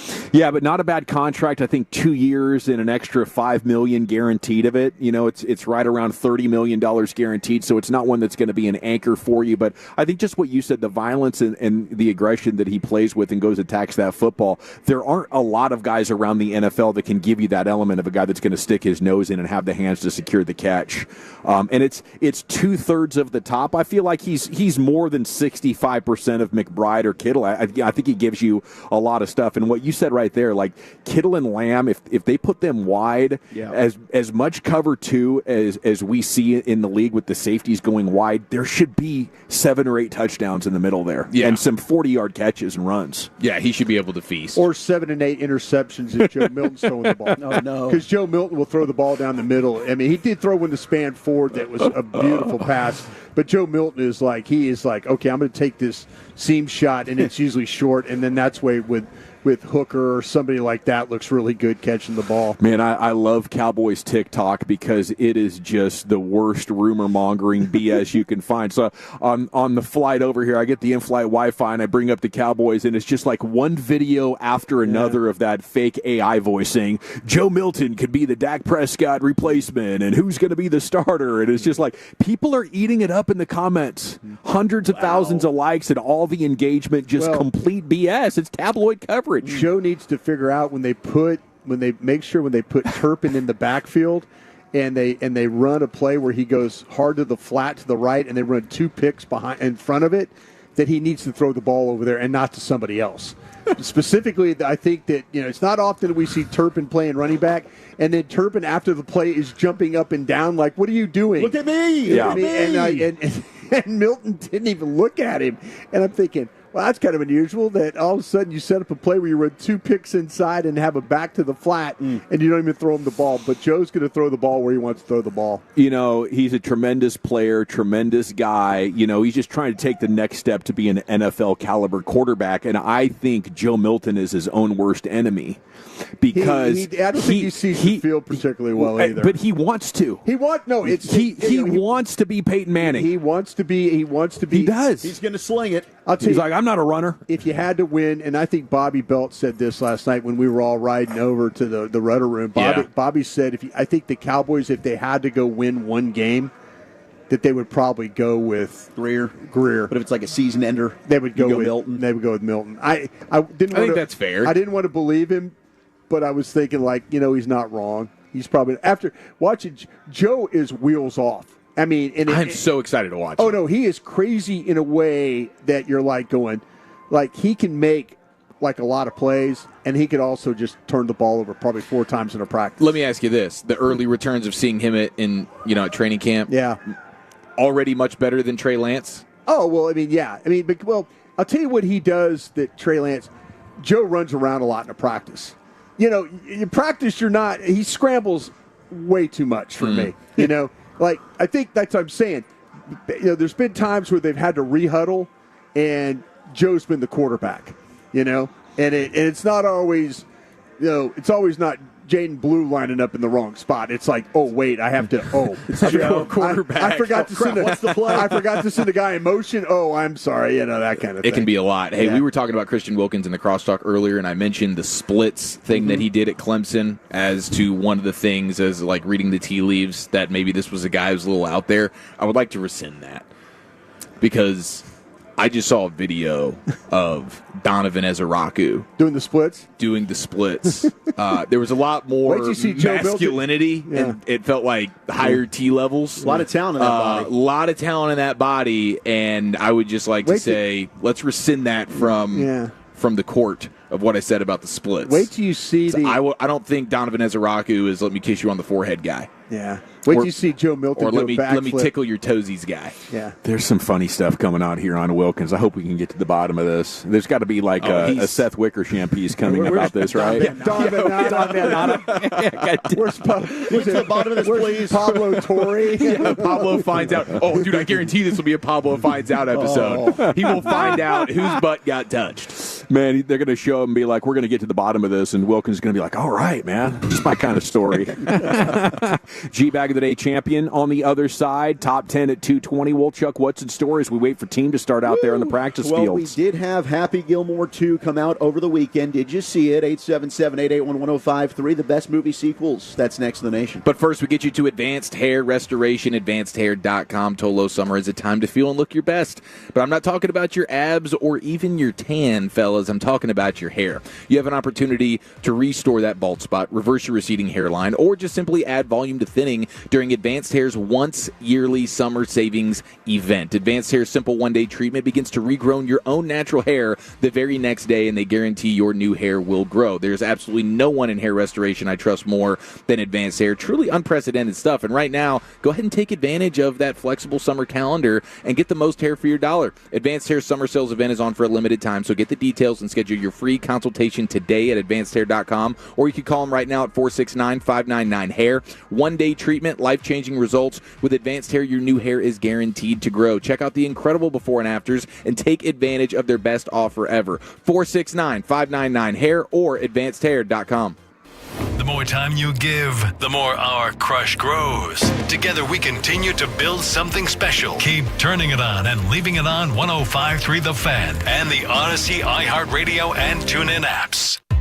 If you're 55 or older and into that whole saving money thing, T-Mobile has an exclusive phone and internet bundle just for you. Right now, get 2 unlimited phone lines plus 5G home internet for just $30 each per month with autopay, plus taxes and fees. And with 5G home internet, setup is easy with just one cord and no technician needed, which is great if you're also into that whole keeping it simple thing. Switch now and experience the best mobile network in the U.S. Visit your local store to start saving. T-Mobile, it's better over here.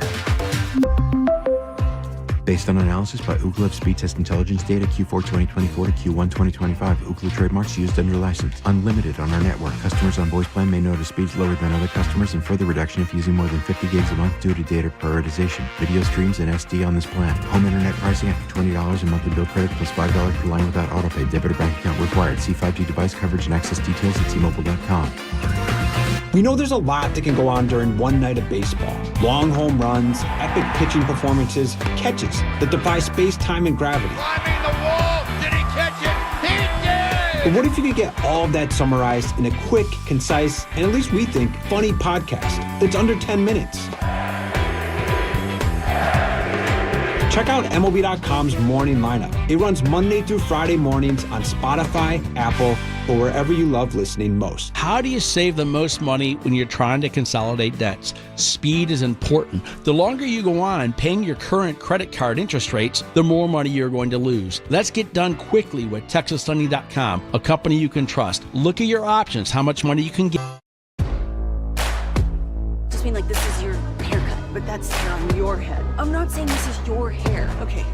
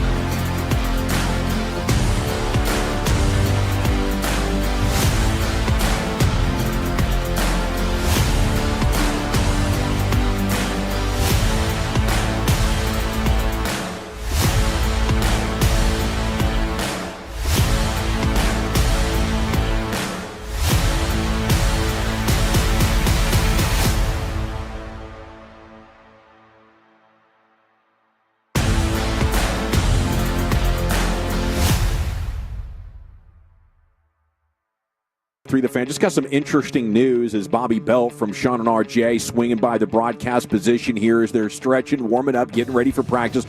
We got the champ here in 2 seconds, then Wolchuk's top 10, and then we'll be out there on the field giving you the coverage. Segment here brought to you by the Frankels. If you've been injured in a car or truck wreck, call the Frankels first, 214 or 817-333-3333. There's never an out-of-pocket cost. They only get paid when you win.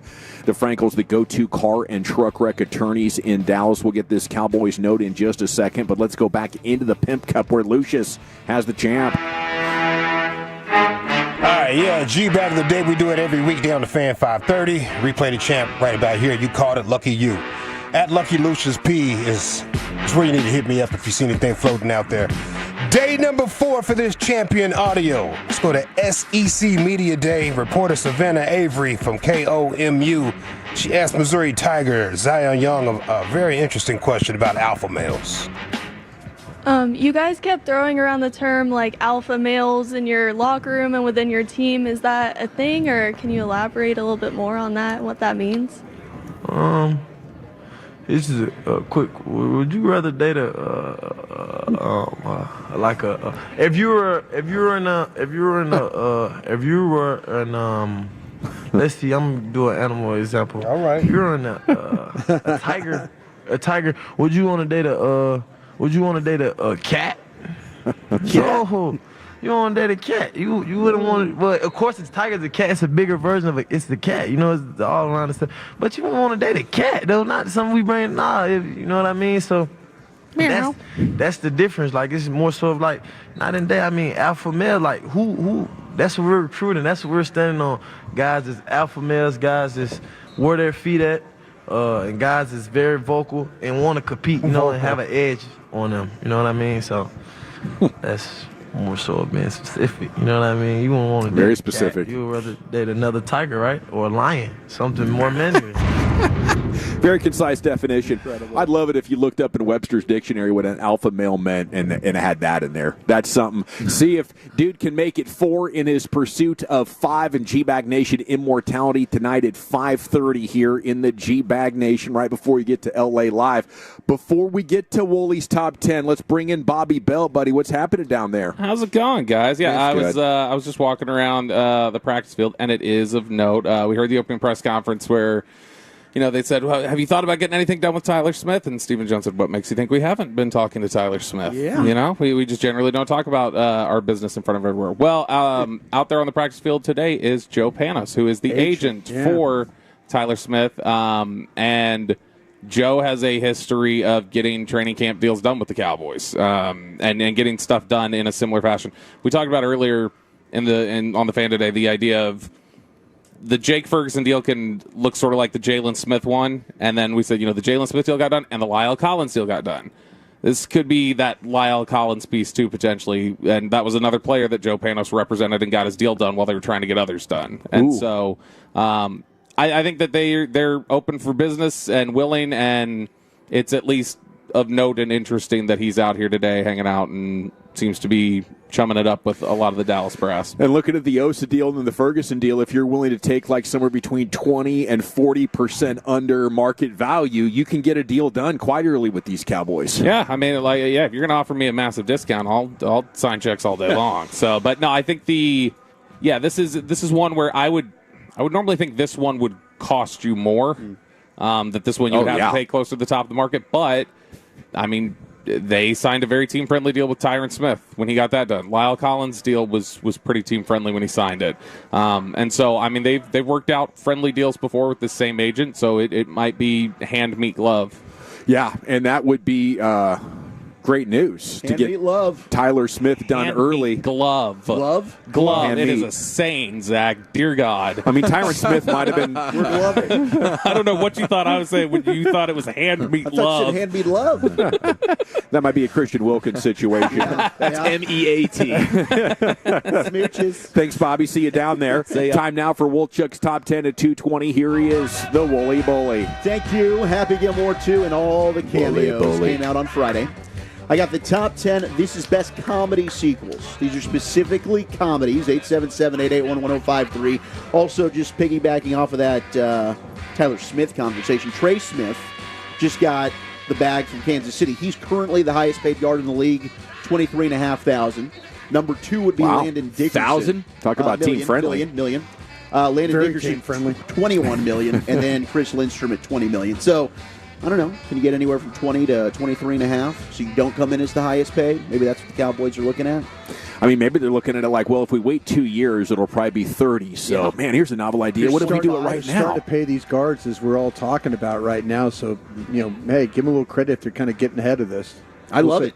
That'd be, I mean, that's the guy that you absolutely should get ahead of. Tyler Smith's one of the best at his position. That dude has earned his money. He absolutely deserves that. That would be a blessing to not have to worry about that next year, because that would be the carryover. Micah is also out here not practicing, though, today, so that hold-in continues. Maybe it's still the back, Brian. Could still be just a little bit of a tweak there. LOL. Who knows? Maybe it's like Terry McLaurin's ankle that's going down in Washington. Yeah. Did you guys end up watching Happy Gilmore 2? Eric and I. Did you end up finishing it? I wasn't able to finish it because I watched it Saturday night a little bit late and fell asleep probably halfway through, which is not an indictment on the movie. I thought the first 25, 30 minutes were really freaking funny, dude. Yeah, I mean, it was okay. I didn't love it. I thought the storyline overall was pretty ridiculous. But it had some good moments, and I thought some of the cameos were really good. Like, I thought Scotty Scheffler was fantastic. Will Zalatoris was awesome. Yeah. Eminem's moment was great. Boban? Boban was in it. Actually, when he's actually doing the waiter stuff or whatever, Travis Kelce, I thought was really strong with the Bad Bunny And Bad combo. Bunny, I actually thought was pretty good. Yeah. I liked That was Bad Bunny? Yes. Huh. Okay. Crazy. Yeah. That was him. I don't think I've ever seen him. Well, he doesn't usually look like that. Okay. He was definitely... I didn't know it was him while watching it either until I went back and looked at all the list of everybody that was in it. I was like, damn. And Bad Bunny, I mean, that was one of the main roles in the entire film. That was like the main reason my wife was down to watch it. I was like, I think Bad Bunny's in it. She was like, oh. Sign me up. And I was like, all right. I enjoyed it, and I think the reason I enjoyed it is just because I totally love just everything about Happy Gilmore, and it was just like backstory. You know, it was what happens next. And if all I got was a printout of hey, here's how Happy Gilmore's life had gone, I would have read that and enjoyed it too. I think I'm just such a big fan of that however crappy the punchlines were, however silly it got, it was totally fine with me. Yeah. You go in with the expectations of this is not going to be the original, right? And or come anywhere close to it, because that's one of the all-timers for sure. His sons were over the top, Oh, they were funny. I didn't think you had to do what you did with Mom, That, I was floored. Why? That's how that opened up. Shooter's character is great, though. Shooter was good. Oh, my gosh, dude. He is amazing. Shooter was funny. And, John Daly's character, yes, I thought was also glorious. And I mean, the whole scene where they go back and you've got everybody else, like Masters Dinner-esque is what they were going for, I think. And, I mean, some of the old classic golfers. Yeah, I mean, it had some really strong moments. It was about what I expected, because I didn't think it was going to do anything in terms of living up to the original. No. But if you like the original, you'll probably come away from Happy Gilmore 2 and saying, like, it was solid. Yeah, I mean, Sandler was born for the 90s, where you were kind of in a Beavis and Butthead, Saturday Night Live comedic world. You know what I'm saying? And that has totally changed. Yeah. All right, let's get into the top 10 best comedy sequels of all time. 877-881-1053. Spider-Man 2 is being texted from the 903. Not a comedy, but an outstanding sequel. And I believe we're getting this re-released in theaters. Tim Collins, you're not aware of this. We are. We're going to get a re-release of Spider-Man 2. How many Spider-Mans is that the Tobey Maguire one? That's the Tobey He Maguire is a joke of a Spider-Man. There is actually some comedy in there. Yeah, well, the Spider-Man 3 was definitely a comedy. When he's doing his whole emo dance. Who decides this? Who decides this if we keep releasing these Spider-Man shows? I think as long as they make money, we're going to keep doing them. All right. And right now, they've been pretty good with Tom Holland. Okay. I think we're going 2027, by the way, for the next Spider-Verse with Miles. Oh, they keep pushing it back. That and is they had to probably redo the best it. Spider-Man. Yeah, I really like that Morales. one. That is fantastic. We got Rush Hour 2 being texted in. Cheech and Chong. Ted 2 is better That's from than my Ted era. 1. Cheech and Chong is from my era. Scary Movie 2 getting texted in here. Number 10 on this list is Austin Powers and Goldmember. Goldmember. Probably put both of them on there. Yeah. I do think both of them are outstanding sequels. I don't know if I've seen any of the movies that you're going to list. None of them. I've not seen Goldmember. There's a couple that I have not seen. Number 9, and I know this is one of the favorites from Brian over here. It's Muppets Take Manhattan. 1984, just a classic, directed by Frank Oz. And you and Frank go way back. Me and Frank, way Drinking back. buddies back in the day. Oh, back in the day. We were at Toots Shorn's place in New York drinking a lot. I probably saw that one, like young Dawson. You loved it. We're gonna do this for the kids. That seems like a total '80s parents thing to bring home on VHS. How about 22 Jump Street? I haven't seen that. Coming in at number 8, you definitely saw it. No, I definitely saw it. I'm looking at you over there, Eric. I know you saw it. I'm trying to have a take for it. I can't remember how much I liked it. I think of the first one. I don't think much of the second one. I think it got really good reviews, though. The second one, I think, had Jonah Hill with the Walk of Shame. Oh, that was a good scene. That was a good the football. They did. Channing Tatum's character was playing football. Yes, very. That's the Christian Wilkins 22 Hump Street. Yeah. Oh, that's true. That'll be in a theater near you. All 22 dudes on the field. 7 is Anchorman 2. The legend continues. That's the all 22 he wants. Jeez. Anchorman, huh? Yeah, Anchorman 2. American Pie. I don't think I saw that. Didn't see that. Saw that. There we go. Yeah. Hangover 2, getting texted. Ace Ventura when Nature Calls. Hell, saw that. That might be number 1. Is Hangover 2 when they went to Bangkok? Yeah. Okay. Yeah, and he gets the Tyson tat. Mm-hmm. They don't call it Bang Condom. No. Once you go Bangkok, you don't go Amazing. back. Just amazing. Beverly Hills Cop 2. I saw that one. There we go. I saw that. That was okay. Would you put it in the top 10 comedy sequels of all time? Yeah. It's just maybe. so tough to have it's hard to duplicate a great comedy. They tried to bring all the guys back, and I thought it was okay. I didn't think it was particularly great, but Number 5, and I have not seen this film. Hot Shots Part 2. that's with Charlie Sheen, right? Yes. I have not seen this movie. Yeah. Maybe See, I should put it on it's the like list. it's a Rambo spoof. 1993. Yeah, that's exactly what it looks like. Yeah. They did a parody of Top Gun, and then they did a parody of Rambo. Yeah. Number 4, Wayne's World 2. That was good. Which I think they're rebooting. I don't know how I feel about this. Really? Yeah, I saw a little something out there in the interwebs. Mike Myers and Dana Carvey together are usually pretty good. They are good. Hopefully it's them, and they're not trying to recast this. I don't think they've been together since the Cowboys won a Super Bowl, though. This, you never know how the chemistry's going to. Maybe that's exactly what we need. Wayne's World 4, whatever we're doing now. Because they Party on. They make a third one. Yeah, this could Party be on, the Wayne, Party on, Garth. This could be exactly what the Cowboys need. Bill and Ted's Bogus Journey coming in at number 3. This wasn't the one with Keanu Reeves. Yeah. Was this Keanu was in this? Well, The Excellent Adventure was the first one. Ted's Keanu. Okay. Yeah. I thought maybe didn't see that there either. was like another one, I think, where they were in it, and it wasn't the same guys, I believe. I loved the first one, man. Yeah, first one was really good. Nerds 2 being texted in. Revenge of the Nerds 2. Shrek 2's got to be up there. Shrek 2's a good one. Both Hot Shots movies are parody gold. So Major League 2, shout out to Hicksy. He probably texted that one, and he's still getting royalties from that. The Borat sequel comes in at number 2. And that was massive because it was pandemic and there was nothing else to watch. That was Kazakhstan. Oh, it was. Yes. Vice premiere. Mm-hmm. Mikhail Pence. But number 1, greatest comedy sequel of all time, National Lampoon's Christmas Vacation. Boom. And it should be. Yes, it absolutely should be. Crappers Full. Stands the test of time. Yeah, I guess I didn't even realize that was like an original and a sequel. I just thought it was its own deal. Yeah, but those were fantastic. Naked Gun, 2.5. That and your Caddyshack. Yeah, pretty much dominated in the 80s. Thank you, Wolchuk. My pleasure. Top 10 at 220s in the books, guys. We're going to have George Pickens on after practice coming up 3:15, 3:30, somewhere in there. Before too long, Broad is going to head down to the field, and they're going to be doing team. Let's go. And he's going to tell you about all the plays and everything happening.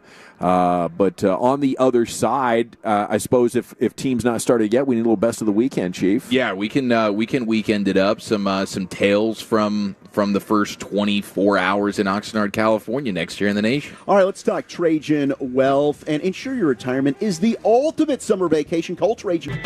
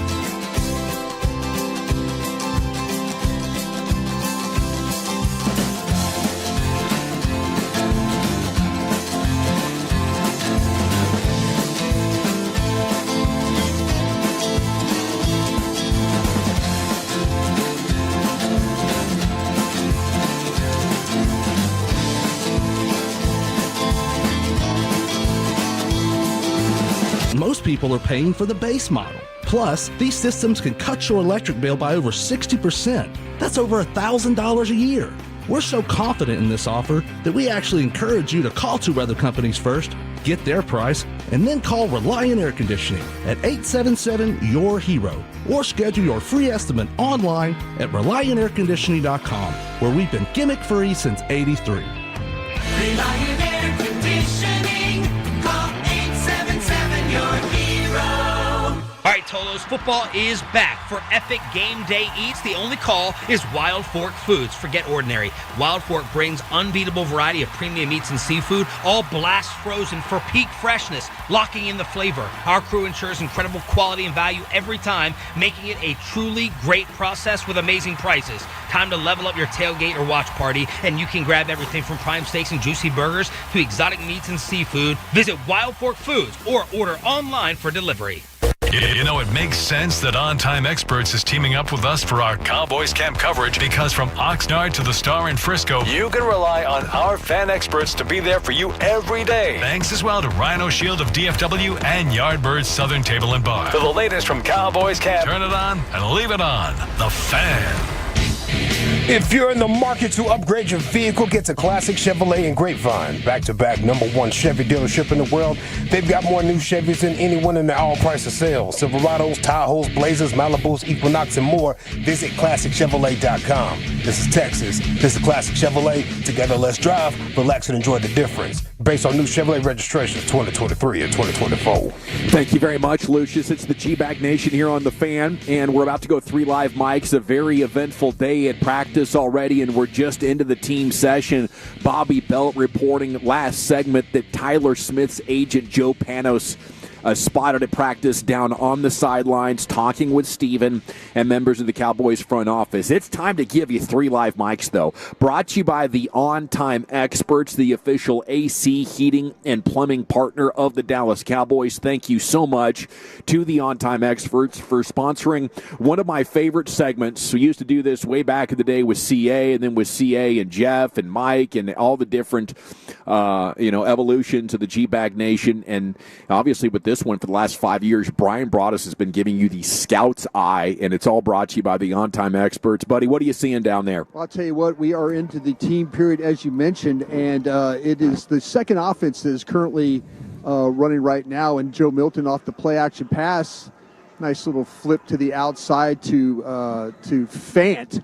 They've been running a lot of play-action stuff. It's been a lot of under center this camp. It has been with trying to get the defense to react to the movement and then sneak tight ends out into the flat, and that one was pretty successful with Princeton, Fant, and the line did a good job of holding up and giving Milton the opportunity to get the ball to the outside.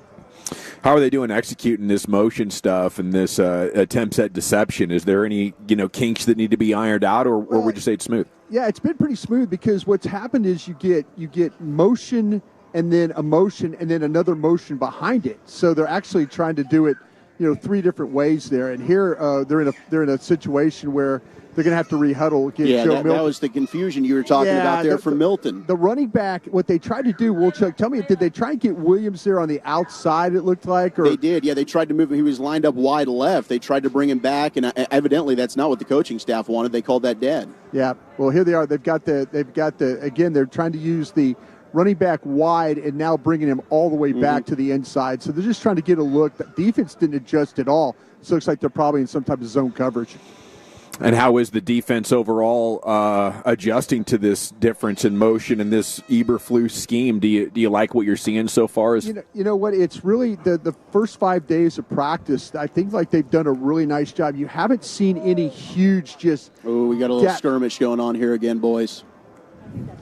Who's involved? We got it's just a massive humanity. You can't really tell who's in the middle of all that. It might have started with one of the backs who was trying to finish the play, and I think some of the offensive linemen did not take too kindly to a little cheap shot there from some of the defensive linemen. But I thought that was a good rep. Some of the defensive linemen certainly, it's the twos right now working, Gavin, but like a King Basote, one of the defensive tackles they took out of Maryland, Brian, he had a good rep there getting off a block and stuff in a run. Yeah, they've really, Gavin, where they've had success running the football has been inside. And, the counter stuff that we saw yesterday was really the first time that we've seen him. We've seen a couple of toss sweeps in practices. That's been somewhat successful. The counters were really good, but the inside zone stuff or the power stuff has been the best way they've run the football.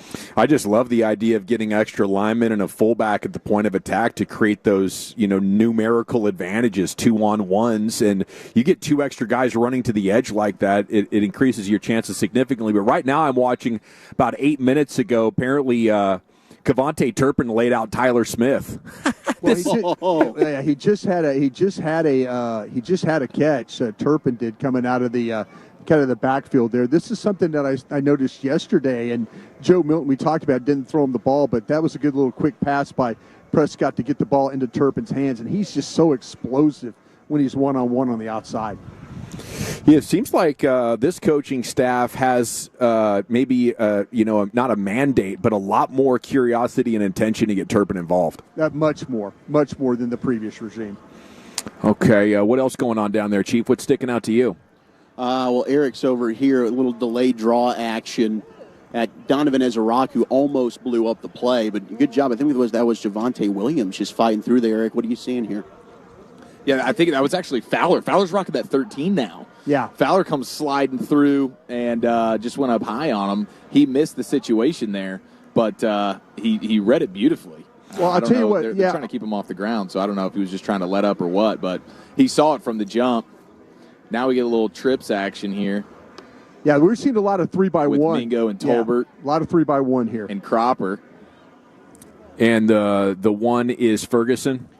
It's the opposite side. It would be Turpin would be on the opposite side. They just tried to they went 3x1, and then they tried to sneak Stevens up the field, and he was wide open and just dropped the ball. It's a little underthrown. Yeah, but he did. That was just a drop. Yeah, he should have caught that football. But really good job. They went to the opposite way. They put Turpin wide, and then they had the tight end kind of sneak through. Stevens was open, and just like I say, he's got to make that play. It's an adjusting catch, but needed to make it. What are we going to do with Stevens here? You going to take 4? It seems like they're all good. Well, the thing about it, the 3 tight ends have been outstanding. The Ferguson and Spanford, and then with Schoonmaker. It's not that Schoonmaker's playing poorly.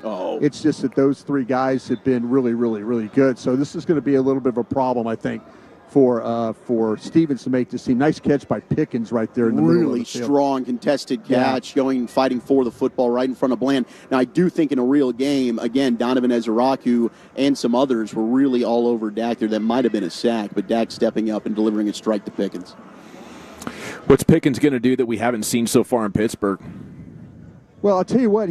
Yesterday wasn't a great practice for him. I mean, he had a drop that was kind of uncharacteristic of him. But I think what you're going to start to see from him is more routes across the field. He's been known kind of as a vertical player, but they're going to find ways to get him where he can get the ball on the move. He can be pretty damaging when it comes to catching the ball on the move, and they need to get him more involved with that. So you're getting a chance to evaluate Joe Milton quite a bit here with the twos? Yeah, Joe Milton is, and this is the problem with Joe Milton is that, the pocket breaks down and he runs, and he does that a little bit too much for my liking. I don't know if there's some questions about his ability to really, really see the field and read and trust what he's seeing, because there are more times than not where he will take off running with the ball when you're kind of watching, you're thinking like, well, he could have got it over to, he had a guy over here, and he just takes off running. Maybe it's not always just kind of trusting what's going on with the offense yet. I mean, if he's going to be a run-heavy guy, I would like that. Do we have an answer yet on who their Wildcat quarterback's going to be? I think it's going to be Turpin. Now, he just made a throw. Willie, did you see that one in the middle of the pocket? Yeah, he did. He stepped up. Yeah. He was able to slide because they actually brought a corner blitz, the slot corner blitz from Eberflus, and I think it was Zion Childress who ended up blitzing. Milton's able to slide, steps up in the pocket, goes right over the middle, hits him right around the 25-yard line to Flanoy. A nice catch there. Yeah, Flanoy's been kind of quiet in this camp. He had a catch yesterday. Kind of keeping an eye on Winfrey here, on Perron Winfield. He's playing the 3 technique at defensive tackle, and he's done a nice job. Look how active he is right there. See, he's in the backfield right there. I mean, that's there's an interception. Yeah. Childress dropped it. That's back-to-back good plays from Zion Childress, though. That corner blitz, and then he's able to. I mean, he ran a route there better than the wide receiver who he was covering. Was that Cropper? Yeah, it sure was. And like I said, I mentioned Winfrey. I was watching him, and he was going up against Charles, who was the right guard, and just like bam, bam, just two quick slaps. Pulled the right shoulder, and was by him, and it was on top of Milton. So that probably would have been another one of those kinds of sacks. You know, Brian, another competition that we haven't talked with you about a lot is the starting safety next to Malik Hooker. Yeah. And it looks like that's been Marquise Bell's responsibility, at least early on with the ones. Has that been the case through the first week, or are they rotating? Yeah, Wanye Thomas has been that guy. And Wanye Thomas, I think, if you look on the sidelines, is not practicing today. So that's unfortunate for him because he's been showing pretty well. Here's Milton running the ball again. You know, he's going to – I tell you what, I mean, he doesn't like what he sees, and he's working with a group of, some rookie receivers, with Holden and those guys down here. So, that's a little bit of a maybe the guys are not kind of helping him in some of these things, but he's just going to pull that ball down and run if he doesn't feel good about it. That was Milton DeFlournoy earlier, though, over the middle. It was. Yeah, and it was like the pocket was disintegrating around him. I'm seeing that now on Cowboys Twitter as it populates, and that's a hell of a throw from Milton DeFlournoy. He could do that. Does Ryan still have a shot here? I tell you what, man. Ever since Pickens showed up, everybody's kind of gone down the food chain a couple of clicks. So he's going to have to. Yesterday was one of the first days I really noticed him. Other than that, it's been kind of a struggle for him. And then this screen to Turpin, dude. I mean, he is just so fast. He goes flying around that corner before defenders even have a chance to react. He's gone. Yeah, he is. That's one of the reasons why they put him in the backfield is that he is able to do that. There's Miles Sanders on the run, just a simple little run off the left-hand side there. That's at Mozzie Smith, but that's going behind. That's going Tyler Smith. That's going behind Tyler Smith. And Tyler just picked up and drove Mozzie into the ground on that one. Yeah. Okay, at running back, how would you stack it right now? On social media, it just looks like Blue has more shiftiness and juice and electricity. Sanders is involved too. Sanders, I mean, Blue has really been really good, but Sanders has shown. I think if you had the two guys with the most explosives, has been Sanders and then Blue. Nice pickup there, by the way, too. That was a beautiful. So that was a nice play where you're able to get Turpin matched up on Sanborn. Yeah. And that's a mismatch right there. I mean, the speed, Jack Sanborn has absolutely no chance, and it's just a quick little out route. You're going to pick up a first down. Alrighty, it's the G-Bag Nation here on 105.3 The Fan. Gavin Dawson up on the tennis courts with Wolchuk, Chiafalo, and Brian Broaddus holding it down with 3 live mics, watching an extended team session here as it's the second consecutive padded practice. 3 live mics brought to you by the On Time Experts, the official AC heating and plumbing partner of the Dallas Cowboys. Guys, we're going to step aside and come back with more. That sound like a plan to you? Sounds good. Break, okay, and we're back here with Hour 2 in the Nation. It's a must-listen on your lunch break. Rangers manager Bruce Bochy brings us the latest and has fun with the KNC Masterpiece. Wednesdays at 12:30 right here on The Fan and our Odyssey, iHeartRadio, and TuneIn apps. This is Andrew Bogish with an Odyssey Sports Minute. We get carried away too easily these days, but there's no reason to slow down the Paul Skeens train. The Pirates righty K'd 9 Diamondbacks over 6 more shutout innings yesterday, lowering his majors leading ERA to 1.83. Having already started 2 All-Star games, Skeens is now believed to be the first pitcher ever to have a sub-2 ERA after his first 45 career starts. I'm Andrew Bogish. While some mainstream media may downplay the danger, tensions between Iran and the United States could be reaching a boiling point. Oil routes may be under threat. Military assets seem to be on high alert, and cyber attacks could cripple our economy overnight. A single spark in the Middle East could trigger a global chaos, and your retirement savings could be the first casualty. But here's what no foreign power can touch: gold and silver. With gold having survived nearly every financial collapse in history, I trust American Independence Gold, a veteran-owned business and proud business that supports the Tunnel to Towers Foundation, supporting our nation's heroes and first responders. Act now. Call within the next 30 minutes and receive a $1,000 credit for your new account if you qualify. Don't wait for the next shockwave. Help secure your financial future with American Independence Gold today. Visit WillCaneGold.com or call 844-714-GOLD. That's 844-714-4653 or WillCaneGold.com. Again, call 844-714-GOLD or WillCaneGold.com. Financial freedom isn't given, it's secured. Performance may vary. You should always consult with your financial and tax professional. When you think mortgage, think TexasLending.com. Hey, when it comes to getting a home equity loan, you don't have to max out how much money you're getting out of your house. Get as much money as you need, put some money in your bank account, make sure you have that free feeling of having that extra equity available to you right now when you need it. Call TexasLending.com. With home equity experts, we can help you today and close very quickly. It's TexasLending.com. 4201 Spring Valley Road, Suite 1150, Dallas, Texas, 75244. NMLS number 2297. Equal housing lender. Mark, I've heard you guys say don't get hurt twice. What does that mean?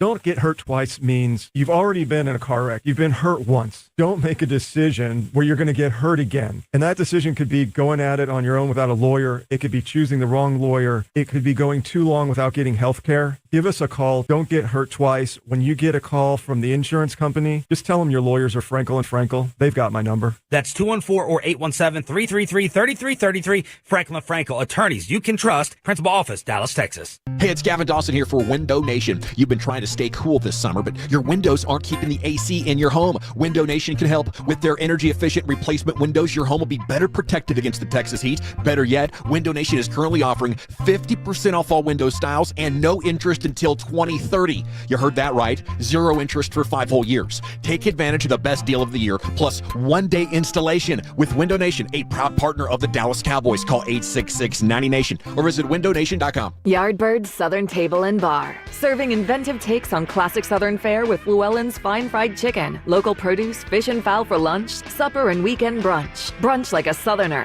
Bold bourbon, better nights. Warm hospitality, unforgettable flavor. From intimate birthday celebrations to grand receptions and casual gatherings with friends, Yardbird offers an unparalleled dining experience infused with Southern charm. Yardbird's Southern Table and Bar, located at 2121 North Pearl Street in Dallas. RunChickenRun.com. Everyone always asks, what makes advanced hair restoration different? Allow me to share, along with some details on, get this, their once-a-year summer savings event. First off, Advanced Hair stands by their results, and their before and afters are second to none. With Advanced Hair, your own natural hair is guaranteed to grow. Secondly, Advanced Hair combines top-rated physicians with modern technology, creating a concierge-quality experience that's hard to find elsewhere. Lastly, Advanced Hair's Advanced FUE begins regrowing your own natural hair the very next day. Quick, simple, and easy. Now, if you have a flexible schedule this summer and you've been waiting for that special savings opportunity, it's here. Advanced Hair's summer savings event will get you the most hair for your dollar. It's their best offer ever. For details and to schedule your free consultation, call 469-599-HAIR. 1-day treatment, life-changing results. Your new hair is guaranteed to grow. 469-599-HAIR or advancedhair.com. This is your skipper, Bruce Bochy. Rangers coverage like nobody else, right here on The Fan. KRLD-FM and HD1, Dallas, Fort Worth, an Odyssey sports station. Driven by our D&M Leasing Studios, you're rolling with the G-Bag Nation on 105.3 The Fan. Welcome to the nation. Yeah, buddy, here we go. It's hour number 2 of the G-Bag Nation on 105.3 The Fan, and we are in the midst of 3 live mics with Wolchuk, Chiafalo, and Broadus on the practice field. Take it away, boys. All right, we just had Dak with a completion to Jalen Cropper over the middle. Now, Dak's been working under center quite a lot here, Brian. He's back in the shotgun now, might be changing some plays up. It looks like we've got a call from Cooper Beebe at the center, who's pointing out Jack Sanborn, the mic at 57. Yeah, they've been in a situation where they've run some double A-gap blitz. That's what we got last year, remember, from Mike Zimmer. Yeah. And so they've been practicing that a little bit. That ball was a little bit low across the middle. Nice job by Elum of tracking Pickens. That ball, Dak tried to fire it into the middle of the teeth of the defense, and Pickens just could not adjust. It was on his shoe tops, but Elum was able to trail with it. But, yeah, get back to that double A-gap blitz. I think this is something that maybe Matt Eberflus saw on tape and understands that he wants to use it with Micah Parsons. Yeah. That possibility. Let's go. And so that's why I think that he's giving it a little, see how his defense is giving a little look in this nickel package. They're showing it here right now. Yeah, they're with Maris Leofow and Sanborn. Yep, absolutely. 3 Live Mics brought to you by the On Time Experts, the official AC heating and plumbing partner of the Dallas Cowboys. Is that play happening? Yeah, Dak now throwing to Kevontae Turpin, who makes an excellent adjustment along the sideline right up to the 20-yard line, was able to catch that in front of Kair Elum, and that was a good throw, able to work back from the sideline there for Kevontae Turpin. Hey, I mean, this has been as advertised, Brian. It's been the Kevontae Turpin show early on with the ones. Turpin has been outstanding, and the minute you think that he's really not a wide receiver, that he's kind of a gadget player, he goes and makes an adjusting catch. They put him in the backfield. They've done a lot of different things with him through these 5 practices, and it's nice to see him catching the ball down the field. It feels like, a receiver that's headed for 75 targets or a dual threat running back or something. Like, what is the plan with Kevontae Turpin? Because this is like 5 or 6 targets so far just this afternoon, boys. Yeah, I tell you what, it has been a show for him to make. But yeah, they're going to find ways to kind of make him get involved with that. He just, every time they hand him the damn ball, it's a 5, 6, 7 yard gain. I mean, he's just that quick, that explosive. So it's been pretty impressive. Now, nice day from him, what we've seen so far. Be honest, Brian. Do you think he can take that kind of punishment? I remember the concerns about Tony Pollard, and then right when they finally gave it to him, he did break. No, I'll tell you what. I think this guy will be fine. I really do. Nice. I think he's one of these guys that has a feel for how to avoid and how not to take a big hit. And I think that's his background as a punt returner and as a kick returner. So anyway, hey, Zach, it looks like to me the next drill, you're going to have a better view. I'm going to have to move down a little bit because it looks like to me they're setting up cones where the end zone's going to be in my view, and then on the side over there, I think you're going to be able to pick things up. I'll try and get to a better position as we get going. We just had an awesome rep right before they went ahead and changed up the team drill here. Tyler Guyton and Sam Williams. They had Sam Williams actually standing up over the guard, which was Tyler Smith, and then they had rushing on the opposite side as Araku. Then they stunt, and it was a great pickup by Tyler Guyton to acknowledge the shift, and he just pancakes Sam Williams at the play. What do you got, Eric? Okay, Walchuk said shift there with an F, just for the record. My favorite pancake was Tyler Smith burying Mozzie Smith 10 yards down the field on a run right there to the left side. That was probably my favorite. And the biggest standout to me so far, Elam had a really nice pass break up there on George Pickens. Turpin has been the most focal point of the offense. Yeah. I mean, you have him, the short, quick passing game, he's just an immediate 10 yards. And then you had one that was probably more about 15, 20 yards down on the right sideline. So Turpin has been the biggest standout to me in the last few minutes. I love it, and I can't wait to see, once we get to the regular season, if they can keep him that involved, because this team desperately needed speed last year, and I know you've added Pickens, and you're happy about that, but if you can just add a blinding ball carrier in Turpin with that and get him the ball, I think that could be dynamic. Guyton just had a nice rep against Ezaraku as well, so maybe it's starting to shape up to be a good Tyler Guyton day, and I wanted to get your thoughts on Kelvin Harmon, because about 5 minutes ago, Dak had an out to him that was secured with a diving catch on the sideline. Yeah, this is really the first time, though, that in the 6 practices now that we've had where Harmon has shown up there. So good for him to get the opportunity when the ball came his way. Maybe he'll get some others. We'll see those types of players, those types of guys when we get to the preseason games, and then it turns into the second half where those guys are out there running a ton of routes. It could just be an equipment deal. Oso was just getting work done right around midfield. It looked like his elbow. He's got a giant brace on his arm. And I don't know if that's something that he was just kind of banged up he came in with, but we'll see if he checks back into the drills here. Okay, who's winning, offense or defense, overall today? I would say if there was scoring at home, I would say that maybe the offense is probably having a little bit better of it right now.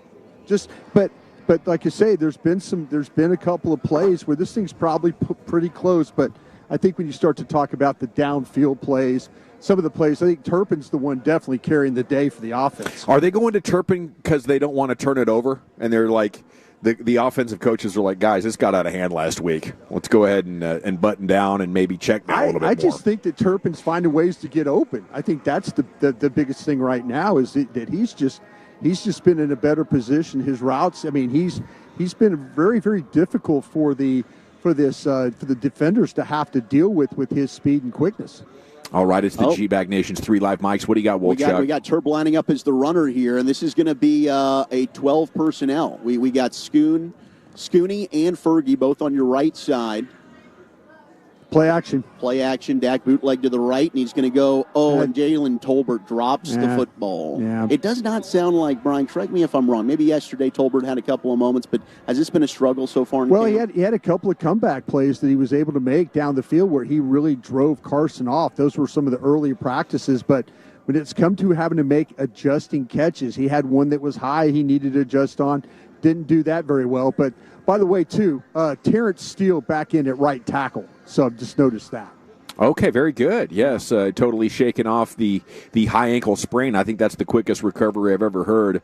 Hey, what more context can you give me on this Elum PBU of George Pickens? Is Elum like the player of camp so far? He's a top 5. If you start to talk about top 5, Wolchuk, was that just Steele. Crack toss? Yeah. Okay. And that was Steele getting out there in space, but a really good fill from Malik Hooker coming downhill to blow that up. Okay, well then I noticed it looked like to me that they got Steele in space. But to answer your question, Dawson, if you had to say top 5 players at camp through the first 5 practices, Elum would be in your top 5 for sure. I mean, it kind of seems like he's breaking out into solid starter territory, like the trade is exactly what he needed, just like Luka needed to get his body right. Yeah, well, they've done a really good job. I mean, the big phrase that they're really talking about is this has been a change of scenery for the guy. You know, you had a general manager that drafted him, and then you had a head coach that wasn't interested in playing him. So that's kind of where you're at right now with all that. That Lion King Rafiki Simba celebration. Amazing moment. Legendary stuff. We're going to be seeing that for a while, aren't we? Yeah, absolutely. That was a lot of fun. What's next over there, Wolchuk? So Osa was just back out there for that rep, so I don't think we need to be worried about that. But that was just a pass intended for George Pickens. He ran an in and then out towards the sideline. Actually had quite a bit of cushion as Kair Elum was playing off coverage, but just an incompletion. Him and Dak couldn't connect on that. Here's Mingo here outside at the wide receiver. They got Tolbert inside. Let's see if they find some kind of combination to get Mingo up the field. That's such tight, condensed formations there, Brian. Oh, great route by Turpin over the middle. Yeah, there was to Mingo. Right there, yeah. Mingo, you kind of had a feeling that they maybe were setting something up where he started up and then broke inside. Dak had his eyes looking to the left like he wanted to maybe throw the ball to Lamb, and then Mingo just kept running.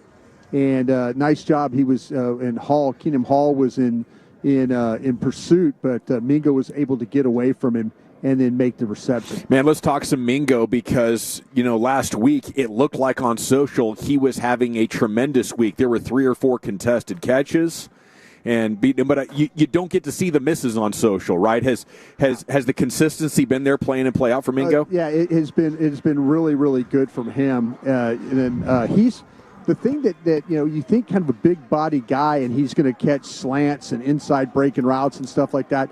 But there were times where the ball got over the top, where he was able to get down the field, turn, and adjust to the ball. And you're kind of thinking, well, that's pretty solid because I think you're a big guy like that wouldn't be that kind of athletic.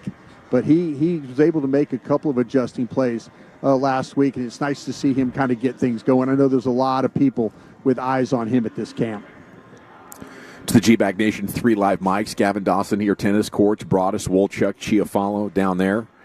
Guys. Jadon Blue in the backfield right now. Let's see if we get some kind of running play here.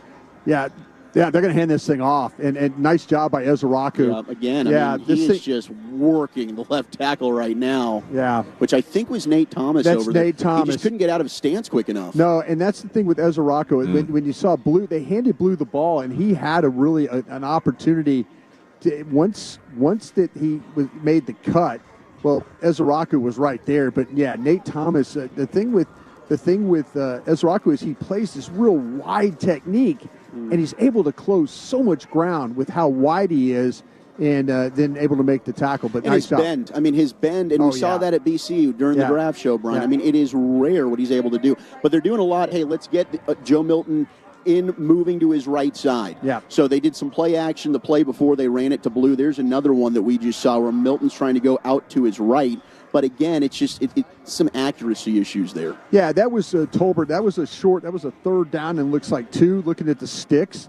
So that was just what they call sprint right option. And Milton just loaded up. They blocked everything back inside. He got to the edge and then fired it to Tolbert on the out for the first down. Guys, how would you say Dak Prescott's doing overall this camp? I would say moving very well. I might be more confident in his movement than I've been at any point since the broken leg. Yeah, I think there's been some deep ball shots that he would love to have back. And you know, that's the thing that we kind of, focus. And, Shotty was even talking about it, in the that, hey, they need to find a way to get more of those to let Dak work on those. They're worried about the soft tissue injuries. But there's some deep shots that he has missed. There was a couple of shots that he missed yesterday that were high. And so, but overall, I think the movement aspect has been, as you said, really the most positive thing about him right now. They're working more on the passing game than the run game today? It looks like to me a lot more throwing the football. They're in that, I think, we'll check. Can you see the sticks down on your end down there? Are they working on third down is what they've got? I think, yes. I think that is exactly what we're doing. Okay, so it's the last run we saw was the one where Ezraku was stepped up and made the play. Oh, here's a RPO, and he just backhanded it inside. So they're just trying to pick up the first down there. This the simple run, only gained a couple of yards. So good job by the middle of the Dallas defense. That's with Mozzie Smith and Sanborn and those guys stepping up and not getting worked out of there. How's the follow-through been with shifts and motions and bunches and stacks and deception? It's all there for Shotty, isn't it? Yeah, he's tried. I mean, and like I said earlier, it's exchange 2, it's bring 2 right to left, and then it's a motion, and it's another motion behind that. So, stacking motions on top of motions is something he's trying to work on. Again, I feel like that's kind of that San Francisco 49er way of doing things where you just keep, you think it's stopped, and then here comes another motion. But they're trying to get as many bodies to the point of attack as they can, especially running the football. I just love some of these highlights where the defender's like, it's a run. Oh, no, it's a pass. Oh, no, it's a run. And that's what a good play by Hooker right there. Steele was working again on Sam Williams, and Steele did an excellent job just creating enough room for Dak to be able to step up, extend the play, and then he tried to rifle one. I think it was to Scooney. Unfortunately, not able to connect, but that was a good rep by Steele against Sam Williams. Yeah, I don't know if that was Scooney or was that Ferguson that he threw it to. It was a tight end that he threw it to. I know Scooney was on this right side. Yeah, okay, but Hooker would made the play is what he does. That was good tight coverage. Yeah, Hooker's had a good practice. Good tight coverage by him on that particular play. All righty, boys. It's the G-Bag Nation here on 105.3 The Fan. Practice going to go a little bit longer today, it's looking like, huh? Well, Shotty told us it was going to be an hour 45. So as I look at the big clock, he's into period 7, and he's underneath 4 minutes for the next period. So this will probably be the last one that we. I think there might be a couple more periods, but that right now, this like the team period that we're getting the most out of is this one right now. Oh, I love it. We are going to get George Pickens on immediately following practice today. They're going to bring him up to our broadcast position. We'll talk to the Cowboys' first year a wide receiver after trading for him in the offseason for the Pittsburgh Steelers. But lots of good stuff happening on Cowboys Twitter. You can follow us at 105.3 The Fan. And Carter Freeman's doing a heck of a job getting plays up, getting clips from interviews and clips from our show. Of course, Dallas Fan Cam on YouTube as well. Anything else to add, boys, before we send it to break? Here's a deep ball, Dak to Pickens, and they connect for a touchdown. That was a beautiful throw, dropping it into a bucket from Dak. Let's go. How long? Yeah, that thing was probably, what is that? He threw from the 30. Right around, I mean, probably 65. Yeah, and I'll tell you what, though, it would have been really, really close because Ezraku had won around the left end. So they honestly, they might have had a hold there on the right tackle. Yeah, I think that would have been really, really close. But good pass by Dak. We talked about the deep ball, and that thing was perfectly thrown. It was on Izzy McQuamu was playing corner at that time. Pickens was able to separate from him and make the play. All right, our training camp coverage brought to you by the on-time experts, by Rhino Shield and Yardbird Southern Table and Bar. And we're back with more Cowboys training camp coverage and George Pickens here in the nation. Our goal is to be your Buc-ee's of radio. You know, where you stay for a while. Except we can't promise our bathrooms are going to be clean with these guys. Stick around. More laughs and sports ahead right here on The Fan, the Odyssey app, the iHeartRadio app, and TuneIn app. Save on summer's sweetest flavors at Whole Foods Market. Get 18 ounces of organic blueberries for $5.49 each with Prime through July 29th.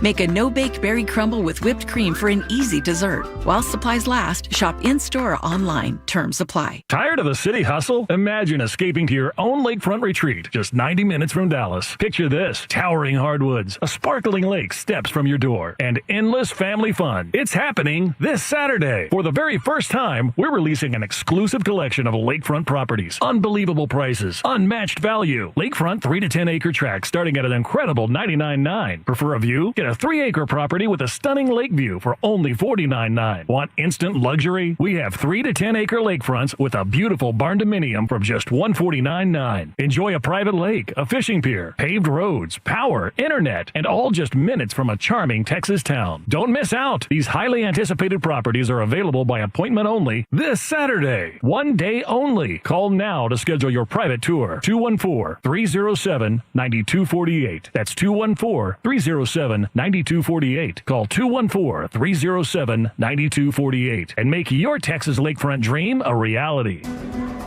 It starts with a simple order: a cold Dos Equis dressed with salt and lime. But for the salt clinging to the bottle and the lime perched on top, this is the luckiest of unions. As if the universe has swiped right, pairing flavors together with a crisp Dos Equis. This is refreshment designed by fate, blessed by destiny, and served by bartenders. Enjoy Dos Equis responsibly. Copyright 2024 Dos Equis, imported by Cervezas Mexicanas, White Plains, New York. Platinum Chevrolet has become an all-in-the-family business for the KNC Masterpiece. Corey told me to go there to buy my brand new car. 5 years later and 4 new cars later, I love Platinum Chevrolet. And now we've got our producer Alec in on the Platinum Chevrolet business as well. You walk in and you gently ask for GM Justin Rudd. He's going to be happy to see you and take care of you because he loves the Tolos. And the price you see online is the price you're going to pay. Visit PlatinumChevyTexas.com. Drive a little further to save a lot more. Chevrolet, together let's drive. Lenny went to college and racked up huge debt. A little bit over $100,000. For a degree he couldn't use? Now what? I had a friend that went to my computer career. They even helped him get hired immediately after graduation. One of the things I love about IT is that you can work from anywhere you want. You could become an IT pro in just months, including cybersecurity and the basics of AI with zero experience at mycomputercareer.edu. My Computer Career, an elite CompTIA certification partner. It worked for me, and I know it can work for you. This is one student's experience. Individual results vary. There's never been a better time than now to buy a new Kia, and Moritz Kia should be your first stop. Right now, you can get 1.9% APR on all new 2025 Kia Sportage and Sorrentos for 60 months, with credit approval through KMF at a cost of $1,750 per month per thousand financed. So what are you waiting for? Give us a chance to earn your business and keep your business. Moritz Kia, the best name in the business, backed by the best warranty in the business. Moritz Kia in Fort Worth, Hurst, and Alliance. Offers in August 4th, 2025. Time for your Live Nation concert update. Don't miss Zoso, the ultimate Led Zeppelin experience, July 31st at Tannehills. Carson Jeffrey, August 2nd at 10.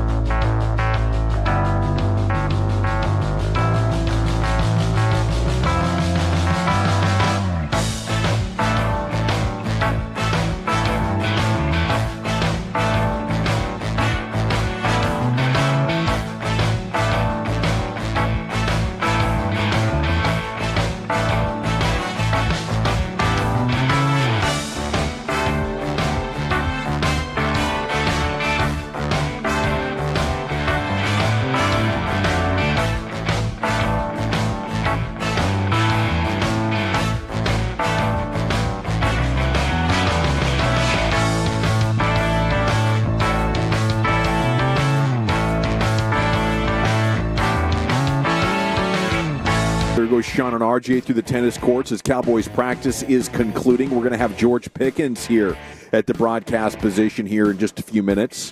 Let's do some C-Note here, Cowboys news of the evening. Very eventful weekend of news.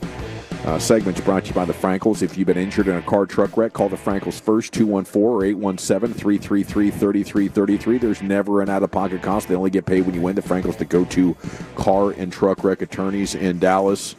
Would you like to grab a headset shop and talk some Cowboys football with us? That would be fun. In his epic good baseball shirt once again. How to bunt. Number 1, don't. Number 2, hit a dinger. I love it. Okay, what stuck out to you here? Kavontae Turpin, dude. What's the plan with this guy? Oh, man, you had to ask me football questions? I'm out there looking at the quarterbacks. Okay. I'm out there. You brought us nose. I don't. Where do you come out on the Joe Milton debate, if there is still one? In terms of? Is he a good backup option? Oh, is he a possible starter? No, I mean, not right now. I don't think he's a possible starter. I love Joe Milton. I'm not going to say a bad word about Joe Milton. He's my guy. He flat. So, at this point, because you've seen the whole time, compared to Trey Lance last year, sure, it seems when there's no coverage, he's at least on target. I just don't know that Joe processes the game at the speed that you want an NFL quarterback to process. A lot of running, a lot of scrambling. We see him scramble out there a lot. That can't be. Coaches can't like that. No, it's just one of those things that, it's you probably would like for him to, read it, throw it, but he's maybe trying. I mean, he makes some incredible throws. That play out there, that deep pass over the middle, Yeah. I mean, he had to scramble a little bit. Yeah. He's probably sacked in a regular game. He probably could have thrown it earlier. Right. But he made a throw that nobody makes. Right. That's Joe Milton in a nutshell. Yeah. He's gonna not see it cleanly, but he's gonna have an idea that the route might end up here, and he's gonna try and throw it. He's the one guy that's willing to throw the ball down the field. I mean, and Dak is a little bit more like, I'm gonna try and hit, the crossers and stuff like that. He's going to try and do that. Joe is going to try and make the wild-ass big play. But to answer your Turpin question, I mean, you got to find a way to get the ball in his hand. They were doing that a lot today. I mean, I don't know how many touches he had, but he had to lead all skill players, maybe doubled the second closest guy. Okay, you thinking baseball? Is that what's going on with you here with the deadline and the Rangers rolling? We are, but the problem is now, Class A. He's in some trouble. He screwed up the entire deadline because, I mean, he was the guy that everybody was going to go after. Rangers included were probably trying to, at least kind of, make a phone call or two. And then he gets popped for gambling, or maybe not. But certainly they're not going to have this figured out by the deadline. It's in 3 days. Needs an interpreter to come to the rescue. That screws everything up. That screws, not just for the Rangers, but for the whole sport. I mean, it brings the whole sport really to a crawl. I mean, you already had too many teams needing relievers. Now you take the best one out of there, and everything's got to come down a peg. And, I do have faith, though, that the Rangers are close and that they got a plan to have the other team eat salary to get good players again. So I think, you see why he's coming up with us in an hour. I think he's loading up right now, and he's going to do some big stuff. Look, I mean, Bednar, Jax, Duran, I mean, Class A was one of them, but, I mean, those are your relievers that are going to be available. And, there may be some starters available, but they don't really need it. They need bullpen help. They're back in the bullpen. The bullpen's been good. I mean, it's like, third or fourth in ERA and bullpen ERA. But nobody trusts anybody in the ninth inning. And you're not going to have Martin until August, maybe even September. You've got to find a way to get somebody because run prevention is probably where this team is. I'm just glad to see you've been relieved from your ceviche bubble guts, man. Seriously. Dude, that was awful. I was feeling for you last night. That was awful. I had fish tacos and then ceviche, and I think Sean had fish tacos, so it had to be the ceviche. But I went home as soon as and I was hoping that you didn't pick up on that because you were sitting next to me and I ripped one, and it was like it was almost gag worthy. We had the ocean breeze, the ocean breeze, and you can always blame it on a seal. I mean, there's errant seal farts that are out there. Man, we ran into the seals last night at the rudder room. That was pretty amazing. I heard they were barking at us. I saw that on social. That was cool. One almost took a bite out of you there, Eric. Yeah, I was trying to go get a little video or whatever. I thought it was sleeping, but it was sleeping with one eye open. That dude looked battle tested too. I wouldn't mess with him. Yeah, he was the alpha. He was barking off other sea lions that were trying to get up in there. So that was a good time. Nice. Almost as good as you wanting to come in here and just lay down the sword. Right? Yeah, I wanted to call a ceasefire. I wanted to get down here in the get in the trenches. I was going to get like a dog and just lay on the ground, feet up, surrendering, just like a ceasefire. And then we get to go full Christian Wilkins on you. I mean, you want? Yes, absolutely. What do we tickle? I call the toes. What are you going to tickle? You can tickle whatever you want. I'm not Might very need some ticklish. rubber gloves and hand sanitizer. I'm not very ticklish, but if you want to tickle something, I mean, you can tickle away. Little tickle. But yes, I wanted to call it the ceasefire. Reason why you guys want to surrender? Reason why? Yeah. I don't know. There's actually a reason. You know, Okay. I'm just sick of just the goodness of your own heart. I've got to keep coming up with new things, and I can't. I'm running out of material. Yeah. To be honest with you. Is it because Sean's doing that to you? Do you feel like you need to surrender because your own teammates are becoming unbearable? No, it's no. They have already called off. All right, now I feel like I can't continue this. Yeah. If they're going to call up, I can't be the only one out there because now I look like the bad guy, and my whole thing is likability. That's all I have. I don't have talent. I don't have anything else. Well so said. I've got to. Thank you. Yeah. I've got to be somewhat likable, and you know, I can't go after Eric. No, see, it makes because you've been calling me out for my T levels post haircut. Yeah, I'm not the same. Not the same. Just saying, not the same. You're Samson. I've changed. Yeah, my strength is no longer a strength. It's become a weakness. But this is good. This is good because at like 5:30 a.m. Pacific time, you were singing a different tune. You've since seen the light. I reserve the right to change my mind between 5:30 and now, and I have. Yes. So at 1:30 or whatever it is, ceasefire. Man, I'm conflicted on this because I thought you've had the best punchlines of the bit. Oh, thank you. Well, listening back, I'm like, man, more chop. This is great. He's run out of material. Well, That's what he's saying. If you want, I can still. My plan was this week I was going to ask every guest, have you had a brisket sando yet? See, and you got to keep that one alive. I might do that one. How many brisket sandos are you in right now? keep that alive. Jeez. Keep that alive. Yeah, I mean, were you listening to that live, by the way? Yes. Yeah. Oh, I remember exactly where it was. It was like Kennedy assassination, OJ car chase, and where I was or the Rowdy Tellez interview. I was at Davis on 114 at the stoplight, and it was the second. It was the how many brisket sandos he had. I was like, oh my god! It's Here we amazing. go. There we go. It's starting early. yeah, because he was Choppy was dunking on our professionalism, I think, and our general prep. Yeah. Which is I relatively knew. fair. I knew immediately, man, because he was about 7 minutes late. Yeah. Right. You guys didn't get to him about 48 after, and I was like, you know what?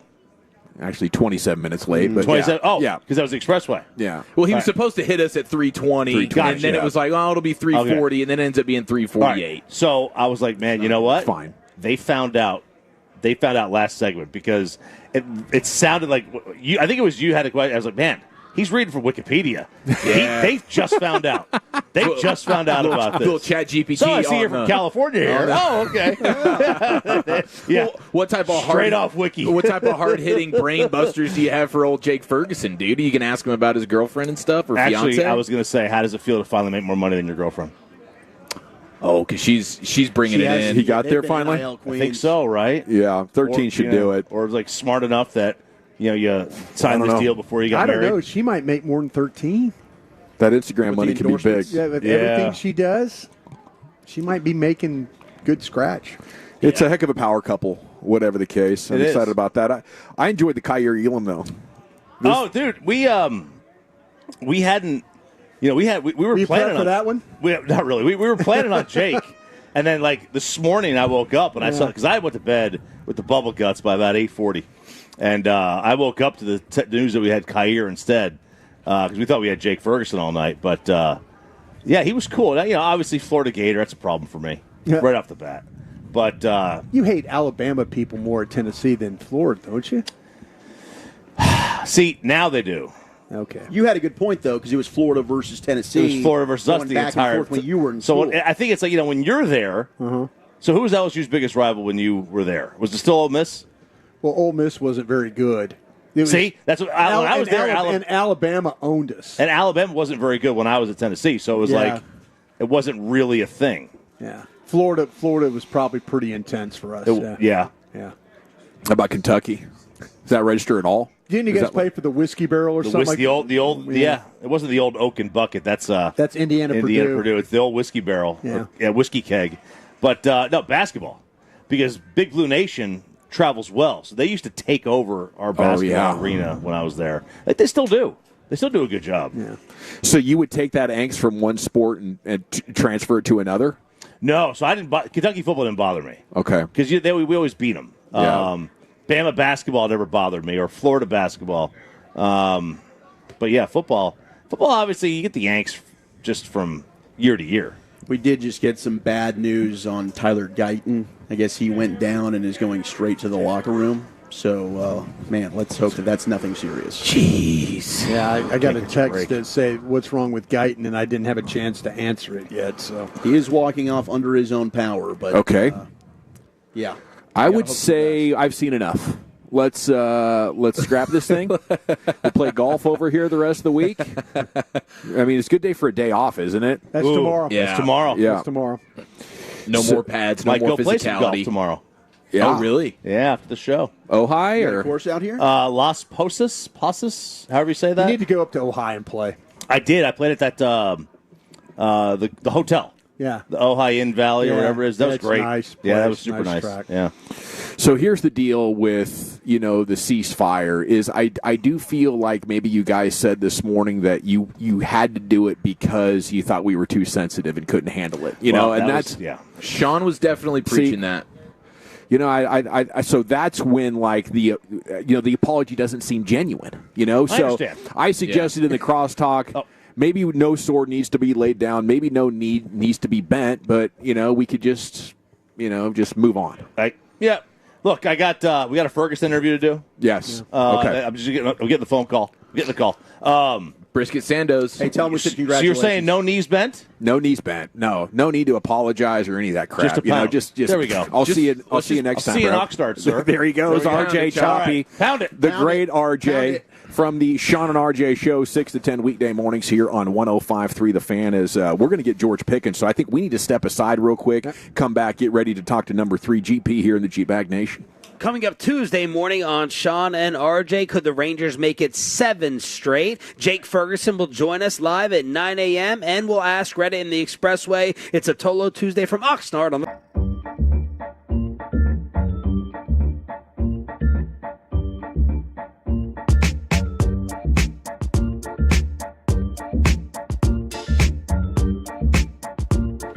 Uber Eats has Lola V products? I gotta remember that. Well, they say in order to remember something, you have to forget something else. Okay, now that is a very cute haircut. That's like a little shag. I've never seen that before. Well, of course you have. It's the Rachel. Oh, is that your name? No, I mean like your name. No, I'm Jen. My name's Jen. Right, but I just mean like this is your haircut. But that's hair on your head. I'm not saying this is your hair. Okay.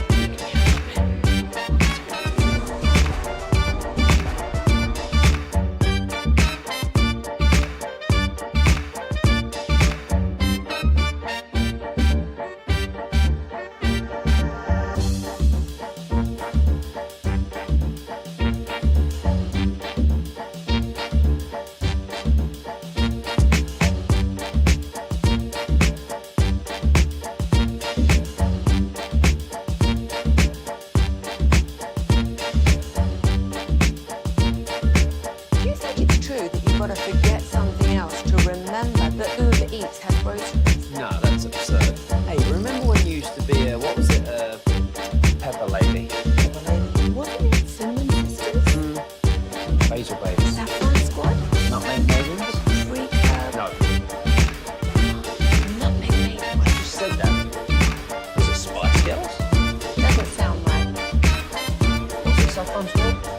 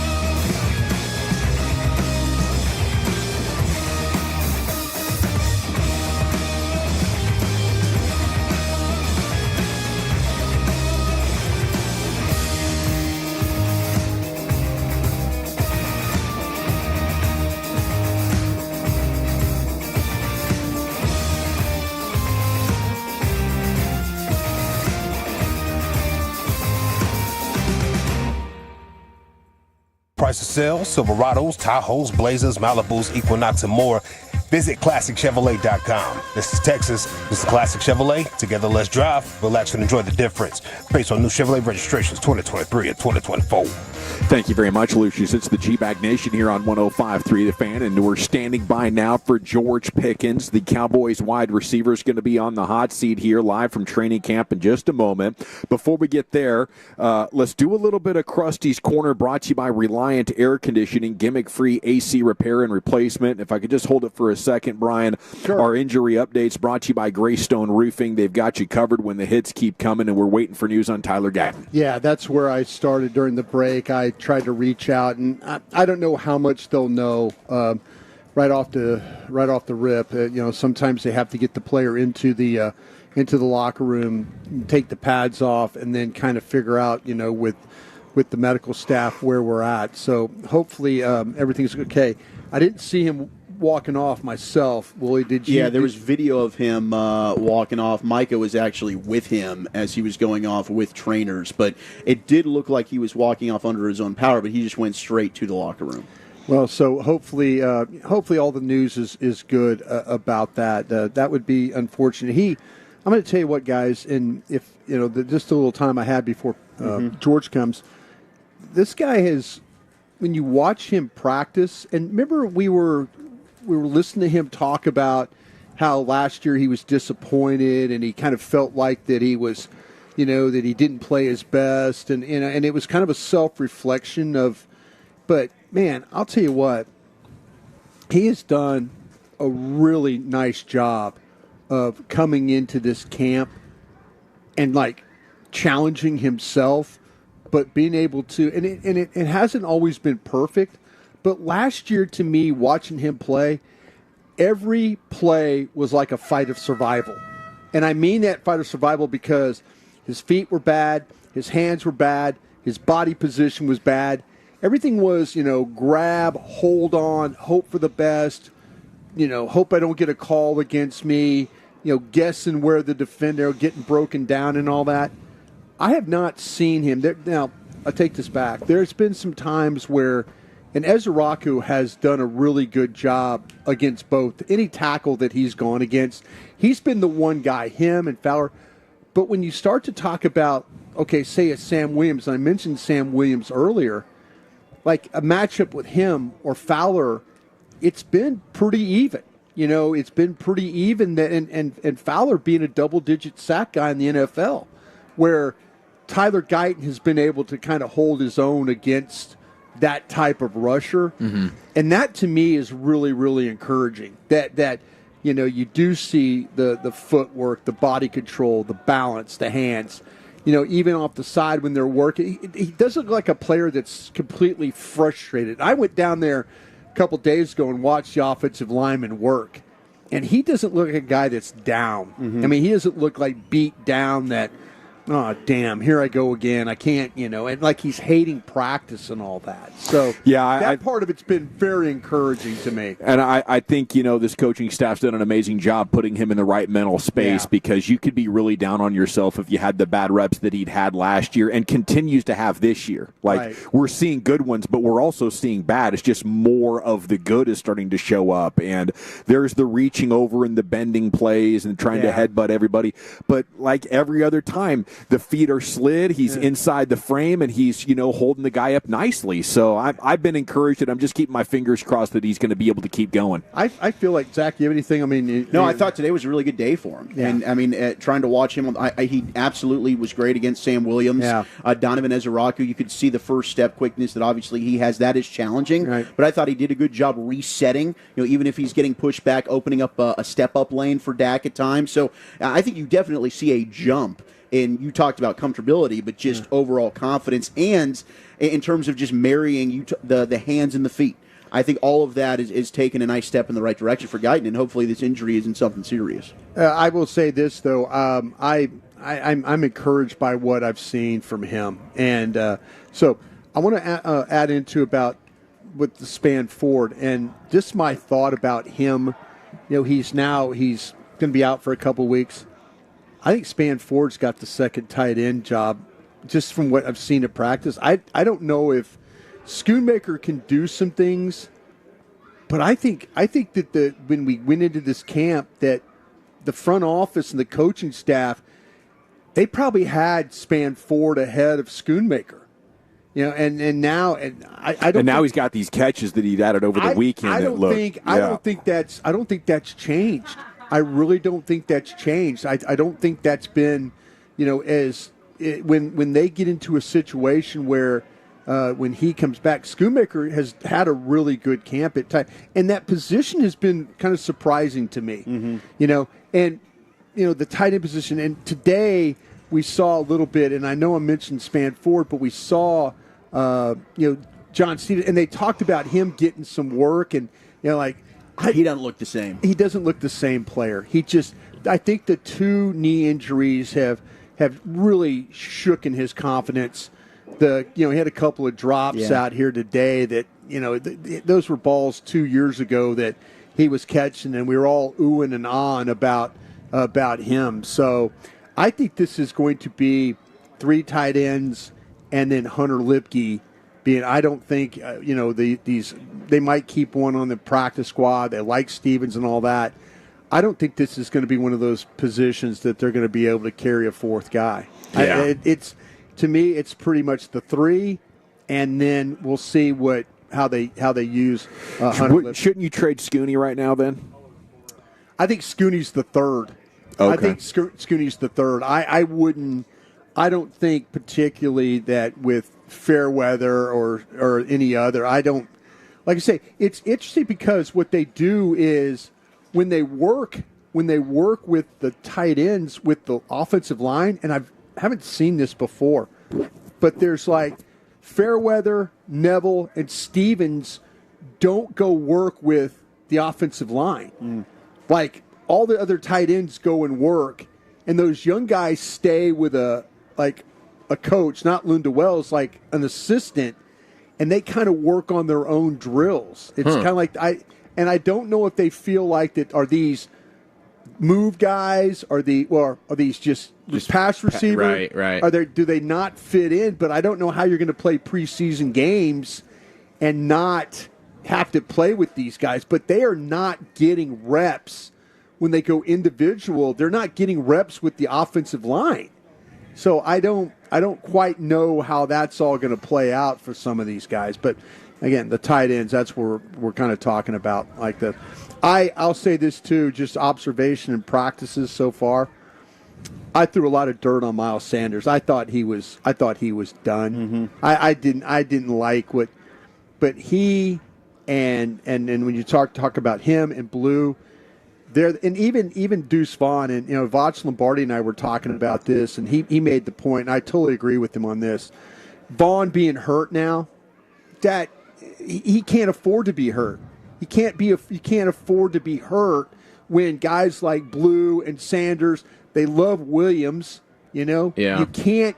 If Deuce Vaughn was going to make this team, and he's like telling everybody like, oh well, hey, it's not as bad as the hamstring. Bro, you're missing practices. Yeah, he's not in a position to be able to miss any time. Yeah, he's not. Absolutely not. But I love to hear that about Sanders, though. I was just for where watching 5 practices and seeing stuff today. He is the one guy that I feel like that him and Blue, they can hand the ball to, and there's going to be somewhat of an explosive play. Yeah. And maybe this is what Sanders needed. Maybe he needed to get away from Philadelphia. Maybe he needed to get away from Carolina, where running backs go to die, and then come here where. But it was.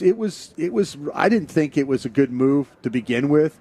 I admit that right now through 6 practices, he looks like a guy that you can hand him the ball. And if they're going to run power gap inside stuff, he's capable of being that back. How do you reconcile all of that with Javonte Williams being the best pass protector in that group? Yeah, but if they're going to be committed to, like, if it's going to turn into a 60-40, if it's going to turn into 60-40 run over pass, if it's not as balanced as we think, and it turns in, are you really going to need Williams if you're running the ball that much?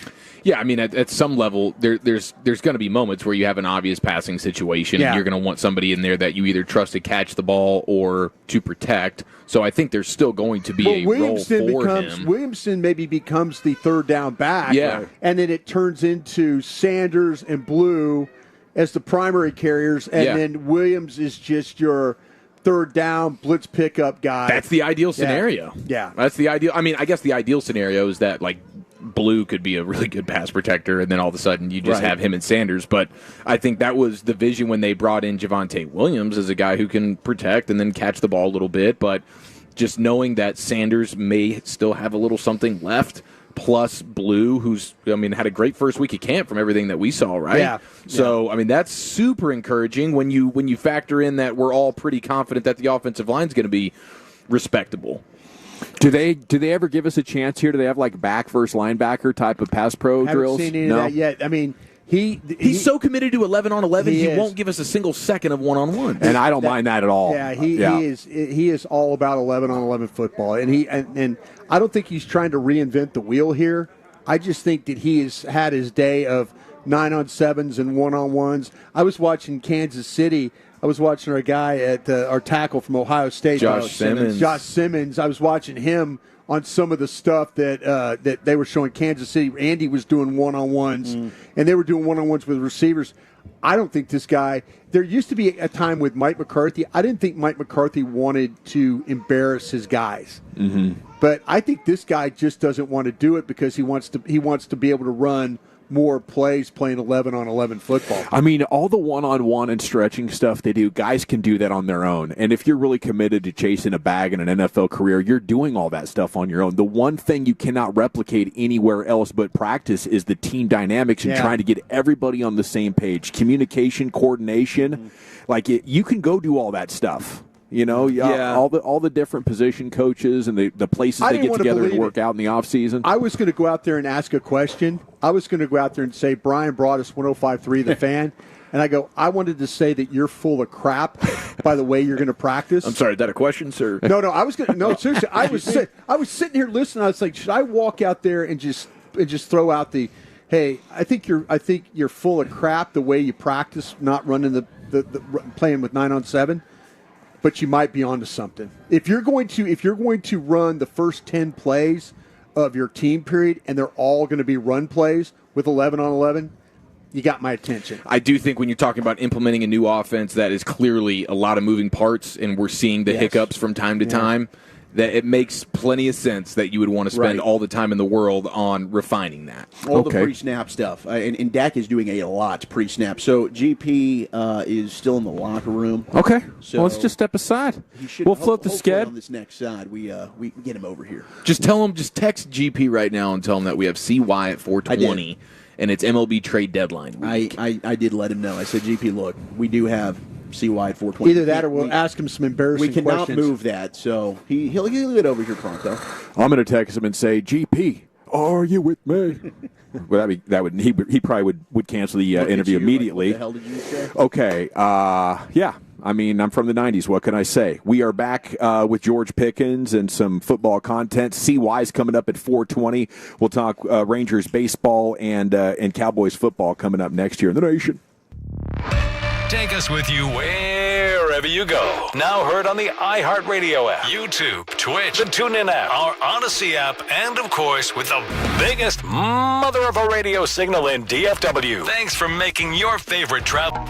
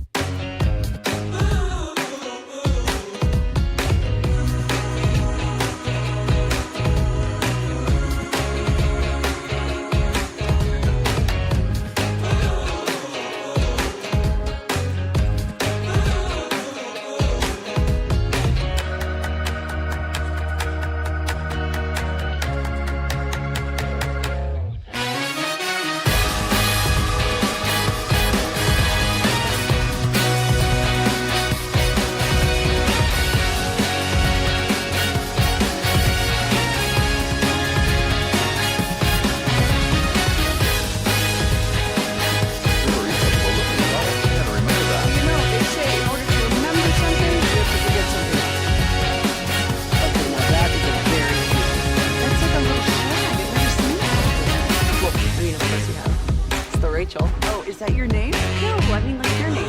No, I'm Jen. My name's Jen. Right, but I just mean like this is your haircut, but that's hair on your head. I'm not saying this is your hair.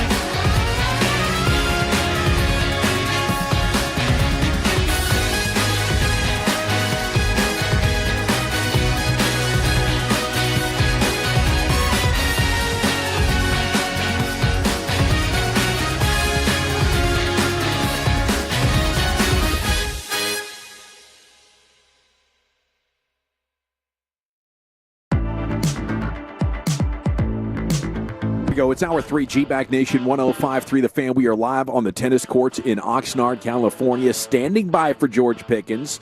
We'll talk with the Cowboys co-wide receiver number 1 here before too long.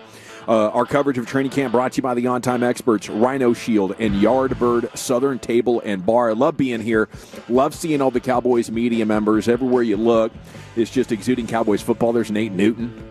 There's Nick Harris, Star Telegram, Joseph Hoyt. They're all here covering camp, heading home after a very eventful practice. We're waiting for word, though, on flipping Terrence Steele and Tyler Guyton. Tyler Guyton. Yeah. Terrence Steele was practicing today, so that was good. That was good work. I mean, we saw him running. He went out and pulled, got out in space there. I mean, Malik Hooker had a really good play to come up, and that was a nice thump. That was a nice thump. That was a remember me thump. Hooker had a nice PBU as well in the passing game. I thought Hooker was a nice little standout. But last 3 practices has averaged 1 offensive lineman down. Luckily, Steele is back. But we shall see with Tyler Guyton, keeping our fingers crossed and waiting for that.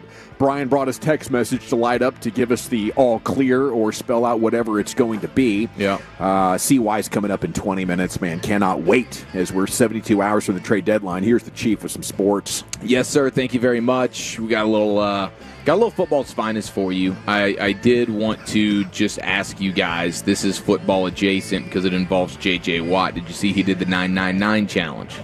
Oh, he did? He crushed it. 9 by beers, himself? 9 dogs, 9 innings. Yeah, okay. This is the not solo. The 9, yeah, this is the solo. 9 dogs, 9 beers, 9 innings. He definitely completed it before 9 innings. How many innings do you believe it took him to complete that? And I don't think he was like Joey Chestnut racing through it, like really trying to go as fast as he could. But he had a nice pace going. How many innings did it take J.J. Watt to complete the 999? I'm going to guess 4. Over under at 4, Broadus. I'm going to go over, and I'm going to say 7.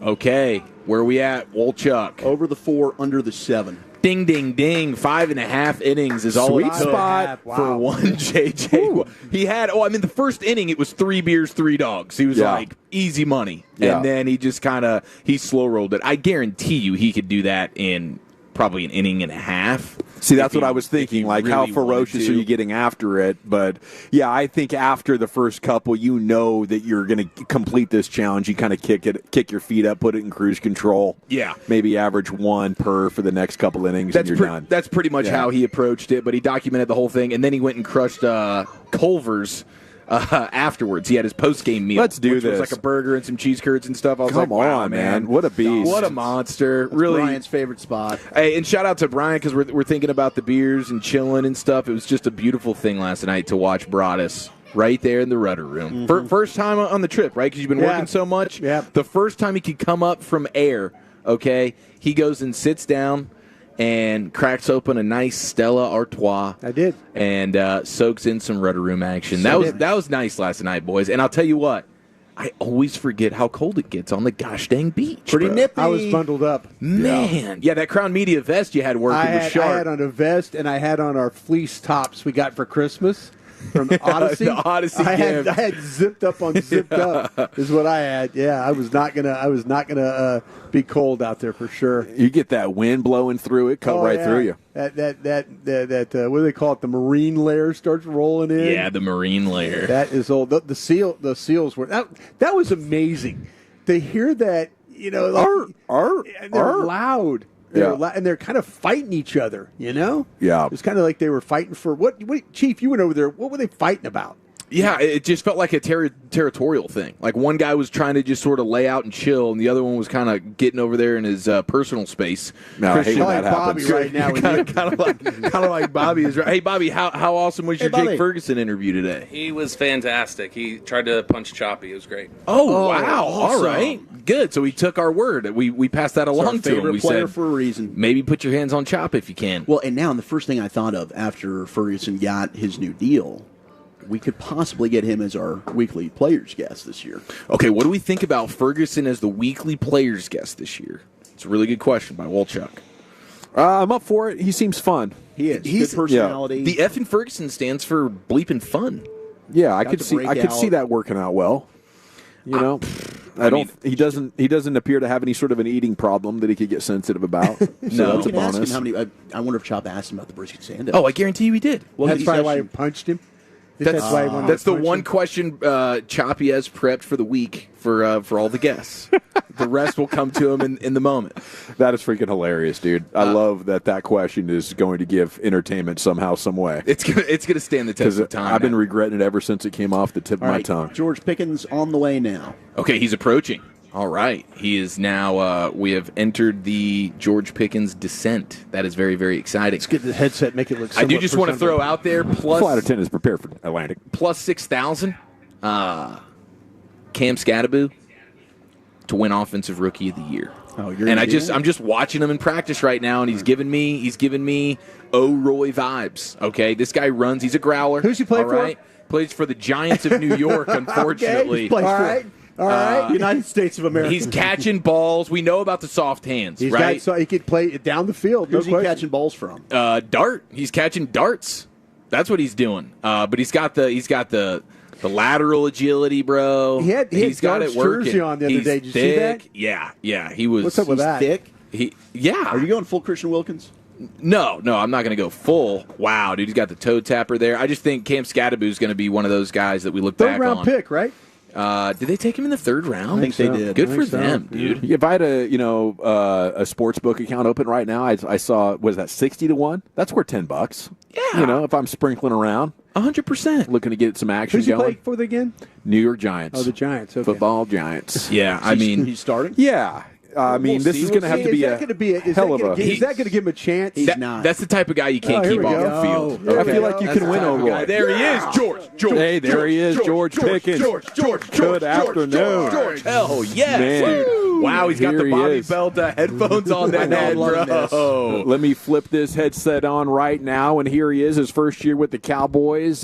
Cowboys got to steal the trade market They this year, stole sending a this guy. third for him. Yeah. And he's on the Wild Fork Foods hot seat, wildforkfoods.com, elite game day grilling favorites. Yes, and a sir. good afternoon, sir. How the heck are you? I'm doing good, man. Can't complain. Cali's weather is great. Yes. Absolutely gorgeous. How hot were training camps in Pittsburgh? Oh, they get a little hot because it's earlier in the year, but you definitely know it gets really cold. Right. Yeah. What's worse, playing in the frigid, freezing, what the hell, cold temperatures, or that super hot? Frigid, definitely. Because we running routes, your feet, your toes are froze, the ground's froze. See what I mean? So definitely probably cold is worse. What do you think of the guys that go out there, like if it's a cold game, and like a lot of the offensive linemen will go shirtless. Yeah. I mean, those people are insane. Yeah, it's a mentality thing. They're trying to break it. But honestly, they're cold. You know they're freaking. Yeah, like how cold was that game last year? Was that against Cleveland where Winston's doing snow angels? Yeah, games like that. It's games like that. That's later in the year where you can't even. We're just running the ball now because we can't even. Honestly, Q can't see the snowfall. Like so, it messes up the gameplay. Honestly. Okay, so you don't like it because everybody's talking about everybody should have a dome stadium. Yeah. Are you in agreement with that? I agree with that. I feel like everybody should have a dome stadium with inside grass. Oh, I like what you're doing. I like what you're doing Some here. grow lights in there. Yeah. So, how do you make these catches? Yeah, you know? that's what I want to know. Were you like born like Spider-Man style to go get them, or is this something you got to work on constantly? Like how? Honestly, my whole life I've been always kind of gifted, thanks to God. But like, I kind of do work on it too, just the minutia of receiver, and then I kind of in the offseason I work on little man's game, so stuff that Turk probably be able to do. That's what because I'm so big, right? So when I get out here, I'm moving way more fluent.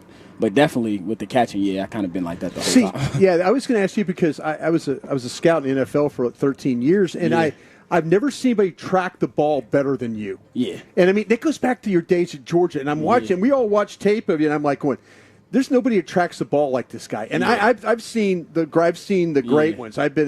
But how do you pick that up? I mean, because like I say, I'm watching you. I'm like going, he's seeing this ball right off the hand. Yeah. So when does it you never lose track of it. No. Everybody else is losing track, but you. Because the key to it is looking up. A lot of people go here, look back, and try to see where the cue is. Yeah. The best thing is to look up, and then based off the trajectory, I play punt return, so if the ball's turning over like this, there it is. Yeah. It's gonna go farther, and then if it's a cue gets hit, it's wobbly, it's gonna die out. You see what I mean? So you can really make. That's really why I make a lot of catches because you can really make every catch if you know the ball trajectory. How much do you feel the science, dude? Yeah, this is incredible. This is next level. Yeah. How much do you feel the defender when you're doing this? I mean, do you just have that sense of where he is on your body? Yeah. To be able to track and then to be able to contort the way you do. Yeah. While the DB is on you, kind of want to have your body as I say dead as possible. Like you see what I mean? So he never knows. What you can actually stop, you can run a stop route. He'll never know what route's coming, but as far as the ball trajectory, he also won't know when you're catching it because he's like, are you? You see what I mean? And with me knowing the trajectory, I know where it's going to be at all the time. It's amazing the ability you have. Seriously, I've never seen anybody like you catching a football that way. Okay, and then he's been scouting for a million years. He's old as hell. Yeah, I am old as hell. I admit it. Yeah, I've seen a lot of them. I've seen them all, the Wrightses and all those guys. Yeah. This guy goes and gets it. Yeah. He goes and gets it. I appreciate that. Man. And then after you get it, right? So you're dealing with the guy who's closest with your arm or with your speed, and then it looks like you're looking around for who else is out there. Yeah. So are you scanning the whole deal? The whole deal. Especially pre-snap, they do a lot of defense like to play 2, then switch to 3, play 3, then switch to 2. So after you diagnose that and they throw you the ball, then I'm feeling him and I look at him to see if he's got his eyes up. A lot of good DBs have their eyes up. So, but most DBs, even some of the great ones, just don't. They like to play with the receiver the whole time. And try to get a PBU. When the whole time I'm just watching the ball. So. But everybody else could do that. But when the ball's 12 feet away, they're not going to be able to jump up and get that high and have that stickiness. Yeah. When did that stickiness become obvious? Were you like 2 years old catching stuff out of the crib? Side yard football. Tell us some family stories. Yeah, I started playing contact football when I was 4. Jeez. Wow, bro. Yeah, so like I've almost been doing that since I was like not 2, but like 6 or 7. Yeah, you probably. How big are your hands, dude? Oh my gosh, look at that. Yeah. Then my dad played basketball, so there we go. Yeah, so like see the conglomerate of stuff. The thing that I think that we're excited as Cowboy fans and as followers is. We can see them getting you the ball on the move. Mm-hmm. See, everybody talks about deep threat. I'm like, hey, we saw it today. That was nice. I'm just saying, get the ball to this guy on the move. I mean, if you throw it in front of him, he is going to make some people miss. Yeah. He's going to make some people miss, and that's what I'm excited about you being in this offense. Me too. Shoddy and those guys getting you and letting you run some of those routes where they throw it in front of you, and then you boom get that thing and go up the field. Me too. A lot of more digs. There you go. That's what I feel like. and not just here. A lot of other teams, they don't. You know what I mean? They don't want to implement it because you got a running back, you got this. But the Cowboys run a lot of digs. They run a lot of, and it's all off Dak. It's what he likes. Sure. So definitely on the move. Let alone the deep ball. That's this guy's going to kill him making plays on the move. The relationship with you and CD, I mean, it's infectious to just watch the way that you guys play off each other. So, I mean, was it instant chemistry between you guys, and how can you really benefit to grow each other's games? Yeah, it kind of was instant chemistry when I met him. Just the type of person he is. He's kind of just like me personally, but we're all about our business. You know what I mean? When we get on the field, let alone that connection is going to make us, better. So I was already coming in with that mindset. I always, wanted to meet him. I wanted to meet all the other guys because that's going to make us super different. And I've been watching the Cowboys for years. I always wanted to see them back in the Super Bowl. That's why they're so legendary. Yeah. For that reason. You see what I mean? So I always wanted to see them back in the Super Bowl. I love it, man. George Pickens with us here on the Fan. What nickname-wise, I'm seeing a lot of GP3. Yeah, we're going to roll with that one. We like that, right? Yeah. GP3, yeah. All right, GP3 on the Fan for the first time. For sure. In history, which is just absolutely fantastic. You were talking about the ball trajectory in Cowboys history. We know, boys, who had the best balls. Troy had the best balls. Yeah. How do you rate Dak's? I rate Dak's his is up there, definitely. Troy, I see why you guys say Troy, because it was night and day. Yeah. But and that comes from the playmaker Michael Irvin himself. Yeah. Mike then you had Mike, so but Dak is definitely up there. Yeah, he's definitely up there. When Dak, in one of Dak's media sessions, he talked about how you impressed him by knowing his college stuff. Yeah. You just mentioned Troy's stuff. Yeah. Where do you learn about the history of football? I've been watching football for a while. I think since, like I said, I've been playing contact since I was 4. So, I've always known guys, even in his era, who were, really, really good. Yeah, the 20s? 1800s football, man. Don Hudson rolling around out there with no face mask catching the ball. Nah, definitely I watched a lot of football. My favorite receiver of all time is Randy. Yeah. So I've definitely passed on him on a draft, yeah. I definitely watched a lot of football, and I watch a lot of guys just because, I always been playing football games. I watched Reggie Bush. I was a huge fan of Reggie Bush, Lindale White, a lot of stuff, bro. It's a lot of ball. It's a lot of guys. Emmett. I watched a lot of Emmett Smith with my granddad at home. Michael. Dez. Dez is a phenom. Yep. Has he hit you up yet since you got to town? Yeah, I met him. Yeah, I met him. He's a cool dude. He was cool. On the field, though, he was just the definition of the word phenom. Yeah. You see what I mean? He could do everything. You see what I mean? So, I've definitely been watching for years. Tony Romo. Well, I know one clutch thing. Factor. I love Dez, and I was standing right there in that when he went up and when Sam catch? Shields. I was on the sidelines right there, and when that ball went up, and I said, and he went and got it. But I'd love to have seen you go and get that. Yeah. I don't think there'd been a question about a catch because Sam Shields would have been all crumpled under him. And George would have been boom, and then it would have been GP3 might have scored. And Dez tried to extend it. I mean, he tried to, and I could see him. I could see him catching it and just getting it to the line. I would have tried not to fall. Yeah, see, that's Dez. He was Sam was underneath him, and he kind of lost his balance when he went high pointed. Yeah, and then he just tried to and Sam kind of undercut him, and he lost his balance that way. But I was standing right there when he made that catch. That was a crazy catch. Crazy catch. In that moment, 4th and 2, holy I thought I was watching that game live, actually. Yeah. In 2010 or 11.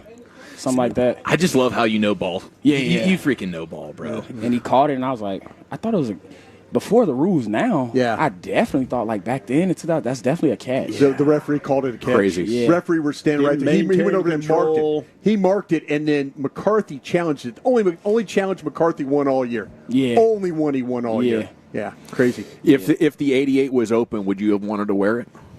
Oh, definitely. Yeah, I fit the frame. Yeah, you do. Yeah. So definitely. Yeah. Are you a jersey swap guy? After games? After the game? Yeah. Not really too much, but I definitely people I know, of course. I'll definitely switch with them, but not too much. You rooming with anybody out here? Oh, no, I got my own room. There you go. Nice. Yeah. There you go. Going back to Georgia, I was just watching SEC Media Days. They Yeah. were talking about how terrible these SEC road locker rooms are. Yeah. And Brian's told us just how disgusting football locker rooms are in See, I'm an general. LSU guy. We ain't helping you. But like, we ain't helping you. What are we talking about here? How bad are they? At Sanford Stadium, they ain't helping us either. Kirby no, even said Georgia sucks. Yeah, it's bad. Ours is super bad. Because when you come to us, we don't want you to feel at home at all. And then the worst, honestly, the worst I've ever seen, I don't know if you guys been there, but Tennessee's bad. He's right. The worst. He's right. Bro. He's right. Tennessee's is like, people can't even, I think we had to change, like we had so many players changing at once. Yeah. Like we got group special teams go out, then punt goes out. They had to change in the hallway. Yeah. Like almost in front of everybody in the stadium. Yeah, they're the ones with the toilet that doesn't even have the stall around it, bro. It's just wide open. No privacy. It was all brown. Like, ooh, crazy, bro. Hey, is anybody doing rookie performances? Are we doing the singing and that kind of stuff? Has anybody killed it? Nah, no one's done it yet. I think it's what's today? I think it's a couple days. Like when we come back, actually from the break. Yeah. I think that's when it starts. Did you do that in Pittsburgh? Did you have to do one? Yeah. I think I did with a group, and we were just I think we were mocking like all the coaches. We did our OC and stuff like that. And then here first, I think Coach said the guys are going to sing first, so that's going to be hilarious. Yeah.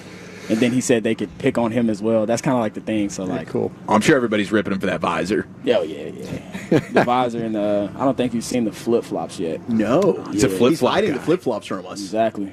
Yeah. Have you had one of these shoddy cocktails, though? Is he serving these up? Yeah. I haven't. Got his own He drink. can't be preaching physicality, though, in flip-flops. Not at all.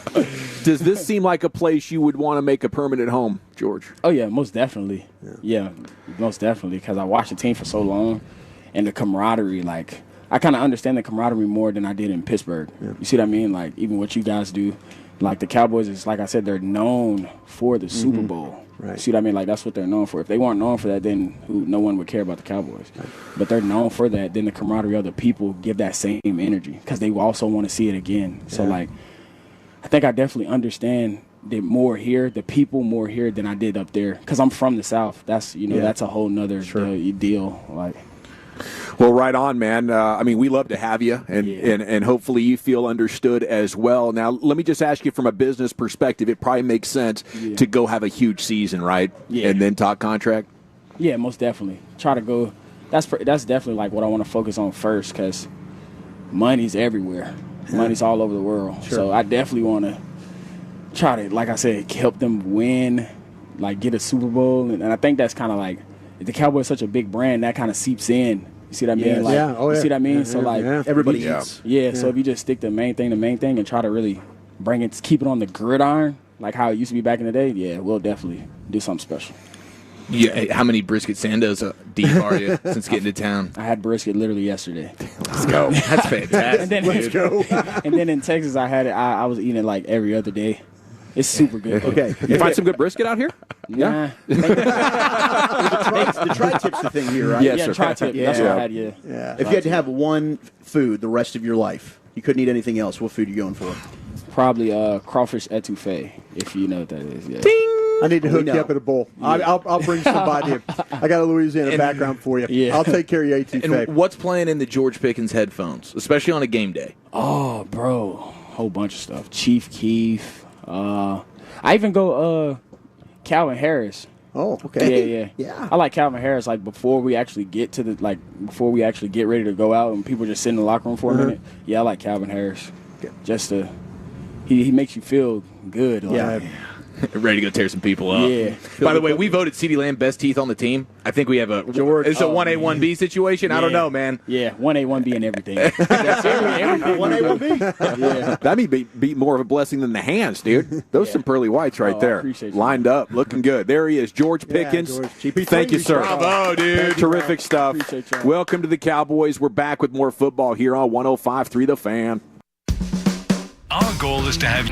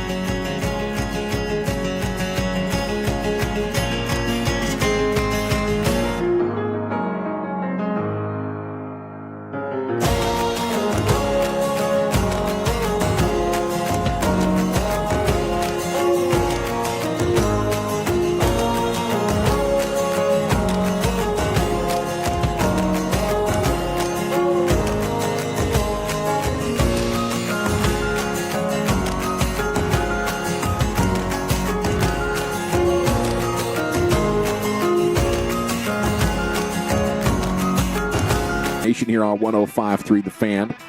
You just missed one heck of a George Pickens interview. He was on with us. He's excited about what's coming up this season. And you can go back and listen with the Odyssey app or Twitch or on YouTube, Dallas Fan Cam. But that was great. It's always cool when you get a chance to talk with a superstar player, but it's like 100 times better when it actually hits, and he's enjoying it and you're enjoying it, and the vibes are good and the conversation's strong. So salute to George for making that happen for us. Segment's brought to you by the Frankels. If you've been injured in a car truck wreck, call the Frankels first, 214 or 817-333-3333. There's never an out-of-pocket cost. They only get paid when you win. The Frankels, the go-to car and truck wreck attorneys in Dallas. It's time now, though, for the Chris Young Show here, brought to you by Anheuser-Busch and Play Score. And a good afternoon, sir. How the heck are you? Hey, guys. I'm well. How are you all? Well, we're doing outstanding. Congratulations on getting this thing turned around. It's been a lot of fun to watch. I just want to get right to it, though. What's the updated outlook for you guys here at the trade deadline? Well, we'll continue to monitor the market as we always do. And it's our job as a front office to try to give this team the best chance to win. But I think most importantly, we feel really good about the group we have. We got Sam Haggerty back. We got Jock back. We'll be getting Jake Berger back. We'll get Chris Martin back. And at some point, hopefully late August or September, the hope is to get Tyler Malley back. That timeline's a little less certain. But those are all great additions to our team. And so I think I've said this before and I'll say it again, the best improvements that we can make to our team are to get the best out of our own guys and to keep them healthy. So we're, very happy with the way the homestand went. We're happy with where the team is, and but we are going to continue to look for ways to improve it. But I have extreme confidence in the group we have. I love that. That's got to be a great position to negotiate from, because you don't feel like you have to do something. CY, am I reading that right? Well, the trade deadline's a tricky time, and I'll just sort of explain it to everybody. In a way that was explained to me my rookie year when I was with the Rangers, and Buck Showalter came in our clubhouse, and there was a lot of chatter in the clubhouse about who we were going to get or who we were looking for.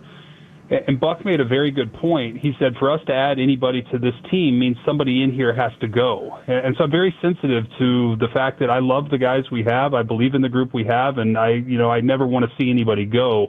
That said, I also have responsibility to try to make the team as good as possible. And so we're going to look at it, but I am sensitive to the group we have, and I do believe in the group we have. And I think it speaks to the talented roster that we put together at the beginning of the season. But, is that going to get us to the finish line? We have to make that decision. When you look at now the playoff structure, I mean, how has this third wild card now changed things and maybe actually made the deadline more challenging, because you might have more teams now that still feel, hey, we got a shot at this thing?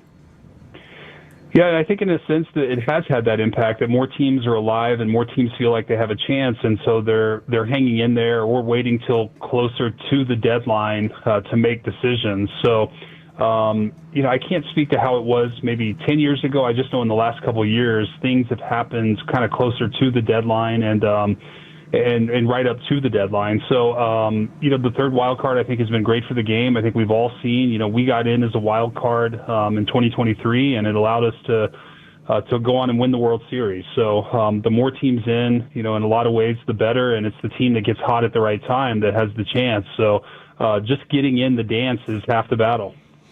You got to still be thinking division at this point with all the games you've trimmed in the last month, though, right? Yes, and that's the unique thing about baseball is that, we've had this stretch where we've played really good baseball, and it just coincides with the stretch where Houston has kind of cooled off a little bit, and we've made up a lot of ground. There's nothing to say that we couldn't have had a hot stretch and Houston continued to play well, or even 500 baseball, and we would not have made up as many games. So, given the way the homestand went and the timing, it's just one of those unique things to baseball that we've made up a lot of ground in a short period of time. And but we have to continue playing good baseball. This is just my hope is this is kind of the beginning of what we are as a team, and we're going to continue to improve and get better, and that we're going to peak at the right time here. But this is exactly what we expected coming into the season. And while it's taken us a little while to get there, I'm very, very excited about what we've seen, and we're going to just keep marching forward one game at a time. Hey, Chris, you know, it's a really important road trip for you with the games in Anaheim and then the games at the 4 games against Seattle. And there's been some kind of a house of horrors a little bit at Seattle. Any different approach, or is it, hey, do we need to adjust this from previous games that you played there this season? Anything different are you thinking about going into that series? Well, I don't want to look too far ahead because we're facing an Anaheim team that's really solid, and that we split with over 4 games a few weeks ago in Anaheim, and we're going back there for 3 games, and so we've got our work cut out for us with that. And then when we get on to Seattle, we're going to have our work cut out. It's a tough place to play. They've got a great pitching staff. Their offense is doing well. They made a big trade for a first baseman that's improved their lineup. So we'll have our work cut out. But the reality is there are no easy games. On any given day in the big leagues, you're facing a professional team, and if you don't play your best baseball, you can lose. And so for us, it's about really just playing our style of play, continuing to do the things that we've done well over the homestand into the road trip.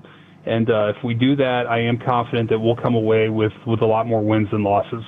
5 series victories in a row, 2 sweeps. I wanted that grand slam for Jock Peterson so bad. Wasn't meant to be. What'd you think of his return? His quality at bats? Jock, I mean, there was obviously a little bit of rust there, and it's hard to miss that much time and to have a shortened rehab and to jump right back in and to be mid-season form. It's going to take him a little bit of time, but we know that. We understand that. And the beauty of our team right now is that we've got a number of other players going well. And I thought one of the best parts of yesterday's game was Wyatt Langford coming through with the big double with the bases loaded after Jock struck out there and picked his teammate up. And I think that was something that we were missing a little bit at the beginning of the season.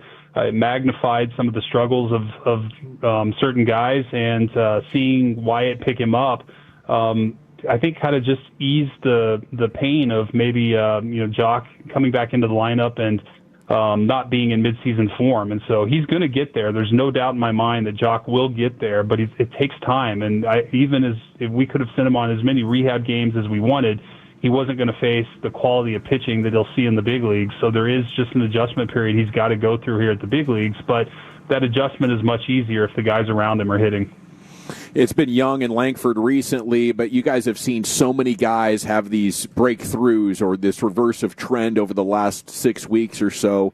Is there anything that's common in the breakouts, or is there a playbook that you guys go with, or is it different for every player? Well, there are little subtle differences player to player, but I think by and large as a team, it's just this collective mentality and trust that the teammate in front of them or behind them is going to get the job done if they don't. So it takes a little bit of the pressure off. And 2, just the collective commitment to winning the game and doing what it takes to win, whether that's moving a runner over, whether it's stealing a base, putting a ball in play, a sacrifice fly. And when you think of it from a team standpoint, you take some of the pressure off yourself having to be the hero in the moment, that you can just go up there and simply do your job. And your job may be just passing the baton or not chasing or drawing a walk, whatever it is. But that collective mentality to me is the most critical aspect of our team approach. And I think it takes a lot of the pressure off the guys when they know, the guy behind me is going really well. And if I don't get the job done, that's okay. He'll get it done for me. It was awesome to see John Gray back on the mound. How impressive is what he's done and being able to fill just a variety of roles, the selflessness, and, of course, the hair, in which he has not cut his hair since winning the World Series there, CY. The hair is very impressive. I'll start with that. It's very impressive, and my hope is that it maybe helps him hide the ball a little bit on his delivery. That hitters get distracted there, but but John he's got versatility that really is so valuable to our organization, to our pitching staff, and his ability to perform in multiple roles, whether we would have confidence in him pitching leverage at the end of the game, middle relief and length like we saw this weekend, or, of course, starting, which he's been extremely successful over the course of his career. But the versatility really protects our pitching staff in a number of ways.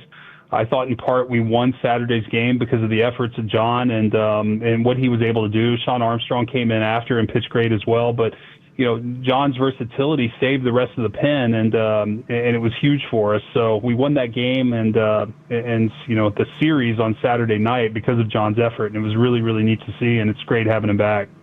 The way Saturday's game came together and was successful, and the 8-1 win on Sunday was like, maybe get you more confidence, but that win on Saturday just gave me the feeling that, hey, this group is believing in itself once again and figuring out ways to just get the job done, whatever it takes.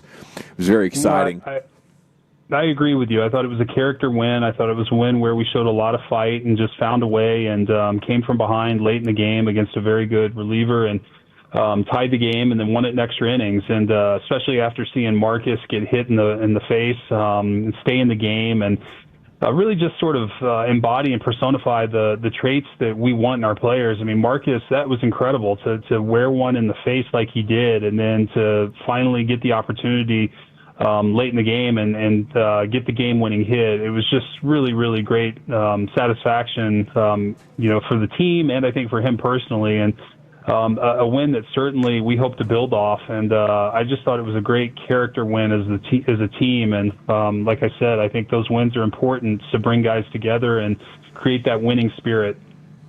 Okay, my final question for you: how's the outlook for Sporzy now? Josh is doing well. He had a rehab game yesterday. The velocity continues to improve. He's kind of settling in, getting his command, getting some bad swings on his breaking ball. So we're seeing some really positive trends. We want to see the stuff continue to increase. It's hard as you come off shoulder surgery. It takes a little bit of time to get your velocity back and the quality of your stuff. But he's trending the right direction, and I probably should have listed him earlier as an internal addition that we will get back, hopefully at some point. But I don't know the exact timeline, but he is making progress. I love it. Chris Young, thank you so much for your time. Have a great week. Can't wait to see what you do, and give him hell. We'll be pulling for you. Thanks so much, guys. Good talking to you. Salute. There he goes, Chris Young here in the G-Bag Nation, president of baseball operations, brought to you by PlayScore and Anheuser-Busch. They're talking high leverage arm, right-handed bat. Thought the follow-up answer that he gave me on the trade deadline was very interesting. It's just not the time you want to be advertising to your guys what you're trying to do. Mm-hmm. Yeah, I think there's a lot of stress. Yeah, these guys are trying to find their way to win games and stay on the 25, and then now somebody might have to be, put off. But man, he's the right guy because he's able to put feelings aside. I believe he is. He could say it, but as a former player, he knows that this might be his one chance to, even though he's got a World Series under his belt in 23, this might be his team is finally living up to where he believed. And now if he can make one more move, maybe that's the difference in putting him over the top that he needs. I do believe he's shrewd and he's tough. Yeah. He also cares and he understands the player perspective. I think he's the bottom line, it's about, hey, don't make it personal. Make it about trying to find ways to win games. All right, so we went back-to-back there with you. George Pickens, then Chris Young. If you missed anything, you can go back and listen with the Odyssey app or the Dallas Fan Cam on YouTube, of course. Chuck, what are we doing next? All right, let's go a little around the training camps. Who made this year's 99 Club? How do you say this player's name? And chewing on bark. That's next.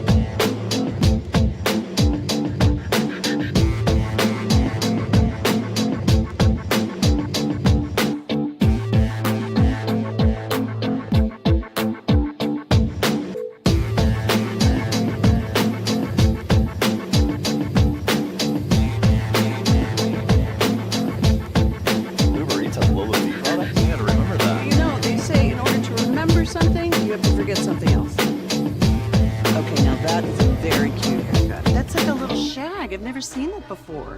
Well, I mean, of course you have. It's the Rachel. Oh, is that your name? No, I mean like your name. No, I'm Jen. My name's Jen. Right, but I just mean like this is your haircut. But that's hair on your head. I'm not saying this is your hair. Okay, freaking me out a little bit.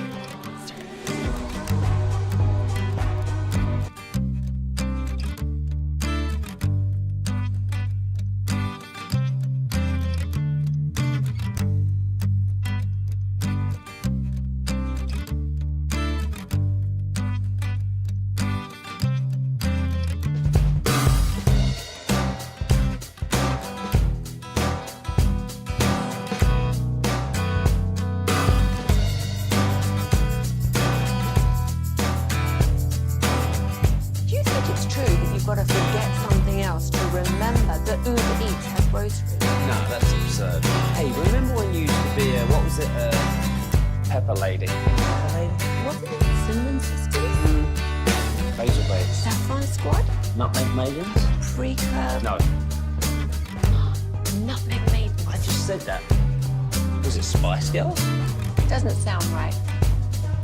Was it Saffron Squad?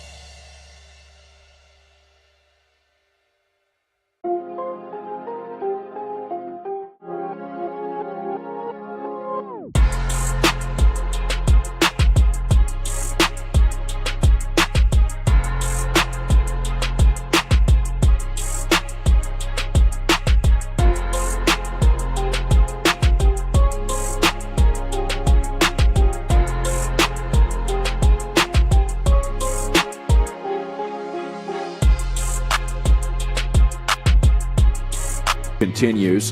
Here's Wolchuk with some news around the league. All right, let's hit you with some of the staples off the top. Congratulations to Rashawn Slater. He's now the NFL's highest-paid offensive tackle. That was done yesterday. $114 million extension, $92 million guaranteed, and he just happens to be part of Micah Parsons' draft class. So, shout out to the Chargers getting that done. But hey, Micah has to want the money. He's got to want it. I mean, right. freaking understand. Just want the money, Micah. Just want the millions. Two. Did I see a thing where Slater just recently divorced? You did. Yeah, and the ex-wife did not appreciate that post very much. Wow. Clapped back at Dove Kleiman. Good old Dove. Is that even real? Dove reclapped back, though. Dove he did. I didn't see the reclap. I only saw the initial clap. She was like, I can't believe you're making this about me. And he's like, well, actually, you just made it about you, honey. Oh, Dove! From the top rope. A Dove dunk. Man, but we did get some good news. Hey, Tyler Smith, Deron Bland, apparently those deals could be getting done here sooner rather than later. So fingers crossed. Fingers crossed the Cowboys keep taking care of business. They're making it their mission to sign everyone but Micah. Hey, Parsons going to get tagged. I could see it. There it is. I could see it. Let this thing play out, and who knows? It makes Maybe too Donovan much sense. Ends up being a stud. I mean, 24 is way more than Mike has ever made. It's way less than the Cowboys would have to pay. The tag, I just, especially if you get all these other deals done, there's just, only so many they can do. So I'm fascinated by this. I think the great thing is the Cowboys don't let star players go. We're not going to lose Micah. Okay, he's going to be around. They have awesome pass rushers, which Micah is part of it. It should be a fun season. 49ers news, they did activate Ricky Pearsall, so he is now off the PUP list. They did have to sign. Well, I thought he was going to be a lot better. He seems hurt. I know he was dealing with the shooting. But man, he seems like he's a little banged up. Yeah, it might be injury prone guy. Yeah. And they have no timetable for Brandon Ayuk's return either. So there could be trouble there in San Francisco. They did have to sign Eli Apple at corner, and that guy's just not good. That's tough sledding. That's still in the league. You're down. You're well, down he is bad. now, thanks to San Francisco. I mean, he's getting desperate. torched 6 years ago. My gosh. And then, guys, how do you say that running back out of Texas that's now with Bajan Robinson. I mean, I thought you knew that. It's always been Bijan to me. You say Bajan? Bajan, yeah. Bajan. You said Bajan? Bajan. Okay, Bijan, how do you say your name? Properly give us the pronunciation of your name. All right. How you pronounce my name is Bajan. For everybody that's out there. I know a lot of people say Bijan, but it's Bajan. It's Bajan, yeah. Bajan. No B. No Bijan. It's just Bajan Mustardson. Right. Right. Bajan. This is the most shocking thing since Achan. Oh, yes, dude. You know, the one that's always stood with me is it's not Tyrod, it's Tyrod Taylor. Yeah. Tyrod Taylor. Well, okay, so for our guy, Blue, is it Jadon Blue or Jaden Blue? Maybe we need to ask him if we get him. I always say Jadon Blue. I think I say both. I think I say both, just so I can be right at least some percentage of the time. I'm hopeful that we end up getting. We'll uncover this. That's why we're boots on the ground at training camp. Maybe we'll do like an after to figure out interview. We'll go over there with the live mics. We'll see the brisket sando consumption, and then we'll. That was a great question, by the way, to Pickens. Jaden and Jadon. The text and the Twitch and the tubers were all clamoring. Did they all insist? Ask about the brisket sando. I looked at Dawson, and he's like. Right on. Beautiful execution. I think probably for the foreseeable future, all interviews will require a brisket sandwich question. Yeah. That'll probably be the case all the way through Radio Row. Let's make it happen. I'm going to try and hook him up some crawfish etouffee, though. I think you should. I'm going to make some, and I'm going to get a hold of Scotch Agolnik and take it over there to him. Get it delivered. Yes. Yeah. Now that you mentioned Radio Row, we probably need to drop, since they're playing the Eagles in Week 1, we need to drop the Dick Fangio on somebody and see if they're going to. Here we go. Should have done that to GP. He's a ball knower. He would have probably corrected me. I'm very confident. 100%. You and the ball question again by Troy Aikman. Troy had the best balls. I mean, We're talking balls. There's times I'm just like sitting there thinking, let it go. Just friggin' let it go. Well, and for those that wanted some Christian Wilkins updates, we'll get to that, I'm sure, later on. Speaking of Eric ball will have the questions. balls handled. Yeah, we can hodgepodge that one. We got 3 hours down, 2 to go. Jared Sandler joins you to talk about your Red Hot Rangers, hottest team in baseball. Our training camp coverage brought to you by the on-time experts, Rhino Shield and Yardbird Southern Table and Bar. And we're stepping aside, back with Sands here in the...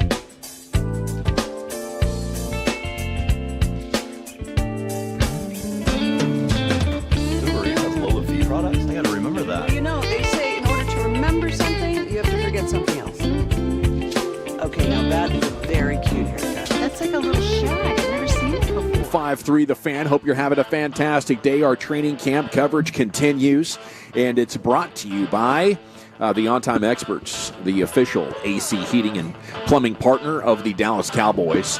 And it's also brought to you by our friends at Rhino Shield and Yardbird Southern Table and Bar.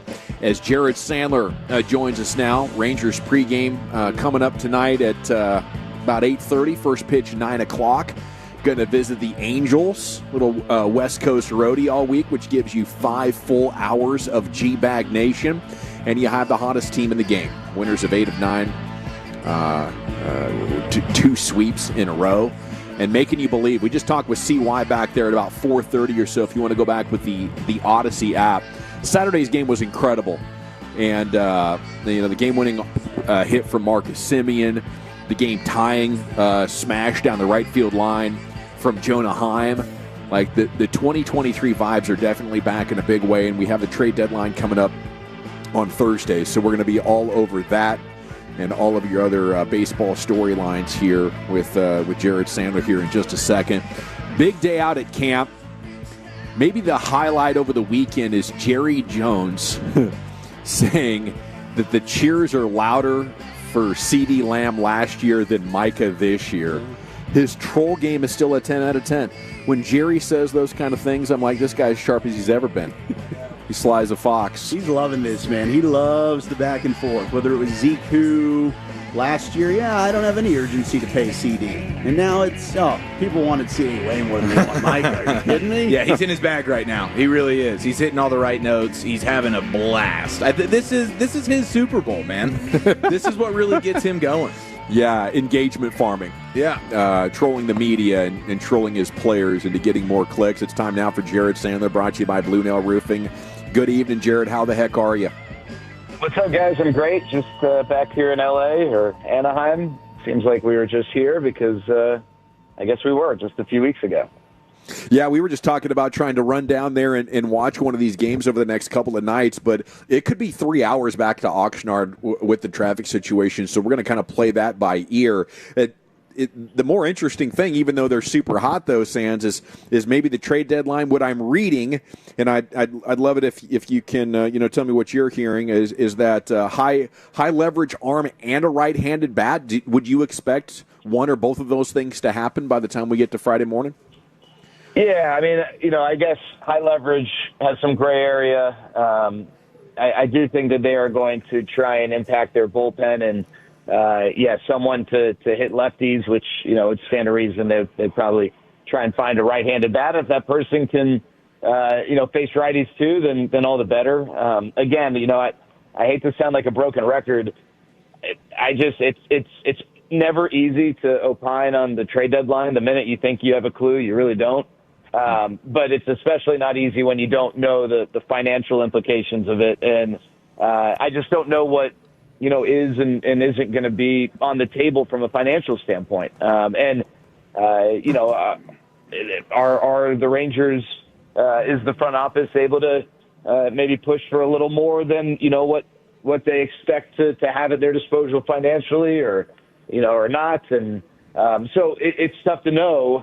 And obviously the more they get, the more they're going to have to make sure financially that they have the capacity for it. So, I do think, Gavin, that a successful deadline would be checking both of those boxes.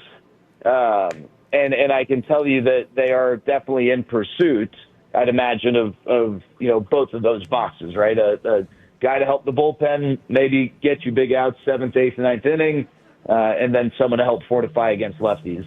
Beyond that, I'm sure there are other things they might be, looking for that if they come across, then great. But I do think that, the two, I guess, player types you identified are probably priorities right now for them. All right, Jared, I'm going to ask you this question, and I want you to play general manager. And you live with this baseball team. Do you want to add anything to it, or do you want to let this thing ride and see what can happen since they've turned things around? No, I want to add. Okay. I don't think you need to, give up a lot of the future or anything. But I think you can add. I think you can add in a practical way that doesn't. There are two ways to go about it. You can get, you don't need to get the top end reliever who's a rental, and thus maybe not have to give up a ton in terms of prospects. And if you're getting a platoon guy who really is best used only starting against left-handed pitching, then that's not going to be that expensive.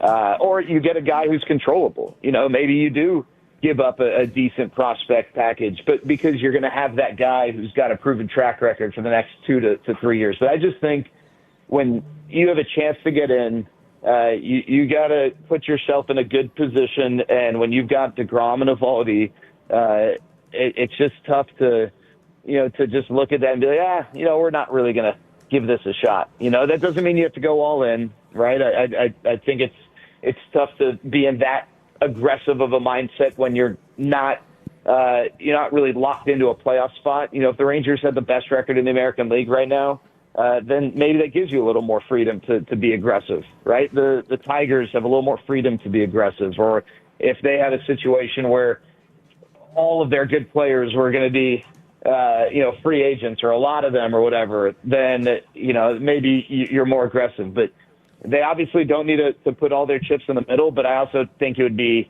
unwise to at least not make an effort to give your team a better chance to compete, especially given that you've got the best pitching and the best defense in baseball. That plays in the playoffs. And maybe with a few tweaks and a hot streak, you can have a run similar to 2023. So you don't want anything to regret. You don't want to look back and say, okay, we didn't make a move and now I regret it. You want to go ahead and make a move because you don't want you want to push the chips to the middle is what you want to do. Well, I think it's a good team. I think again, I do too. I don't. There are teams like last year's team. I thought their approach last year was probably appropriate, right? I don't know that anyone. I don't know that anyone felt totally inspired last year that was a team that can make a run. They didn't really give up much of anything in getting Andrew Chafin and Carson Kelly and whoever else they added. But they did a few things to just say, hey, all right, we're gonna try and help, and if you guys make a run, you guys make a run. But there's nothing that really inspired confidence. I look at this team as similar to the 2015 team.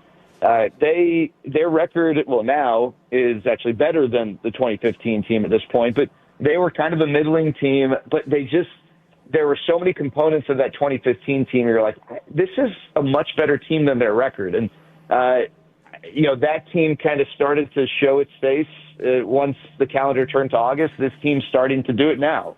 They have the second best run differential in the American League, to whatever degree you buy into that sort of statistic. Their offense was the element of the team that was lacking, but that was also the element of the team that we felt most confident in based on track record of the guys on the roster going into the season. And now they're starting to turn things around. And I'm knocking on wood. Right now, this team's really healthy. And you look at the Astros, they're not. And that's not anything anyone needs to apologize for. That's just the way it goes. But when you got a healthy group and you got the pitching this team has, I'm not saying you need to, trade Sebastian Walcott for a rental or anything like that. But what I am saying is I think you owe it to the guys in uniform and out of respect for the fact that this playoff system in Major League Baseball lends to a team getting hot and making a run like the Rangers did in 2023 to at least give yourself a chance to get hot and to have the right pieces in play to try and do that. And I don't think that they need a total overhaul, right? I think they could make a deep run by maybe adding a role player here or there on the position player side and making sure they got a little extra depth in the bullpen.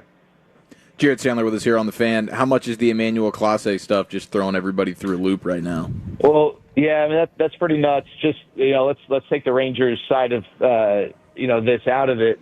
That's a big name. With all due respect to Luis Ortiz, when Luis Ortiz gets put under the microscope, that's fine. It doesn't move the needle from like a Q rating standpoint, but Emmanuel Clase absolutely does.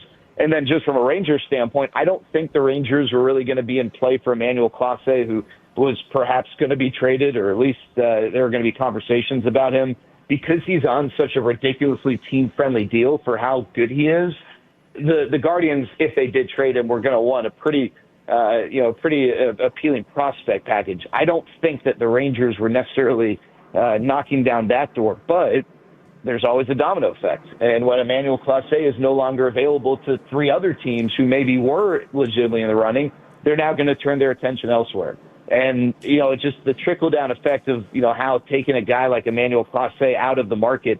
And it's not just Clase. I think Felix Bautista is also out of the market because of his shoulder issues that have popped up the last few days. So, the top-end relievers thinning. Now maybe you have to go to the setup guys and think, well, can I turn this setup guy into, my closer for a team that's in need and whatnot. And those are the waters I think the Rangers would be playing in, the setup guy pool. But now those guys might be targeted by other teams who otherwise were going to be targeting Felix Bautista or Emmanuel Clase, for instance.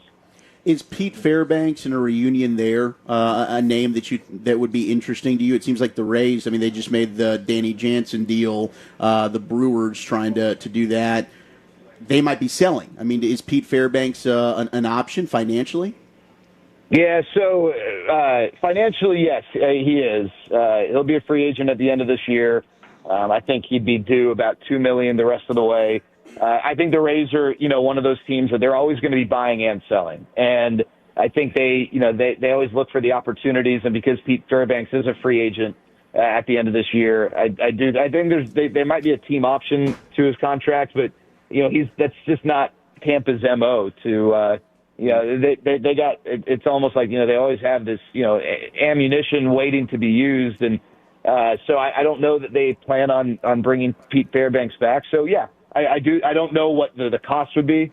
He's obviously a really good reliever. He's not having as good of a season this year. The strikeout numbers really haven't been there. And the walk numbers aren't necessarily sexy. But, yeah, he's the guy that I think the Rangers could target for sure. Jared Sandler here with you on the Fan. Rangers baseball coming up tonight, 9 o'clock first pitch against the Angels. It's been a good trade deadline preview with you here. I guess my only other question to add a little bit more context is, at what point could or would Sebastian Walcott be in the mix, or is he just an untouchable kind of guy? And then would you have to include him if you're targeting a real star player? When you're saying be in the mix, you mean be in the mix to be traded, or be in the mix to come up and impact the MLB at the trade market? Yeah, no, I think that he's absolutely. I don't believe he's untouchable. Okay. Now, again, I don't think they're racing to move him or anything, but I don't think he's untouchable. I think it would take, a legitimate this guy's going to be an all-star, caliber type player with multiple years of control for them to consider moving Sebastian Walcott. But those guys do get traded at the deadline, and so I think if it's a position player, the Rangers. That's an area in which, maybe their farm system isn't the strongest right now. Yolfran Castillo's a young infielder who would be appealing. Dylan Dreiling was their second-round pick a couple years ago. But, on the pitching side, they've got some arms who could appeal to people. But, yeah, I don't know that the guy who would be deserving or is of the caliber that would justify Sebastian Walcott being in the trade is out there for the Rangers, in a realistic standpoint. But I don't think the Rangers look at Sebastian Walcott and think under no circumstances will we even have the conversation. You're the man, Sands. Have fun down there, and let's go sweep into the ball club. What do you say? Hey, that works, guys. The Rangers have never had a Cy Young Award winner, and they've got two legitimate Cy Young candidates. And I just think, following that sort of thing's fun. Jacob deGrom and Nathan Eovaldi, and Jacob deGrom back on the hill tonight. I love it. Have fun, buddy. There he goes. He's at Jared Sandler on Twitter. DeGromination will ensue at about 9:05 tonight right here, about actually 9:20 there in the bottom half of the first inning. Probably looking at 9 or 10 strikeouts over 6 innings again tonight. Sound about right here for Jacob deGrom. Angels are scuffling, after kind of being in the mix. I think they've fallen a half dozen games below 500 or so. I think they've lost 7 of 9 coming out of the break, and they are primed to get their asses swept in their home stadium here by your Texas Rangers here. Okay, on the other side, There was another injured Cowboy today. What do we know? Who is it? And, what would be the contingency plan? We'll get into those stories and everything breaking across the world of sports here next in Oxnard on the Fan. Have to chat about the Frankels with you, though, because you might... Rachel. Oh, is that your name? No, I mean, your name. Right, but I just feel like this is your hair. But that's hair on your head. I'm not saying this is your hair. Okay.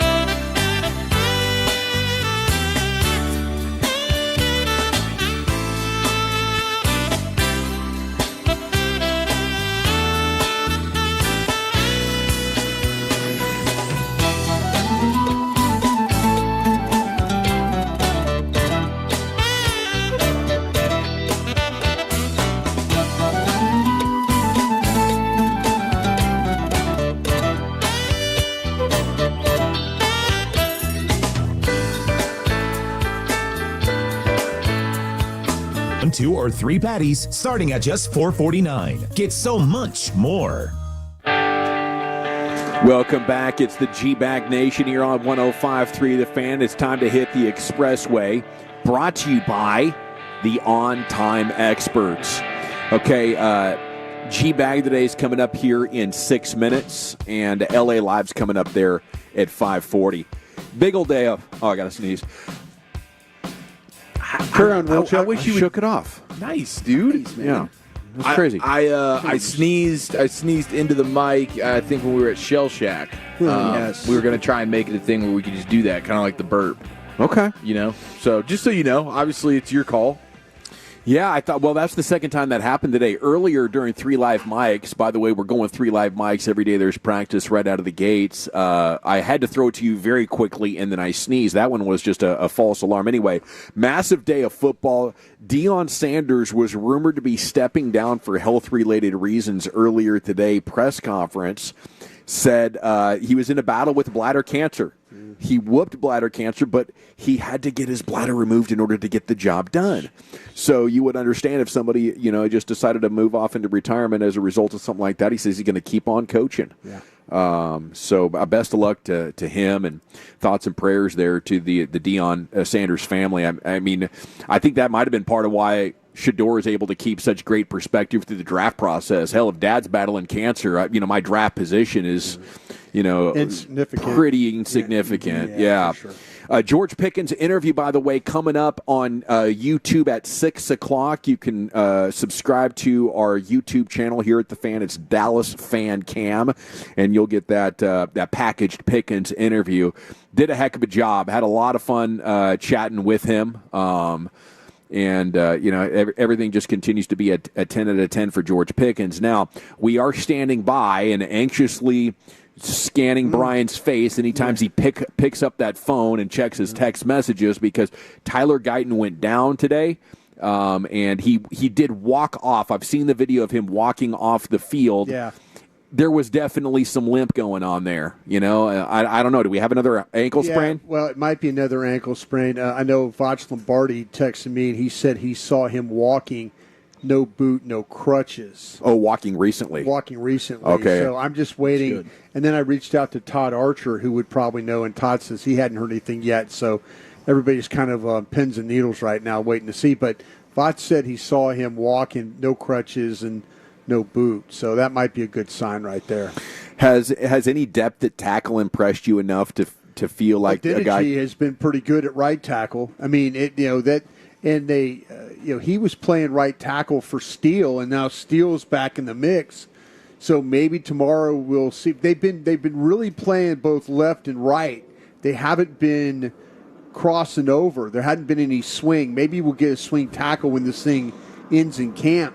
But right now, they've pretty much been staying right and left. And on the left side, though, that's Awesome Richardson and then also Thomas, the second year from Nate Thomas from Louisiana. So we'll see how we have an off day tomorrow. We're back at it Wednesday and see what the combination looks like then. We'll have coordinators here tomorrow, so maybe we can find out a little bit more then, too.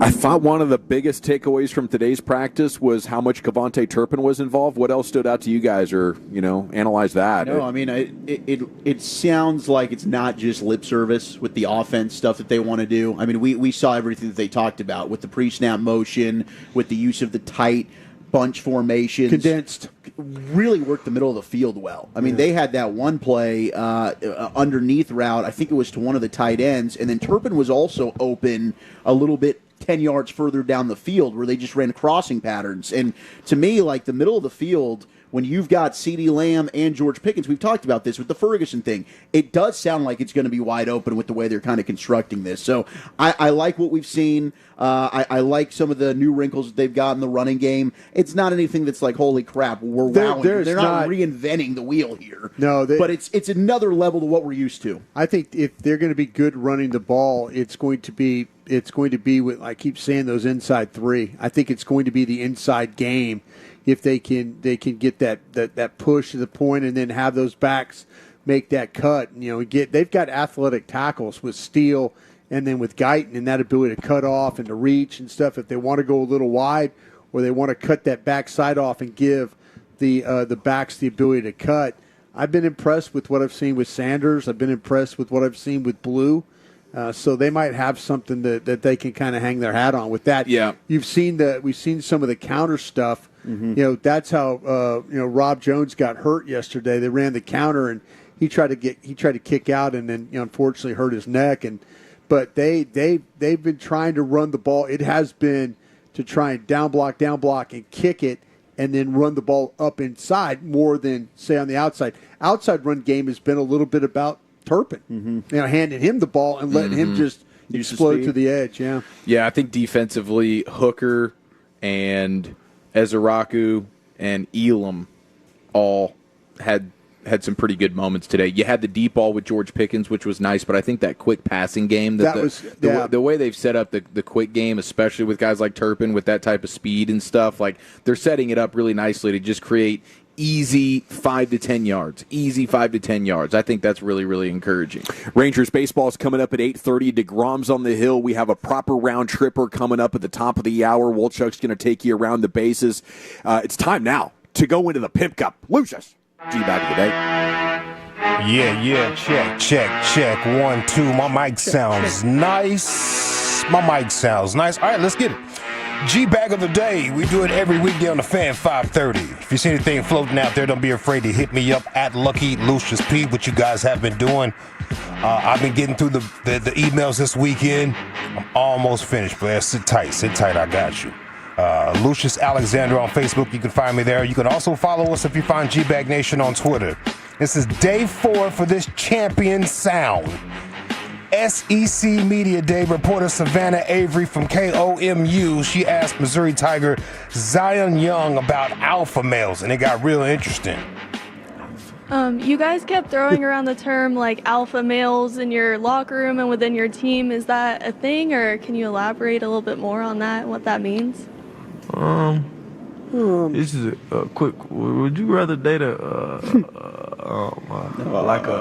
you were in let's see, I'm gonna do an animal example. If you were in a tiger, would you want to date a cat? Cat? No, you don't want to date a cat. You wouldn't want to. Well, of course, it's tiger. The cat. It's a bigger version of it. It's the cat. It's all around the stuff. But you don't want to date a cat, though. Not something we bring. You know what I mean? So that's the difference. Like it's more so of like not in day. I mean, alpha male. Like who? That's what we're recruiting. That's what we're standing on. Guys is alpha males. Guys is where their feet at. And guys is very vocal and want to compete. And have an edge on them. You know what I mean? So.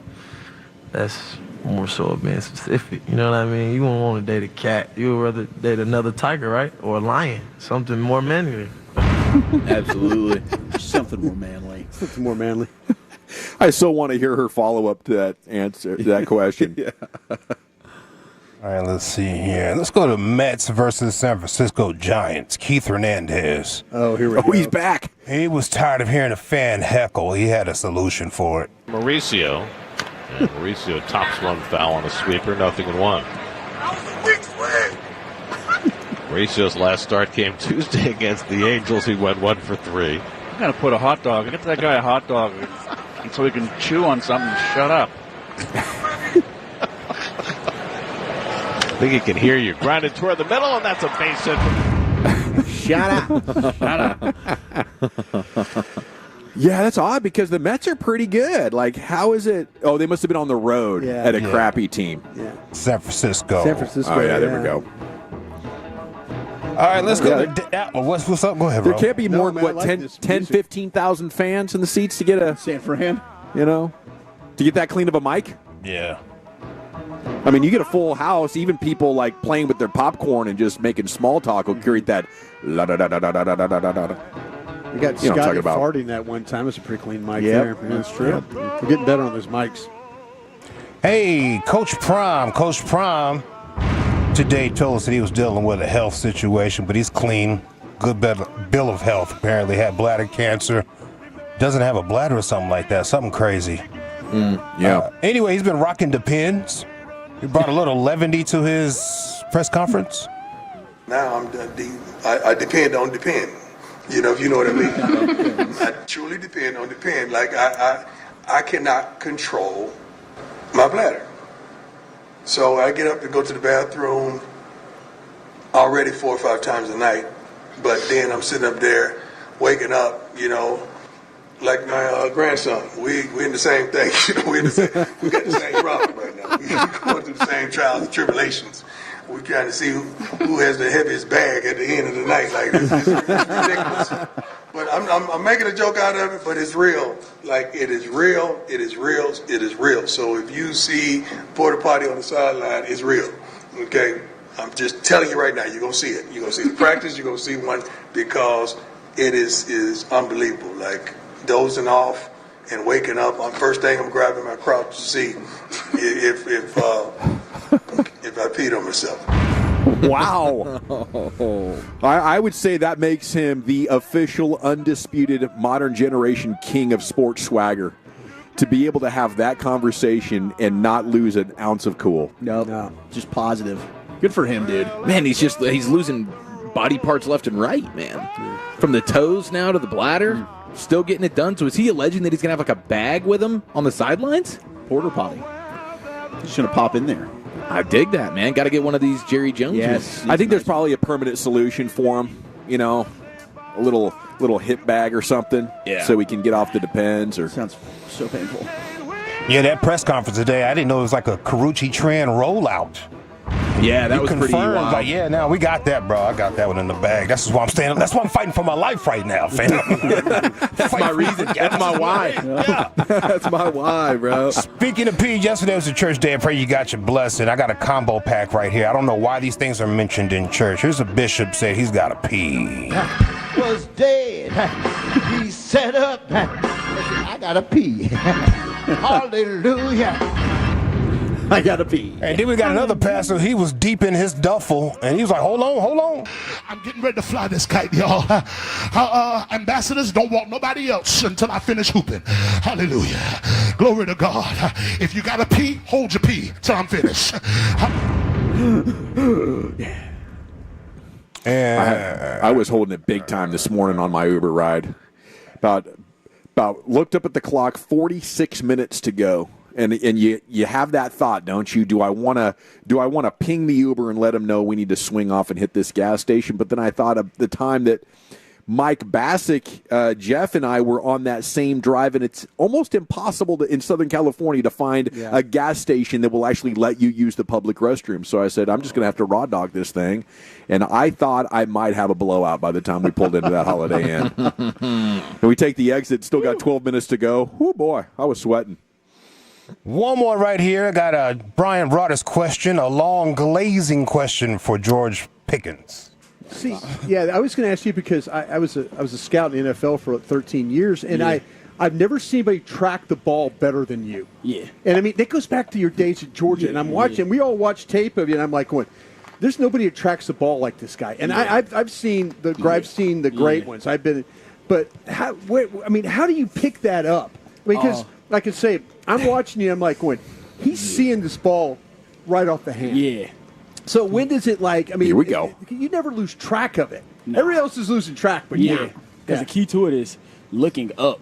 A lot of people there you go. How many was that? Was that 3 questions in one? That was pretty strong. It's a three-peat, yeah. Might have been a GP3 question, I love George's little, Yeah, he's getting fired up. He knew what I was talking about. Yeah. Handled it a little bit better than Jared Sandler did not 3 weeks ago, Brian. It was, right back in your bag. Right back in my bag. Yeah. There he goes. Is it Mizzou Zion Young, our 3-time champ? Is it Keith Hernandez, tired of the heckling coming from the Giants fans?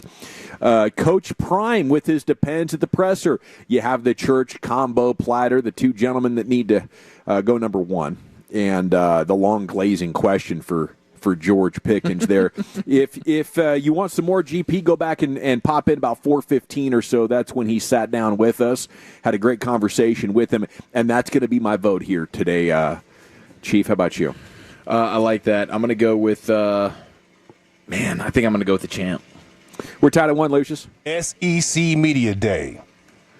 2-1, Wolchuk. Going to go Coach Prime. 2-1, Brian. Myself. By a score of 2-2, we have a tie for the G-Bag of the Day championship. Did not have that on my bingo card. I like your style, Broadus. Unpredictable. Brian Broadus. I'm going to post an Insta poll here at G-Bag Nation on Twitter, and you'll be voting them up. We'll announce the winner here in about 15 minutes or so. It's time now, without further ado, to stay in the Pimp Cup, where Lucius has L.A. Live. It's a Monday, Friday edition of L.A. Live, right after the great Rick James.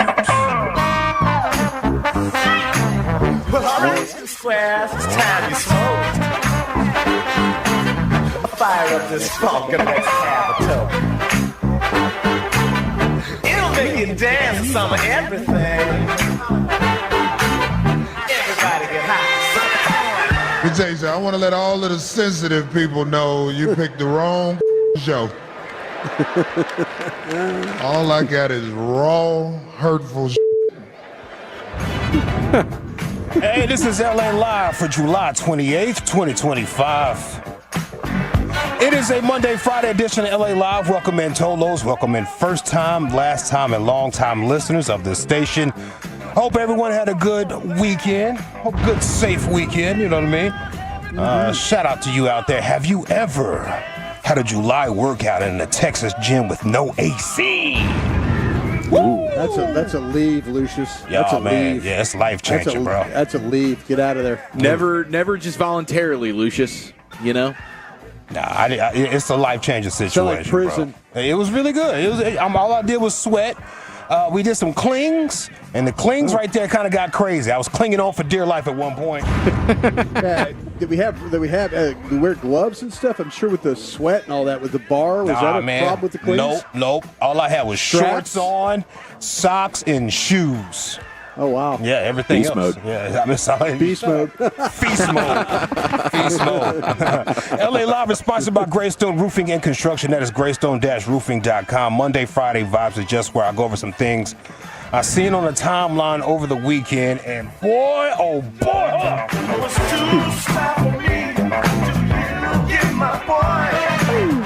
This Klay Thompson, Meg Thee Stallion relationship has players, real true life players, coming out of pocket. Wow. Coming all the way out of pocket over this relationship. I don't know what triggers him about this. Hate to see it. Jealousy and envy. Yeah. Last week, Big Shaq popped out on his big podcast, and he had some hate for Klay Thompson and Meg Thee Stallion. Shaq said he gives their relationship, 6 weeks? 6 weeks. Call it a little summer fling, just a little summer love. Then this weekend, Houston rapper Slim Thug, the boss of all bosses. Oh my God. When I come down, I be throwing up the north. 18 short and I'm gonna break your ass off. Oh my God, come on, man. Who the hell stole Slim Thug's 83s? You got beef? Oh Lord, meet me in your yard. Slim Thug. He had something to say about Klay Thompson and Meg Thee Stallion's relationship. Looks like Meg gifted Klay Thompson a $300K AP. Oh my gosh, bro. $300K AP, Audemars K. AP, spicy. I busted my check in my Nikes. Slim Thug, who looks like he goes live on Instagram in between lift pickups. I don't know if you've ever seen Slim Thug's little videos that he does. And he gets in the car and starts ranting about something. Look like he's like a Lyft driver or whatever. He has something to say about that AP watch, and listen to this. So don't ever be mad at no. Just accept the no and the rejection. Hold on. Let me rewind this a little bit, give you a little bit more context. Okay. The internet has pulled so many receipts of Slim Thug and his thirsty comments under Meg's Instagram posts. Now, he says those are not even thirsty comments, they're just support because she's a Houston artist or whatever. It's just support. I like it. That's a good angle. It goes back years. I'm just showing love, one artist to another. It's just good for city morale. Yeah, here's one of them, just to see him. Just waiting on my day, kid. I'm just waiting on her to come to Houston and hit my line like, hey, I'm in the town, pick me up. You know what I'm saying? It's only a matter of time at this point. She brought me out in Houston. You know she got a crush on me by this point. She danced to 2 of my songs. I say I'm in there. I think I'm in there. What y'all think? Now, he said that's just support because she's from Houston, and it's not him hitting on her or anything like that. It's just all jokes. He likes to troll on the internet. Okay, man, whatever, bro. But why are you sounding hurt over this situation? Oh, my God. So don't ever be mad at no. Just accept the no and the rejection and know that if you a tough motherfucker like me, you gonna get your time to shine. They have to live what they told you no. Okay, if it ain't me, let's see how that work out for you. Let's see what you end up with. Y'all gotta realize, man, that's as much as I like she the stallion, I'm not trying to, I want to be treated like the king, man. She a whole queen. That's expensive. Did you see the watch she bought that $300? Man, what kind of gift you got to buy back if she give you a $300,000 watch? I can't have no woman, little boy in me. You know what I'm saying? Wow. Yes, I would say if they had just broken up, it'd be starting to sound stalkery. Yeah, it's a bit weird. Is he kind of shaming Clay a little bit for accepting such a gaudy gift? Okay, so such it an expensive sounds gift? like he's basically saying for himself. To me, this is what it sounds like he's saying, that I can't afford to keep up with a girl that's gifting me $300K type of gifts. Maybe Clay can, but I can't. Okay. So should be little boy in me in a sense, but now, I mean, I guess Clay's got the money, he could do it. Yeah, absolutely. But why are we having this conversation about what triggered this, bro? What triggered this? First is I can take a no and move on, but I'm gonna watch it and see what happens. And then we're talking about this watch that she gifted him, and you wouldn't accept something like that because you can't keep it. I don't know what's going on. Sounds hateful, bro. Especially with all of these little receipts right here. Maybe we're misstepping because he did come out and trying to straighten us out a little bit, that he wasn't hating on Clay or anything. Hold on, man. Why you talking about Clay? Where did I talk about Clay? I said I can't afford to buy gifts that back for girls like that. I know Clay can. Did I say he can't do it or no, you dumb I wasn't talking about her the whole fucking time. I was talking about not about the stallion. This is about anybody who ever told me no. I've never in life tried to actually holler at the stallion, you stupid. I'll just be joking and trolling y'all stupid. They say I'm jealous. Dude, that's a great explanation. But when you get shot down, I was just joking, anyways. Yeah, I was never serious. I wasn't actually. Not even my type. I don't even like smoke shows. Yeah, I've seen one clip of she posted some lingerie or something she got, and she posted it to Instagram. He was like, "Put that on for me." Yeah. But I guess he's just joking, bro. I don't know what's going on. This is not looking good, Slim. You need to chill this out, especially the response back to gaslighting. You're stupid for thinking I was trying to hit on her. She thought you was trying to hit on her. She went to the Coachella stage and said this. Y'all know where the I'm from. And no Slim Thug just don't mean I want you. I just like your music. Okay. So we're wrong for thinking that, but she ain't wrong for thinking that. That's all I'm saying, bro. Special lady, I don't think I've ever seen a successful, famous rapper look so swagless. You know? And Shaq and whoever else is hating. There's so many people hating on this Klay Thompson pulling Meg Thee Stallion situation. I'm just saying, give Klay Thompson some energy when you see him out here, because people are asking him dumb questions in public about Meg Thee Stallion and everything. Just give him some props on the Mavs, okay? That type of thing. Hey, we want to see you have a good season, Klay. We see you in your bag. You in your duffel right now with Meg. We want to see you have a good season, bro. I know you're feeling good. These haters Drop them off your threes. back. Good Lord. Yeah, man, I seen Slim Thug on the timeline like that. I said, say that ain't so, bro. Say it ain't so. That's disheartening, man. That really is disheartening. All right, here we go real quick. Ladies and gentlemen, how about a nice warm round of applause to welcome the world's greatest blues singer, the king of the blues, B.B. King.